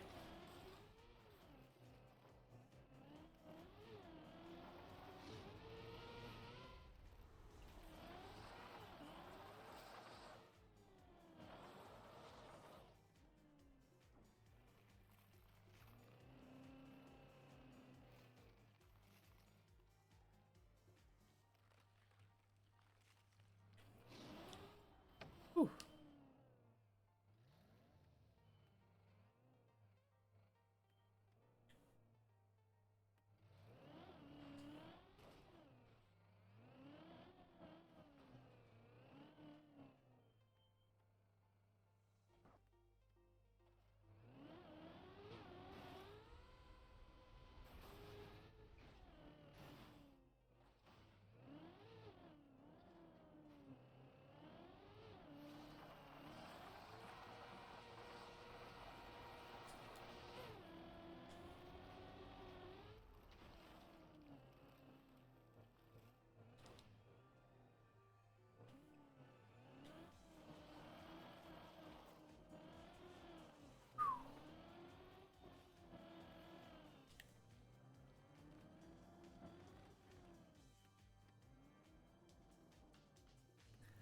Man, kind of disturbing to me that I don't remember getting... No, it didn't... Oh. Close enough.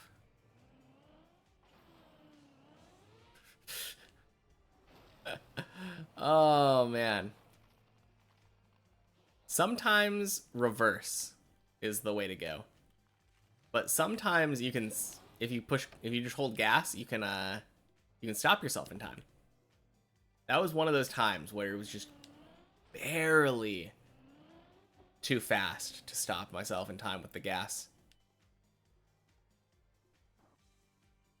Possibly the answer is bug slide, right? That's something I didn't think about.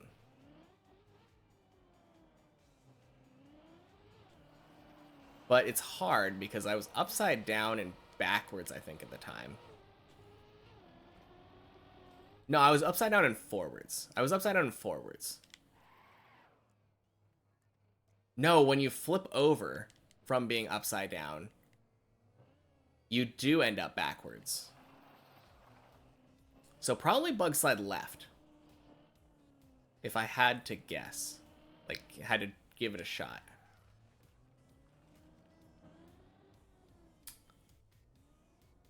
Bug slide left. Ding, ding, sploosh. That was interesting.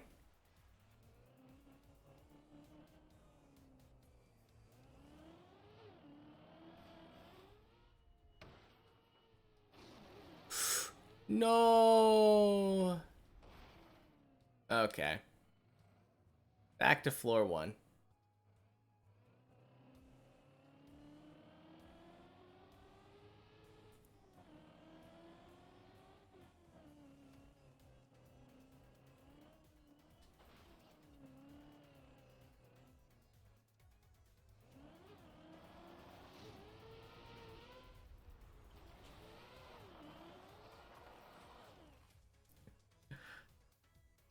Okay, I do kind of like that backup.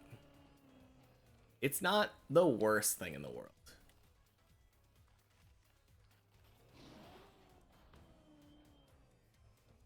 I kind of hate red boosters, though.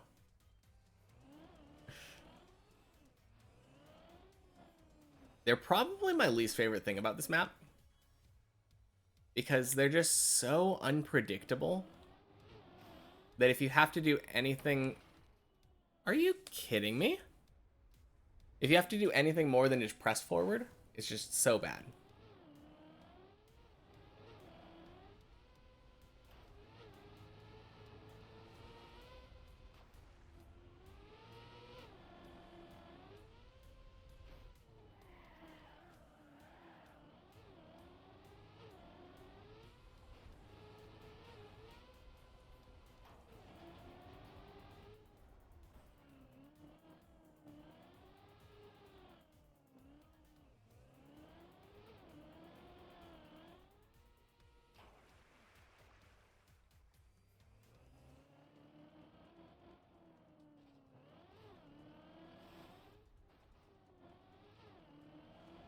Oh, that was bad.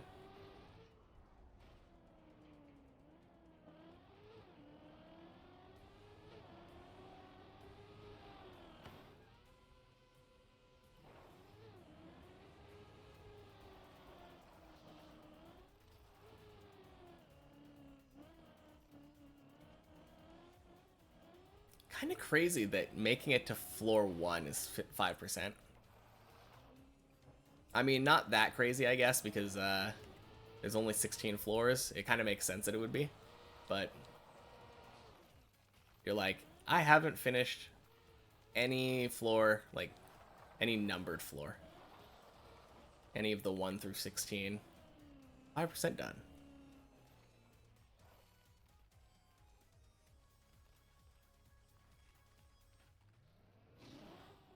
Unless we're computer scientists here. If we're computer scientists, we can start counting at 0.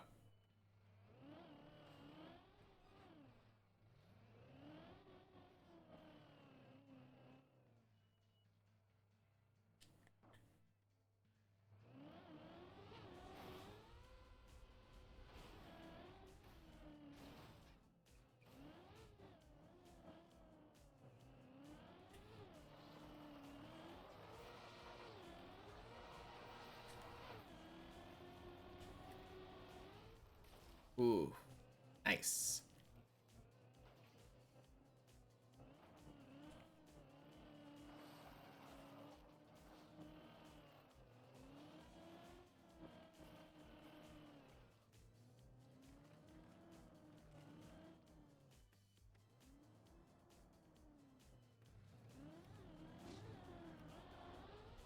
Wing.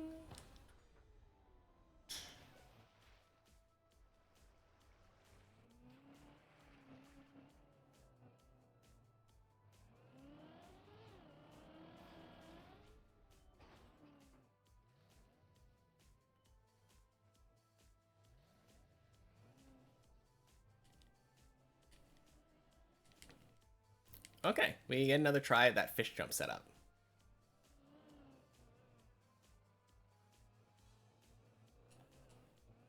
Maybe we'll hate it. Maybe we'll learn to love it.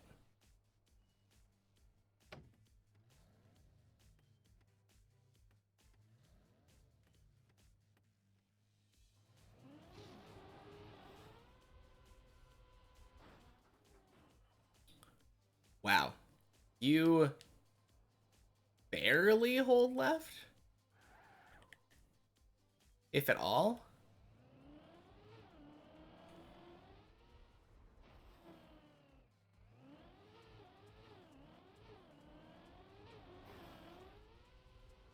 It seems like it works just like a lot better. I keep getting accidental like I feel like I'm gonna flip and then I just don't. And I end up right side up and go in the right direction.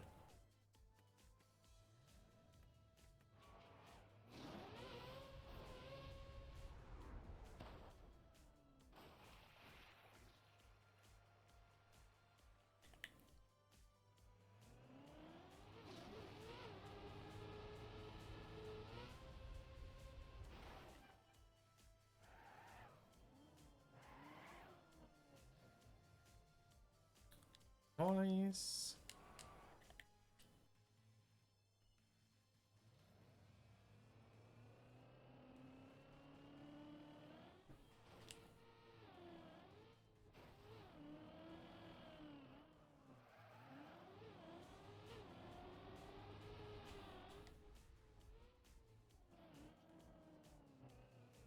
So good.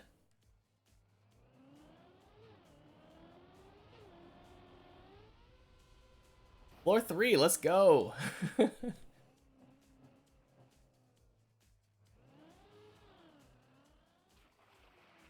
Full focus.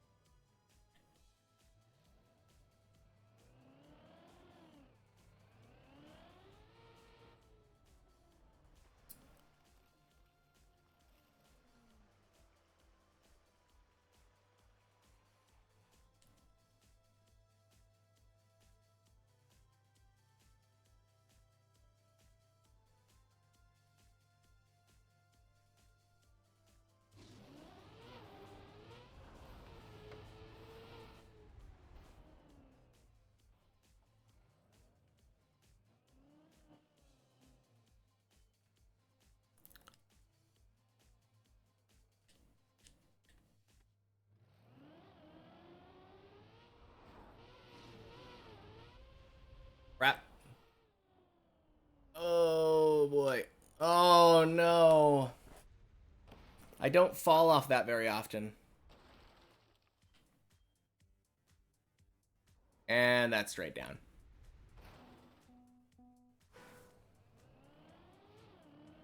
Oh.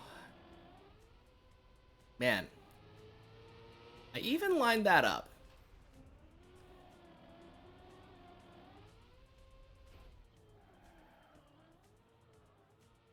I really don't like that jump. It should be easy, right? So don't overthink it, I guess.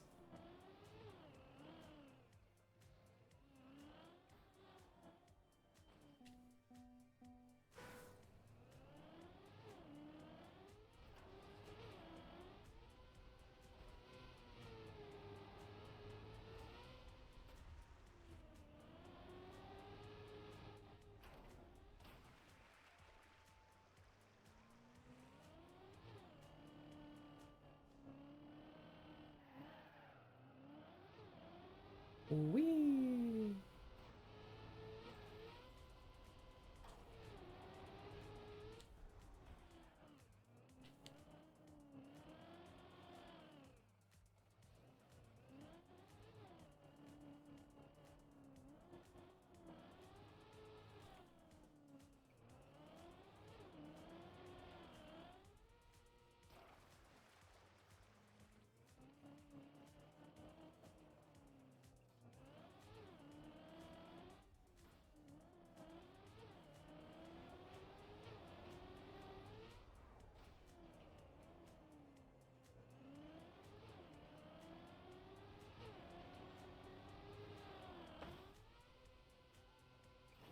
All right. Floor 1.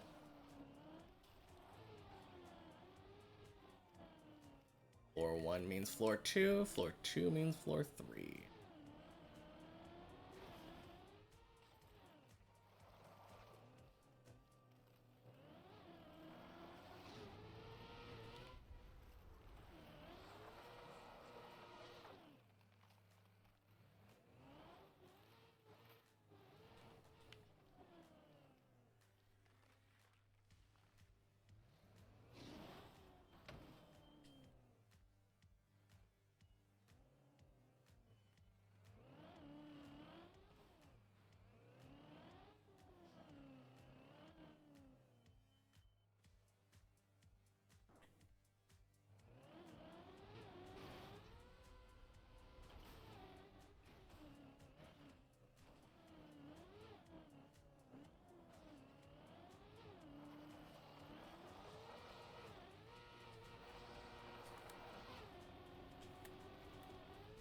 Nice, 180.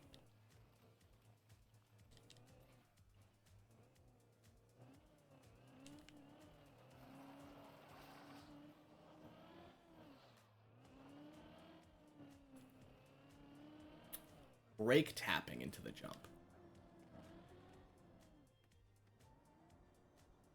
That was one big thing that I don't think I don't know if I was doing, and I wasn't thinking about it.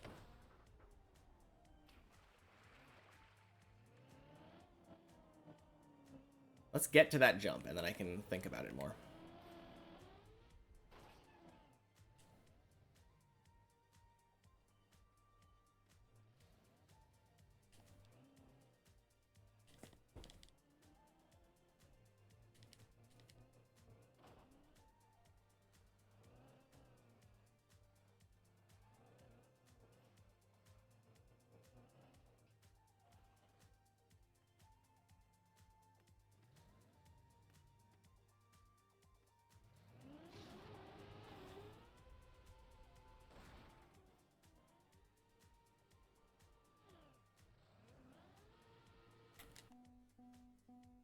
Oh, man.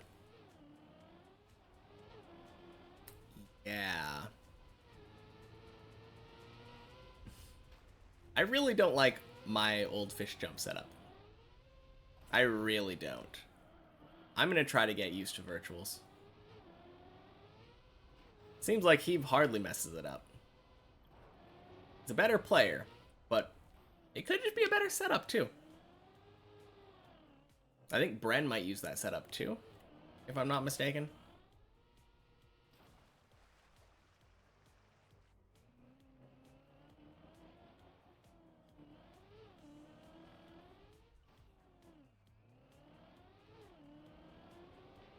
It scares me though, because both of the times that I've tried it, they have been pretty scuffed. But they made it. It's spooky. Scuffed but makes it is better than clean looking but doesn't.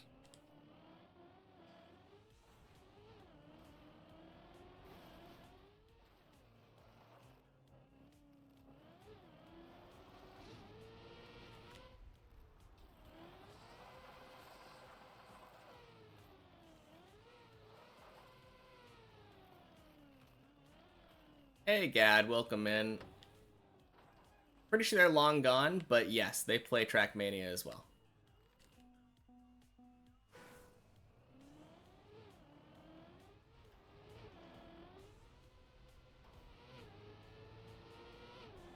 Yeah, that message was from a little while ago.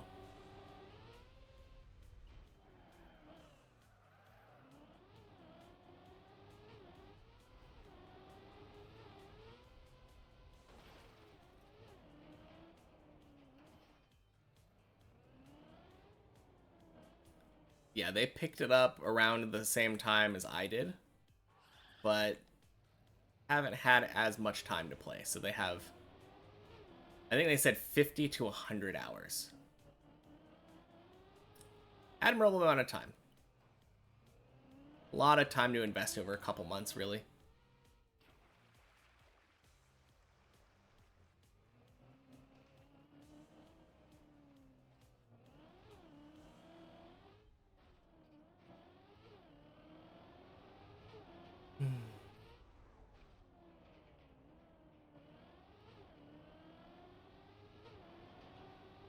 Man, I really just want to make another floor 4 attempt.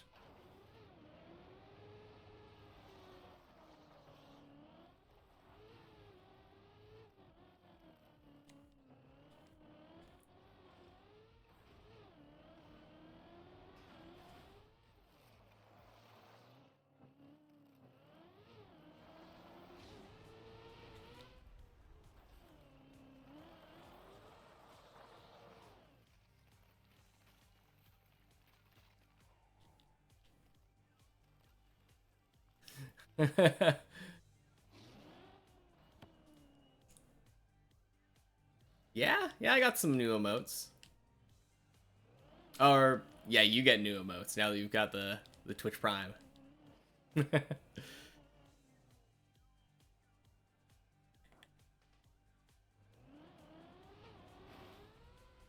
Hmm.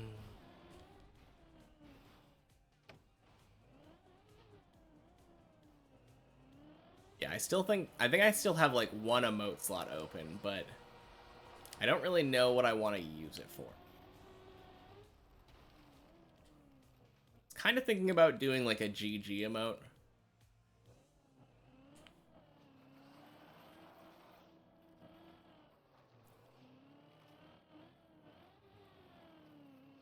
For the Sudoku side of things. Not sure though.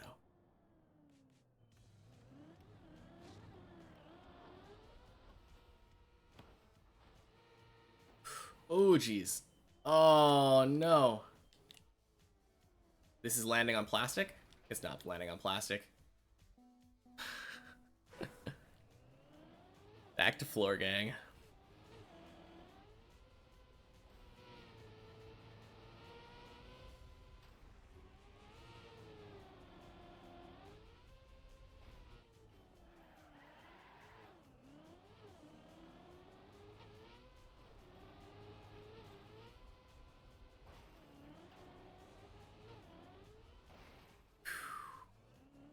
Woo-wee. What a series of jumps.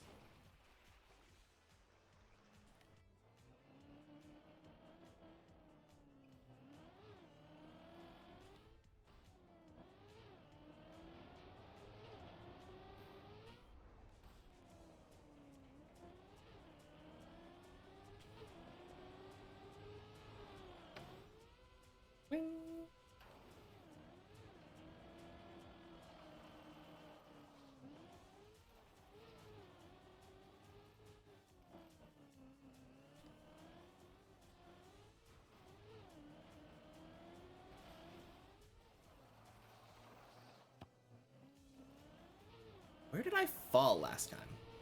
Pillar jump?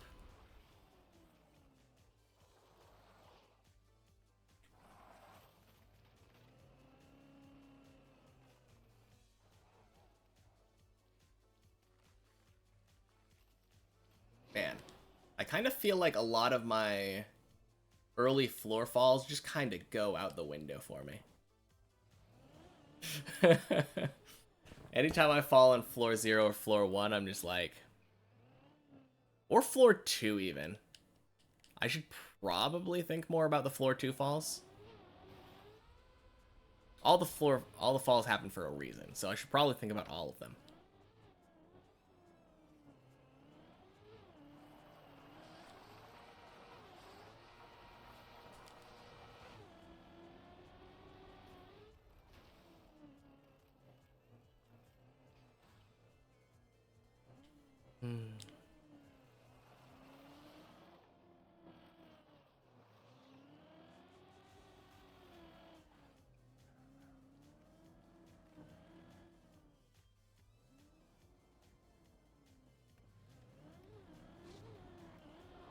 Oh, this is where I fell. I remember now. I dinged. Missed. I think I flipped back over.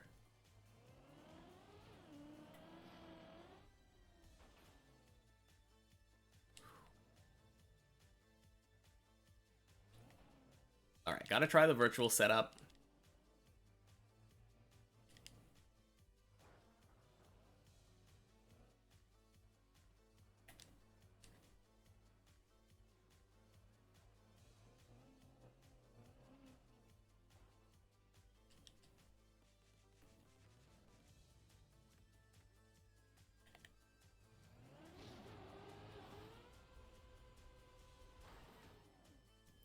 That is pretty good. I mean, I keep having that kind of thing where I smack. But who cares, right? Like, it works. It makes me nervous, but it works. And that's the important thing. The important thing is that it works. We want a setup that works.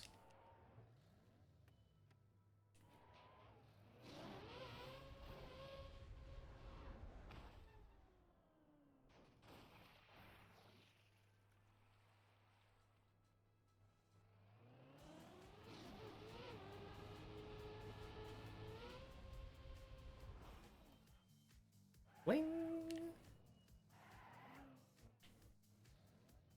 And that is why I prefer my setup here versus other people's, where they get more speed. They would have bonked. I do not.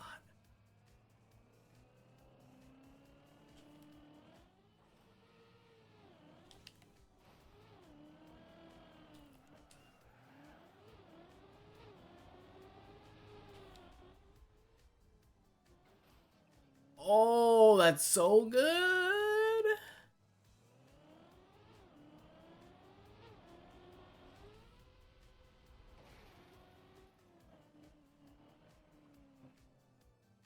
I was way faster than I normally am. So I was able to release a ton for LeBron there.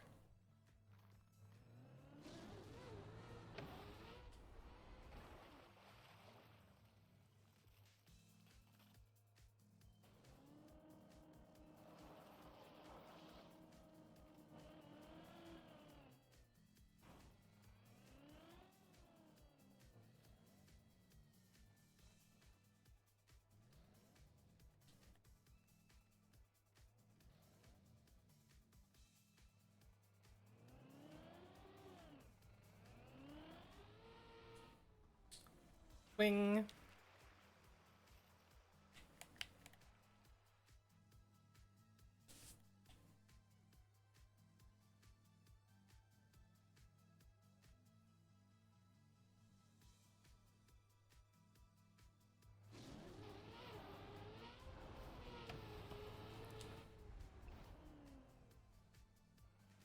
Okay.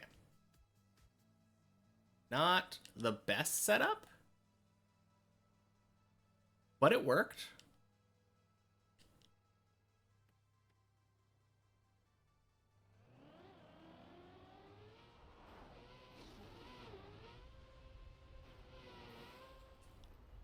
Very nice.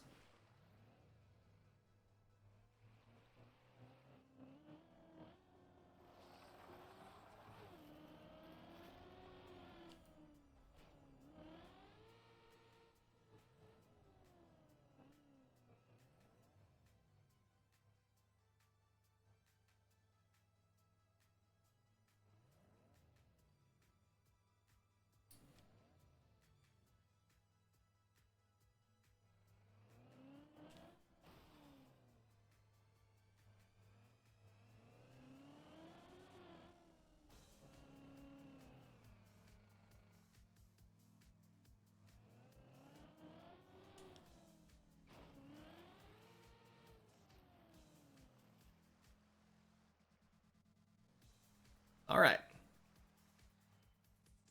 One jump away.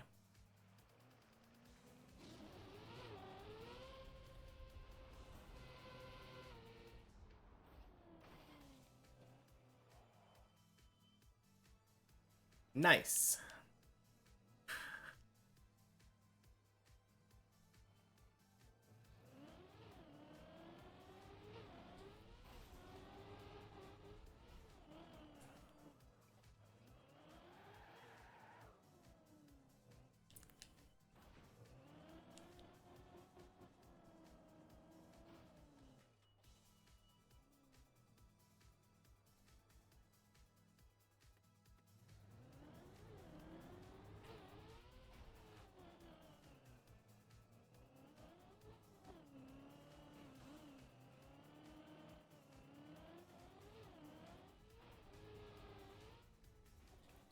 All right, Tony time.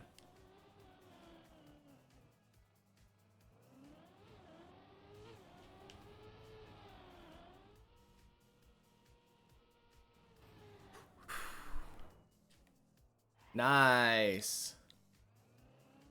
We make it.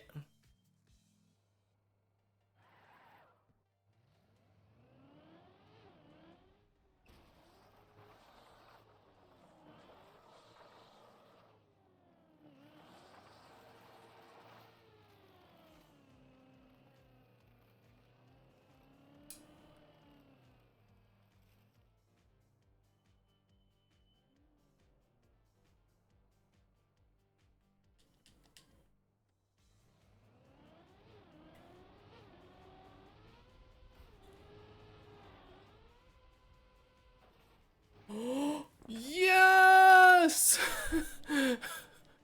Oh my god. We made the Clippinator.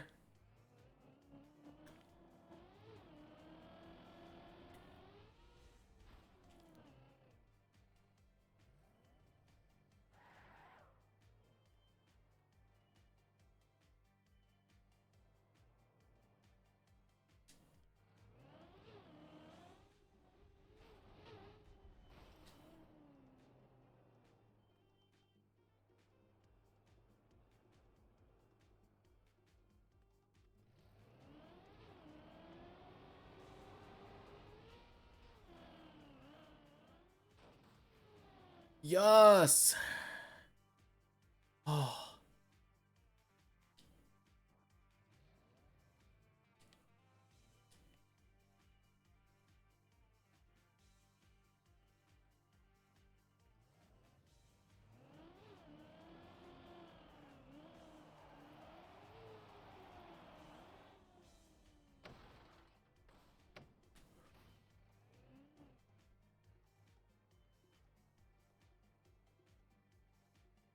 Second try.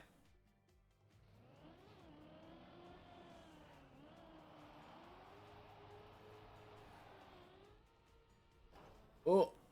Third try. We're getting so much practice on the dirt wall ride.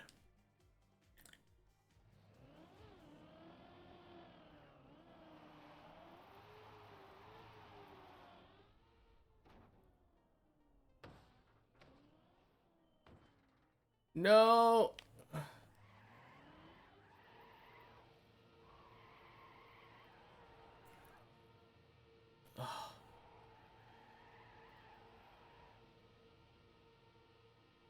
Okay. Oh.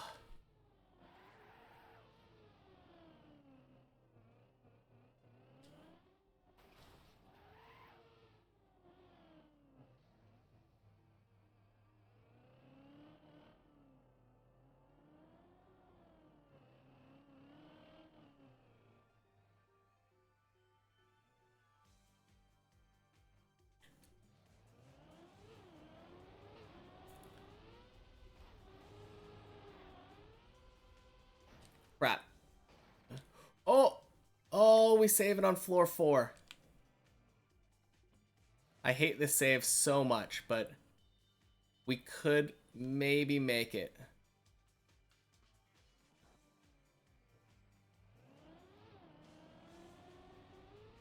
Oh, no.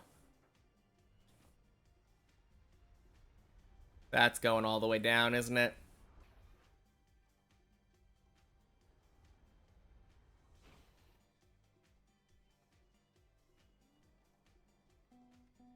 Yeah, basically.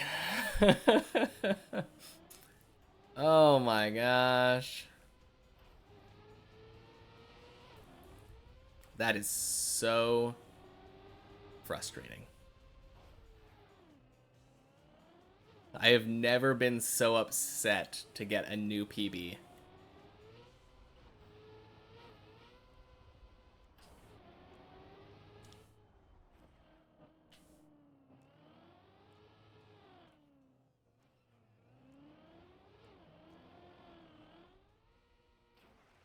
Hmm.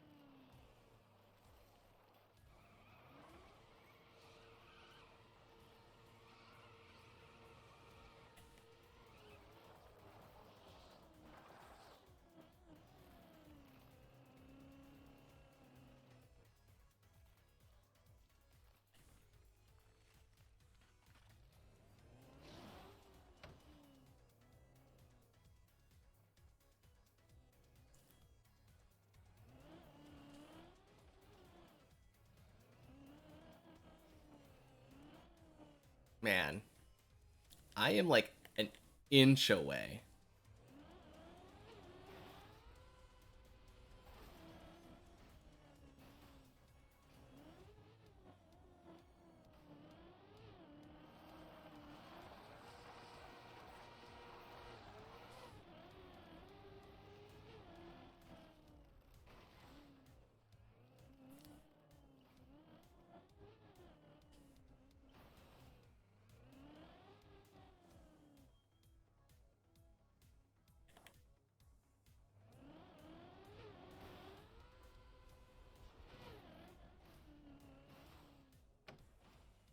You know, let's check that.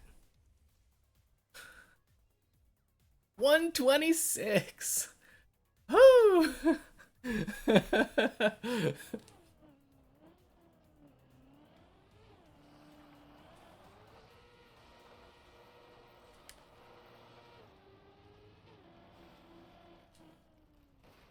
Oh, crap.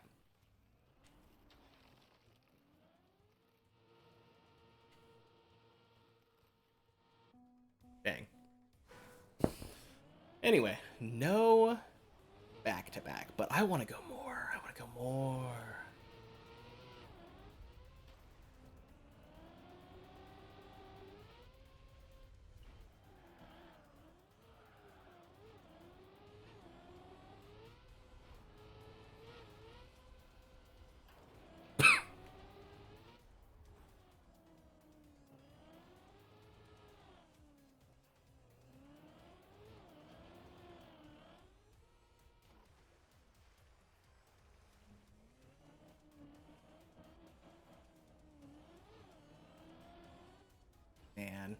I had one really close dirt wall ride attempt, I think. Still can't believe I got 3 attempts at it. So crazy.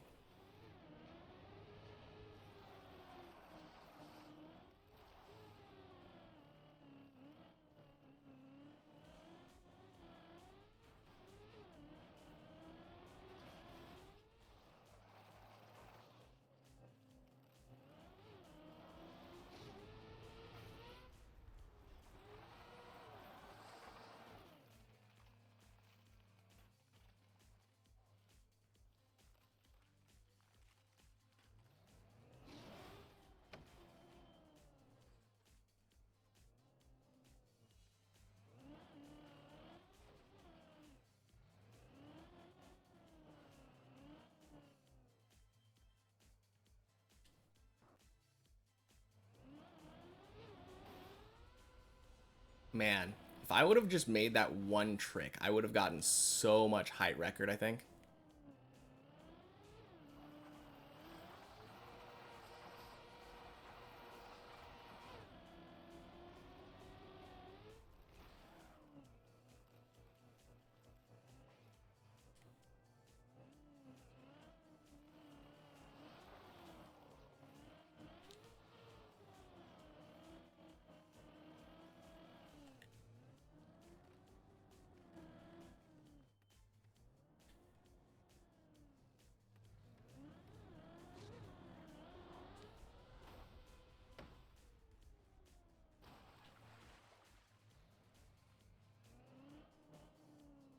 I feel like I've seen someone use a backwards camera 3. Whoopsie.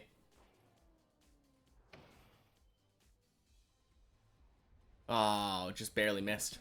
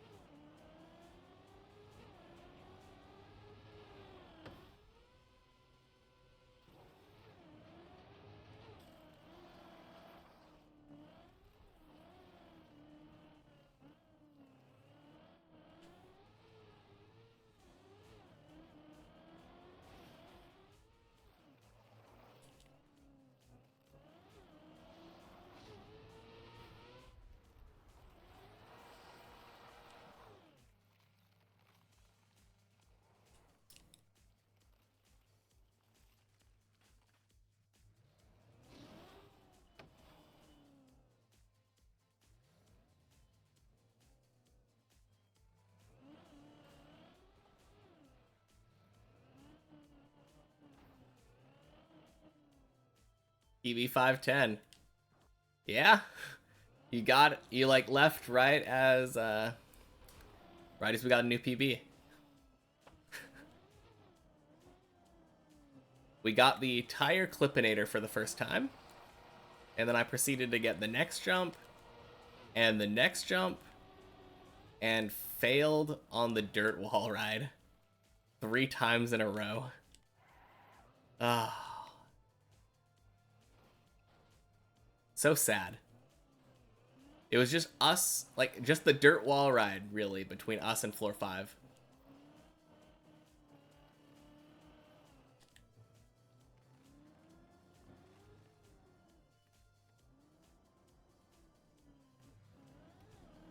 But yeah, that puts us in the top 130. We climbed like 10 ranks, I think, from those 10 meters.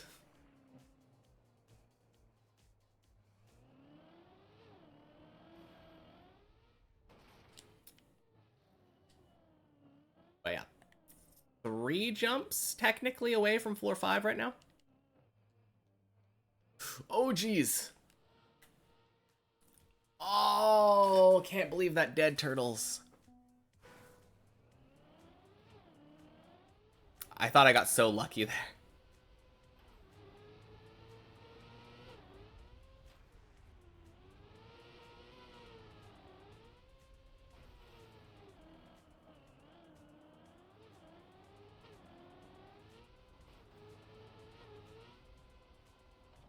But yeah, I choked. Choked floor 5.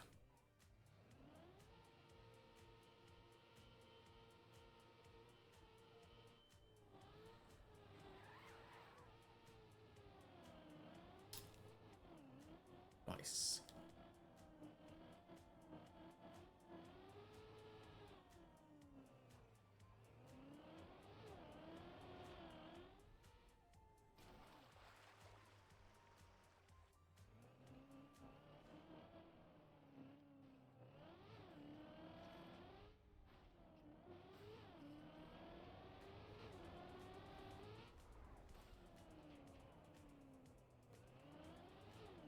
No, I got so lucky on that run, though.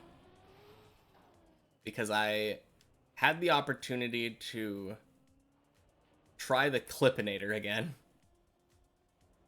It actually turtled to a point where I could recover it on the cone. And then I got to the cone, got down to the Clippinator, tried it again, failed it. But that got me to the point where I could try to recover it back to the quarter pipe. And then I failed the recovery.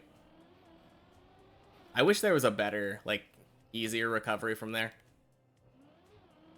Feels really bad that that's the only thing. Crap. Oh, boy. Oh, boy, oh, boy. Wet, icy tires.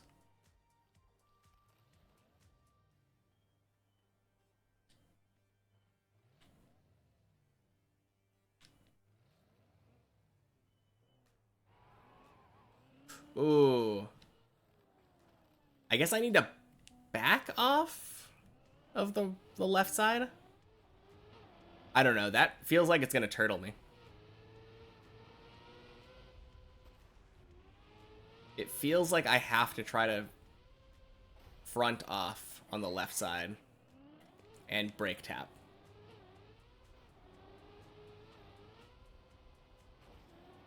I don't know. Feels like it's easier said than done, though.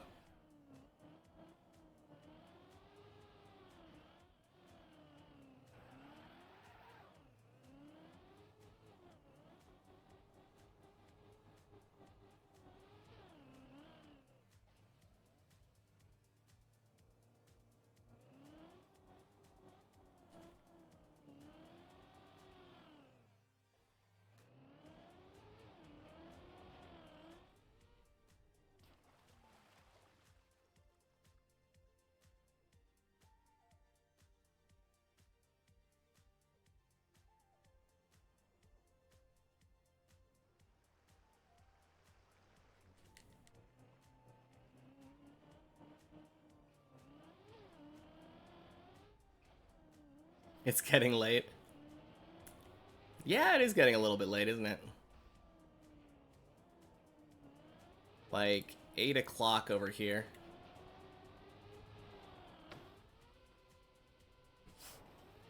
I was hoping to get one more good run. I might end it, though. I might end the stream.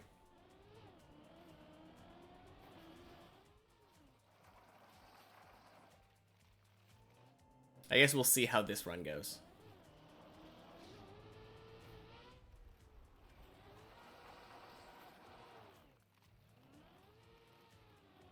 It's not, at the very least, it's not dying as stupidly as last one.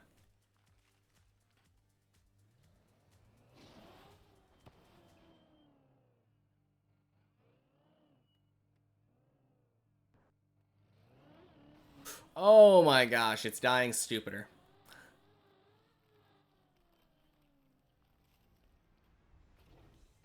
Oh! Nice. Okay. Not technically dead yet.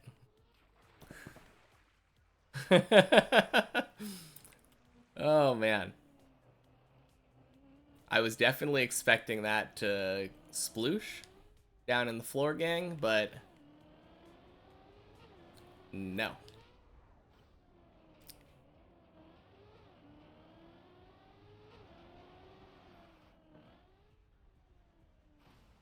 Okay, I'm not ending on that. That's disgusting. That was such a dumb death.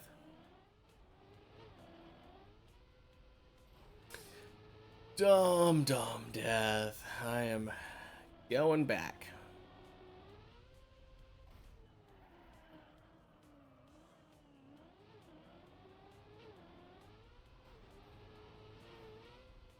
My gameplay quality plummets downward. I don't know about that. I think that overall, it has been increasing as the day goes on. Obviously, there's dumb stuff like that, but hard to say that it plummets downward when I got the best run I've ever gotten, like 2 or 3 runs ago. Well, good night. Good night to you too, Gad.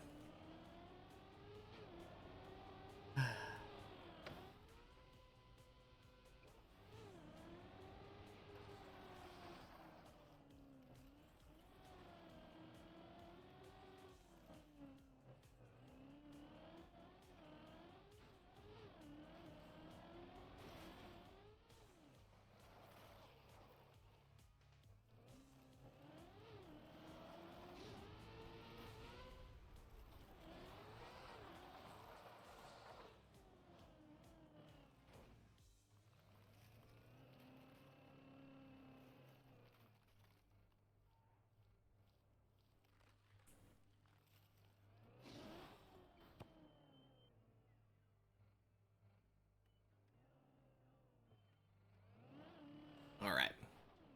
Next run to die on floor 2 will be the last run.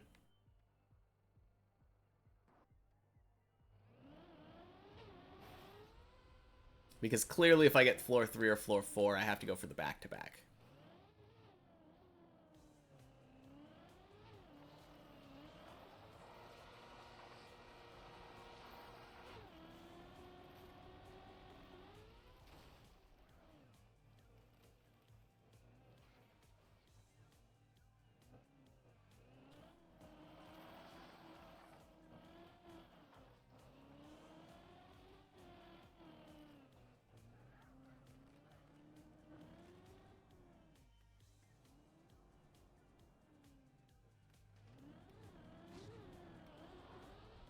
Ding, ding, sploosh.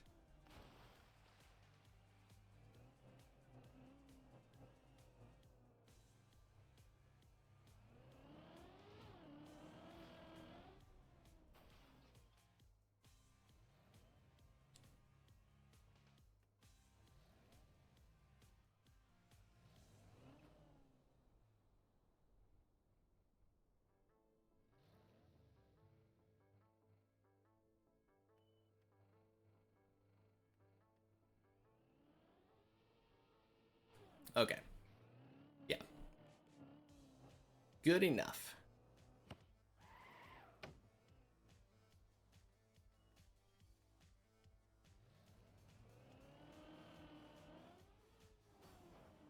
Oh, whoops.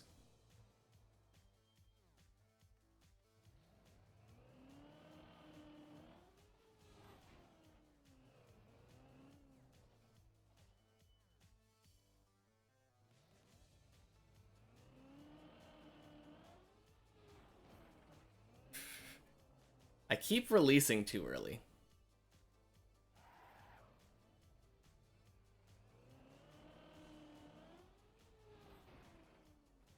There we go.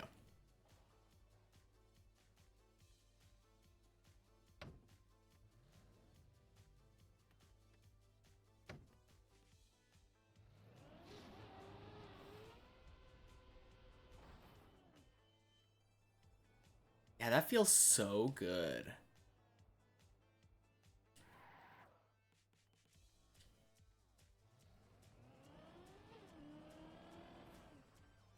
Okay, there we go.